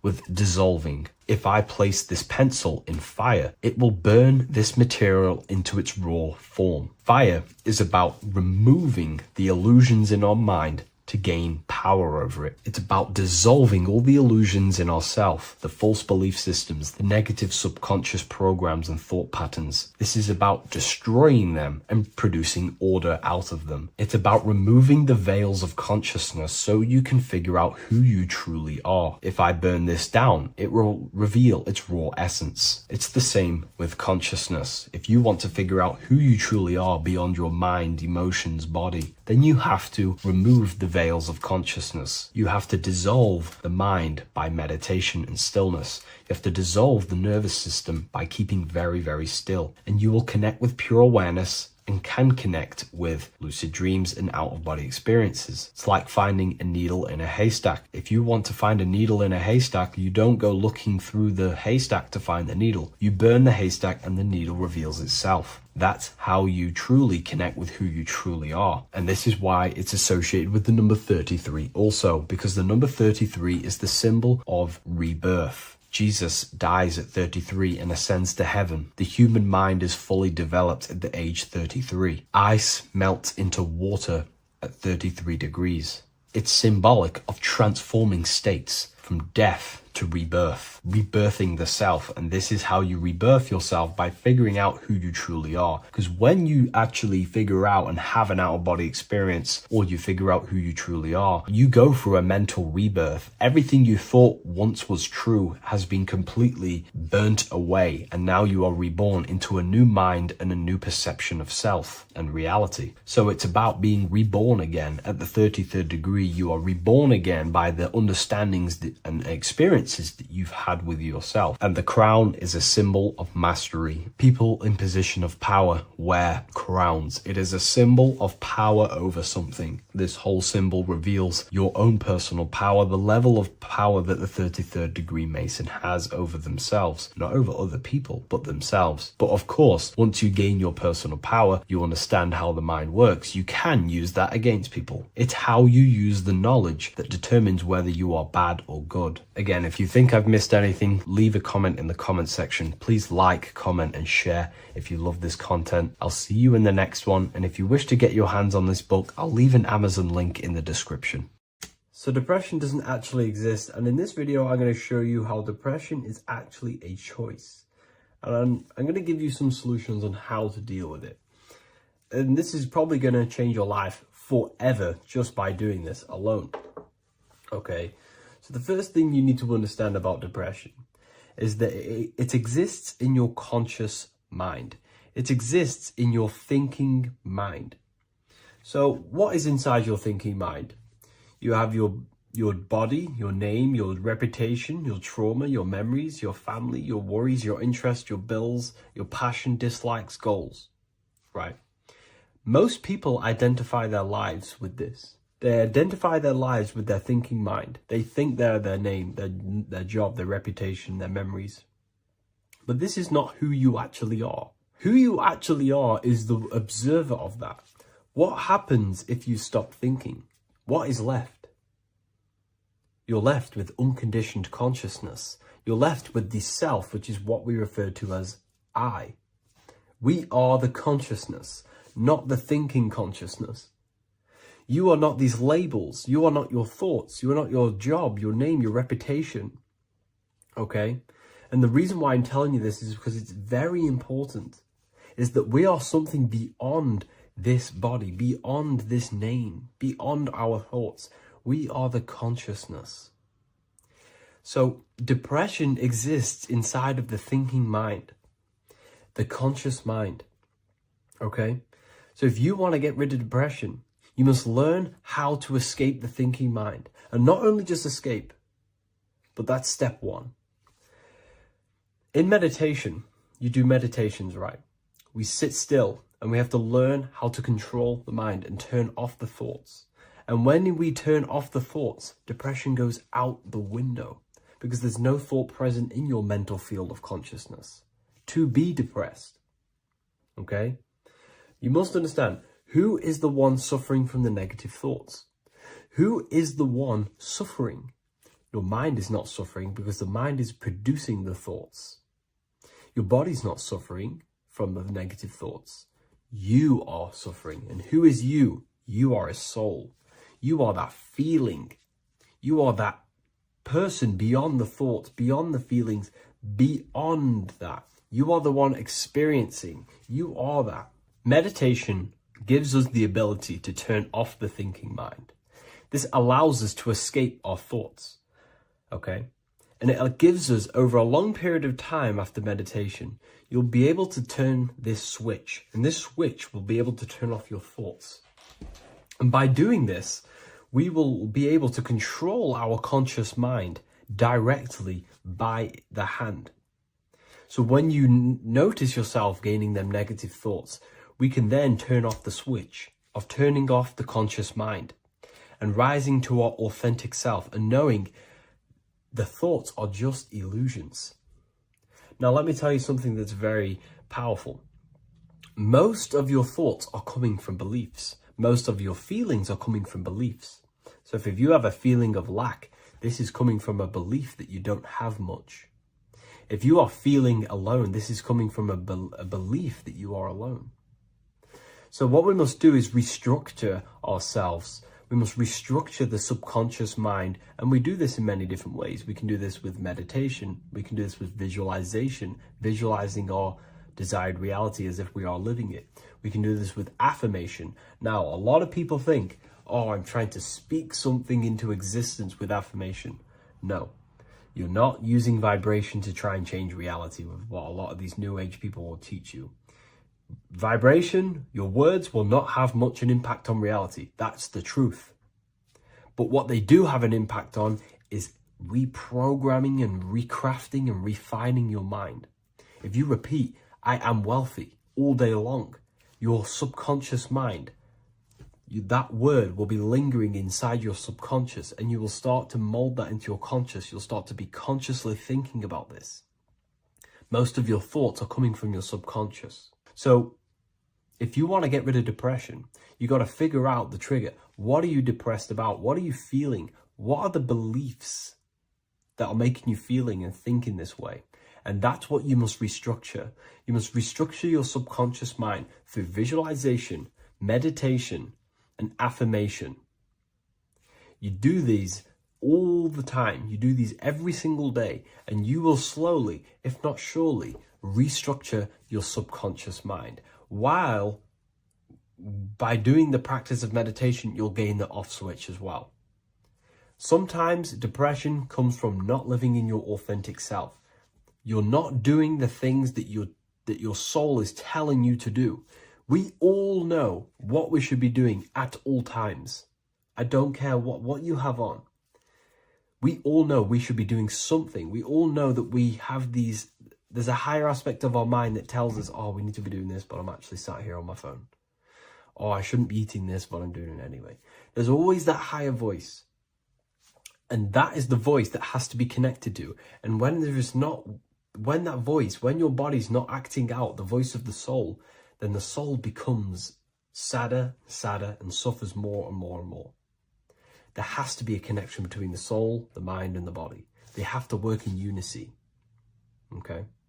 So I hope this video helps with depression, with whatever you're going through mentally.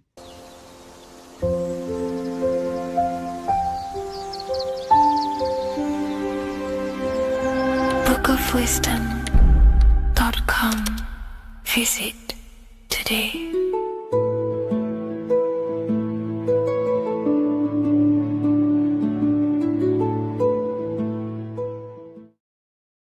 There's an ancient symbol hidden in plain sight, one that holds the key to transformation, power, and unlocking your true potential. It's been used for centuries by mystics, rulers, and even modern science, but almost no one understands its true meaning. Once you do, it will change the way you see yourself and the world forever.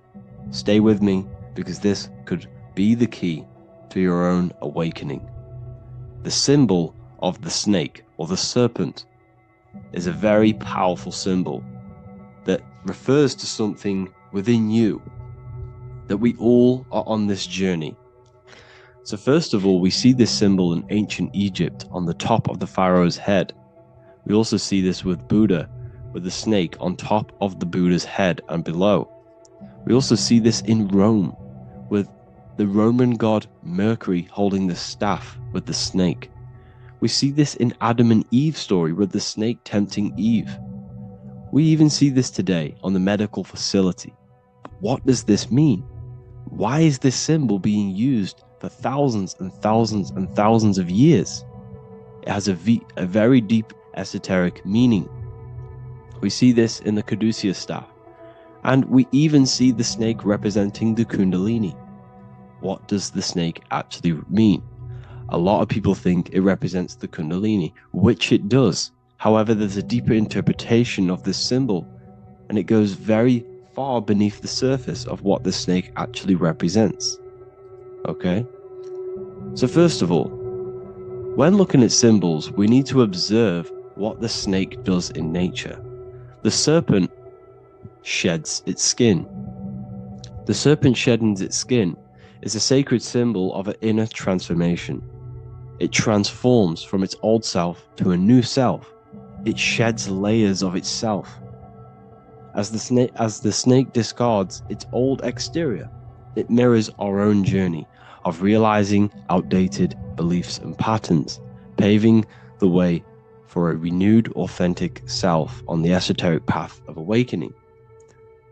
Essentially, it represents transformation, but not transformation of our physical bodies, transformation of our inner world. Now, this is where things get a little bit tricky and you may become a little bit confused, but I'm going to make this very clear for you. The snake symbol, or any symbol, can be used for different contexts. For example, the Kundalini. We see the snake representing the Kundalini. We all know that energy can't be destroyed, only transferred.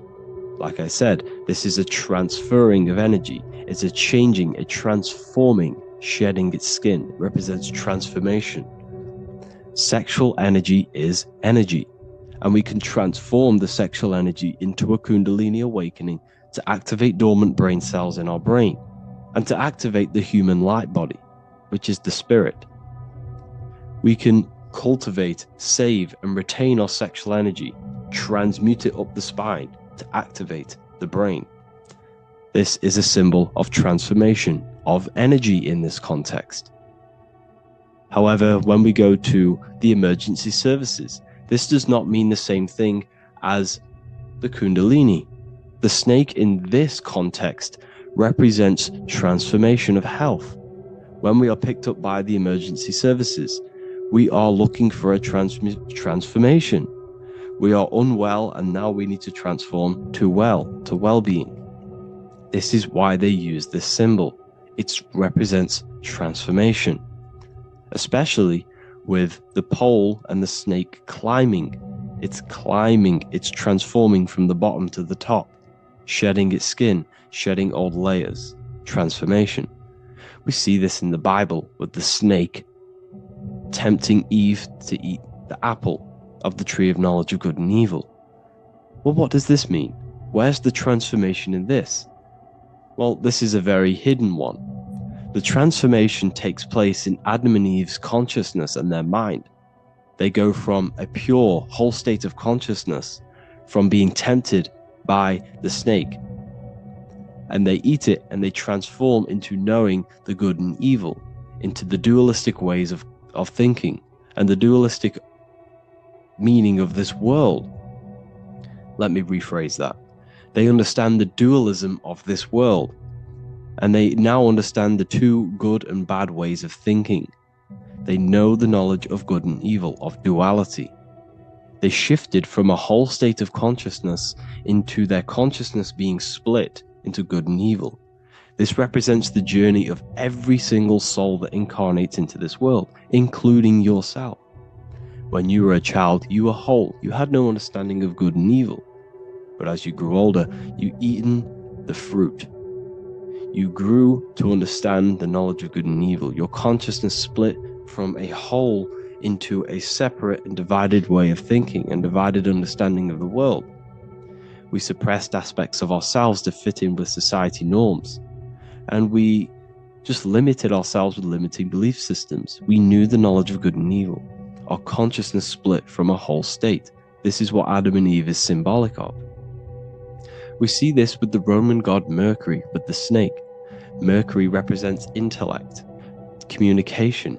He's always flying in the air, which represents the air, the mind, the intellect. He's holding the snake to represent transformation of the mind. This is what we call mental alchemy. Turning base metals into gold, turning the unenlightened aspects of our mind into enlightened ones, turning our negativity into power and control.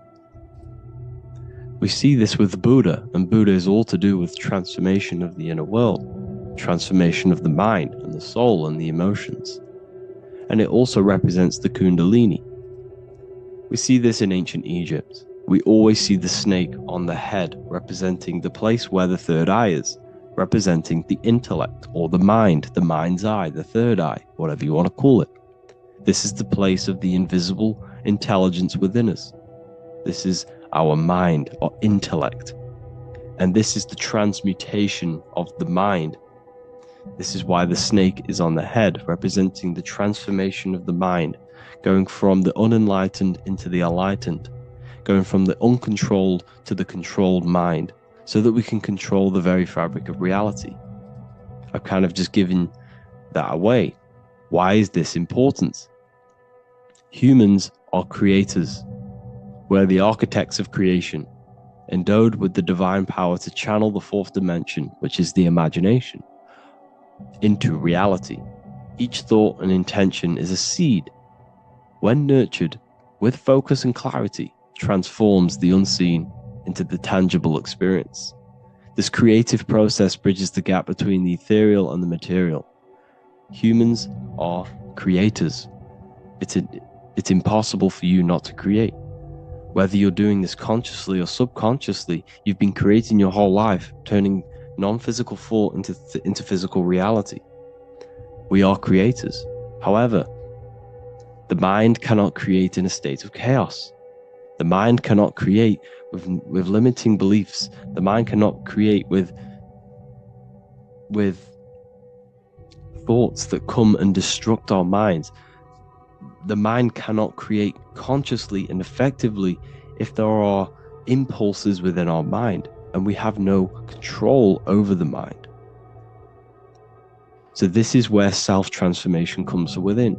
This is where the snake comes in. The snake represents the transmutation of our mind from the uncontrolled to the controlled. In this context of the Egyptians with the snake on their head. It's all to do with mental alchemy. In the occult tradition, the mind is seen as a delicate instrument that demands constant vigilance. Left unchecked, it reverts to archaic and destructive thinking patterns. Like a finely honed blade, it must be continually sharpened through discipline and self-refinement. In this unending process of unveiling and mastery, we learn to shape reality, harnessing the power of our thoughts to manifest the highest potential. It's all to do with mental alchemy, and this is how the snake is connected to you.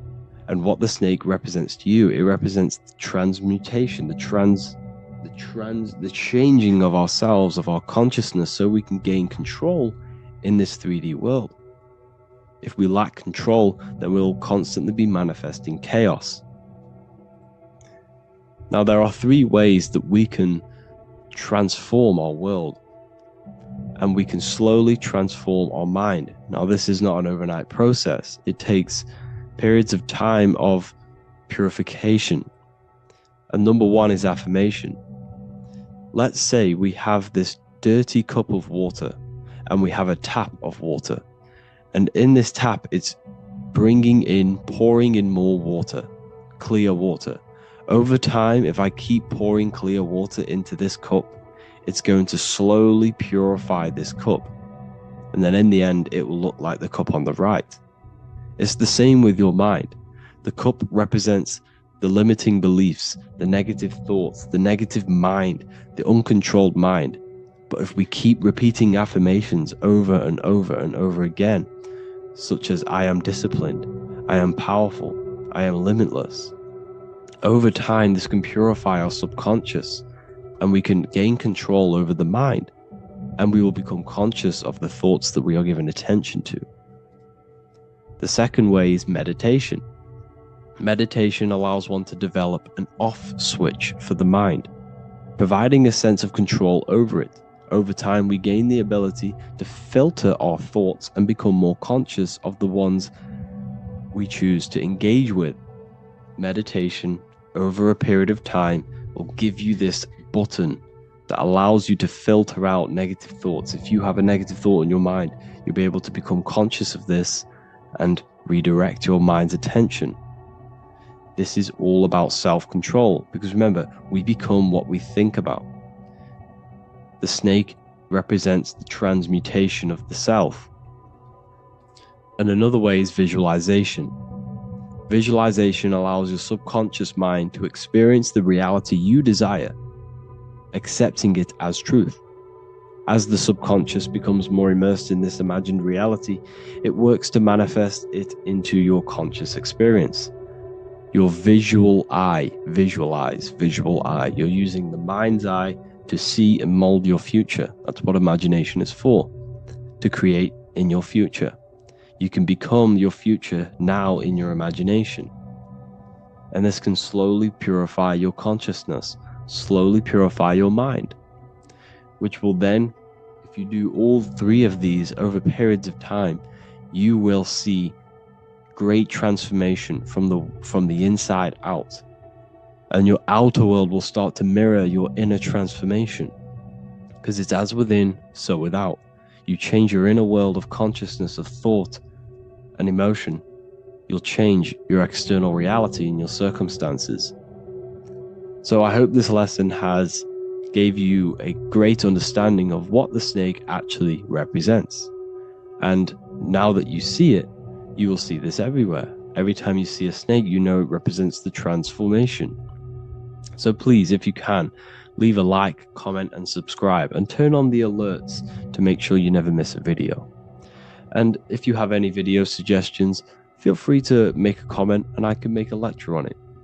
I appreciate you all watching this video today, and I'll see you all inside my university if you're inside, and I'll see you all in my Telegram if you join, and I'll see you in the next video, of course. Thank you and take care.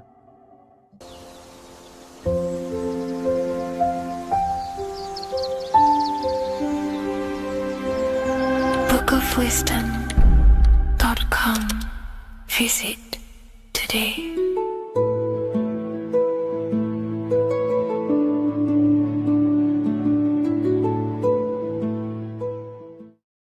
Welcome to Revival of Wisdom. Welcome people, we're back with another video. In this video we're talking about how Jesus Christ and Christianity is all sun worship. The Holy Bible of Christianity is not meant to be taken literal for history. It is a story and has lots of metaphors. Starting with the symbol of the cross of Jesus. This cross originates from this ancient cross of the sun. This symbol has been used for thousands of years, way before Jesus was a thing, in Europe, America, Asia, and all around the world. In fact, this symbol is still being used by Christians today, not knowing it represents the sun. This is a 4,500-year-old artifact, a golden plate with an equal-armed cross found in England. The gold to symbolize the sun, and the equal-armed cross for the 4 equal seasons of the year. So this is why in the Bible you have Matthew, Mark, Luke, and John, symbolizing the yearly cycle of the sun and the 4 equal seasons. Also in the Bible, Jesus is referred to as the light of the world.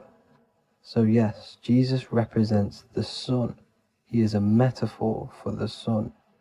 Hence why in all of these pictures and images and paintings of Jesus, there's always a sun behind his head, and some even with the sun cross behind his head. Jesus also has 12 disciples, which represent the 12 zodiac signs and the 12 months of the year. This is the Last Supper by Leonardo da Vinci.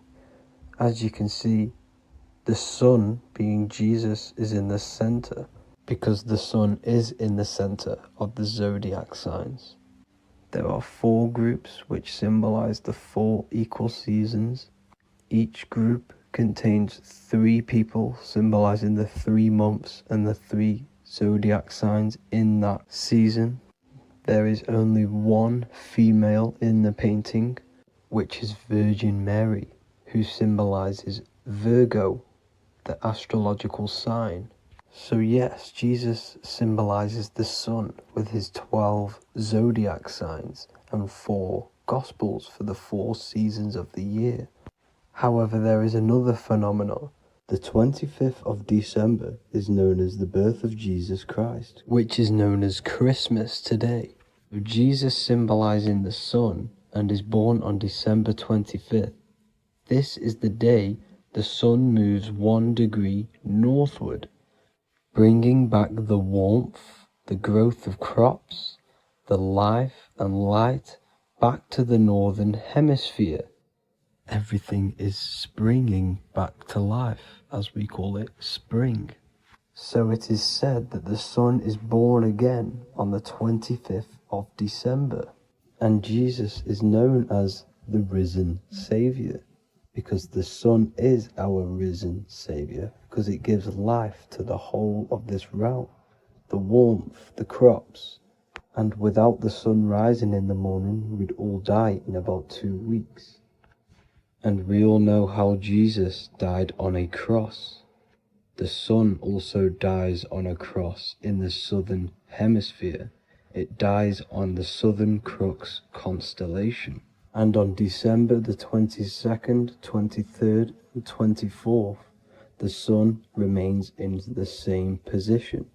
So the sun dies for 3 days, and it is born again on December 25th, when it moves 1 degree northward.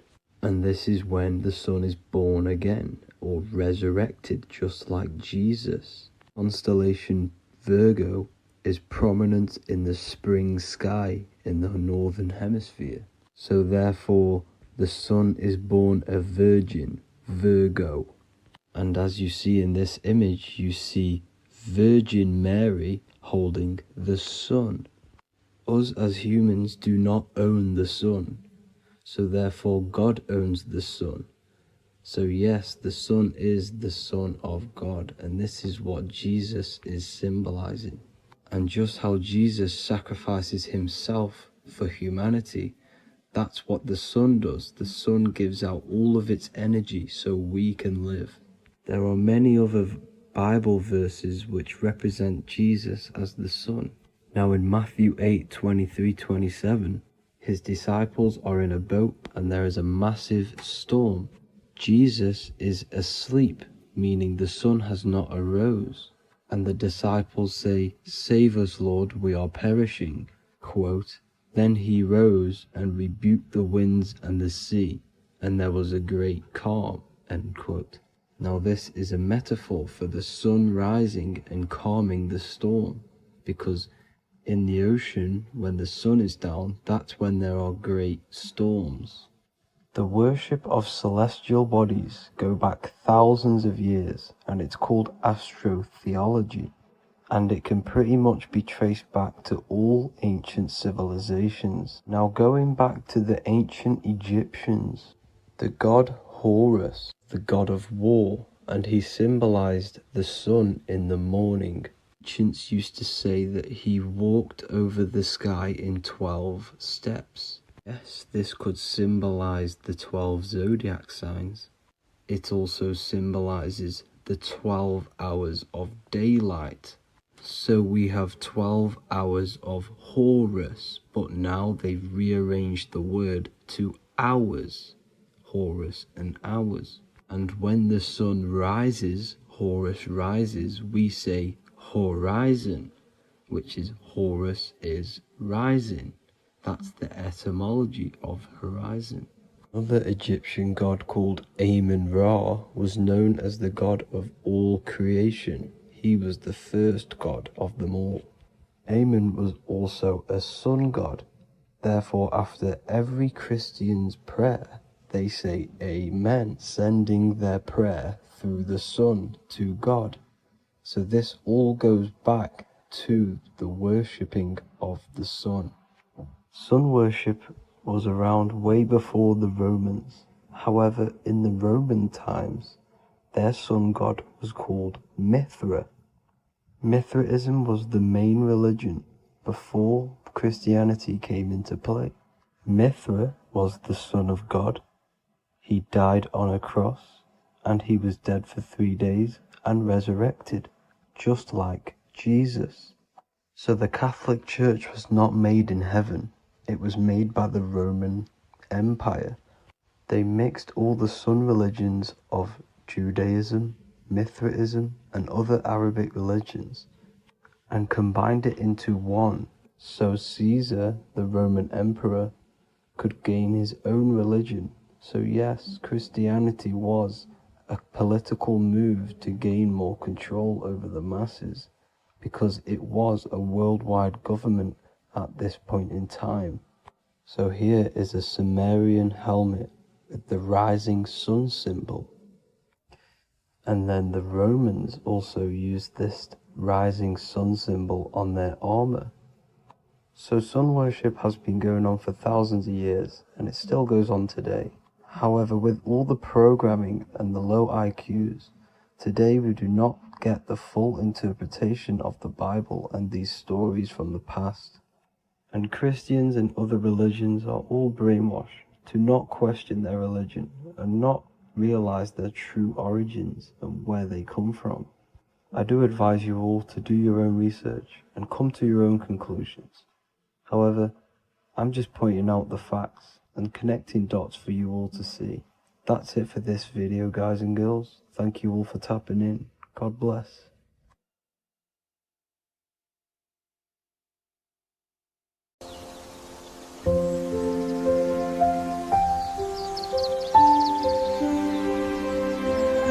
bookofwisdom.com. Visit today.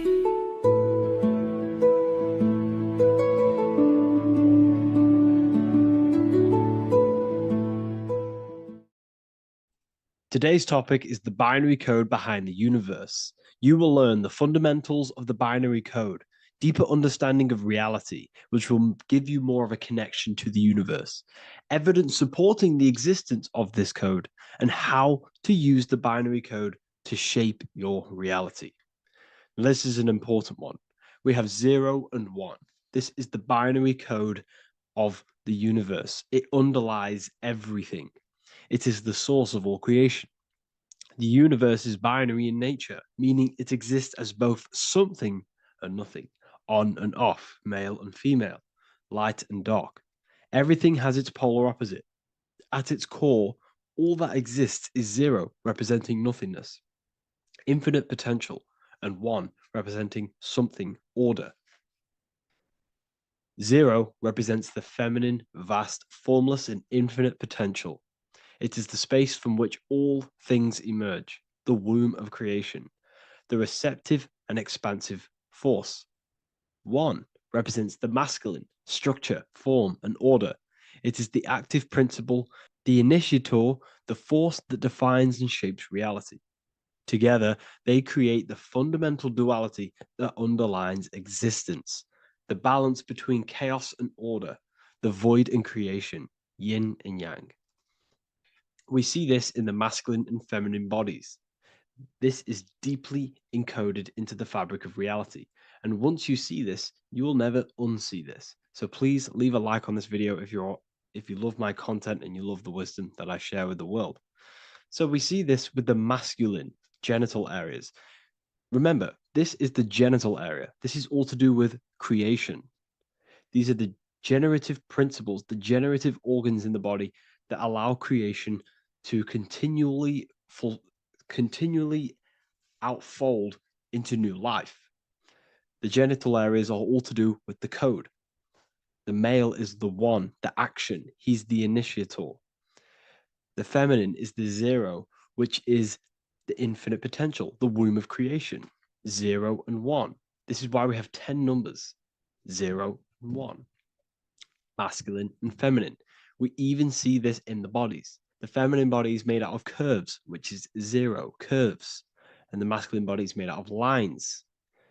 So please leave a like and comment if you love this. And if you have any lecture ideas, feel free and I can make a lecture on any suggestions that you have. So look at the word masculine. Masculine, line. Line is just one line, which represents order. 1. Feminine. 9. 1 and 9 equals 10. 0 and 1. The binary code of all creation. Why is feminine? Why the number 9 for feminine? Because the moon has to go around 9 times to create a human in the feminine's womb. And look at this image of nature. All nature is zeros and ones. Now you can tell the stick is a one. It's a line, and here we have curves. It's curves and lines. Curves and lines create reality, creates matter. Everything is 0 and 1. We even see this with the sky. The sky represents zeros. They represent curves, the heavens, the heavenly bodies, the sun. These are circles, the moon, circles, the planets, circles. Down here is matter, representing the square. We have the Freemasonic square and compass, representing lines and circles, masculine and feminine. We see this with Leonardo da Vinci, with the circle representing the spirit, the void, the womb of creation, and matter, which is the body. This is the soul in matter, infinite potential in matter. This represents spirit over matter. This represents the architect of reality, zeros and ones, spirit and matter. This is all the same thing. Understanding this binary nature of the universe, where 0, feminine, represents the infinite potential and 1, masculine, symbolizes order and structure, can benefit you in several ways. Manifestation and creation is the first way it can benefit you. Now that you understand this, you understand that everything comes out of infinite potential. 0, infinite potential. 1, action, equals manifestation, equals creation. So you must pull things out of infinite potential. If you have ideas but don't take action, too much 0, nothing materializes. You'll never materialize if you sit there imagining all day, visualizing all day. You have to take action. They both come hand in hand.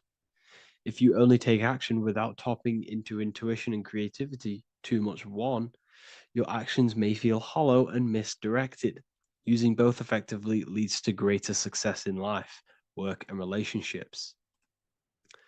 This is the 33rd degree motto, or this is on the 33rd degree of Freemasonry Scottish Rite logo, and it's called Order ab Chaos, order out of chaos. Chaos is the 0, infinite potential. Chaos is the dimension of the imagination. This is where this all ties in now. Imagination is the dimension of infinite potential, pure potential, formless creativity, and the realm of infinite possibilities. It is the void, the unmanifested energy that contains all that could ever be. That is the imagination. The imagination is the dimension that you are connected to, and you can pull any idea out of and materialize it into a reality. Matter, on the other hand, is order brought out of the imagination, chaos. It is when raw potential is structured, defined, and crystallized into form. This is the fundamental principle of order out of chaos, the process of turning the unseen into the seen, the abstract into the concrete, the dream into reality. That's why we say dreams into reality. Dreams are in the imagination, infinite potential, and the human mind is connected to high dimensions of consciousness, which we can pull ideas, things out of, and materialize it into our lives. Whether that's good or bad, that's completely up to you. But we have access to higher dimensions beyond the physical plane. And this is the secret that the human mind is connected to, and that you are not just a physical body. Okay? The universe itself was born from chaos. Before form, there was only energy and potential. Our minds function the same way.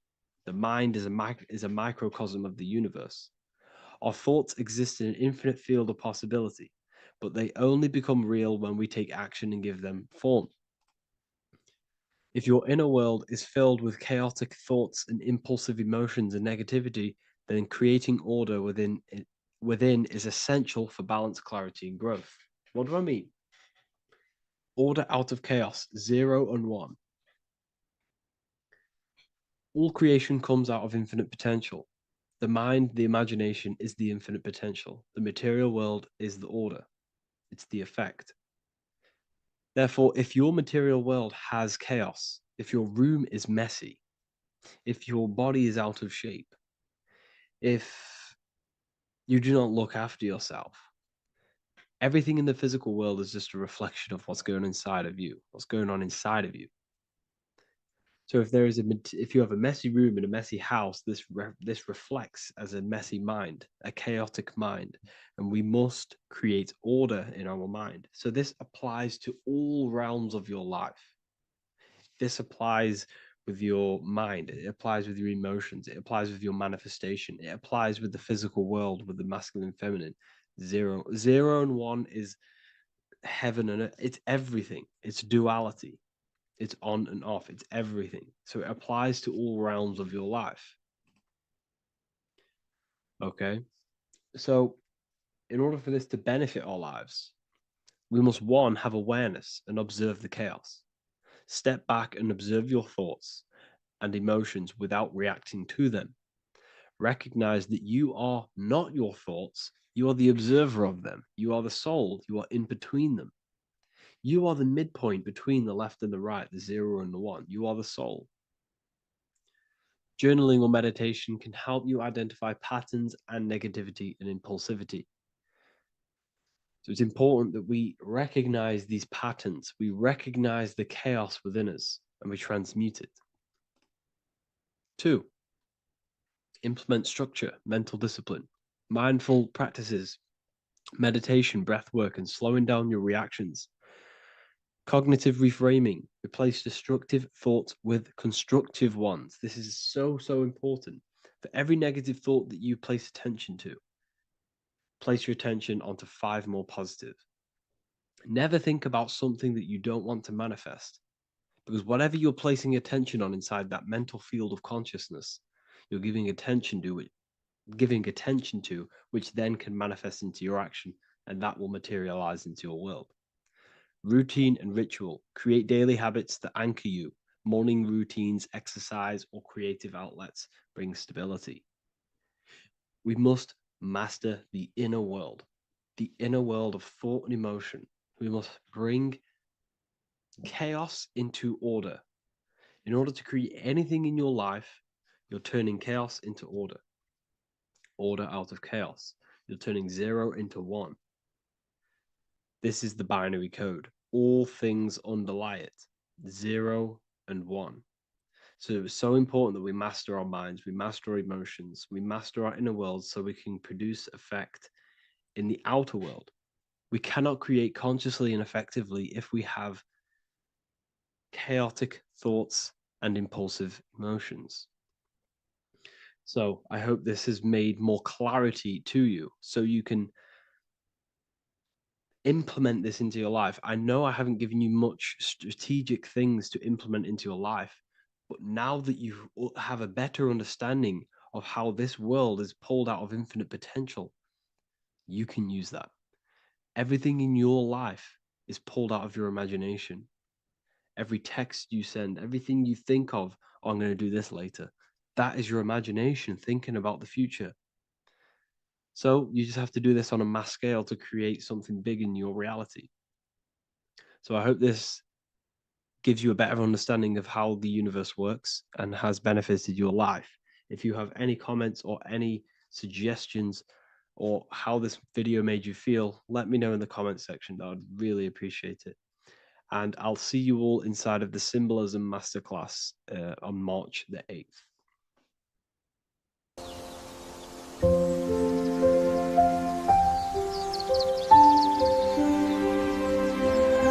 bookofwisdom.com. Visit today.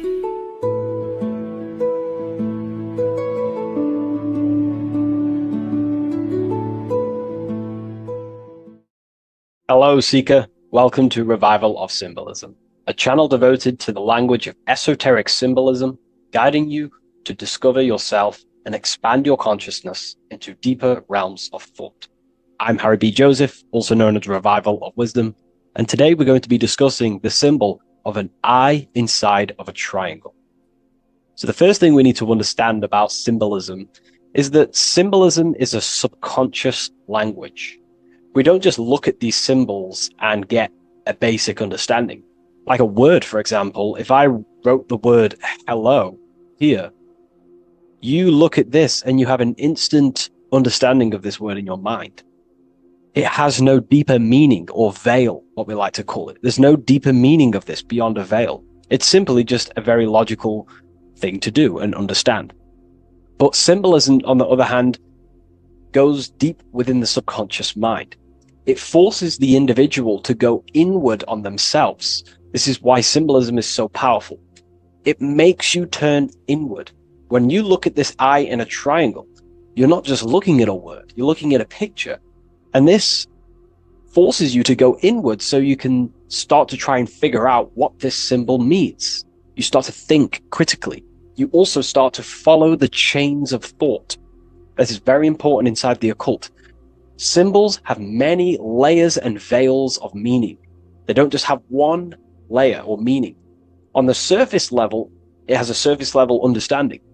But then as you follow the deeper chains of thought, you start to unveil and unravel its deeper meaning. As you awaken in your journey, the deeper levels of consciousness you access, the higher levels of understanding you access, the deeper meanings of these symbols start to reveal themselves. So studying yourself and studying symbolism go hand in hand. So when you're studying symbolism, you're actually studying consciousness. This is what we need to understand, is that these symbols represent forces of consciousness and aspects of consciousness. So what we need to do is to follow the chain of thoughts. And what do I mean by the chain of thoughts? If I think of a triangle, it instantly in my mind, I get the number 3. Then if that number 3 leads to another thought, for example, father, mother, child, father, mother, and child. Father, mother, and child then leads to another thought, then another thought, then another thought. So this is the chain of thought that we have to follow. This is why symbols must be meditated upon. We meditate upon symbols to unravel the deeper meanings of these, so we can unlock deeper levels of awareness. Okay, so we're diving straight into the subconscious mind with the language of symbolism. It's why it's so powerful, because it forces the individual to go inward and actually use their mind. Symbols train you to think critically. They train you to think in a subconscious way, unlike words. So these symbols represent thought vibrations or thought forms within the individual's mind. So let's jump straight into this symbol of the eye in the triangle, and let's go, very surface level, and then towards the end, we'll go deeper into the deeper mysteries of this symbol. On this channel, I don't give spiritual fluff. I give very deep esoteric teachings. Okay, so it would be amazing if you could show some support. Simply just leave a like, comment, and a share on the video. Share this video to a friend. So first of all, let's look at the number 3, because this triangle symbolizes the number 3, okay? 3. We have a father, we have a mother, and together they unify to create a child. So that's a triangle. So what does this actually represent? Father, mother, child. In order for creation, it takes 3 steps. We are born, we grow, we die. So this is how creation unfolds in a 3-step process. In order for you to have a child, you must have 2 people and then give birth to another. Number 3. Then when you are given birth, you give birth, you grow, you die, then you return back to your original state. So the number 3 symbolizes this transformation or creation itself, how creation is a 3-fold. We see this in Brahma, Vishnu, and Shiva. Brahma, the creator, you have the creator god, the preserver god, and the destroyer god. This is symbolizing the number 3. And inside the Christian tradition, we have Father, Son, and Holy Spirit. We're going to dive deep into that as well. But it simply just represents the 3-fold of creation, how creation is a 3-fold process. Okay? So let's go a little bit deeper now. That's more exoteric. That's an external teaching. I've just taught you something that's very external. But what does this represent to the internal, to the esoteric? The number 3 is the 3 forces of the soul. The 3 forces of the soul. The soul thinks. It thinks. We have a mental field. We have a mind. All around us is a field of mind. We don't just have a mind. All around you is a field of thought and a field of mind. Okay, this is what we have to understand. A lot of people just think they have a mind. Your mind is attuned to the mental plane, and the mental plane is surrounding you. There are thought forms surrounding you. There are ideas. There are, all of these things in the mind that exist in an infinite field made of mental matter. Mental matter. So the soul thinks. The soul feels. It has feeling. We have emotion. And the soul takes actions. So the soul has 3 ways it expresses itself. Consciousness expresses itself through mentalism, through emotionalism, and through actions. This is how the soul is creating, through 3 different dimensions. Before you take a physical action, you don't just take the action. You first think, you feel, then you act. You only take action on what you feel, what you have a love towards, what you have a care towards. This is what the Freemasons call the generative principle. It's about, this is what generates your reality, your feeling. Because you can think infinite thoughts, but if you don't care about them, you don't take action on them. As soon as you have a care about a specific character of thought, your body then takes an action. Okay? So this is representing the 3 expressions of the soul. Now, the number 3 is actually the number 1. Because this is all one line, remember. This is all interconnected. And here we have the number 1 in the middle, one eye. We'll go deeper into that. So the number 1 is symbolized by the eye because there is one eye. So pretty much what this symbol is the number 1 and the number 1, 2, and 3. So it's 1 and 3. The 1 is expressed in 3 ways, which is the soul expressing itself and creating reality through 3 ways. Thought, emotion, actions. Okay? These are all actually one force. These are all one force. When we think, we feel, we act. When we act, this gives birth to a new thought and feeling. They're all one. They're all interconnected. So if I take an action, that can lead to a different thought. Or if I think, if I start to feel something, I don't know, hate, that then gives birth to a different thought or a different action. So you can see how each body of consciousness is actually affecting each of them. If we have an unhealthy mind, this will affect having an unhealthy emotional state and an unhealthy body. Because what we think, the mind holds power over the body.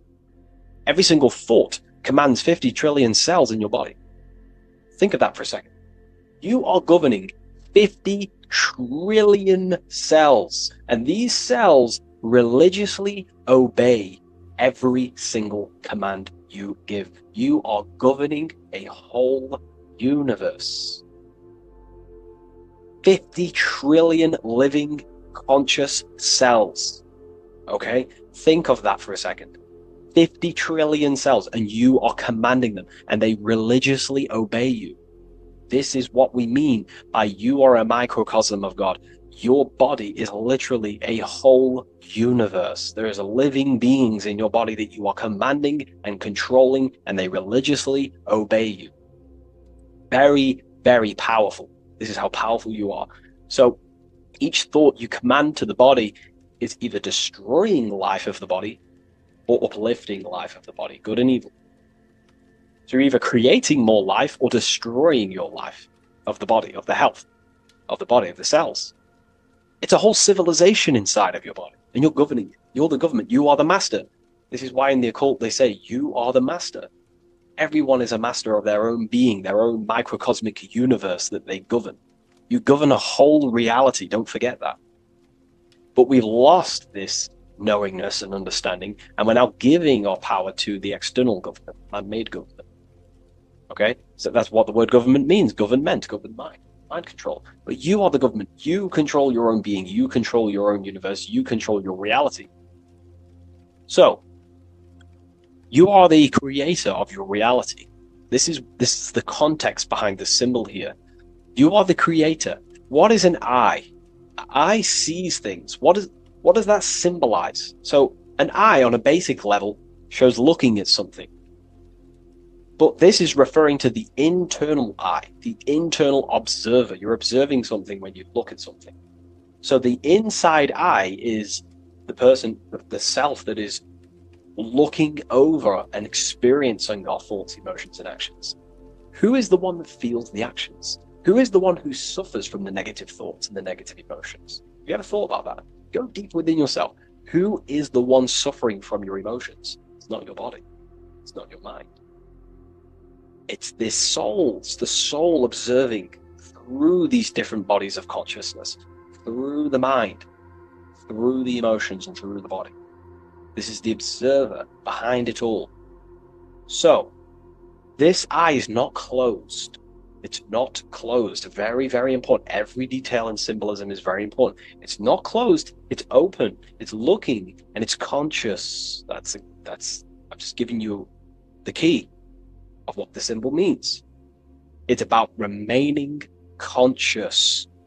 Now, this will go over people's head. They may not even understand this. Most people are unconscious, and it's fine if you are unconscious. We're all on a different level of our journey. We're all on a different level. I'm not trying to offend you. I'm just stating these facts. Most people are unconscious. They only think, feel, and act out of, reaction. They're not even aware they exist because they're so caught up in the external world. They have no idea they exist. They've never deeped how they exist, why they exist, what life is, what this piece of technology they're inside of is. So I'm giving you a bit of an insight of a person with a higher consciousness. A person with a higher consciousness is always looking. This is what the symbol means. Always looking, not with the eyes, but with the internal self, because they understand these three powers, the triangle, is creating their reality. Thought, emotion, action. Person with a higher consciousness who knows mastered themselves is someone who is always looking and observing their thoughts and emotions and the actions they take in the world. I'll give you a bit of a key here. I'll give you a key. In my life, I like to govern myself, be my own master, through this way. Every action or decision I am about to make, every decision, I always say to myself internally, I remind myself of this symbol. This is what symbols are. You're meant to remember these things. There are tools to help you in life and gain control of yourself so you can ultimately live a better life and create your own reality. I remind myself, if I take this action, what is the effect that's going to come from this action? Is this action going to benefit me, or is it going to pull me away of what I'm supposed to do? And through that, I live through this law of law of cause and effect. We cannot escape that law. You have to deeply understand this. You cannot escape the laws of cause and effect. They are always infinitely creating your reality. cause and effect. Every thought is producing an effect. Every emotion is producing an effect. Every action is producing an effect. Therefore, you must keep this in mind and stay looking. This is what the symbol means. It means stay conscious. Always look over your thought, emotions, and actions. Always look over them. Because if you are not looking at your thoughts, emotions, and actions, and you're living, you're thinking, you're feeling, and acting unconsciously, subconsciously, without conscious awareness, you're unknowingly creating your reality. You can reach a level of mastery. There is a level of mastery. I'm not fully there yet. I'll openly admit that. But it's a goal in mind. There is a level of mastery that one can achieve where they are conscious of every single thought, every single action, every single emotion they feel throughout their day. Very, very difficult because we think around 7,000 thoughts a day. But this is ultimately the goal of mine anyway. It's completely up to you what you do. I'm just giving you this insight that's helped me in life. So it's about being conscious. This is a very overlooked thing in today's world. No, most people are unconscious. They're walking around as zombies. They don't even realize they think. They don't even realize they have a mind. They think their mind is their brain. If the mind was the brain, then how can the mind go in the past, present, and future? Which means it exists outside of time, but the body remains in the present moment. If the body remains in the present moment, that means it exists underneath time, underneath the law of time, but the mind transcends it, which means the mind operates outside of time, space, and matter. So, that is a key. You are a high dimensional being manifesting in a physical form, and you're looking into the world. This is also another veil of the eye. The eye symbolizes your higher dimensional being. You have no true form. This is one of the biggest secrets. You have no true form. You form what you think, feel, and act. In the astral plane, you become what you think about. You can become an owl. You can become an owl with goat heads or, T-Rex arms. You can be anything you wish. Anything you think about, that's the form you take in the astral and imagination. But beyond the very causal plane, the higher dimensions, you are formless. You are nothingness. But that formless is connected to God. That is the unmanifest. That's the source of all creation. So you are something but nothing. Very difficult to get your head around, but essentially you emerge out of darkness. Emerge out of nothingness. Okay, and that's what the mental plane is. The mental plane is kind of like the first dimension that basically expands into infinite realities. The mind can think anything. There's nothing impossible in the mind. Nothing. But there are things impossible in the physical plane, because the physical plane is more dense and it's governed by more laws. So, again, this is symbolizing staying conscious of your thought, emotions, and actions. Now, another veil, if we go deeper on this symbol now, another veil, another chain that's connected to this symbol, a chain of thought, is that this symbol represents unity consciousness. Person who thinks, feels, and acts in unity. Their soul is operating in one force. Their soul is operating in one force, which means they think, they feel, they act. For example, I'll be writing my book sometimes. The book of symbolism, my third book, is coming out very soon. I'll leave a link in the description for you can sign up to the email, the waiting list. We've got a lot of people in there already. This next book's going to be insane. But yeah, you can get notified when that comes out. I'll put a link in the description. When I'm writing my book, I'll get an idea to, go play Call of Duty or go play the Xbox. But then I instantly remember this symbol, thought, emotion, action.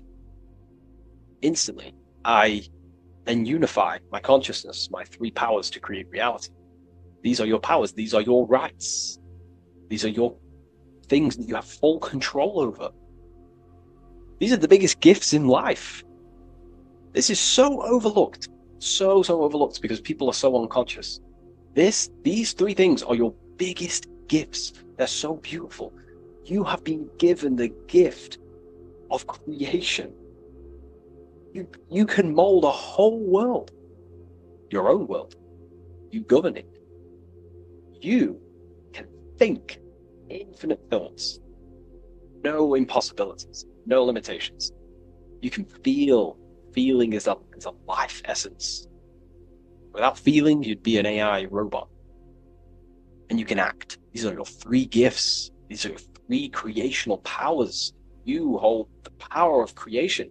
You hold the power to kill another life, or you hold the power to spread love in the world, to spread the light. So this is why you see the light emerging out of this eye. This is the light of the soul. That's what consciousness is. It's light. And this is creation unfolding from this through these three powers. Light emerging and crystallizing your reality through thought, emotion, and action. So, again, this is unity consciousness acting in one force, thinking, feeling, and acting, all directed towards one goal. And that's how you manifest things quickly. Speed. You know, if your thought is, if you think about, I don't know, playing the Xbox, and then you feel like eating, and then you take action scrolling on TikTok, that's divided consciousness. You're wasting time, energy, and you're scattering your creative powers throughout these three forms. But once you unify them, which is the I, the number one, you unify thought, emotion, and action. You direct your thought, emotion, and action all towards one goal. You quickly create these goals. You know, so this ties in with time and attention. These are your two spiritual currencies. You spend time and you pay attention. These are your two spiritual currencies that pretty much create your reality, your experience. Thought, emotion, action. And this is what the Holy Trinity is on the deepest level. You know, this may trigger some people, but you know, if you believe in religion, then maybe this account, this YouTube isn't for you. But religion is an esoteric. It's esoteric. It's not meant to be taken literally. The Bible is an encrypted allegorical text talking about human consciousness. Jesus is a person and a master of consciousness that we should achieve within ourselves. We should aim to become like Jesus, not worship Jesus, because we are all God. We're all governing the microcosm. So, also, this symbol represents the movement of the spirit, the movement of the soul. The soul goes through this triangular process, and the soul always remains, returns back to its original state. The soul is given birth into physical reality. We live, and then, we grow, then we die. Then it moves in this three triad form. The soul, wakes up in the morning. It grows throughout its day. Then it dies at nighttime to return back to its original state, to its spiritual state. And everything goes through this process. Birth, growth, decay. Birth, growth, and death. And everything returns back to its original state. So, ultimately, this is what this symbol represents. Okay? If you want to go deeper on this, we have an amazing community. We have hundreds of hours of lectures, practical lectures, where you can gain mastery of yourself. The occult goes deeper than you could possibly imagine. So I hope you gained some insight from this video. Please leave a like, comment, and subscribe to the channel if you're new. And let me know any symbols you want me to break down in the comments section, and I'll hopefully get them broken down for you so you can understand them, deeper, on a deeper level, and you can understand yourself on a deeper level. So yeah, all the links in the description for everything that I mentioned, the community, and the Book of Symbolism waiting list. And I'll see you in the next video. Take care of yourself, everyone.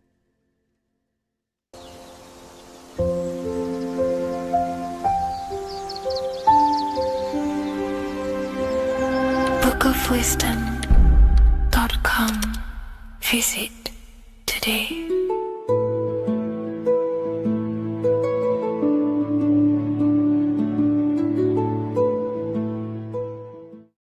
What if God is not watching you every move, not judging every mistake that we make, not deciding in real time who goes to heaven or hell? What if reality does not work through God micromanaging everyone in his creation, but through a law? And what if you are not separate from those laws, but an active expression of them? Once you understand this, everything in your reality will shift. The idea that God micromanages everything and does everything by himself to hold up his creation is illogical. It makes no sense. There are billions of souls and living people in this world. There are plants. There's no way there is an intelligence out there micromanaging everything. If you die and pass on, there's no one waiting in a queue to be judged by God. This is totally, just religion creating up their own version of the Bible or whatever holy book it is. We have to remove that system out of our mind that's being heavily implanted into us. If God were personally judging every soul the moment they died, there would be an endless queue of people waiting to proceed, punish, or rewarded. Reality does not operate like a courtroom with a single judge overseeing every case. Instead, reality operates through systems, through structure, through law. God does not intervene moment by moment. God sets laws into place,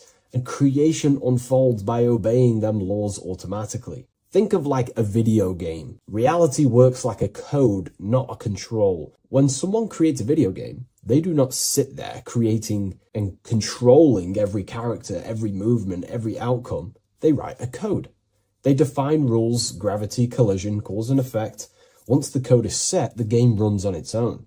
Reality functions the same way. God is not micromanaging existence. There are laws that were written into the fabric of reality itself, and everything operates through them. And these laws are not just in the fabric of reality, like I just said. They're literally ingrained into your own mind. Your mind cannot escape these laws, are pretty much creating everything you call life. We see some of these laws in nature. This is where geometry becomes important. Geometry is not random decoration in nature. It is a law made visible. Spirals, symmetry, ratio, structure appears everywhere because geometry follows rules. These rules govern how plants grow, how crystals form, how cells divide, how planets rotate around the Earth, never ever falling off track. The sun rotates around the Earth. The moon rotates around the Earth. What is the order? What is the law that these intelligences are following? Why do they never distort? Why do they do the exact same thing every day and never fall off path? There is an order. And in fact, the word cosmos comes from Greek, and the word cosmos in Greek means order. This is why we call cosmology or the cosmos, the universe. It is order. It is an ordered, structured creation which contains and recycles and regenerates itself. For example, if we look at the Fibonacci sequence, this sequence is a code written into nature. It's not just decoration. It is an instruction into plants, into everywhere you see the Fibonacci, which is right there in your hand, the Fibonacci sequence. The pattern governs how things grow in the most efficient and sustainable way possible. Leaves, flowers, shells, trees, hurricanes, and even galaxies follow this sequence because it allows growth without collapse, overlap, or waste. The reason the Fibonacci appears everywhere is because it's the law of balance. Each stage of growth builds the one before it. Nothing is forced. Nothing is micromanaged. Growth unfolds naturally because the rule already exists. Without this law, nature would not sustain itself. Plants would block their own light. Branches would compete instead of expand. They would all be fighting for space. Systems would collapse under their own complexity. The Fibonacci solves this by allowing infinite expansions while maintaining order. This is what an actual law looks like in action. A single principle set once, creating harmony across all scales of existence. Nature does not think about how to grow. It follows the code on a subconscious level. And because the code is perfect, growth appears intelligent. This is the same principle that governs reality itself. Without the Fibonacci sequence, plants would be fighting for space,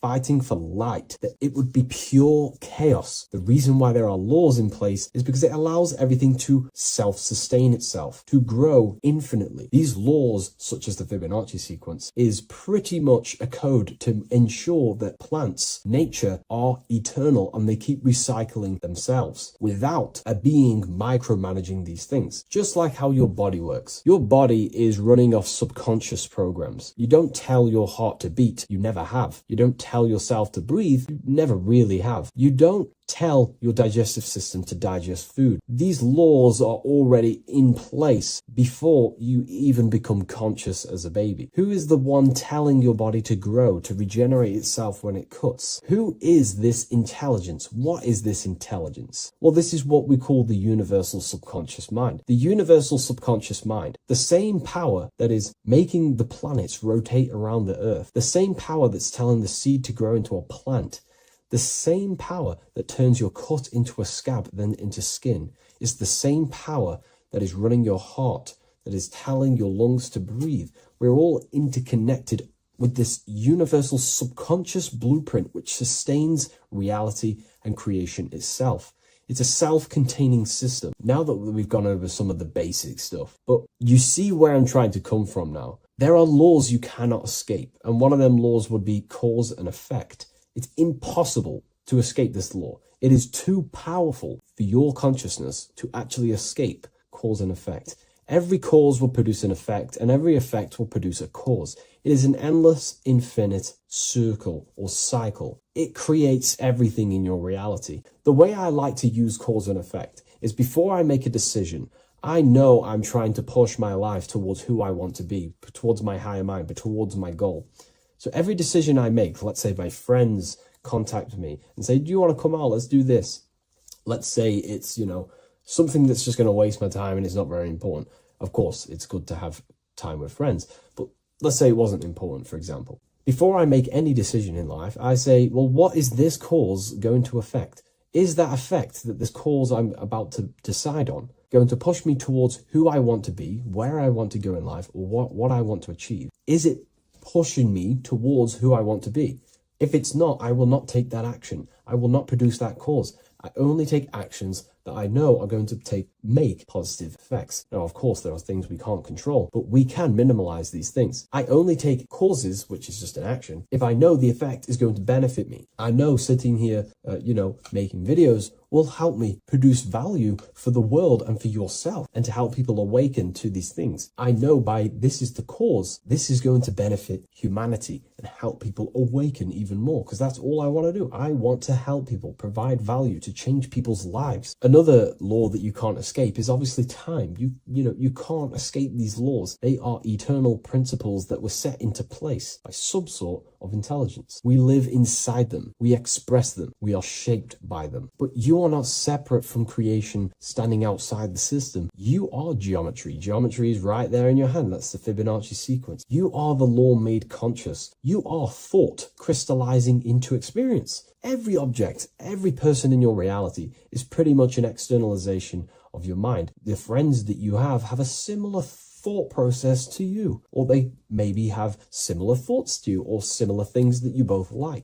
Your friends are mirrors of yourself. Reality responds to you because you are part of the same structure that governs everything else. Thought becomes action, and action becomes consequence. Consciousness shapes your environment. This is not punishment or reward. It's simply just reflection. It's either punishment or reward depending on how you perceive things in your belief system. Everything you experience is neutral. It's just your mind's perception on whether it's labeled good or bad, because that's what the mind likes to do. It likes to think it's in control. But in truth, if you just observed it without the mind, just with pure awareness, it's neutral. So there are mainly 8 laws that govern your reality, and I've talked about these before in a previous video on my YouTube. This is what creates the seed of life. The seed of life is 8 circles, and each circle represents a law, and these individual circles come together to create a geometric form, which is a flower. So it's symbolic of how nothingness turns into something. When geometry comes together, it creates physical matter. And the reason why they're circles is because circles represent something that is invisible, something that cannot be measured, such as a thought or a law.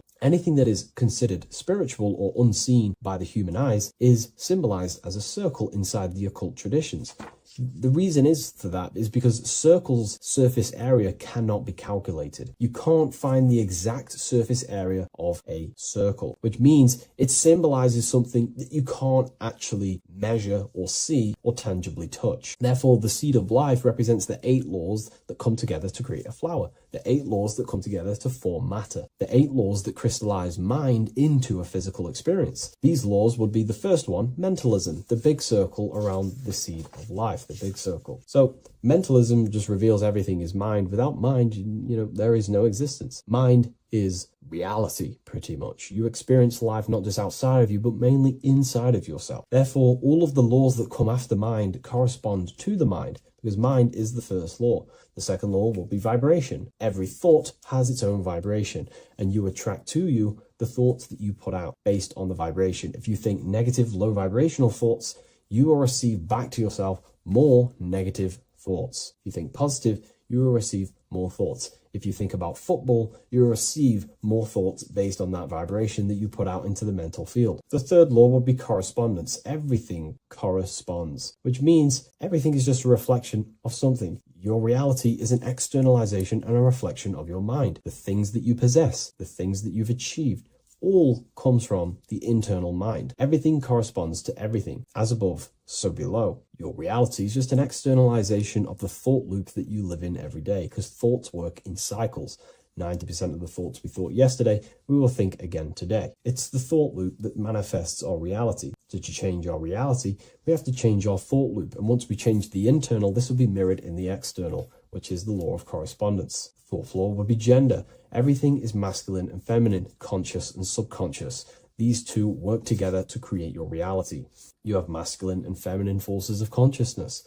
Masculine forces of consciousness would be physical actions, willpower, thinking. Feminine forces of consciousness would be intuition and imagination and emotion. These are all aspects of the mind, the first law. The next law would be cause and effect. Very simple. We went over that earlier. Every cause produces an effect, and every effect will produce a new cause. It's an endless cycle. The next law would be rhythm. Rhythm is everything is in cycles, like I just said, day and night, winter, summer. The universe works in cycles.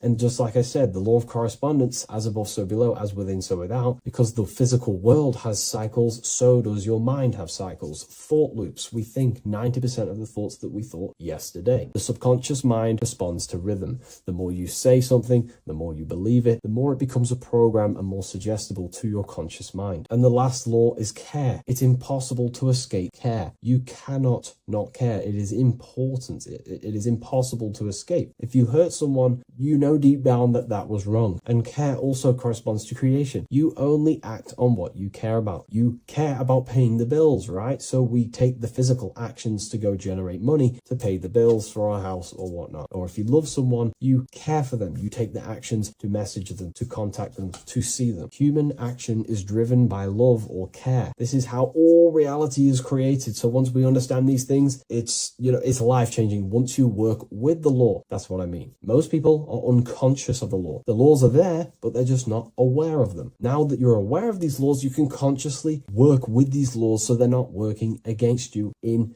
so you can actually make these things and work them in your favor. So let's go into heaven and hell, because there's a massive debate. Now that you understand that you are the laws, you are crystallizing reality, not just in the physical, but in the spiritual dimension, in the astral plane. It's the exact same laws. The law of correspondence reveals, as above, so below. Your reality is a reflection of your mind. Everything is a reflection of you. That doesn't mean that other people don't exist. I mean, the way you view other people is through the lens of your mind. You perceive what you have in your mind, your beliefs, your traumas, your memories. This is where heaven and hell are misunderstood. No one is sent anywhere by force. There is no external authority dragging souls into destinations. Consciousness determines the environment that you are in. Environment, it's mental. As above, so below. When the body dies, consciousness withdraws from the physical technology of the body. The simulation of the physical world is no longer being ran by your brain. I mean, your consciousness will go into the astral plane, which is the realm that just sits above the physical plane, which is the realm of imagination and desire. The environment that you go to in the astral plane directly corresponds to your state of thought and your emotion and your desires. If you desire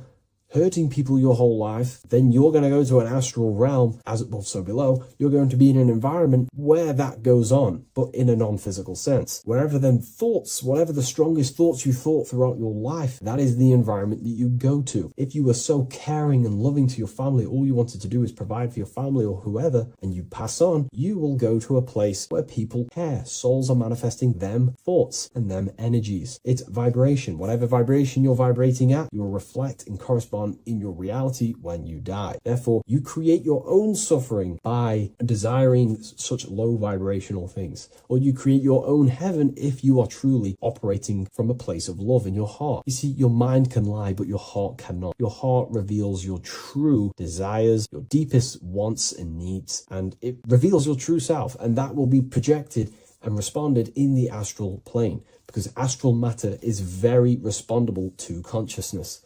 The physical plane is not really. It takes a longer time for things to be manifested in the physical plane. But in the astral plane, whatever you think, whatever you desire, it instantly corresponds to your reality there. So God does not micromanage everything. The law does not judge, it simply reflects. The universe is made of laws. The Emerald Tablets of Thoth even mentions this. He says, the search for the laws that governs man's life are an eternal mystery. Man is always forever searching for the laws that govern his existence. This understanding now changes everything in your reality. It removes fear-based control, it removes blind obedience, and it returns responsibility to where it belongs, to you, your consciousness, yourself. You are not being watched, you are not being mirrored. Reality is not punishing you, it is responding to you. Once you understand that God works through law, not micromanagement, you stop waiting to be saved, judged, or condemned. You realize something far more powerful. You are not separate from creation. You are participating in it.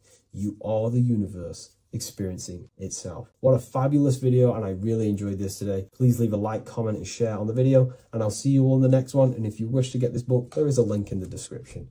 Have an amazing day, everyone. Take care. Okay. Is manifestation real? Of course it's real. You've just manifested that sentence. You turned a thought into an action and then generated a physical experience. You turned the invisible thought into a tangible reality. That is manifestation. You just have to learn how to do that on a mass scale, on a bigger scale, to generate something bigger. You know? So yeah, of course, manifestation is real. That's all you're ever doing. Creation is not created, it's in an ever state of becoming. You are in a continuous state of becoming something in the present moment. You know, so you're always molding creation through thought, emotion, and action.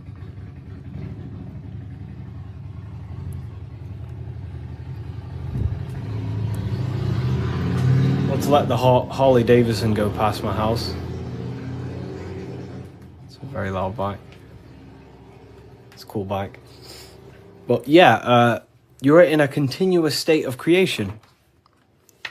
And that's what this symbol ultimately represents, right? Hi, if I order your book today, will it be here before next Friday? You mean not this Friday, but next? Yeah, it should be there, for sure. So, this is what this symbol ultimately represents. Because the snake can shed its skin, which means it renews its layers. It transforms from old layers into new layers. It removes old layers of skin, symbolizing transforming. But the snake is eating its tail. The end gives birth to a new beginning.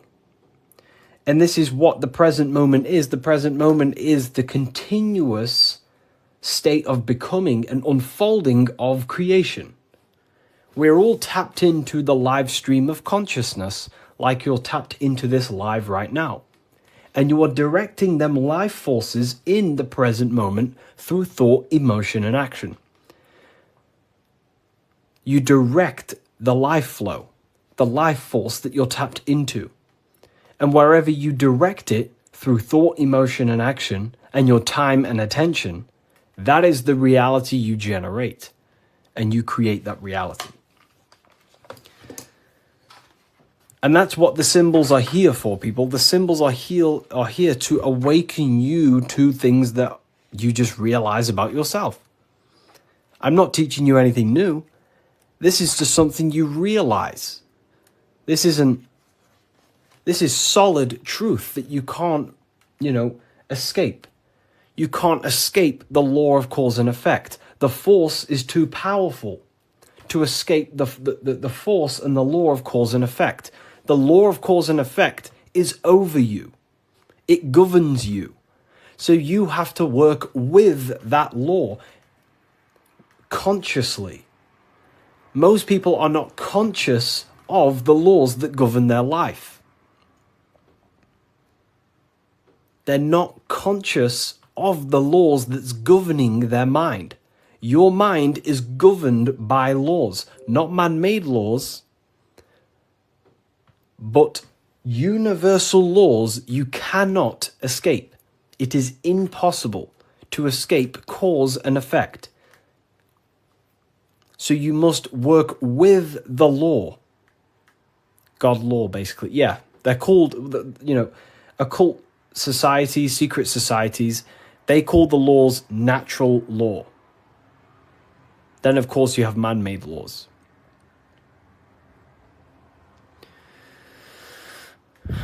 So you have to work with the law. If you do not work with the law is going to be working anyway.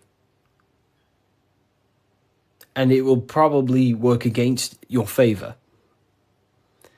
But these laws that are in place are there to give you what you want, to create your will, to create your desire. These laws are here for you to create, to give you what you want. Okay? So we have to become conscious of the laws that is governing our mind. Because the mind functions with free will, however, exists in the boundaries of the laws. Without them laws, the mind would not solidify a true creation. Everything would be chaos. The laws make sure that it creates this specific reality that you're experiencing right now. Hello, Harry. I've reached a higher state of consciousness thanks to you and your book. Wow, amazing, Craig. Absolutely amazing. Absolutely amazing. This book, don't read it once, read it many, many times. I'm probably sure you already have, but it just helps you. You pick up new things every time you read it. What do you think about getting a pentagram tattoo or a different symbol? I mean, the pentagram's a great symbol. It's just how you use the symbol. I gifted your book to a friend. Wow, amazing. Which book? The new one or the older ones? So we can influence our reality, of course, through thought, emotion, and action. You have free will. You have full control over them three things. If you try and control anything other than your thought, your emotion, and your action, you are going against natural law. God has given you the permission to only control your thoughts, your emotions, your actions. If you try and force anything on anyone else, you are then breaking natural law. They are the forces that consciousness expresses itself through the mind, mentalism, through thought, imagination, through emotion, through feeling, intuition, and through action, willpower, taking physical actions. That is how the force of consciousness expresses itself in three distinct ways. And that's how you create your reality, through thought, emotion, and action. And that's how you gain your personal power, by controlling your reality. How do you control your reality? Very simple.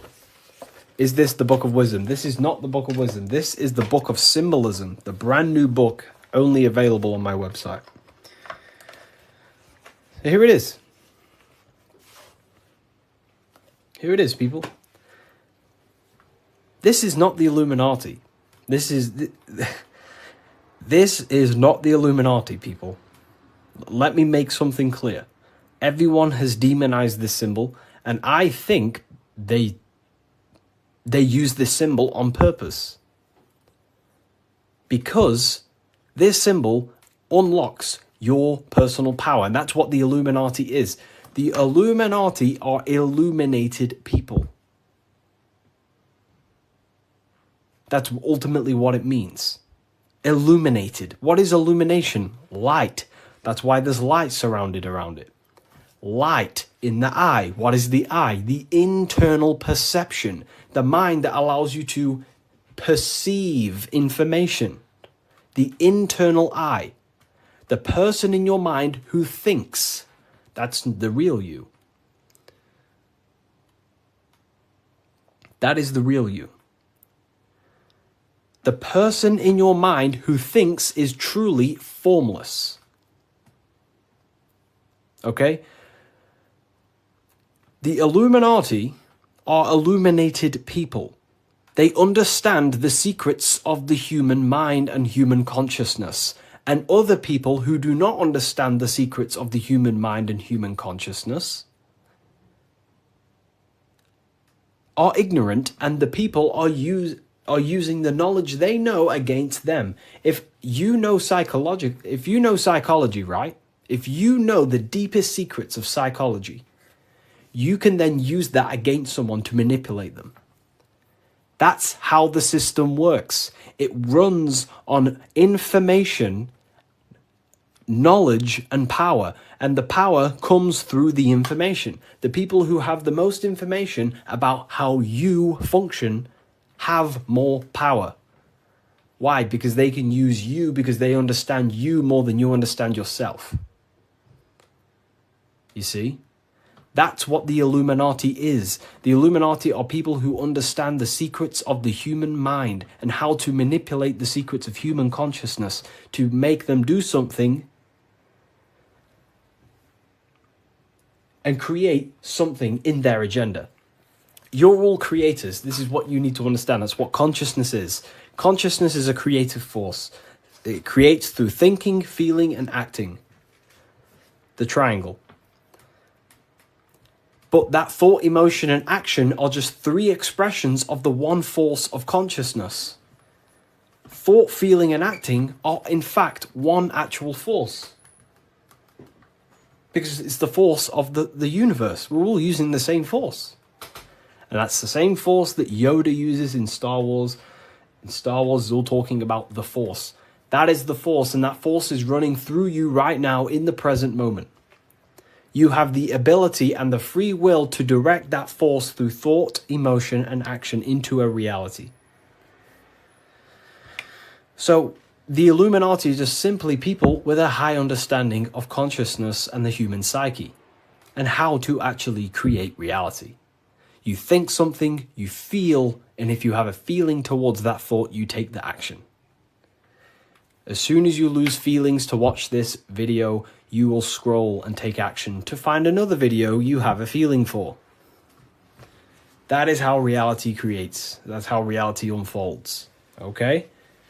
So the eye in the triangle is showing you the ultimate state of consciousness to create reality. 1 and 3. There is one eye and 3 points on the triangle. The 3 expressions of consciousness that creates reality: thought, emotion, and action. In one, unified. Most people do not have a unified consciousness. They think about creating a business, their emotions feel like watching TikTok, and their actions are eating food. That's divided consciousness. That's the checkered board. That's the Masonic checkered board.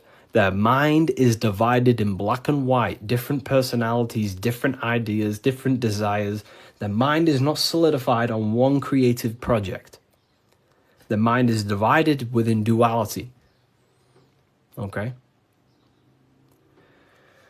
That's what the checkered board is. The checkered board is simply a divided mind. Because this checkered board is all, this whole piece of artwork you see here of the Freemasons is showing you how someone's mind functions. That's the secret. Very simple. Symbols, occult symbols, Freemasonic symbols are basically showing you mind states, how you think. Divided pillars, left and right pillar, sun, moon. Sun is masculine, the masculine mind, and the feminine mind, the conscious and the subconscious. But here, There's an I in the middle, unifying them in the middle. Unification. Unifying with the true being inside of you. Not being left or right. Not being too masculine, not being too feminine, but unifying the masculine and feminine principles to become a unified consciousness so you can create your reality. The masculine principles symbolized by the sun, and this left pillar symbolizes willpower, your will. Your willpower is very, very, very powerful. Willpower is ultimately everything you create, your will. So this sun represents the masculine forces of the mind, such as willpower, taking physical actions, intelligence, intellect, thinking. That's all the masculine. Then on the right side, you have the feminine qualities of consciousness on this right pillar, symbolizing imagination, emotion, desire, intuition. These are the feminine forces of consciousness. And what happens when a male and a female comes together? They give birth to a new creation called a baby. What happens when you merge your masculine and feminine qualities of consciousness? You merge your willpower, your thought with emotion and action. You give birth to a creation, a baby. The same principle. It's the same principle. Freemasonry is very simple. It's about bettering yourself, working on the temple, and the temple is symbolic for you, for your mind. The stonework Freemasonry, Freemasonry is about stonework, and that stone is you. You're perfecting a stone, and that stone is your mind. You're perfecting the Temple of Solomon, or you're rebuilding the temple, which is rebuilding yourself, because you are the broken temple. The thing is, your teachings is destroying my life. It's not destroying your life, it's destroying your old view of the world, which will then give birth to a whole new, beautiful life. You have to go through destruction. You have to go through the darkness to see the light.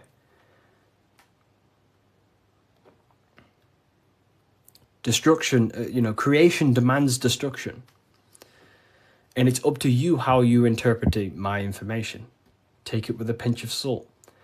Go and do your own research. I'm not saying everything I'm saying is, take what I say and apply it to your life and see if it helps. But everything I'm telling you here is helping me build myself and build my own reality. But it's very simple. It's about building yourself, because when you create change in your own psyche, you see change in your world. What happens when you start to awaken? You start to think differently.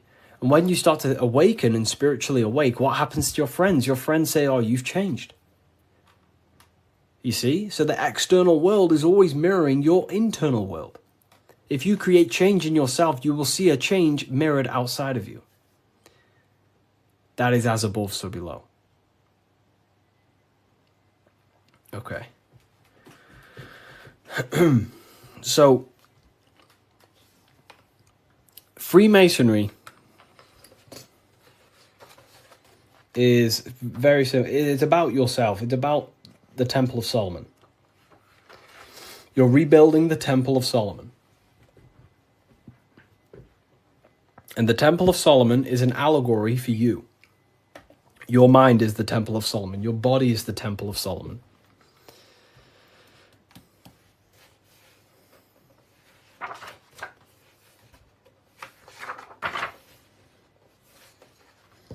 So why is it the Freemasons wear this apron, right? So you see the Freemason here wearing this apron. Well, this apron originates from stone masonry. Stonemasons. What are stonemasons? Stonemasons chip away stone, and then they use the stone to put on a building or, wherever. but Freemasonry teaches in metaphors. So this stone, this apron, was worn by the stonemasons to protect themselves from flying chips of stone hitting their genital area.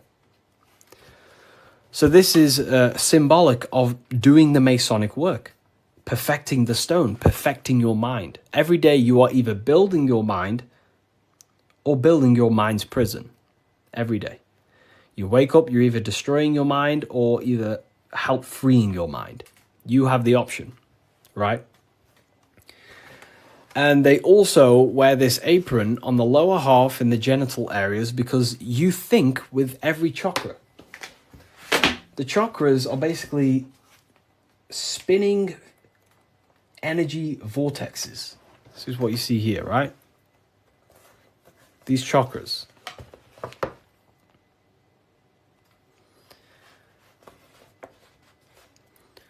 You can think with every single chakra.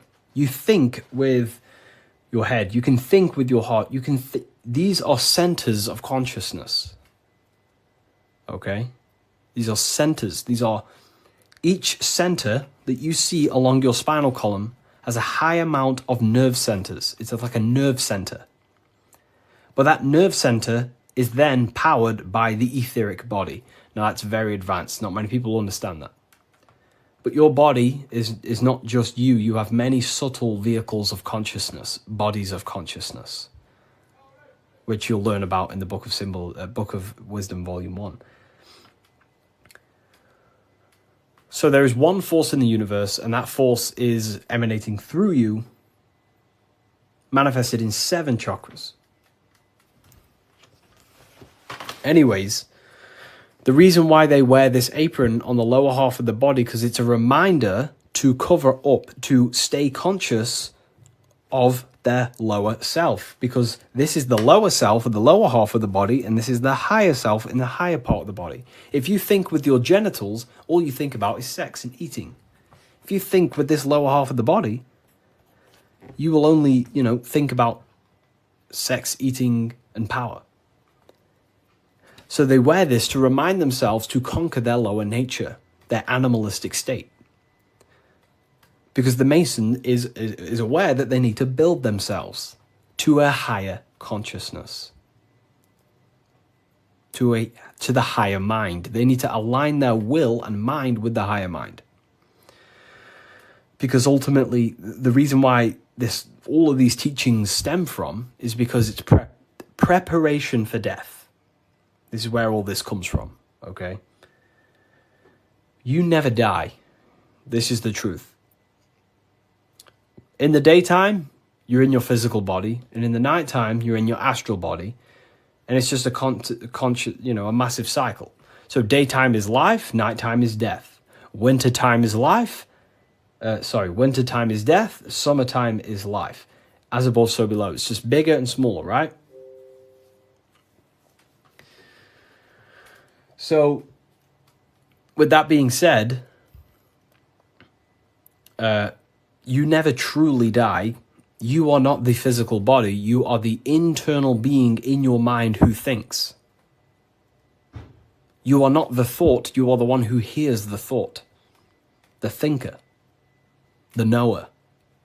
You are the being inside your mind, not the being outside your mind, which is this physical body. So Masonry is about working with that internal self. Mastering that internal voice, because that is the architect of your reality. The internal dialogue. That is the stone that they're working with. They're chipping away at, they're perfecting, they're smoothing. The inner dialogue. No one pays attention to this. The inner thinker, the being who is thinking in your mind. Who is that being? Who is the person in your head? It's not your body. Your body is acting out the commands of the internal being.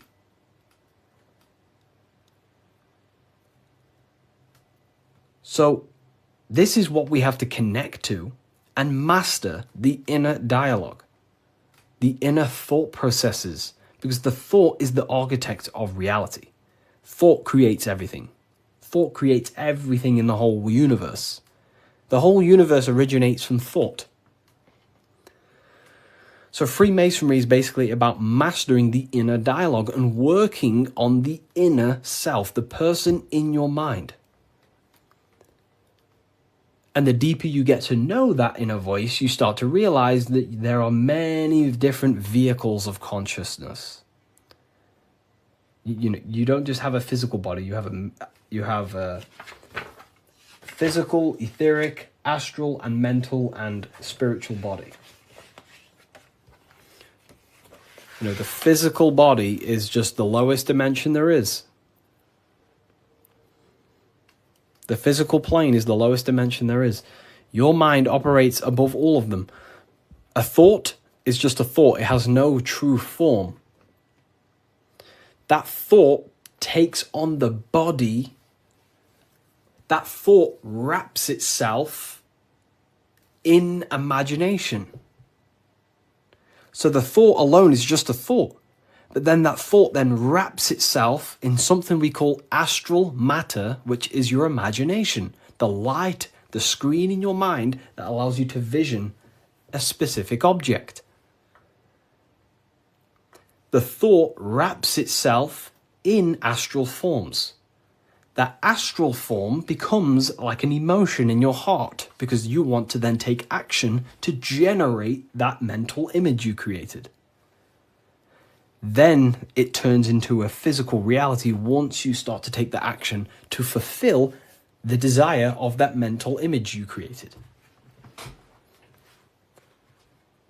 So these are the many different vehicles of the mind. And the mind is not just in the brain. This is the whole wrong thing with science. The mind is not the brain. The brain is just a physical computer to decode the commands of the mind. The mind is not even touching the physical world. The inner dialogue is not in the physical world.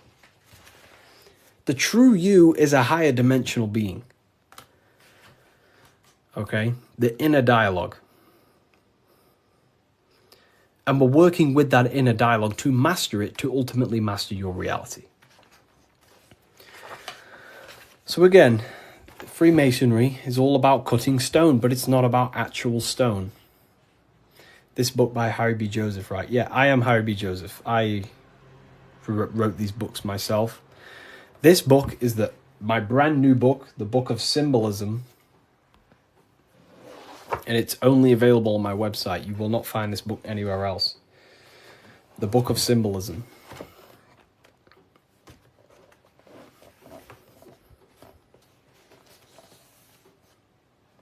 So, nice to meet you. Welcome.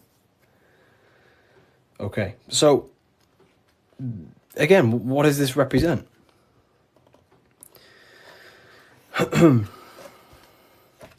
The rough stone is a symbol of the self, the unrefined self, the unenlightened aspects of our mind. So the rough stone represents the uncontrolled aspects of our mind. We have many different versions of ourselves in our minds, right?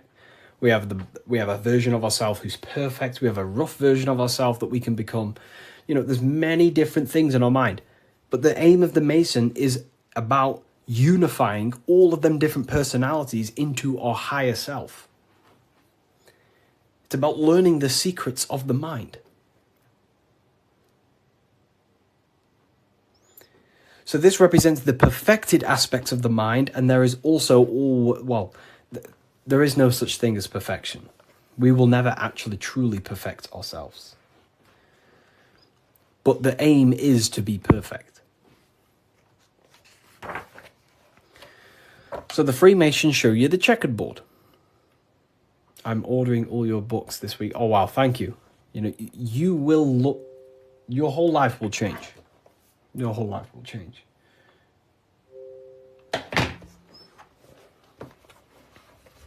Okay.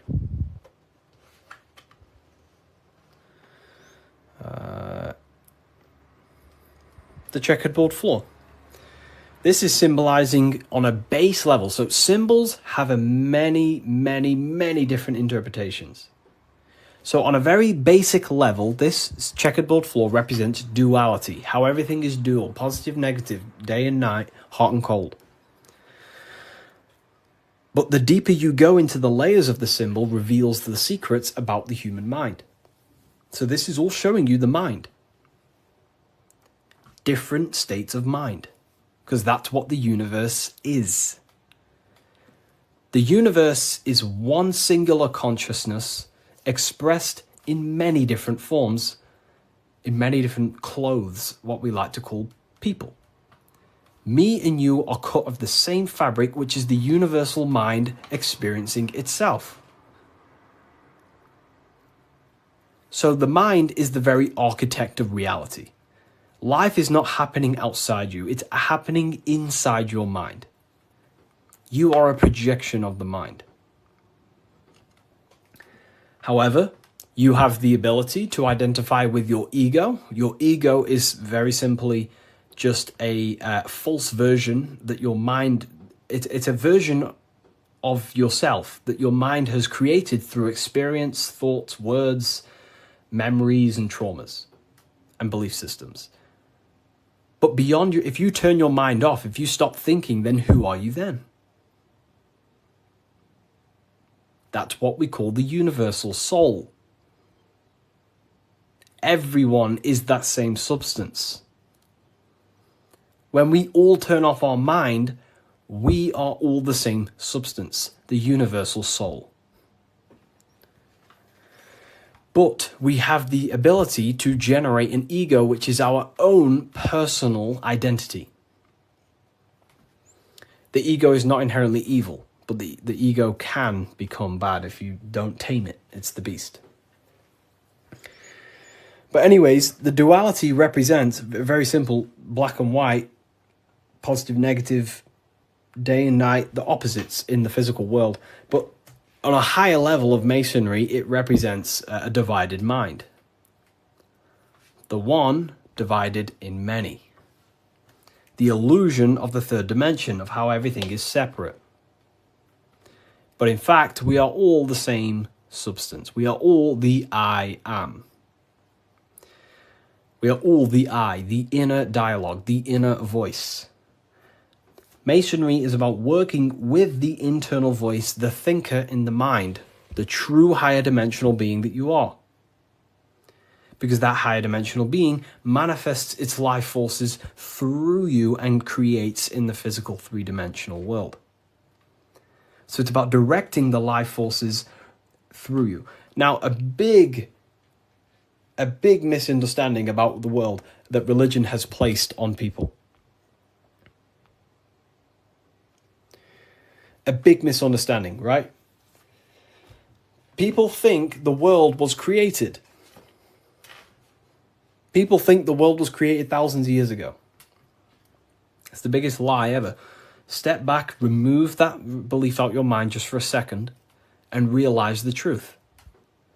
The world was not created thousands of years ago. The world is creating now, in the present. It's unfolding now. Creation is unfolding in the present moment. God is thinking reality into existence right now, and you are thinking your reality into existence right now through thought, emotion, and action. You are crystallizing reality now in the present, and you can become a co-creator with the creative force of the universe. But we've been taught the complete opposite because the powers that be in the world do not want you to become a conscious creator. They want you as a slave and a worker.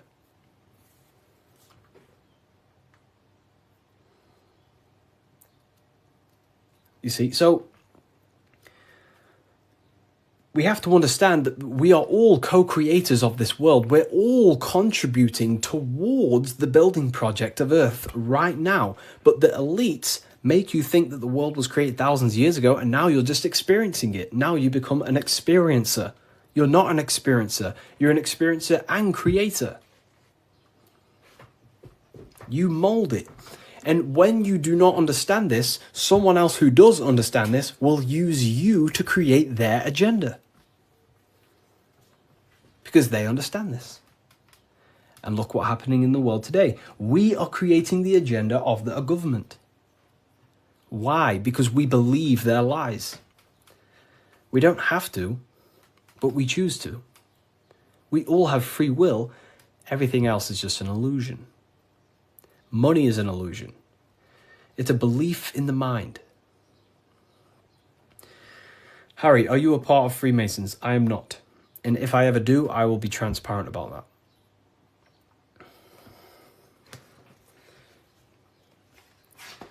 So this is representing your mind divided. Divided consciousness. Now take a look here. What are the Freemasons trying to show you here? Squares to circles. Square, circles. Geometry.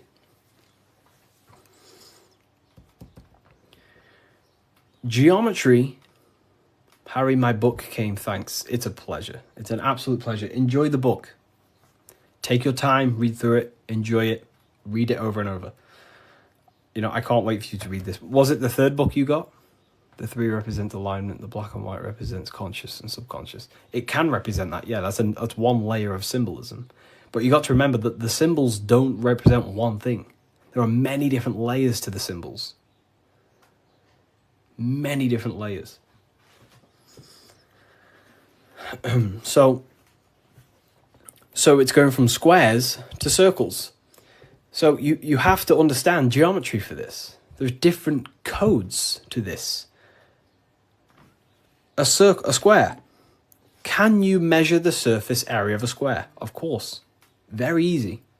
You just measure this side and that side and times it. Right?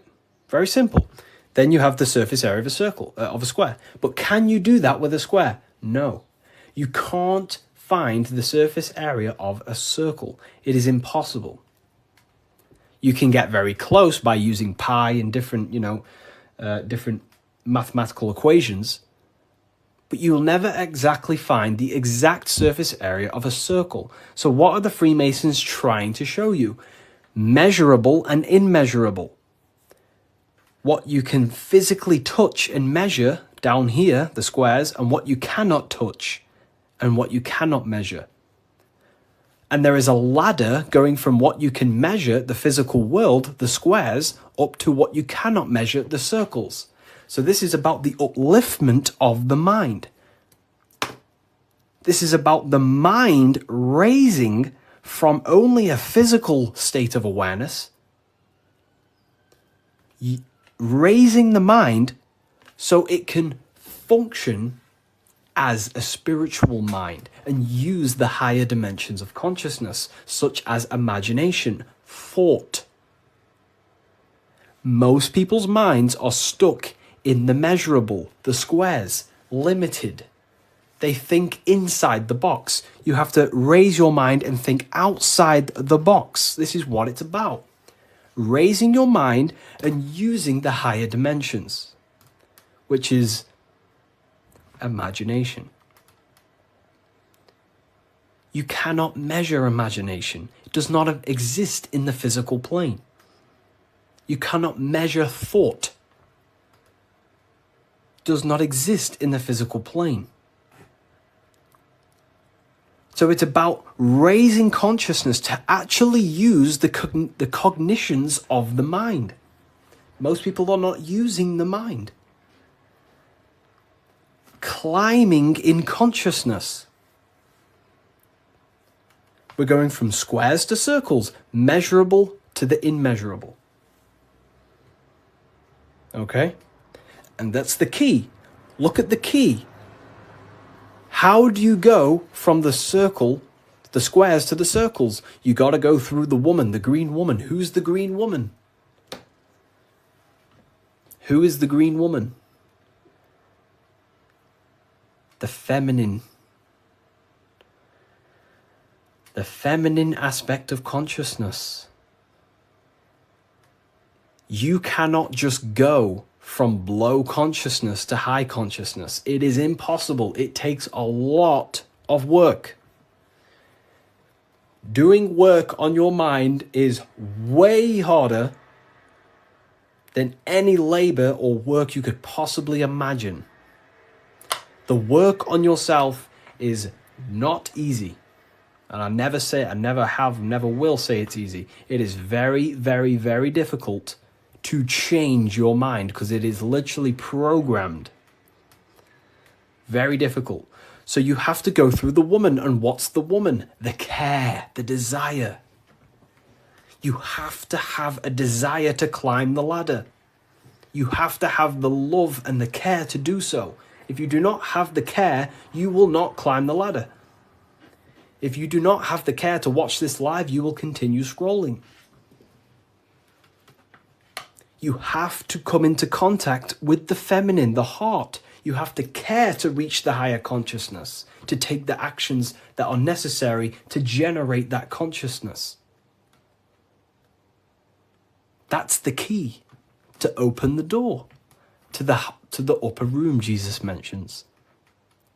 Jesus is always talking about the upper room, the kingdom of heaven. This is what it is. It is a higher state of understanding, a higher state of self-mastery. That is what it's all about.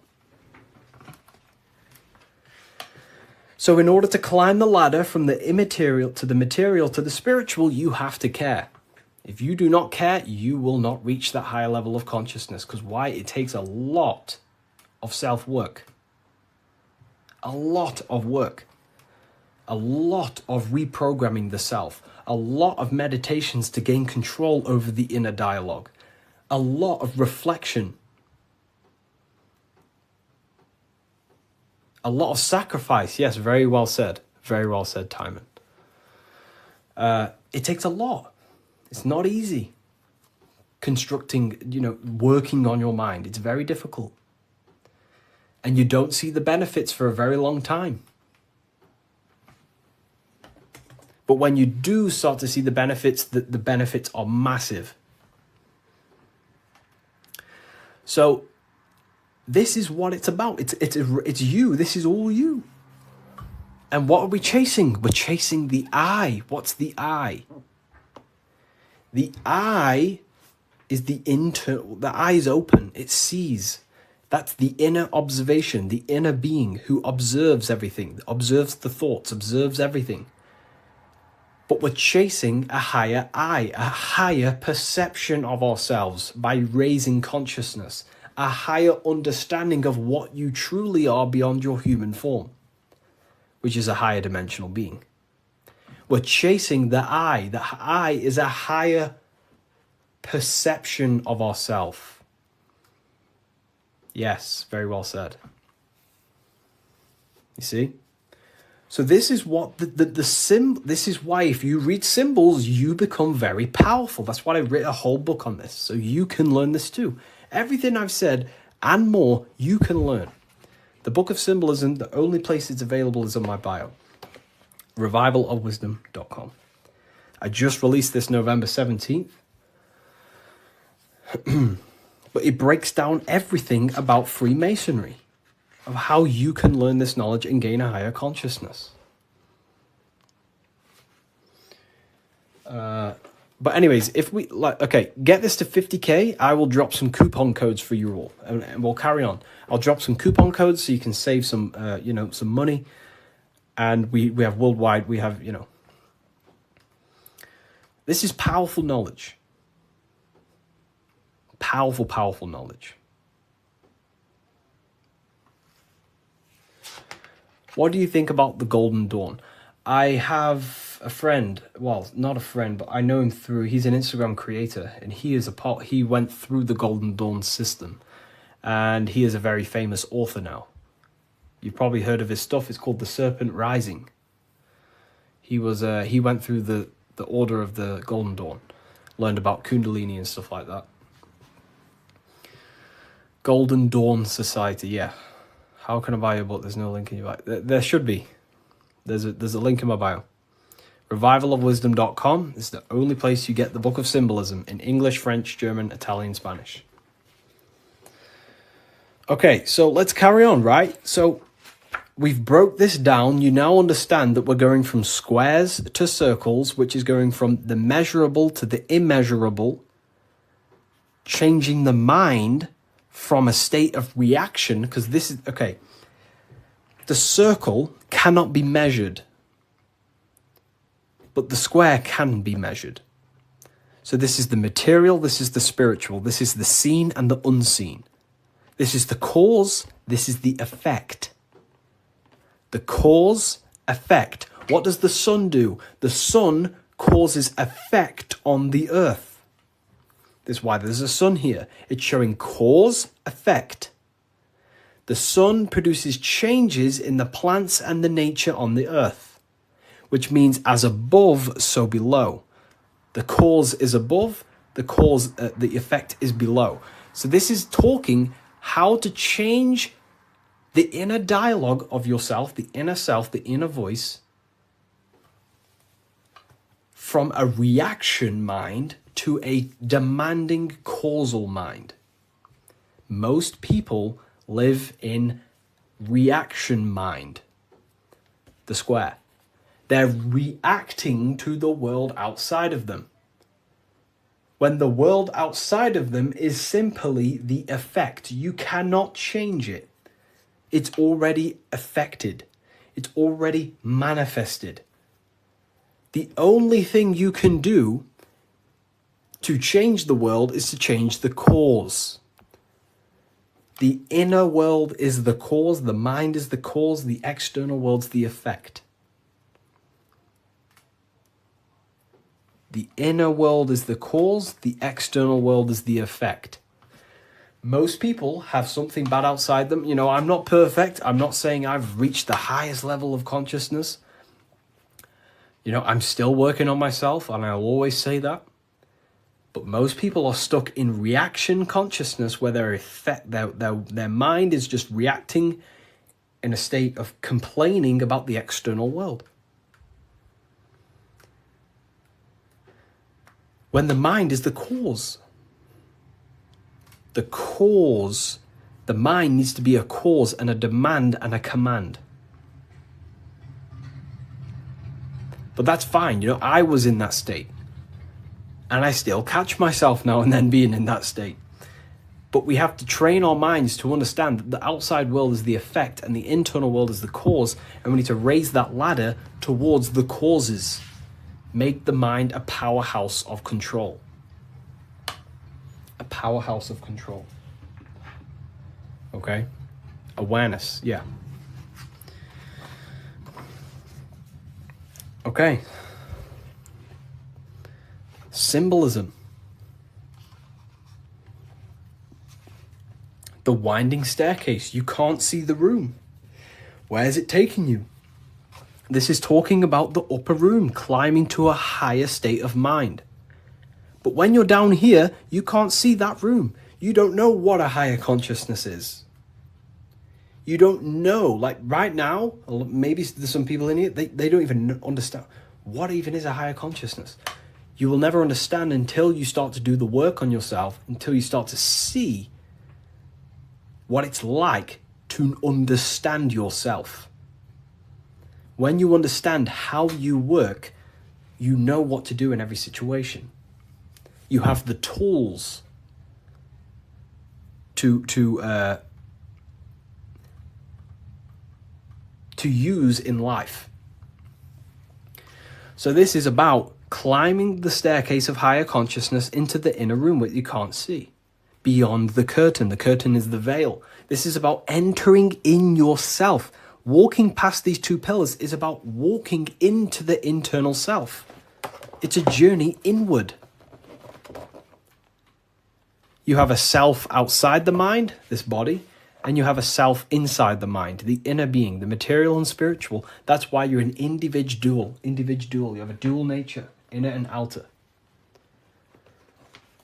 So when you're walking in between these pillars, you're walking, it's symbolic of walking in your mind, walking in a journey into the self.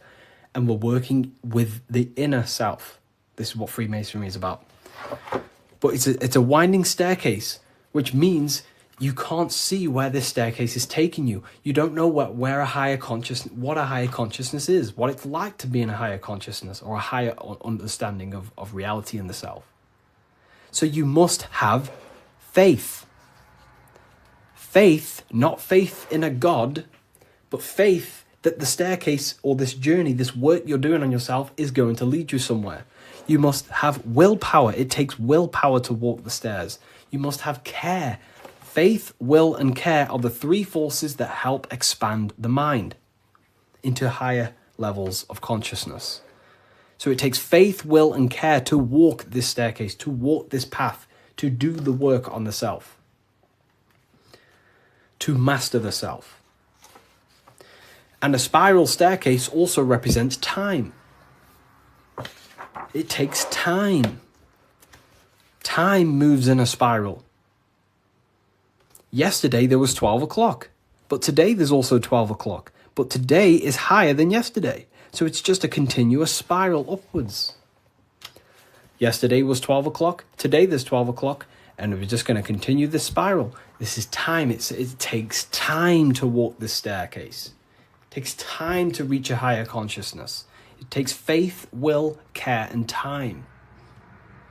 It's not an overnight process. Okay?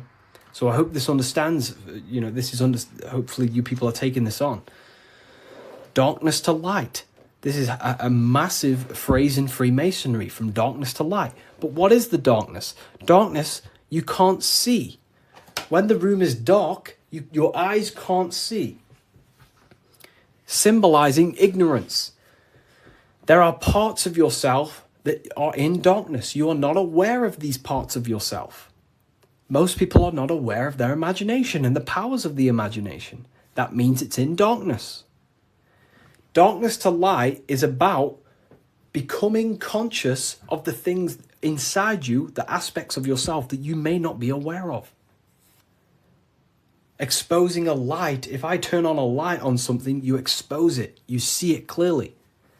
So Freemasonry is about going within the self and finding the things that you are unaware of and becoming conscious and using them as tools to help you in life. Your imagination is a guiding force to shape your future. Your intuition is also a guiding force.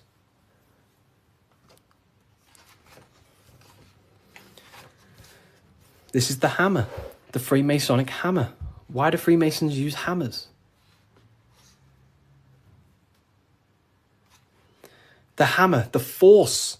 What is your hammer? What is the force that drives you? What is the force? What is the desire in you that makes you go through life? We all have a hammer. My hammer is to help as many people understand themselves as possible. That makes me take my actions. That's the force inside of me that takes action. The reason why I'm on this live is to take action to help people. That's my force. That's my hammer. You have to have a hammer in life. This is a tool. You have to have the hammer. Here's some more secrets. Force, form, very powerful. Not many people understand this one. But I could sit here all day and talk about all the different symbols in this, but there's many different symbols that you can go over. Force and form. Okay, so we have hit 50k, by the way. I did promise people earlier we have hit 50k that I would give out a coupon code. I did promise people. So I'm going to have to give that coupon code and then we'll carry on with this, breaking this down for you. Okay? Let me know in the comments if you want a coupon code. Just say the word yes or something. And if I know people want it, then I'll give one out. If not, I'll just carry on. Okay. I'm going to give you a 20% code. In fact, no, I'm not going to give you 20%. I'm going to give you 30% off. Wait, let me just test something. I don't want this to mess up for you. I want to make sure it's working properly. Okay, 2 seconds. Let me just test the website to make sure the code works. I don't want to give it out and then people, don't end up working and then people start, So let me just test it.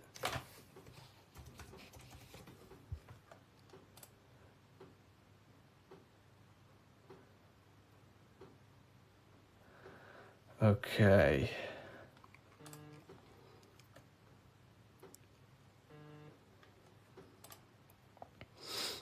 Uh, 2 seconds, people.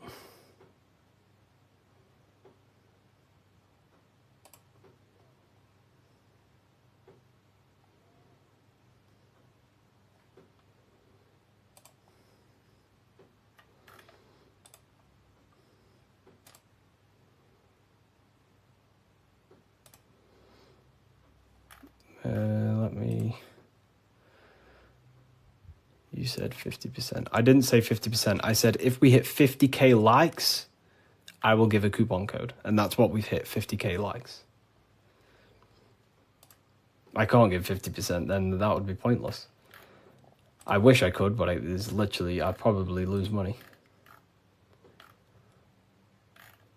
I'm just testing the code out for you.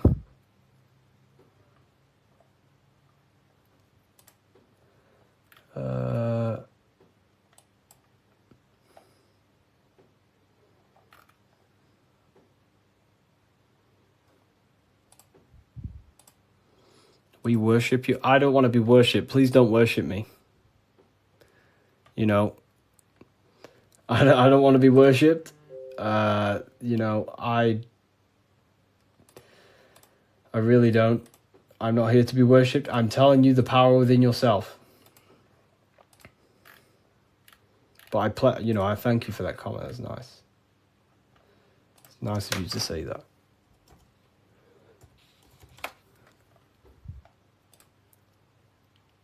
Okay, so it is working. Okay, nice. So the code is working, and the code is, I'm not giving you 20%, I'm going to give you 30%. Let me, do I have a pen? I can write it down for you. The code is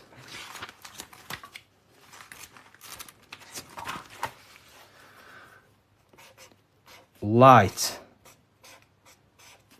All caps. That's the code. All caps, capital letters. And you'll save yourself 30%.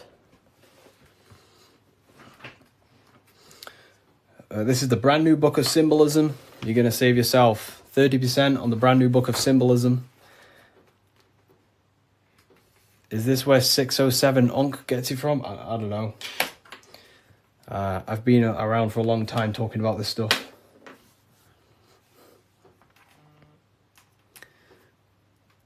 I don't know. I don't know. I don't know where he gets his information from.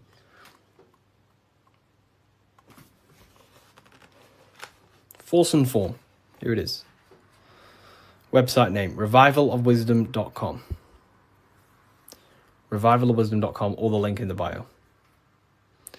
No book is going to help you just meditate. You know, I used to think that exact same thing. But unfortunately, that is I used to think that, but then I realized my ego was keeping me back. The ego wants to say, I don't need anything. I don't need someone else to tell me anything. But then you have to come to a realization that there are people out there with knowledge way beyond what I knew. There are books out there that I need to read. There are people out there with knowledge way beyond mine. And you have to suffocate your ego and let go of that to actually grow. I used to think that exact way. But it depends what you want, you know. You don't have to go down this path. You can just meditate. That's completely fine. You know, it depends what you want, I guess, as well. So you are completely right.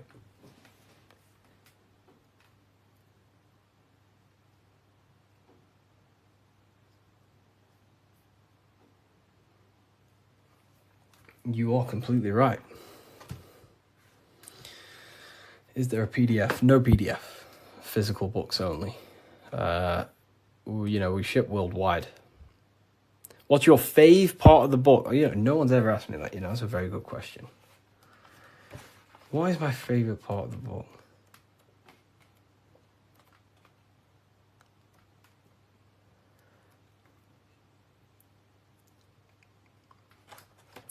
I love this part.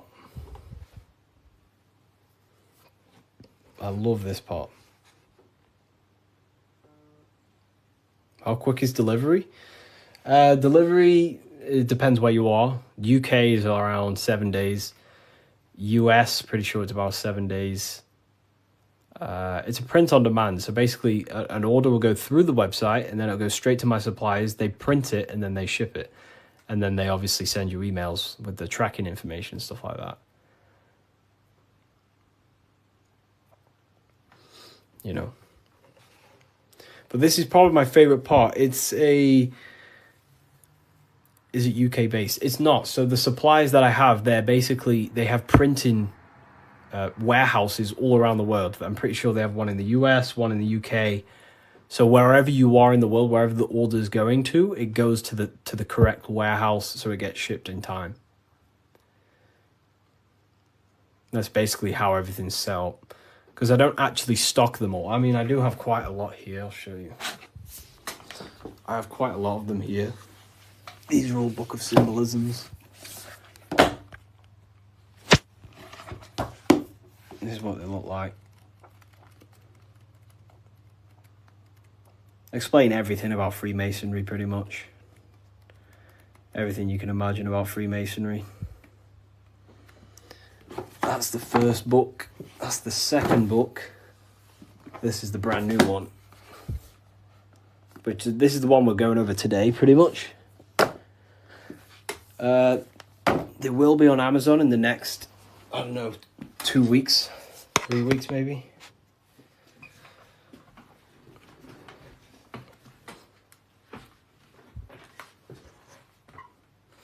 How can we use the book to live a fulfilling life? That's pretty much, the book teaches you, it's a guide to higher consciousness. It helps you understand and unlock aspects of yourself that you never knew was there.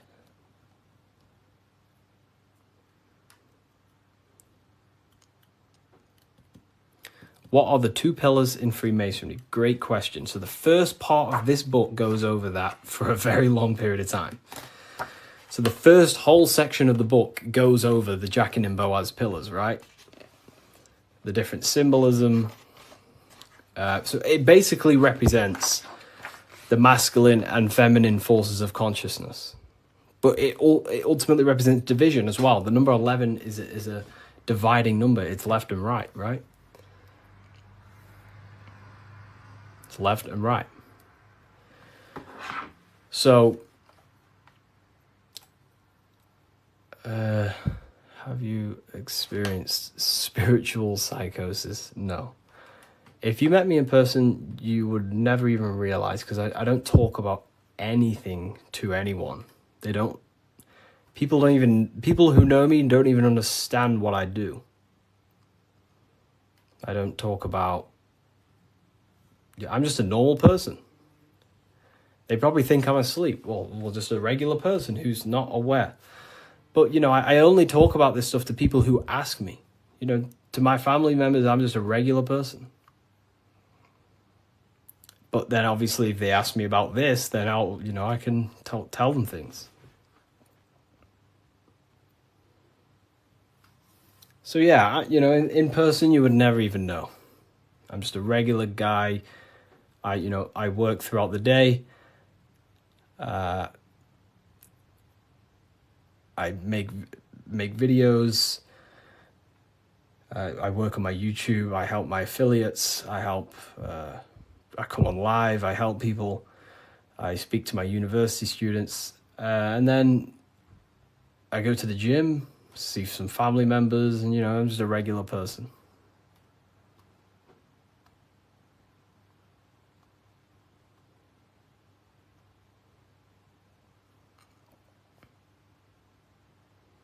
But not regular in mindset. Me personally, I don't agree with, making everything your whole person. That's fine if you do that. That's completely fine. We all have different ways of living and expressing ourselves. But, I don't find I don't want to make this my whole personality.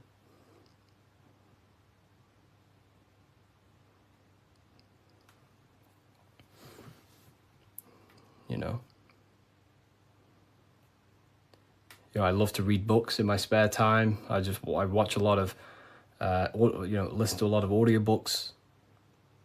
I don't really listen to much music. Whenever I'm in the car, I put on an audiobook. And just by doing that alone, you'll gain a lot of information. Just type in Masonic books or esoteric books. You will find so much on YouTube. Just listen to everything, and over a period of time, you'll start to develop a pattern recognition, and you'll start to decipher your own truth. The Bully Slayer was cloned. I see some of his videos today. I don't know. I don't think he's been cloned. I think I don't know. He stayed off the internet for a while. He might have changed and stuff like that. But I love his stuff.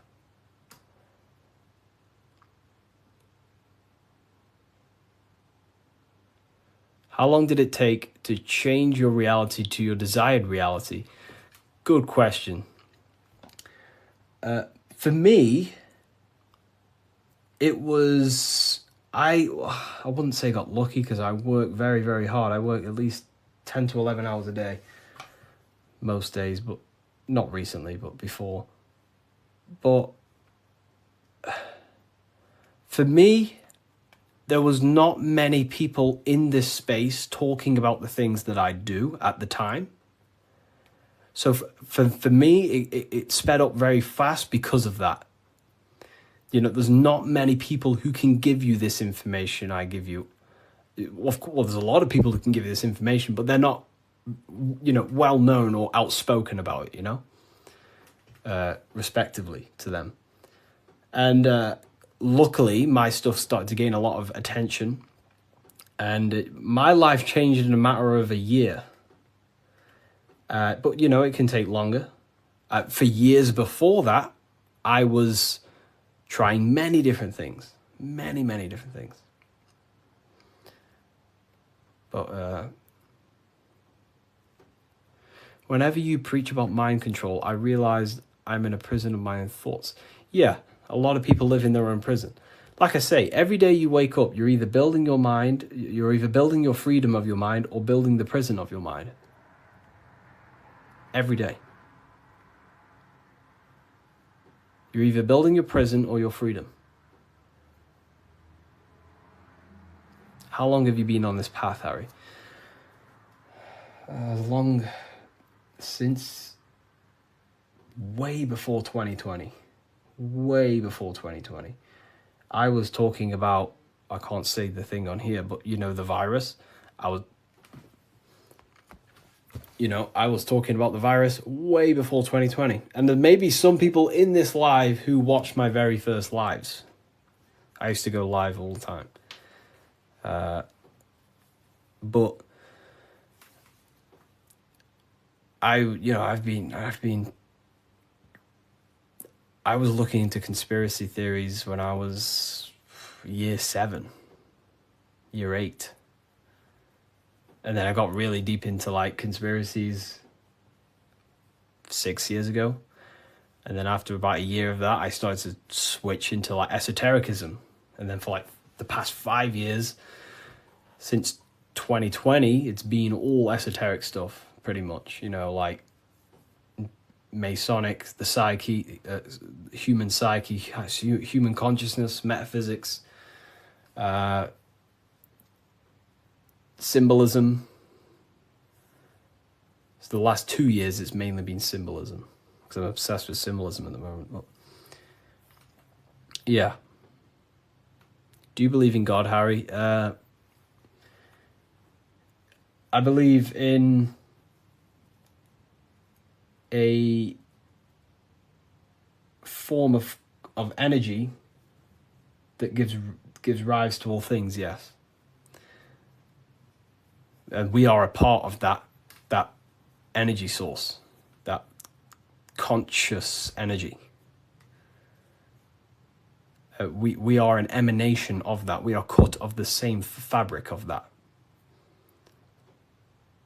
It is one consciousness clothed in different beings. Harry, you said faith, will, and care and time. Didn't you say time doesn't exist? Can you explain this? Time is the present moment. It's an eternal now. But, you know, that's what we call time, the movement of that.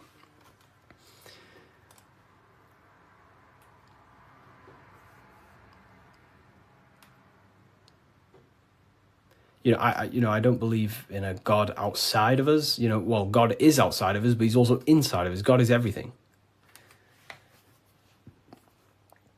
I like how you put that. Oh, wow. Thank you. If we visit a Masonic temple, we'll see a lot of these symbols in the building architecture. Oh, yeah, of course. Everywhere. You'll see this everywhere.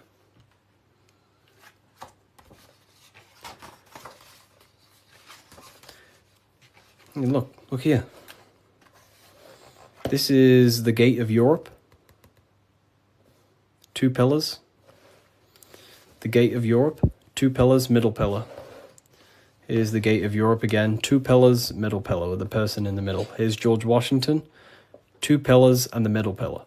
You are the middle pillar. You are the middle pillar. You're the middle pillar. You are the balancing pillar between the masculine and feminine. You're trying to combine the 2 pillars, which is the masculine and feminine forces of consciousness. And this is what I say about building yourself. This is the Egyptians telling you the same thing. They're building the middle pillar. They're building the self. They're building the mind. That's what Masonry is all about.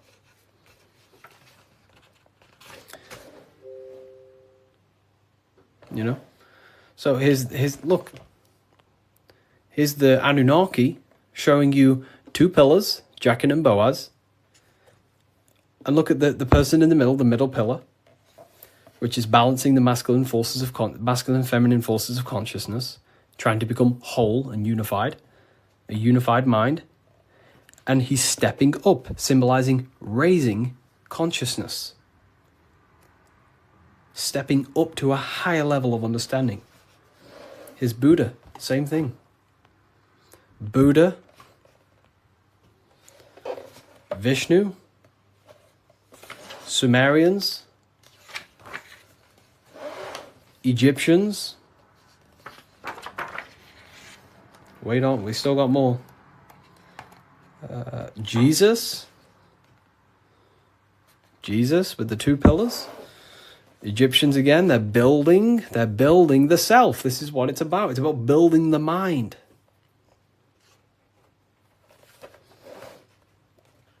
Royal Arch of Freemasonry.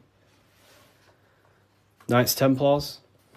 It's everywhere. This symbolism is everywhere. It's in every tradition because this is the universal system of constructing the mind. This was way before religion. This is what it was about. It was the religion of the serpent. The serpent used to symbolize this knowledge about the serpent can shed its skin and transform.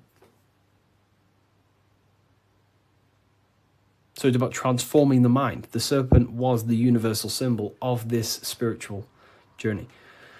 What does the G mean? So here, you see the G. It wasn't a religion of the serpent. I wouldn't say religion, but I in my conclusion, you can take this as a pinch of salt. In my conclusion, I think the serpent, found in every religion. It's the Vatican. It was in the Garden of Eden. It's in every religion you can possibly imagine. There's a serpent, and there's serpent symbolism all around the world. I personally think the serpent was the symbol for gnosis, for the well, I don't like calling it religion, but a spiritual system that was universal before religion. It was the wisdom of Kundalini. It was the wisdom of awakening. It was the knowledge of the self. And then I think the serpent got demonized because then religion took over and started to externalize all the spiritual teachings and then following man-made gods and gods in the sky and stuff. But before all of that, I believe that me personally, I believe the serpent was a symbol for the universal spiritual system of knowledge that was before all the religion. That's my interpretation. It's about self-transformation. Yeah. Someone asked about the G. And now they say serpent is Satan. Yeah, very well said. Now everything about the serpent is demonized.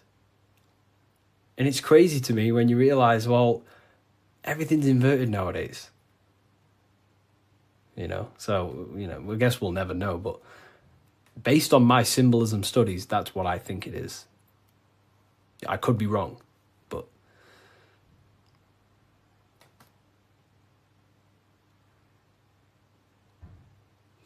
so, okay, why didn't you join Freemasonry if you believe their teachings? It's not believing anything. These symbols are self-awakening. It's not... Everything I teach you is not about believing anything. It's about shedding light on what was there, but you just may not be conscious of it. So, for example, the G, this is a Masonic symbol, and the G represents the force of care, the force of love, the heart, the generative principle, the G, the generating force of reality. That is love. The heart generates your reality. You right now are watching this live because you have a care. You care for the information I'm sharing. So that care is allowing you to take the action to generate this experience you're having right now. So in order to go through the Masonic temple and walk the path towards the light, you have to have the G inside of you, the care to walk that path. If you do not have the care, you will not take the action. If you do not have the care to watch this live, you will continue to scroll. G also doesn't have a numerology meaning. Yes, 7. 7. G is 7. And there are 7 7 cognitions of the mind. So the G is also gnosis. Gnosis about, knowing, gnosis. Gnosis is knowledge gained through direct experience. So you right now, you're here. You don't believe you're here, you know it.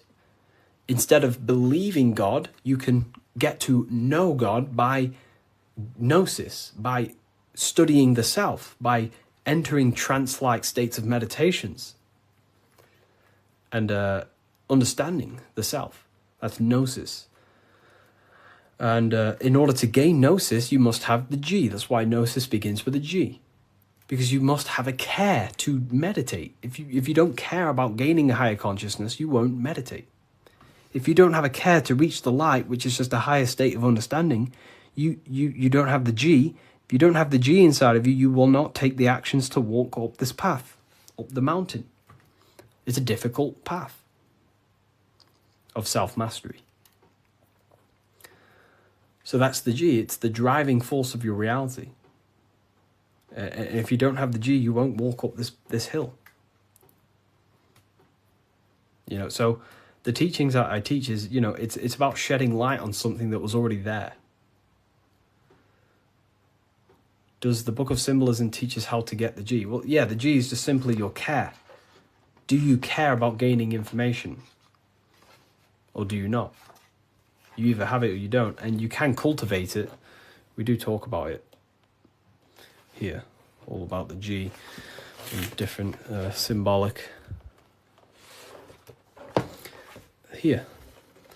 So in order to get off the checkered board and rise towards the light, so we're going from base consciousness to high consciousness, from material to spiritual, in order to do that, you have to go through the woman. And what is she doing? She's caring. She's caring for the little baby.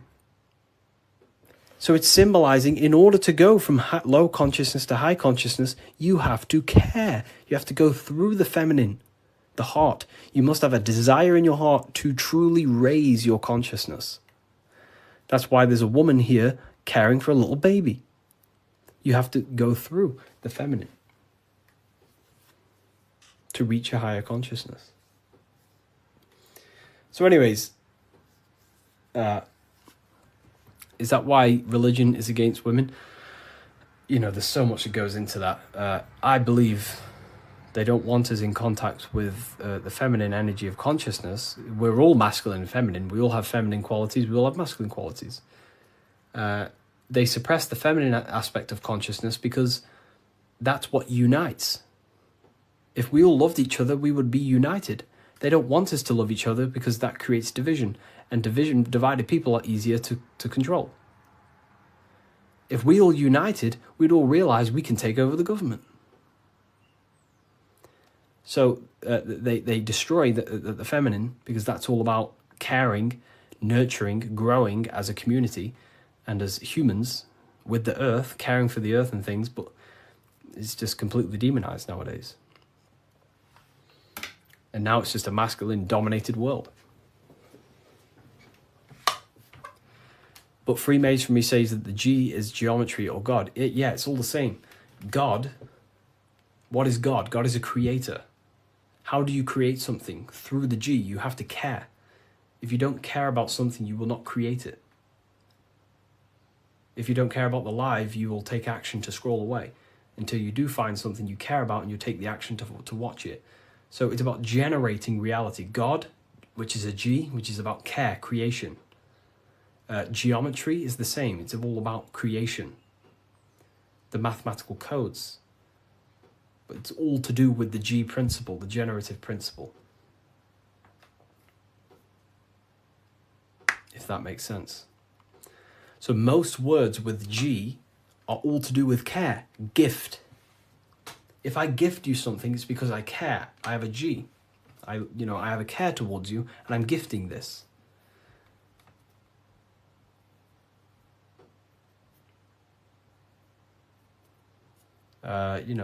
Geometry, God, generation,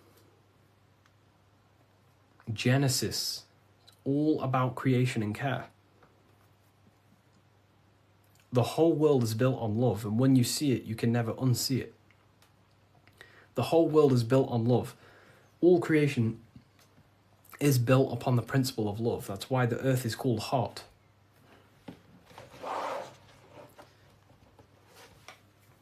Earth is hot.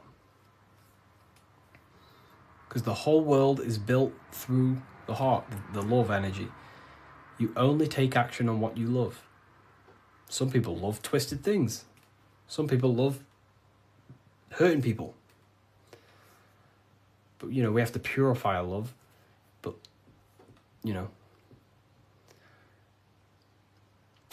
The Book of Wisdom by Harry B. Joseph has really piqued my interest. It's 119 pages of curated spiritual insight. This book has really piqued my curiosity. And regardless if I believe in everything I read out of here or not, I am just so mesmerized by a lot of these topics. It's all, some of them are controversial. Some of them are based in Christianity. Some are not. But it's just a really insightful book. And I'm super excited to check it all out. If you want to check it out too, I'll link it for you. Get your copy. Visit bookofwisdom.com. Hello, Seeker. Welcome to Revival of Symbolism, a channel devoted to the language of esoteric symbolism, guiding you to discover yourself and expand your consciousness into deeper realms of thought. I'm Harry B. Joseph, also known as Revival of Wisdom, and today we're going to be discussing this particular piece of Freemasonic artwork, and in the context of force and form. This is a very important ideology to understand about life, your reality, and ultimately to gain your personal power. So if you want to gain your personal power, you have to understand force and form, which is one of the most basic understandings and teachings within the occult schools of thought. So if we look at this piece of artwork that we have here on this Freemasonic drawing or painting, whichever it is, we see in this context force and form. Now, there is a lot going on in this piece of symbolism. There's so much more than just force and form. However, in this video, we're just going to be breaking down the force and form aspects so you can gain an understanding. Here at the very top, we have light rays. This represents force.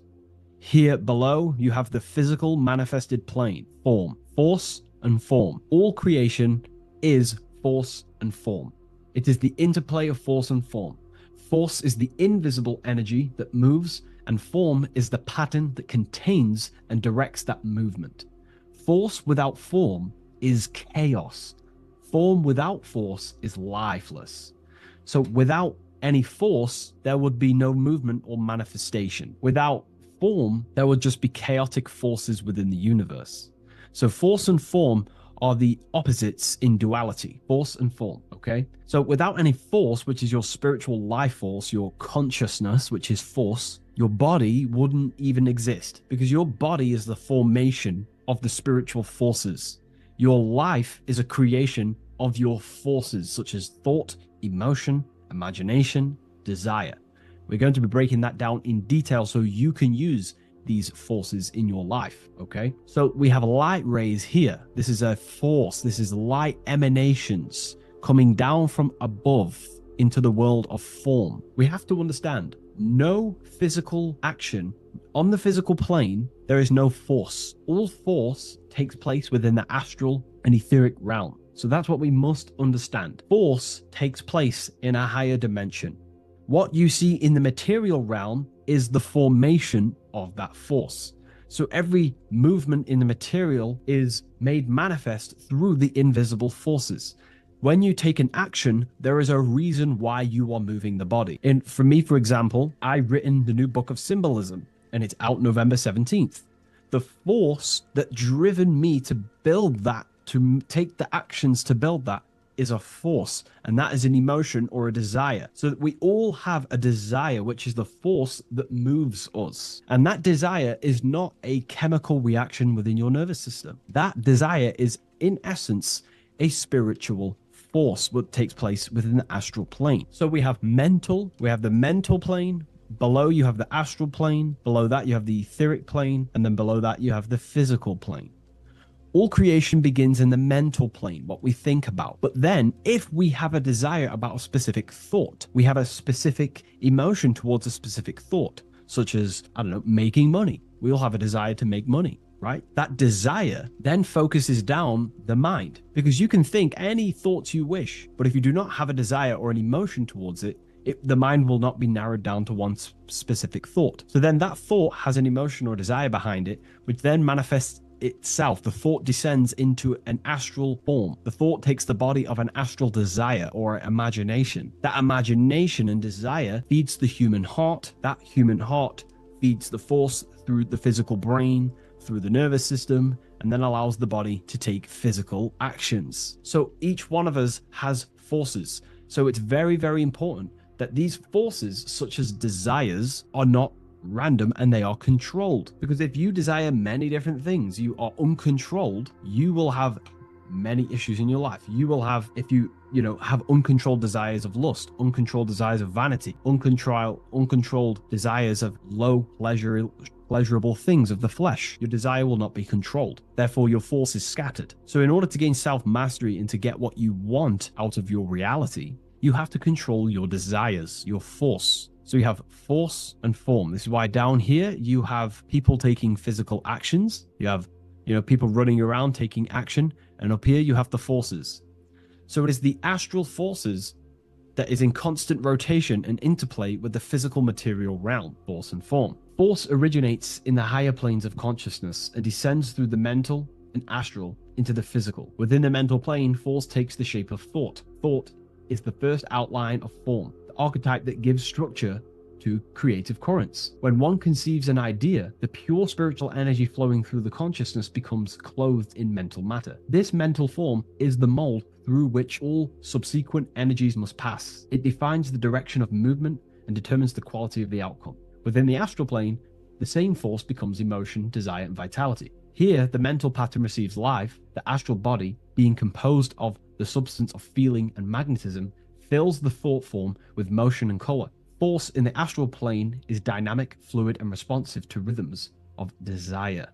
If desire is pure and unified, it directs energy faithfully into the form conceived by the mind. If desire is scattered or conflicted, the astral force distorts the form, producing confused results in the physical world, confused actions, chaotic actions, if you do not have your desires and your heart under control and your emotions under control. Thus, the quality of one's emotional life determines how effectively forces passes through the pattern of thought. So the emotional quality of life, of your life, is determining your actions, because we all take action on what we care about, on the force that is driving us.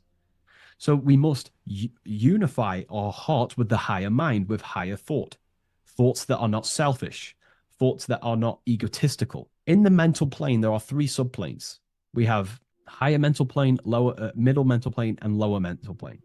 Higher mental plane is higher thought. This is what people call the higher mind. A lot of people say the higher mind, but they don't know truly what it is.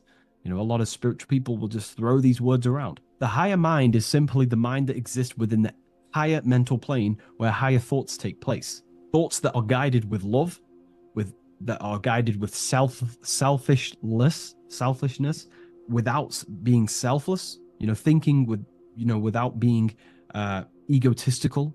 For example, if you think, how can I make money? How can I gain? How can I do all this stuff? And you're thinking how to make money for yourself, for personal gain. That's a selfish thought, and that will manifest in the lower mental plane. If you want to become more of a powerful mind and gain your personal power, you want to think in a different way to penetrate the higher mental plane, because the lower mental plane, most minds in the collective consciousness operate in the lower mental plane because that most people think unconsciously. Therefore, their minds are not trained to think in the higher mental plane. So most people dwell in the lower mental plane. This is where all the lower thoughts are. There's not very good ideas because the collective consciousness is there. Once you start to raise your mind, you then start to learn to think differently. Instead of thinking, how can I make money? How can I gain? How can I, get this? Think differently. Think on a collective scale to penetrate the higher mental plane. Think, how can I benefit the world? How can I do something that's going to benefit people? Because money will come as a side effect of that. That's just one example. So when you shift your mindset to use the higher mental plane and train your mind, you're gaining willpower. You're also penetrating the higher mental plane where better thoughts are. You receive better thoughts, better guidance through thought forms. That's a whole other lecture I can make. Thought forms, which are basically demons and spirit guides, what people call. They're just thought forms. So we truly do live in a mental world, and everything is force and form, symbolized by the light and the material reality.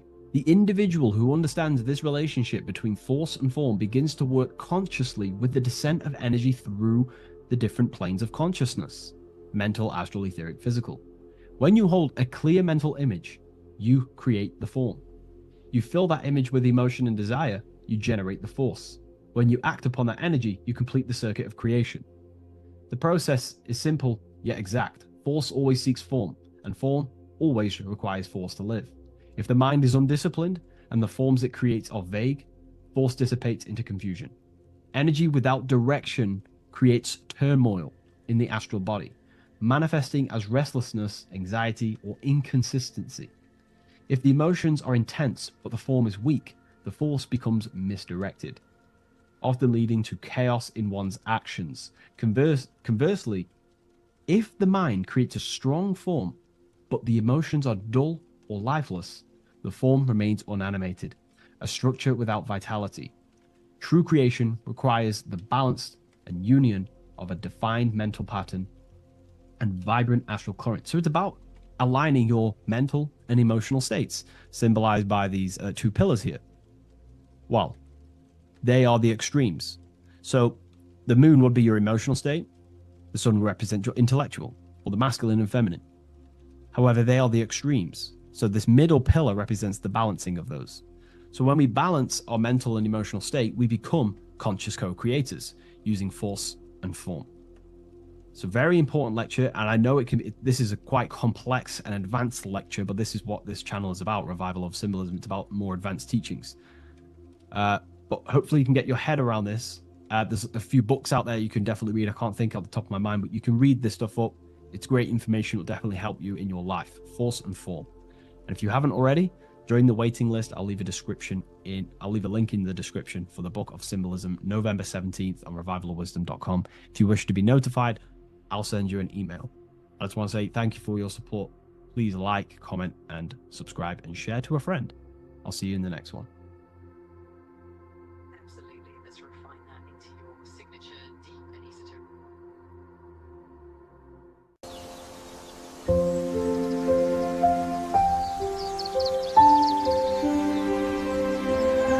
bookofwisdom.com. Visit today.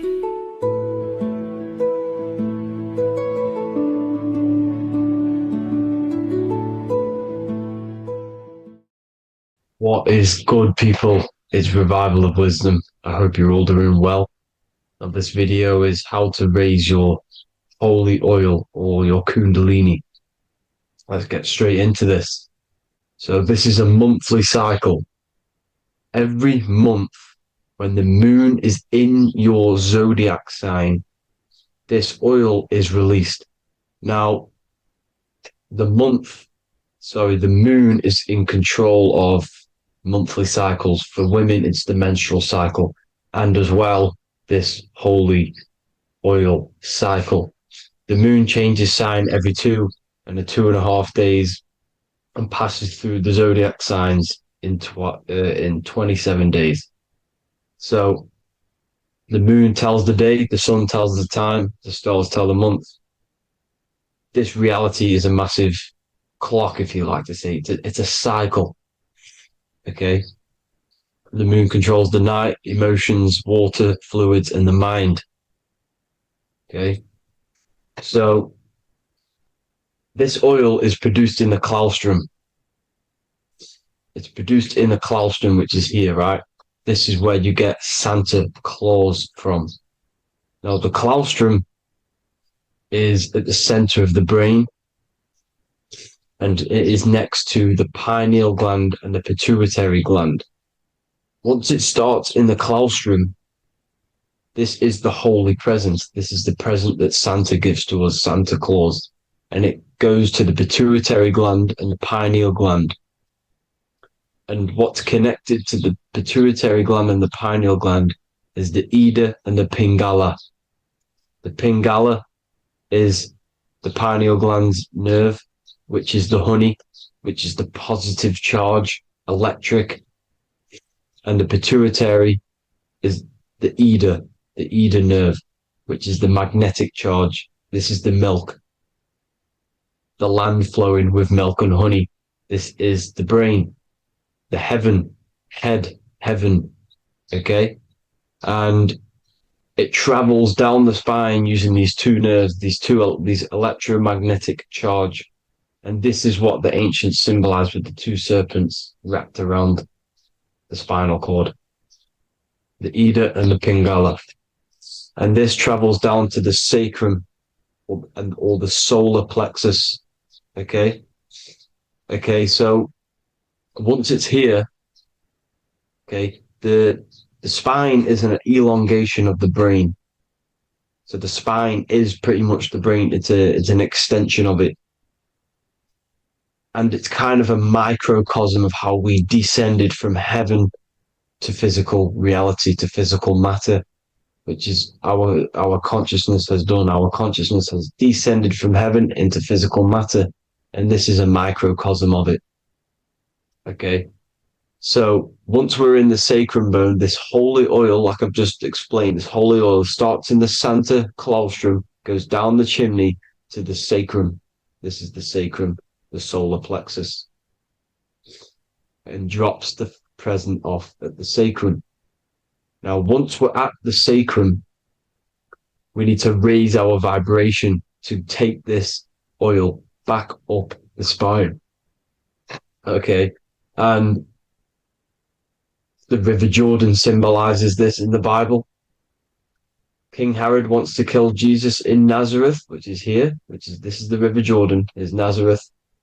He goes to be born in Bethlehem and then goes back up to Nazareth to Joseph and Mary. Joseph and Mary, the pineal gland and the pituitary gland. The Bible is huge symbolism. It's all metaphors for this sacred process which goes on inside of your body. You are the Temple of Solomon. You are the Holy Land. The Holy Land is your brain. Once this oil is at the sacrum, you need to raise your vibration in order to take it back up. Once this oil has gone back up to the pineal gland, it activates the crystals which are wrapped around your pineal gland. Your pineal gland is this tiny little beam here. This is the claustrum. This is the pineal gland. And it's wrapped in crystals. And when this oil travels back up the spine by raising your vibration, back to the upper room where Jesus met the 12 disciples, or the 12 cranial nerves in the brain.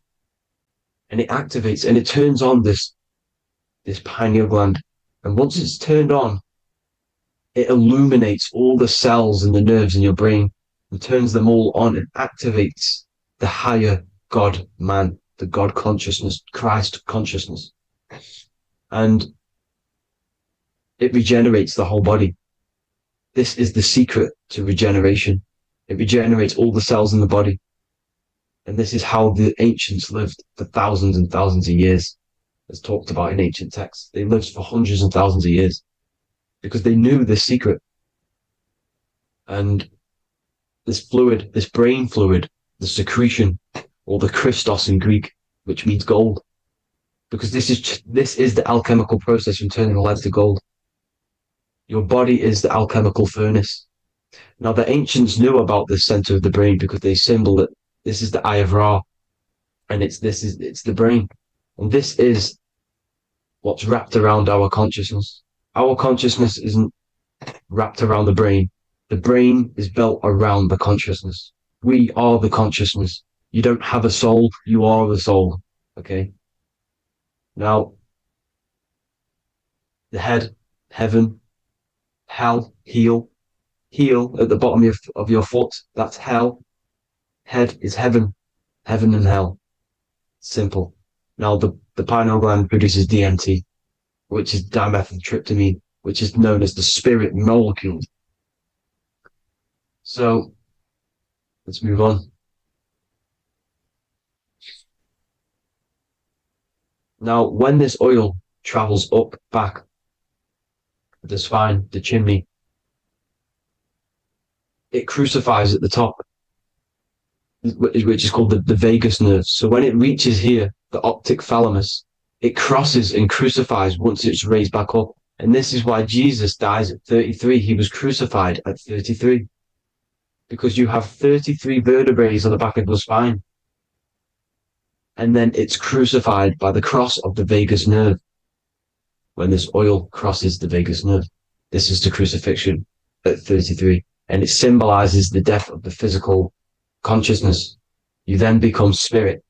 You then become God consciousness, activating the Kundalini, regenerating the body and the mind. Okay. The Garden of Eden. You are the Garden of Eden. The land of milk and honey is upstairs. The pituitary, which is the milk, the pineal gland, which is the honey, which is DMT. It even says this in the Bible.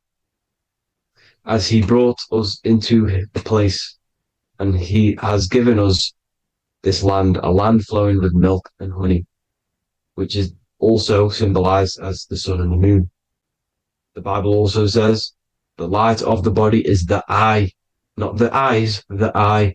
If therefore thine eye be single, thy whole body shall be full of light. This is the activation of the pineal gland by raising this oil back up to the pineal gland, to the center of the brain. Neither shall they say, see that here, or see there, for behold, the kingdom of God is within you. So he's saying, don't look out there. Nothing is out there. It's all inside of you. Everything's inside of you. You're the universe. Now, how to raise this oil back up to the pineal gland? Every month, like I said. The moon controls the cycle. The moon controls monthly cycles. When the moon is going into your zodiac sign every month, this oil goes down the spine and you must raise your frequency to get it back up. You must retain your seed. This is the most important. Your fluid, your secret, your holy fluid, your life force. You can't let that go. That life force is the reason you're alive. This holy oil is the reason you're alive because it feeds all of the systems in your body. It feeds all the systems in your body. You have to retain your seed, alkaline diet, positive thinking and meditation. Okay? When you retain your seed, you will live longer. The moment you release it, you're killing yourself. You're killing a piece of yourself every time you release your seed. Every single time. You're killing a part of yourself. Okay. Now, this could be why this could be the illumination, the single eye on the Illuminati's symbol, the Freemasonic symbol, the illuminated eye, the triangle, which could symbolize the body, mind, and spirit, but the eye illuminated. Now, in the Bible, it talks about the two trees, the tree of knowledge and the tree of life. The tree of knowledge is the tree of good and evil, which is the most important system in your body, which is the nervous system. The nervous system, the most important. The tree of good and evil, and the tree of life, which is the cardiovascular system. Now, this oil, when it's released every month, feeds these two systems, and these two systems feed everything. Now, it's important you understand that. Okay? The ancients knew all of this knowledge. The Bible's telling you this knowledge.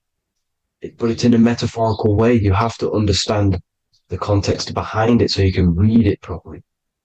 Now, eating of the tree of life, which is when it talks about in the Bible, eating from the tree of life is actually symbolizing a bad diet, ejaculation, because you're eating from these two systems. You're killing yourself with a bad diet. You're killing yourself with an ejaculation.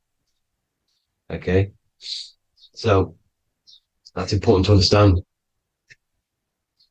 Now, this is Jacob's ladder in the Freemasons.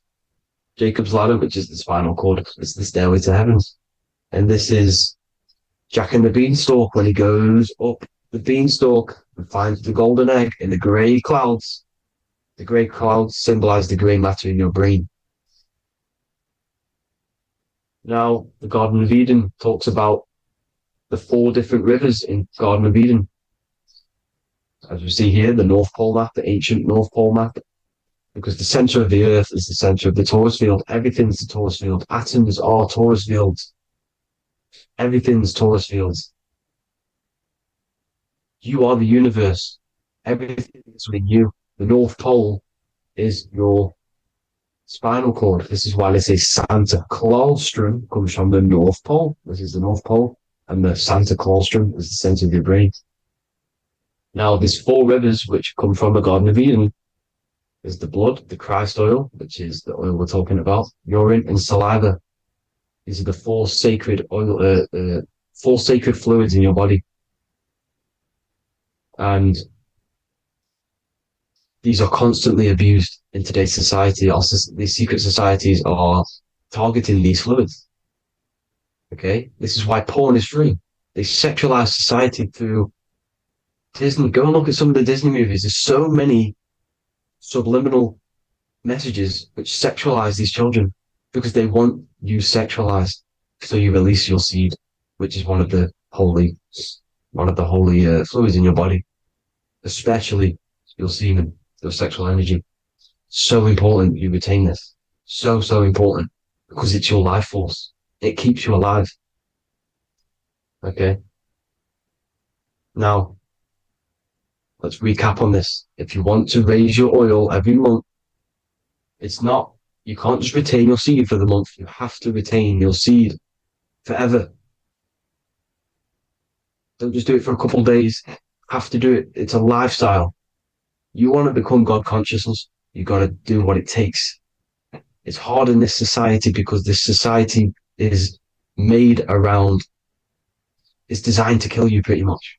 It's designed to keep you in these lower states of consciousness with all the bad food, the chemicals in the food, the chemicals in the water, the sexualized TV programs, sexualized adverts, sexualized TikTok and apps, videos, subliminally stimulating you because that is your weakness, sex. It's your weakness. Now, you have to retain your seed, meditation, and an alkaline diet. Why alkaline? Because acidic is low vibrational. This is the color spectrum. And what's the highest vibrational color? Violet. It's the lowest, red. You have to have an alkaline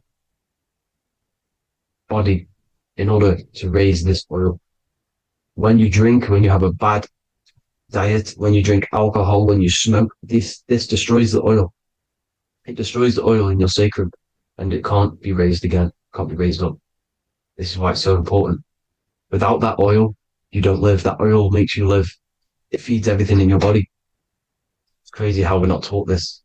It's insane. But that is how you raise the oil, people. I hope you all gain some knowledge out of this video. And I hope this assists you on your journey, your spiritual journey. And please like and share this video. We need this knowledge out to the public to wake up humanity. Thank you all, people. God bless.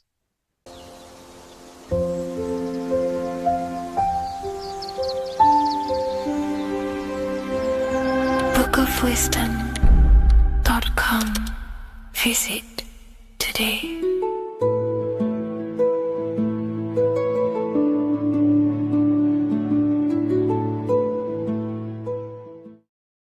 Hello and welcome to another video, people. Before we start, please like, comment, and subscribe if you wish to see more content. Today we're going to be talking about the mental universe and how everything is mental. This is the number one law on the Kabbalion. If you've never read that book, it's called The Kabbalion. A very good book. It's the first law because this is the most important thing you need to understand, is how everything exists within the mind.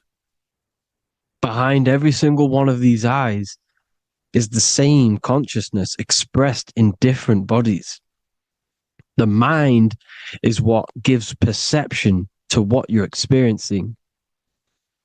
Behind every single one of these eyes is the exact same consciousness, but the brain that they inhabit is giving them a different perception, a different being, a different body. Now, this is the difference between humans and animals. Humans possess a advanced consciousness, an advanced mind that gives us the ability to be aware of ourselves mentally, physically, and spiritually. We can reflect on ourselves. When a dog looks in the mirror or an animal looks in the mirror, it doesn't know what it's looking at. It doesn't realize it has a consciousness. It can't reflect on itself. It can't say, I want to improve in this area. It doesn't have that consciousness. We have a divine consciousness. Take away the N for divine, and you get with a D, put it with a D, you get divide, because we have a divided two-way consciousness. An animal only has one. However, it's still the same mind. We're all mind. We're all mental. We all exist within the mental plane. Look at this person walking. The body, the brain is sending electrical signals through the 12 cranial nerves, which the 12 disciples that spread the gospel of Jesus, right? You have 12 cranial nerves in your brain. There are 12 disciples which spread the gospel of Jesus. Jesus represents the mind, the intelligence, the invisible intelligence that we all are, the same intelligence, the same exact consciousness, which then sends a command into the brain. Then the brain sends these 12 electrical signals through the 12 cranial nerves to control the rest of the body through the nervous system. This person walking is not, the body is not walking. The mind is telling it to walk. And the brain is it's a super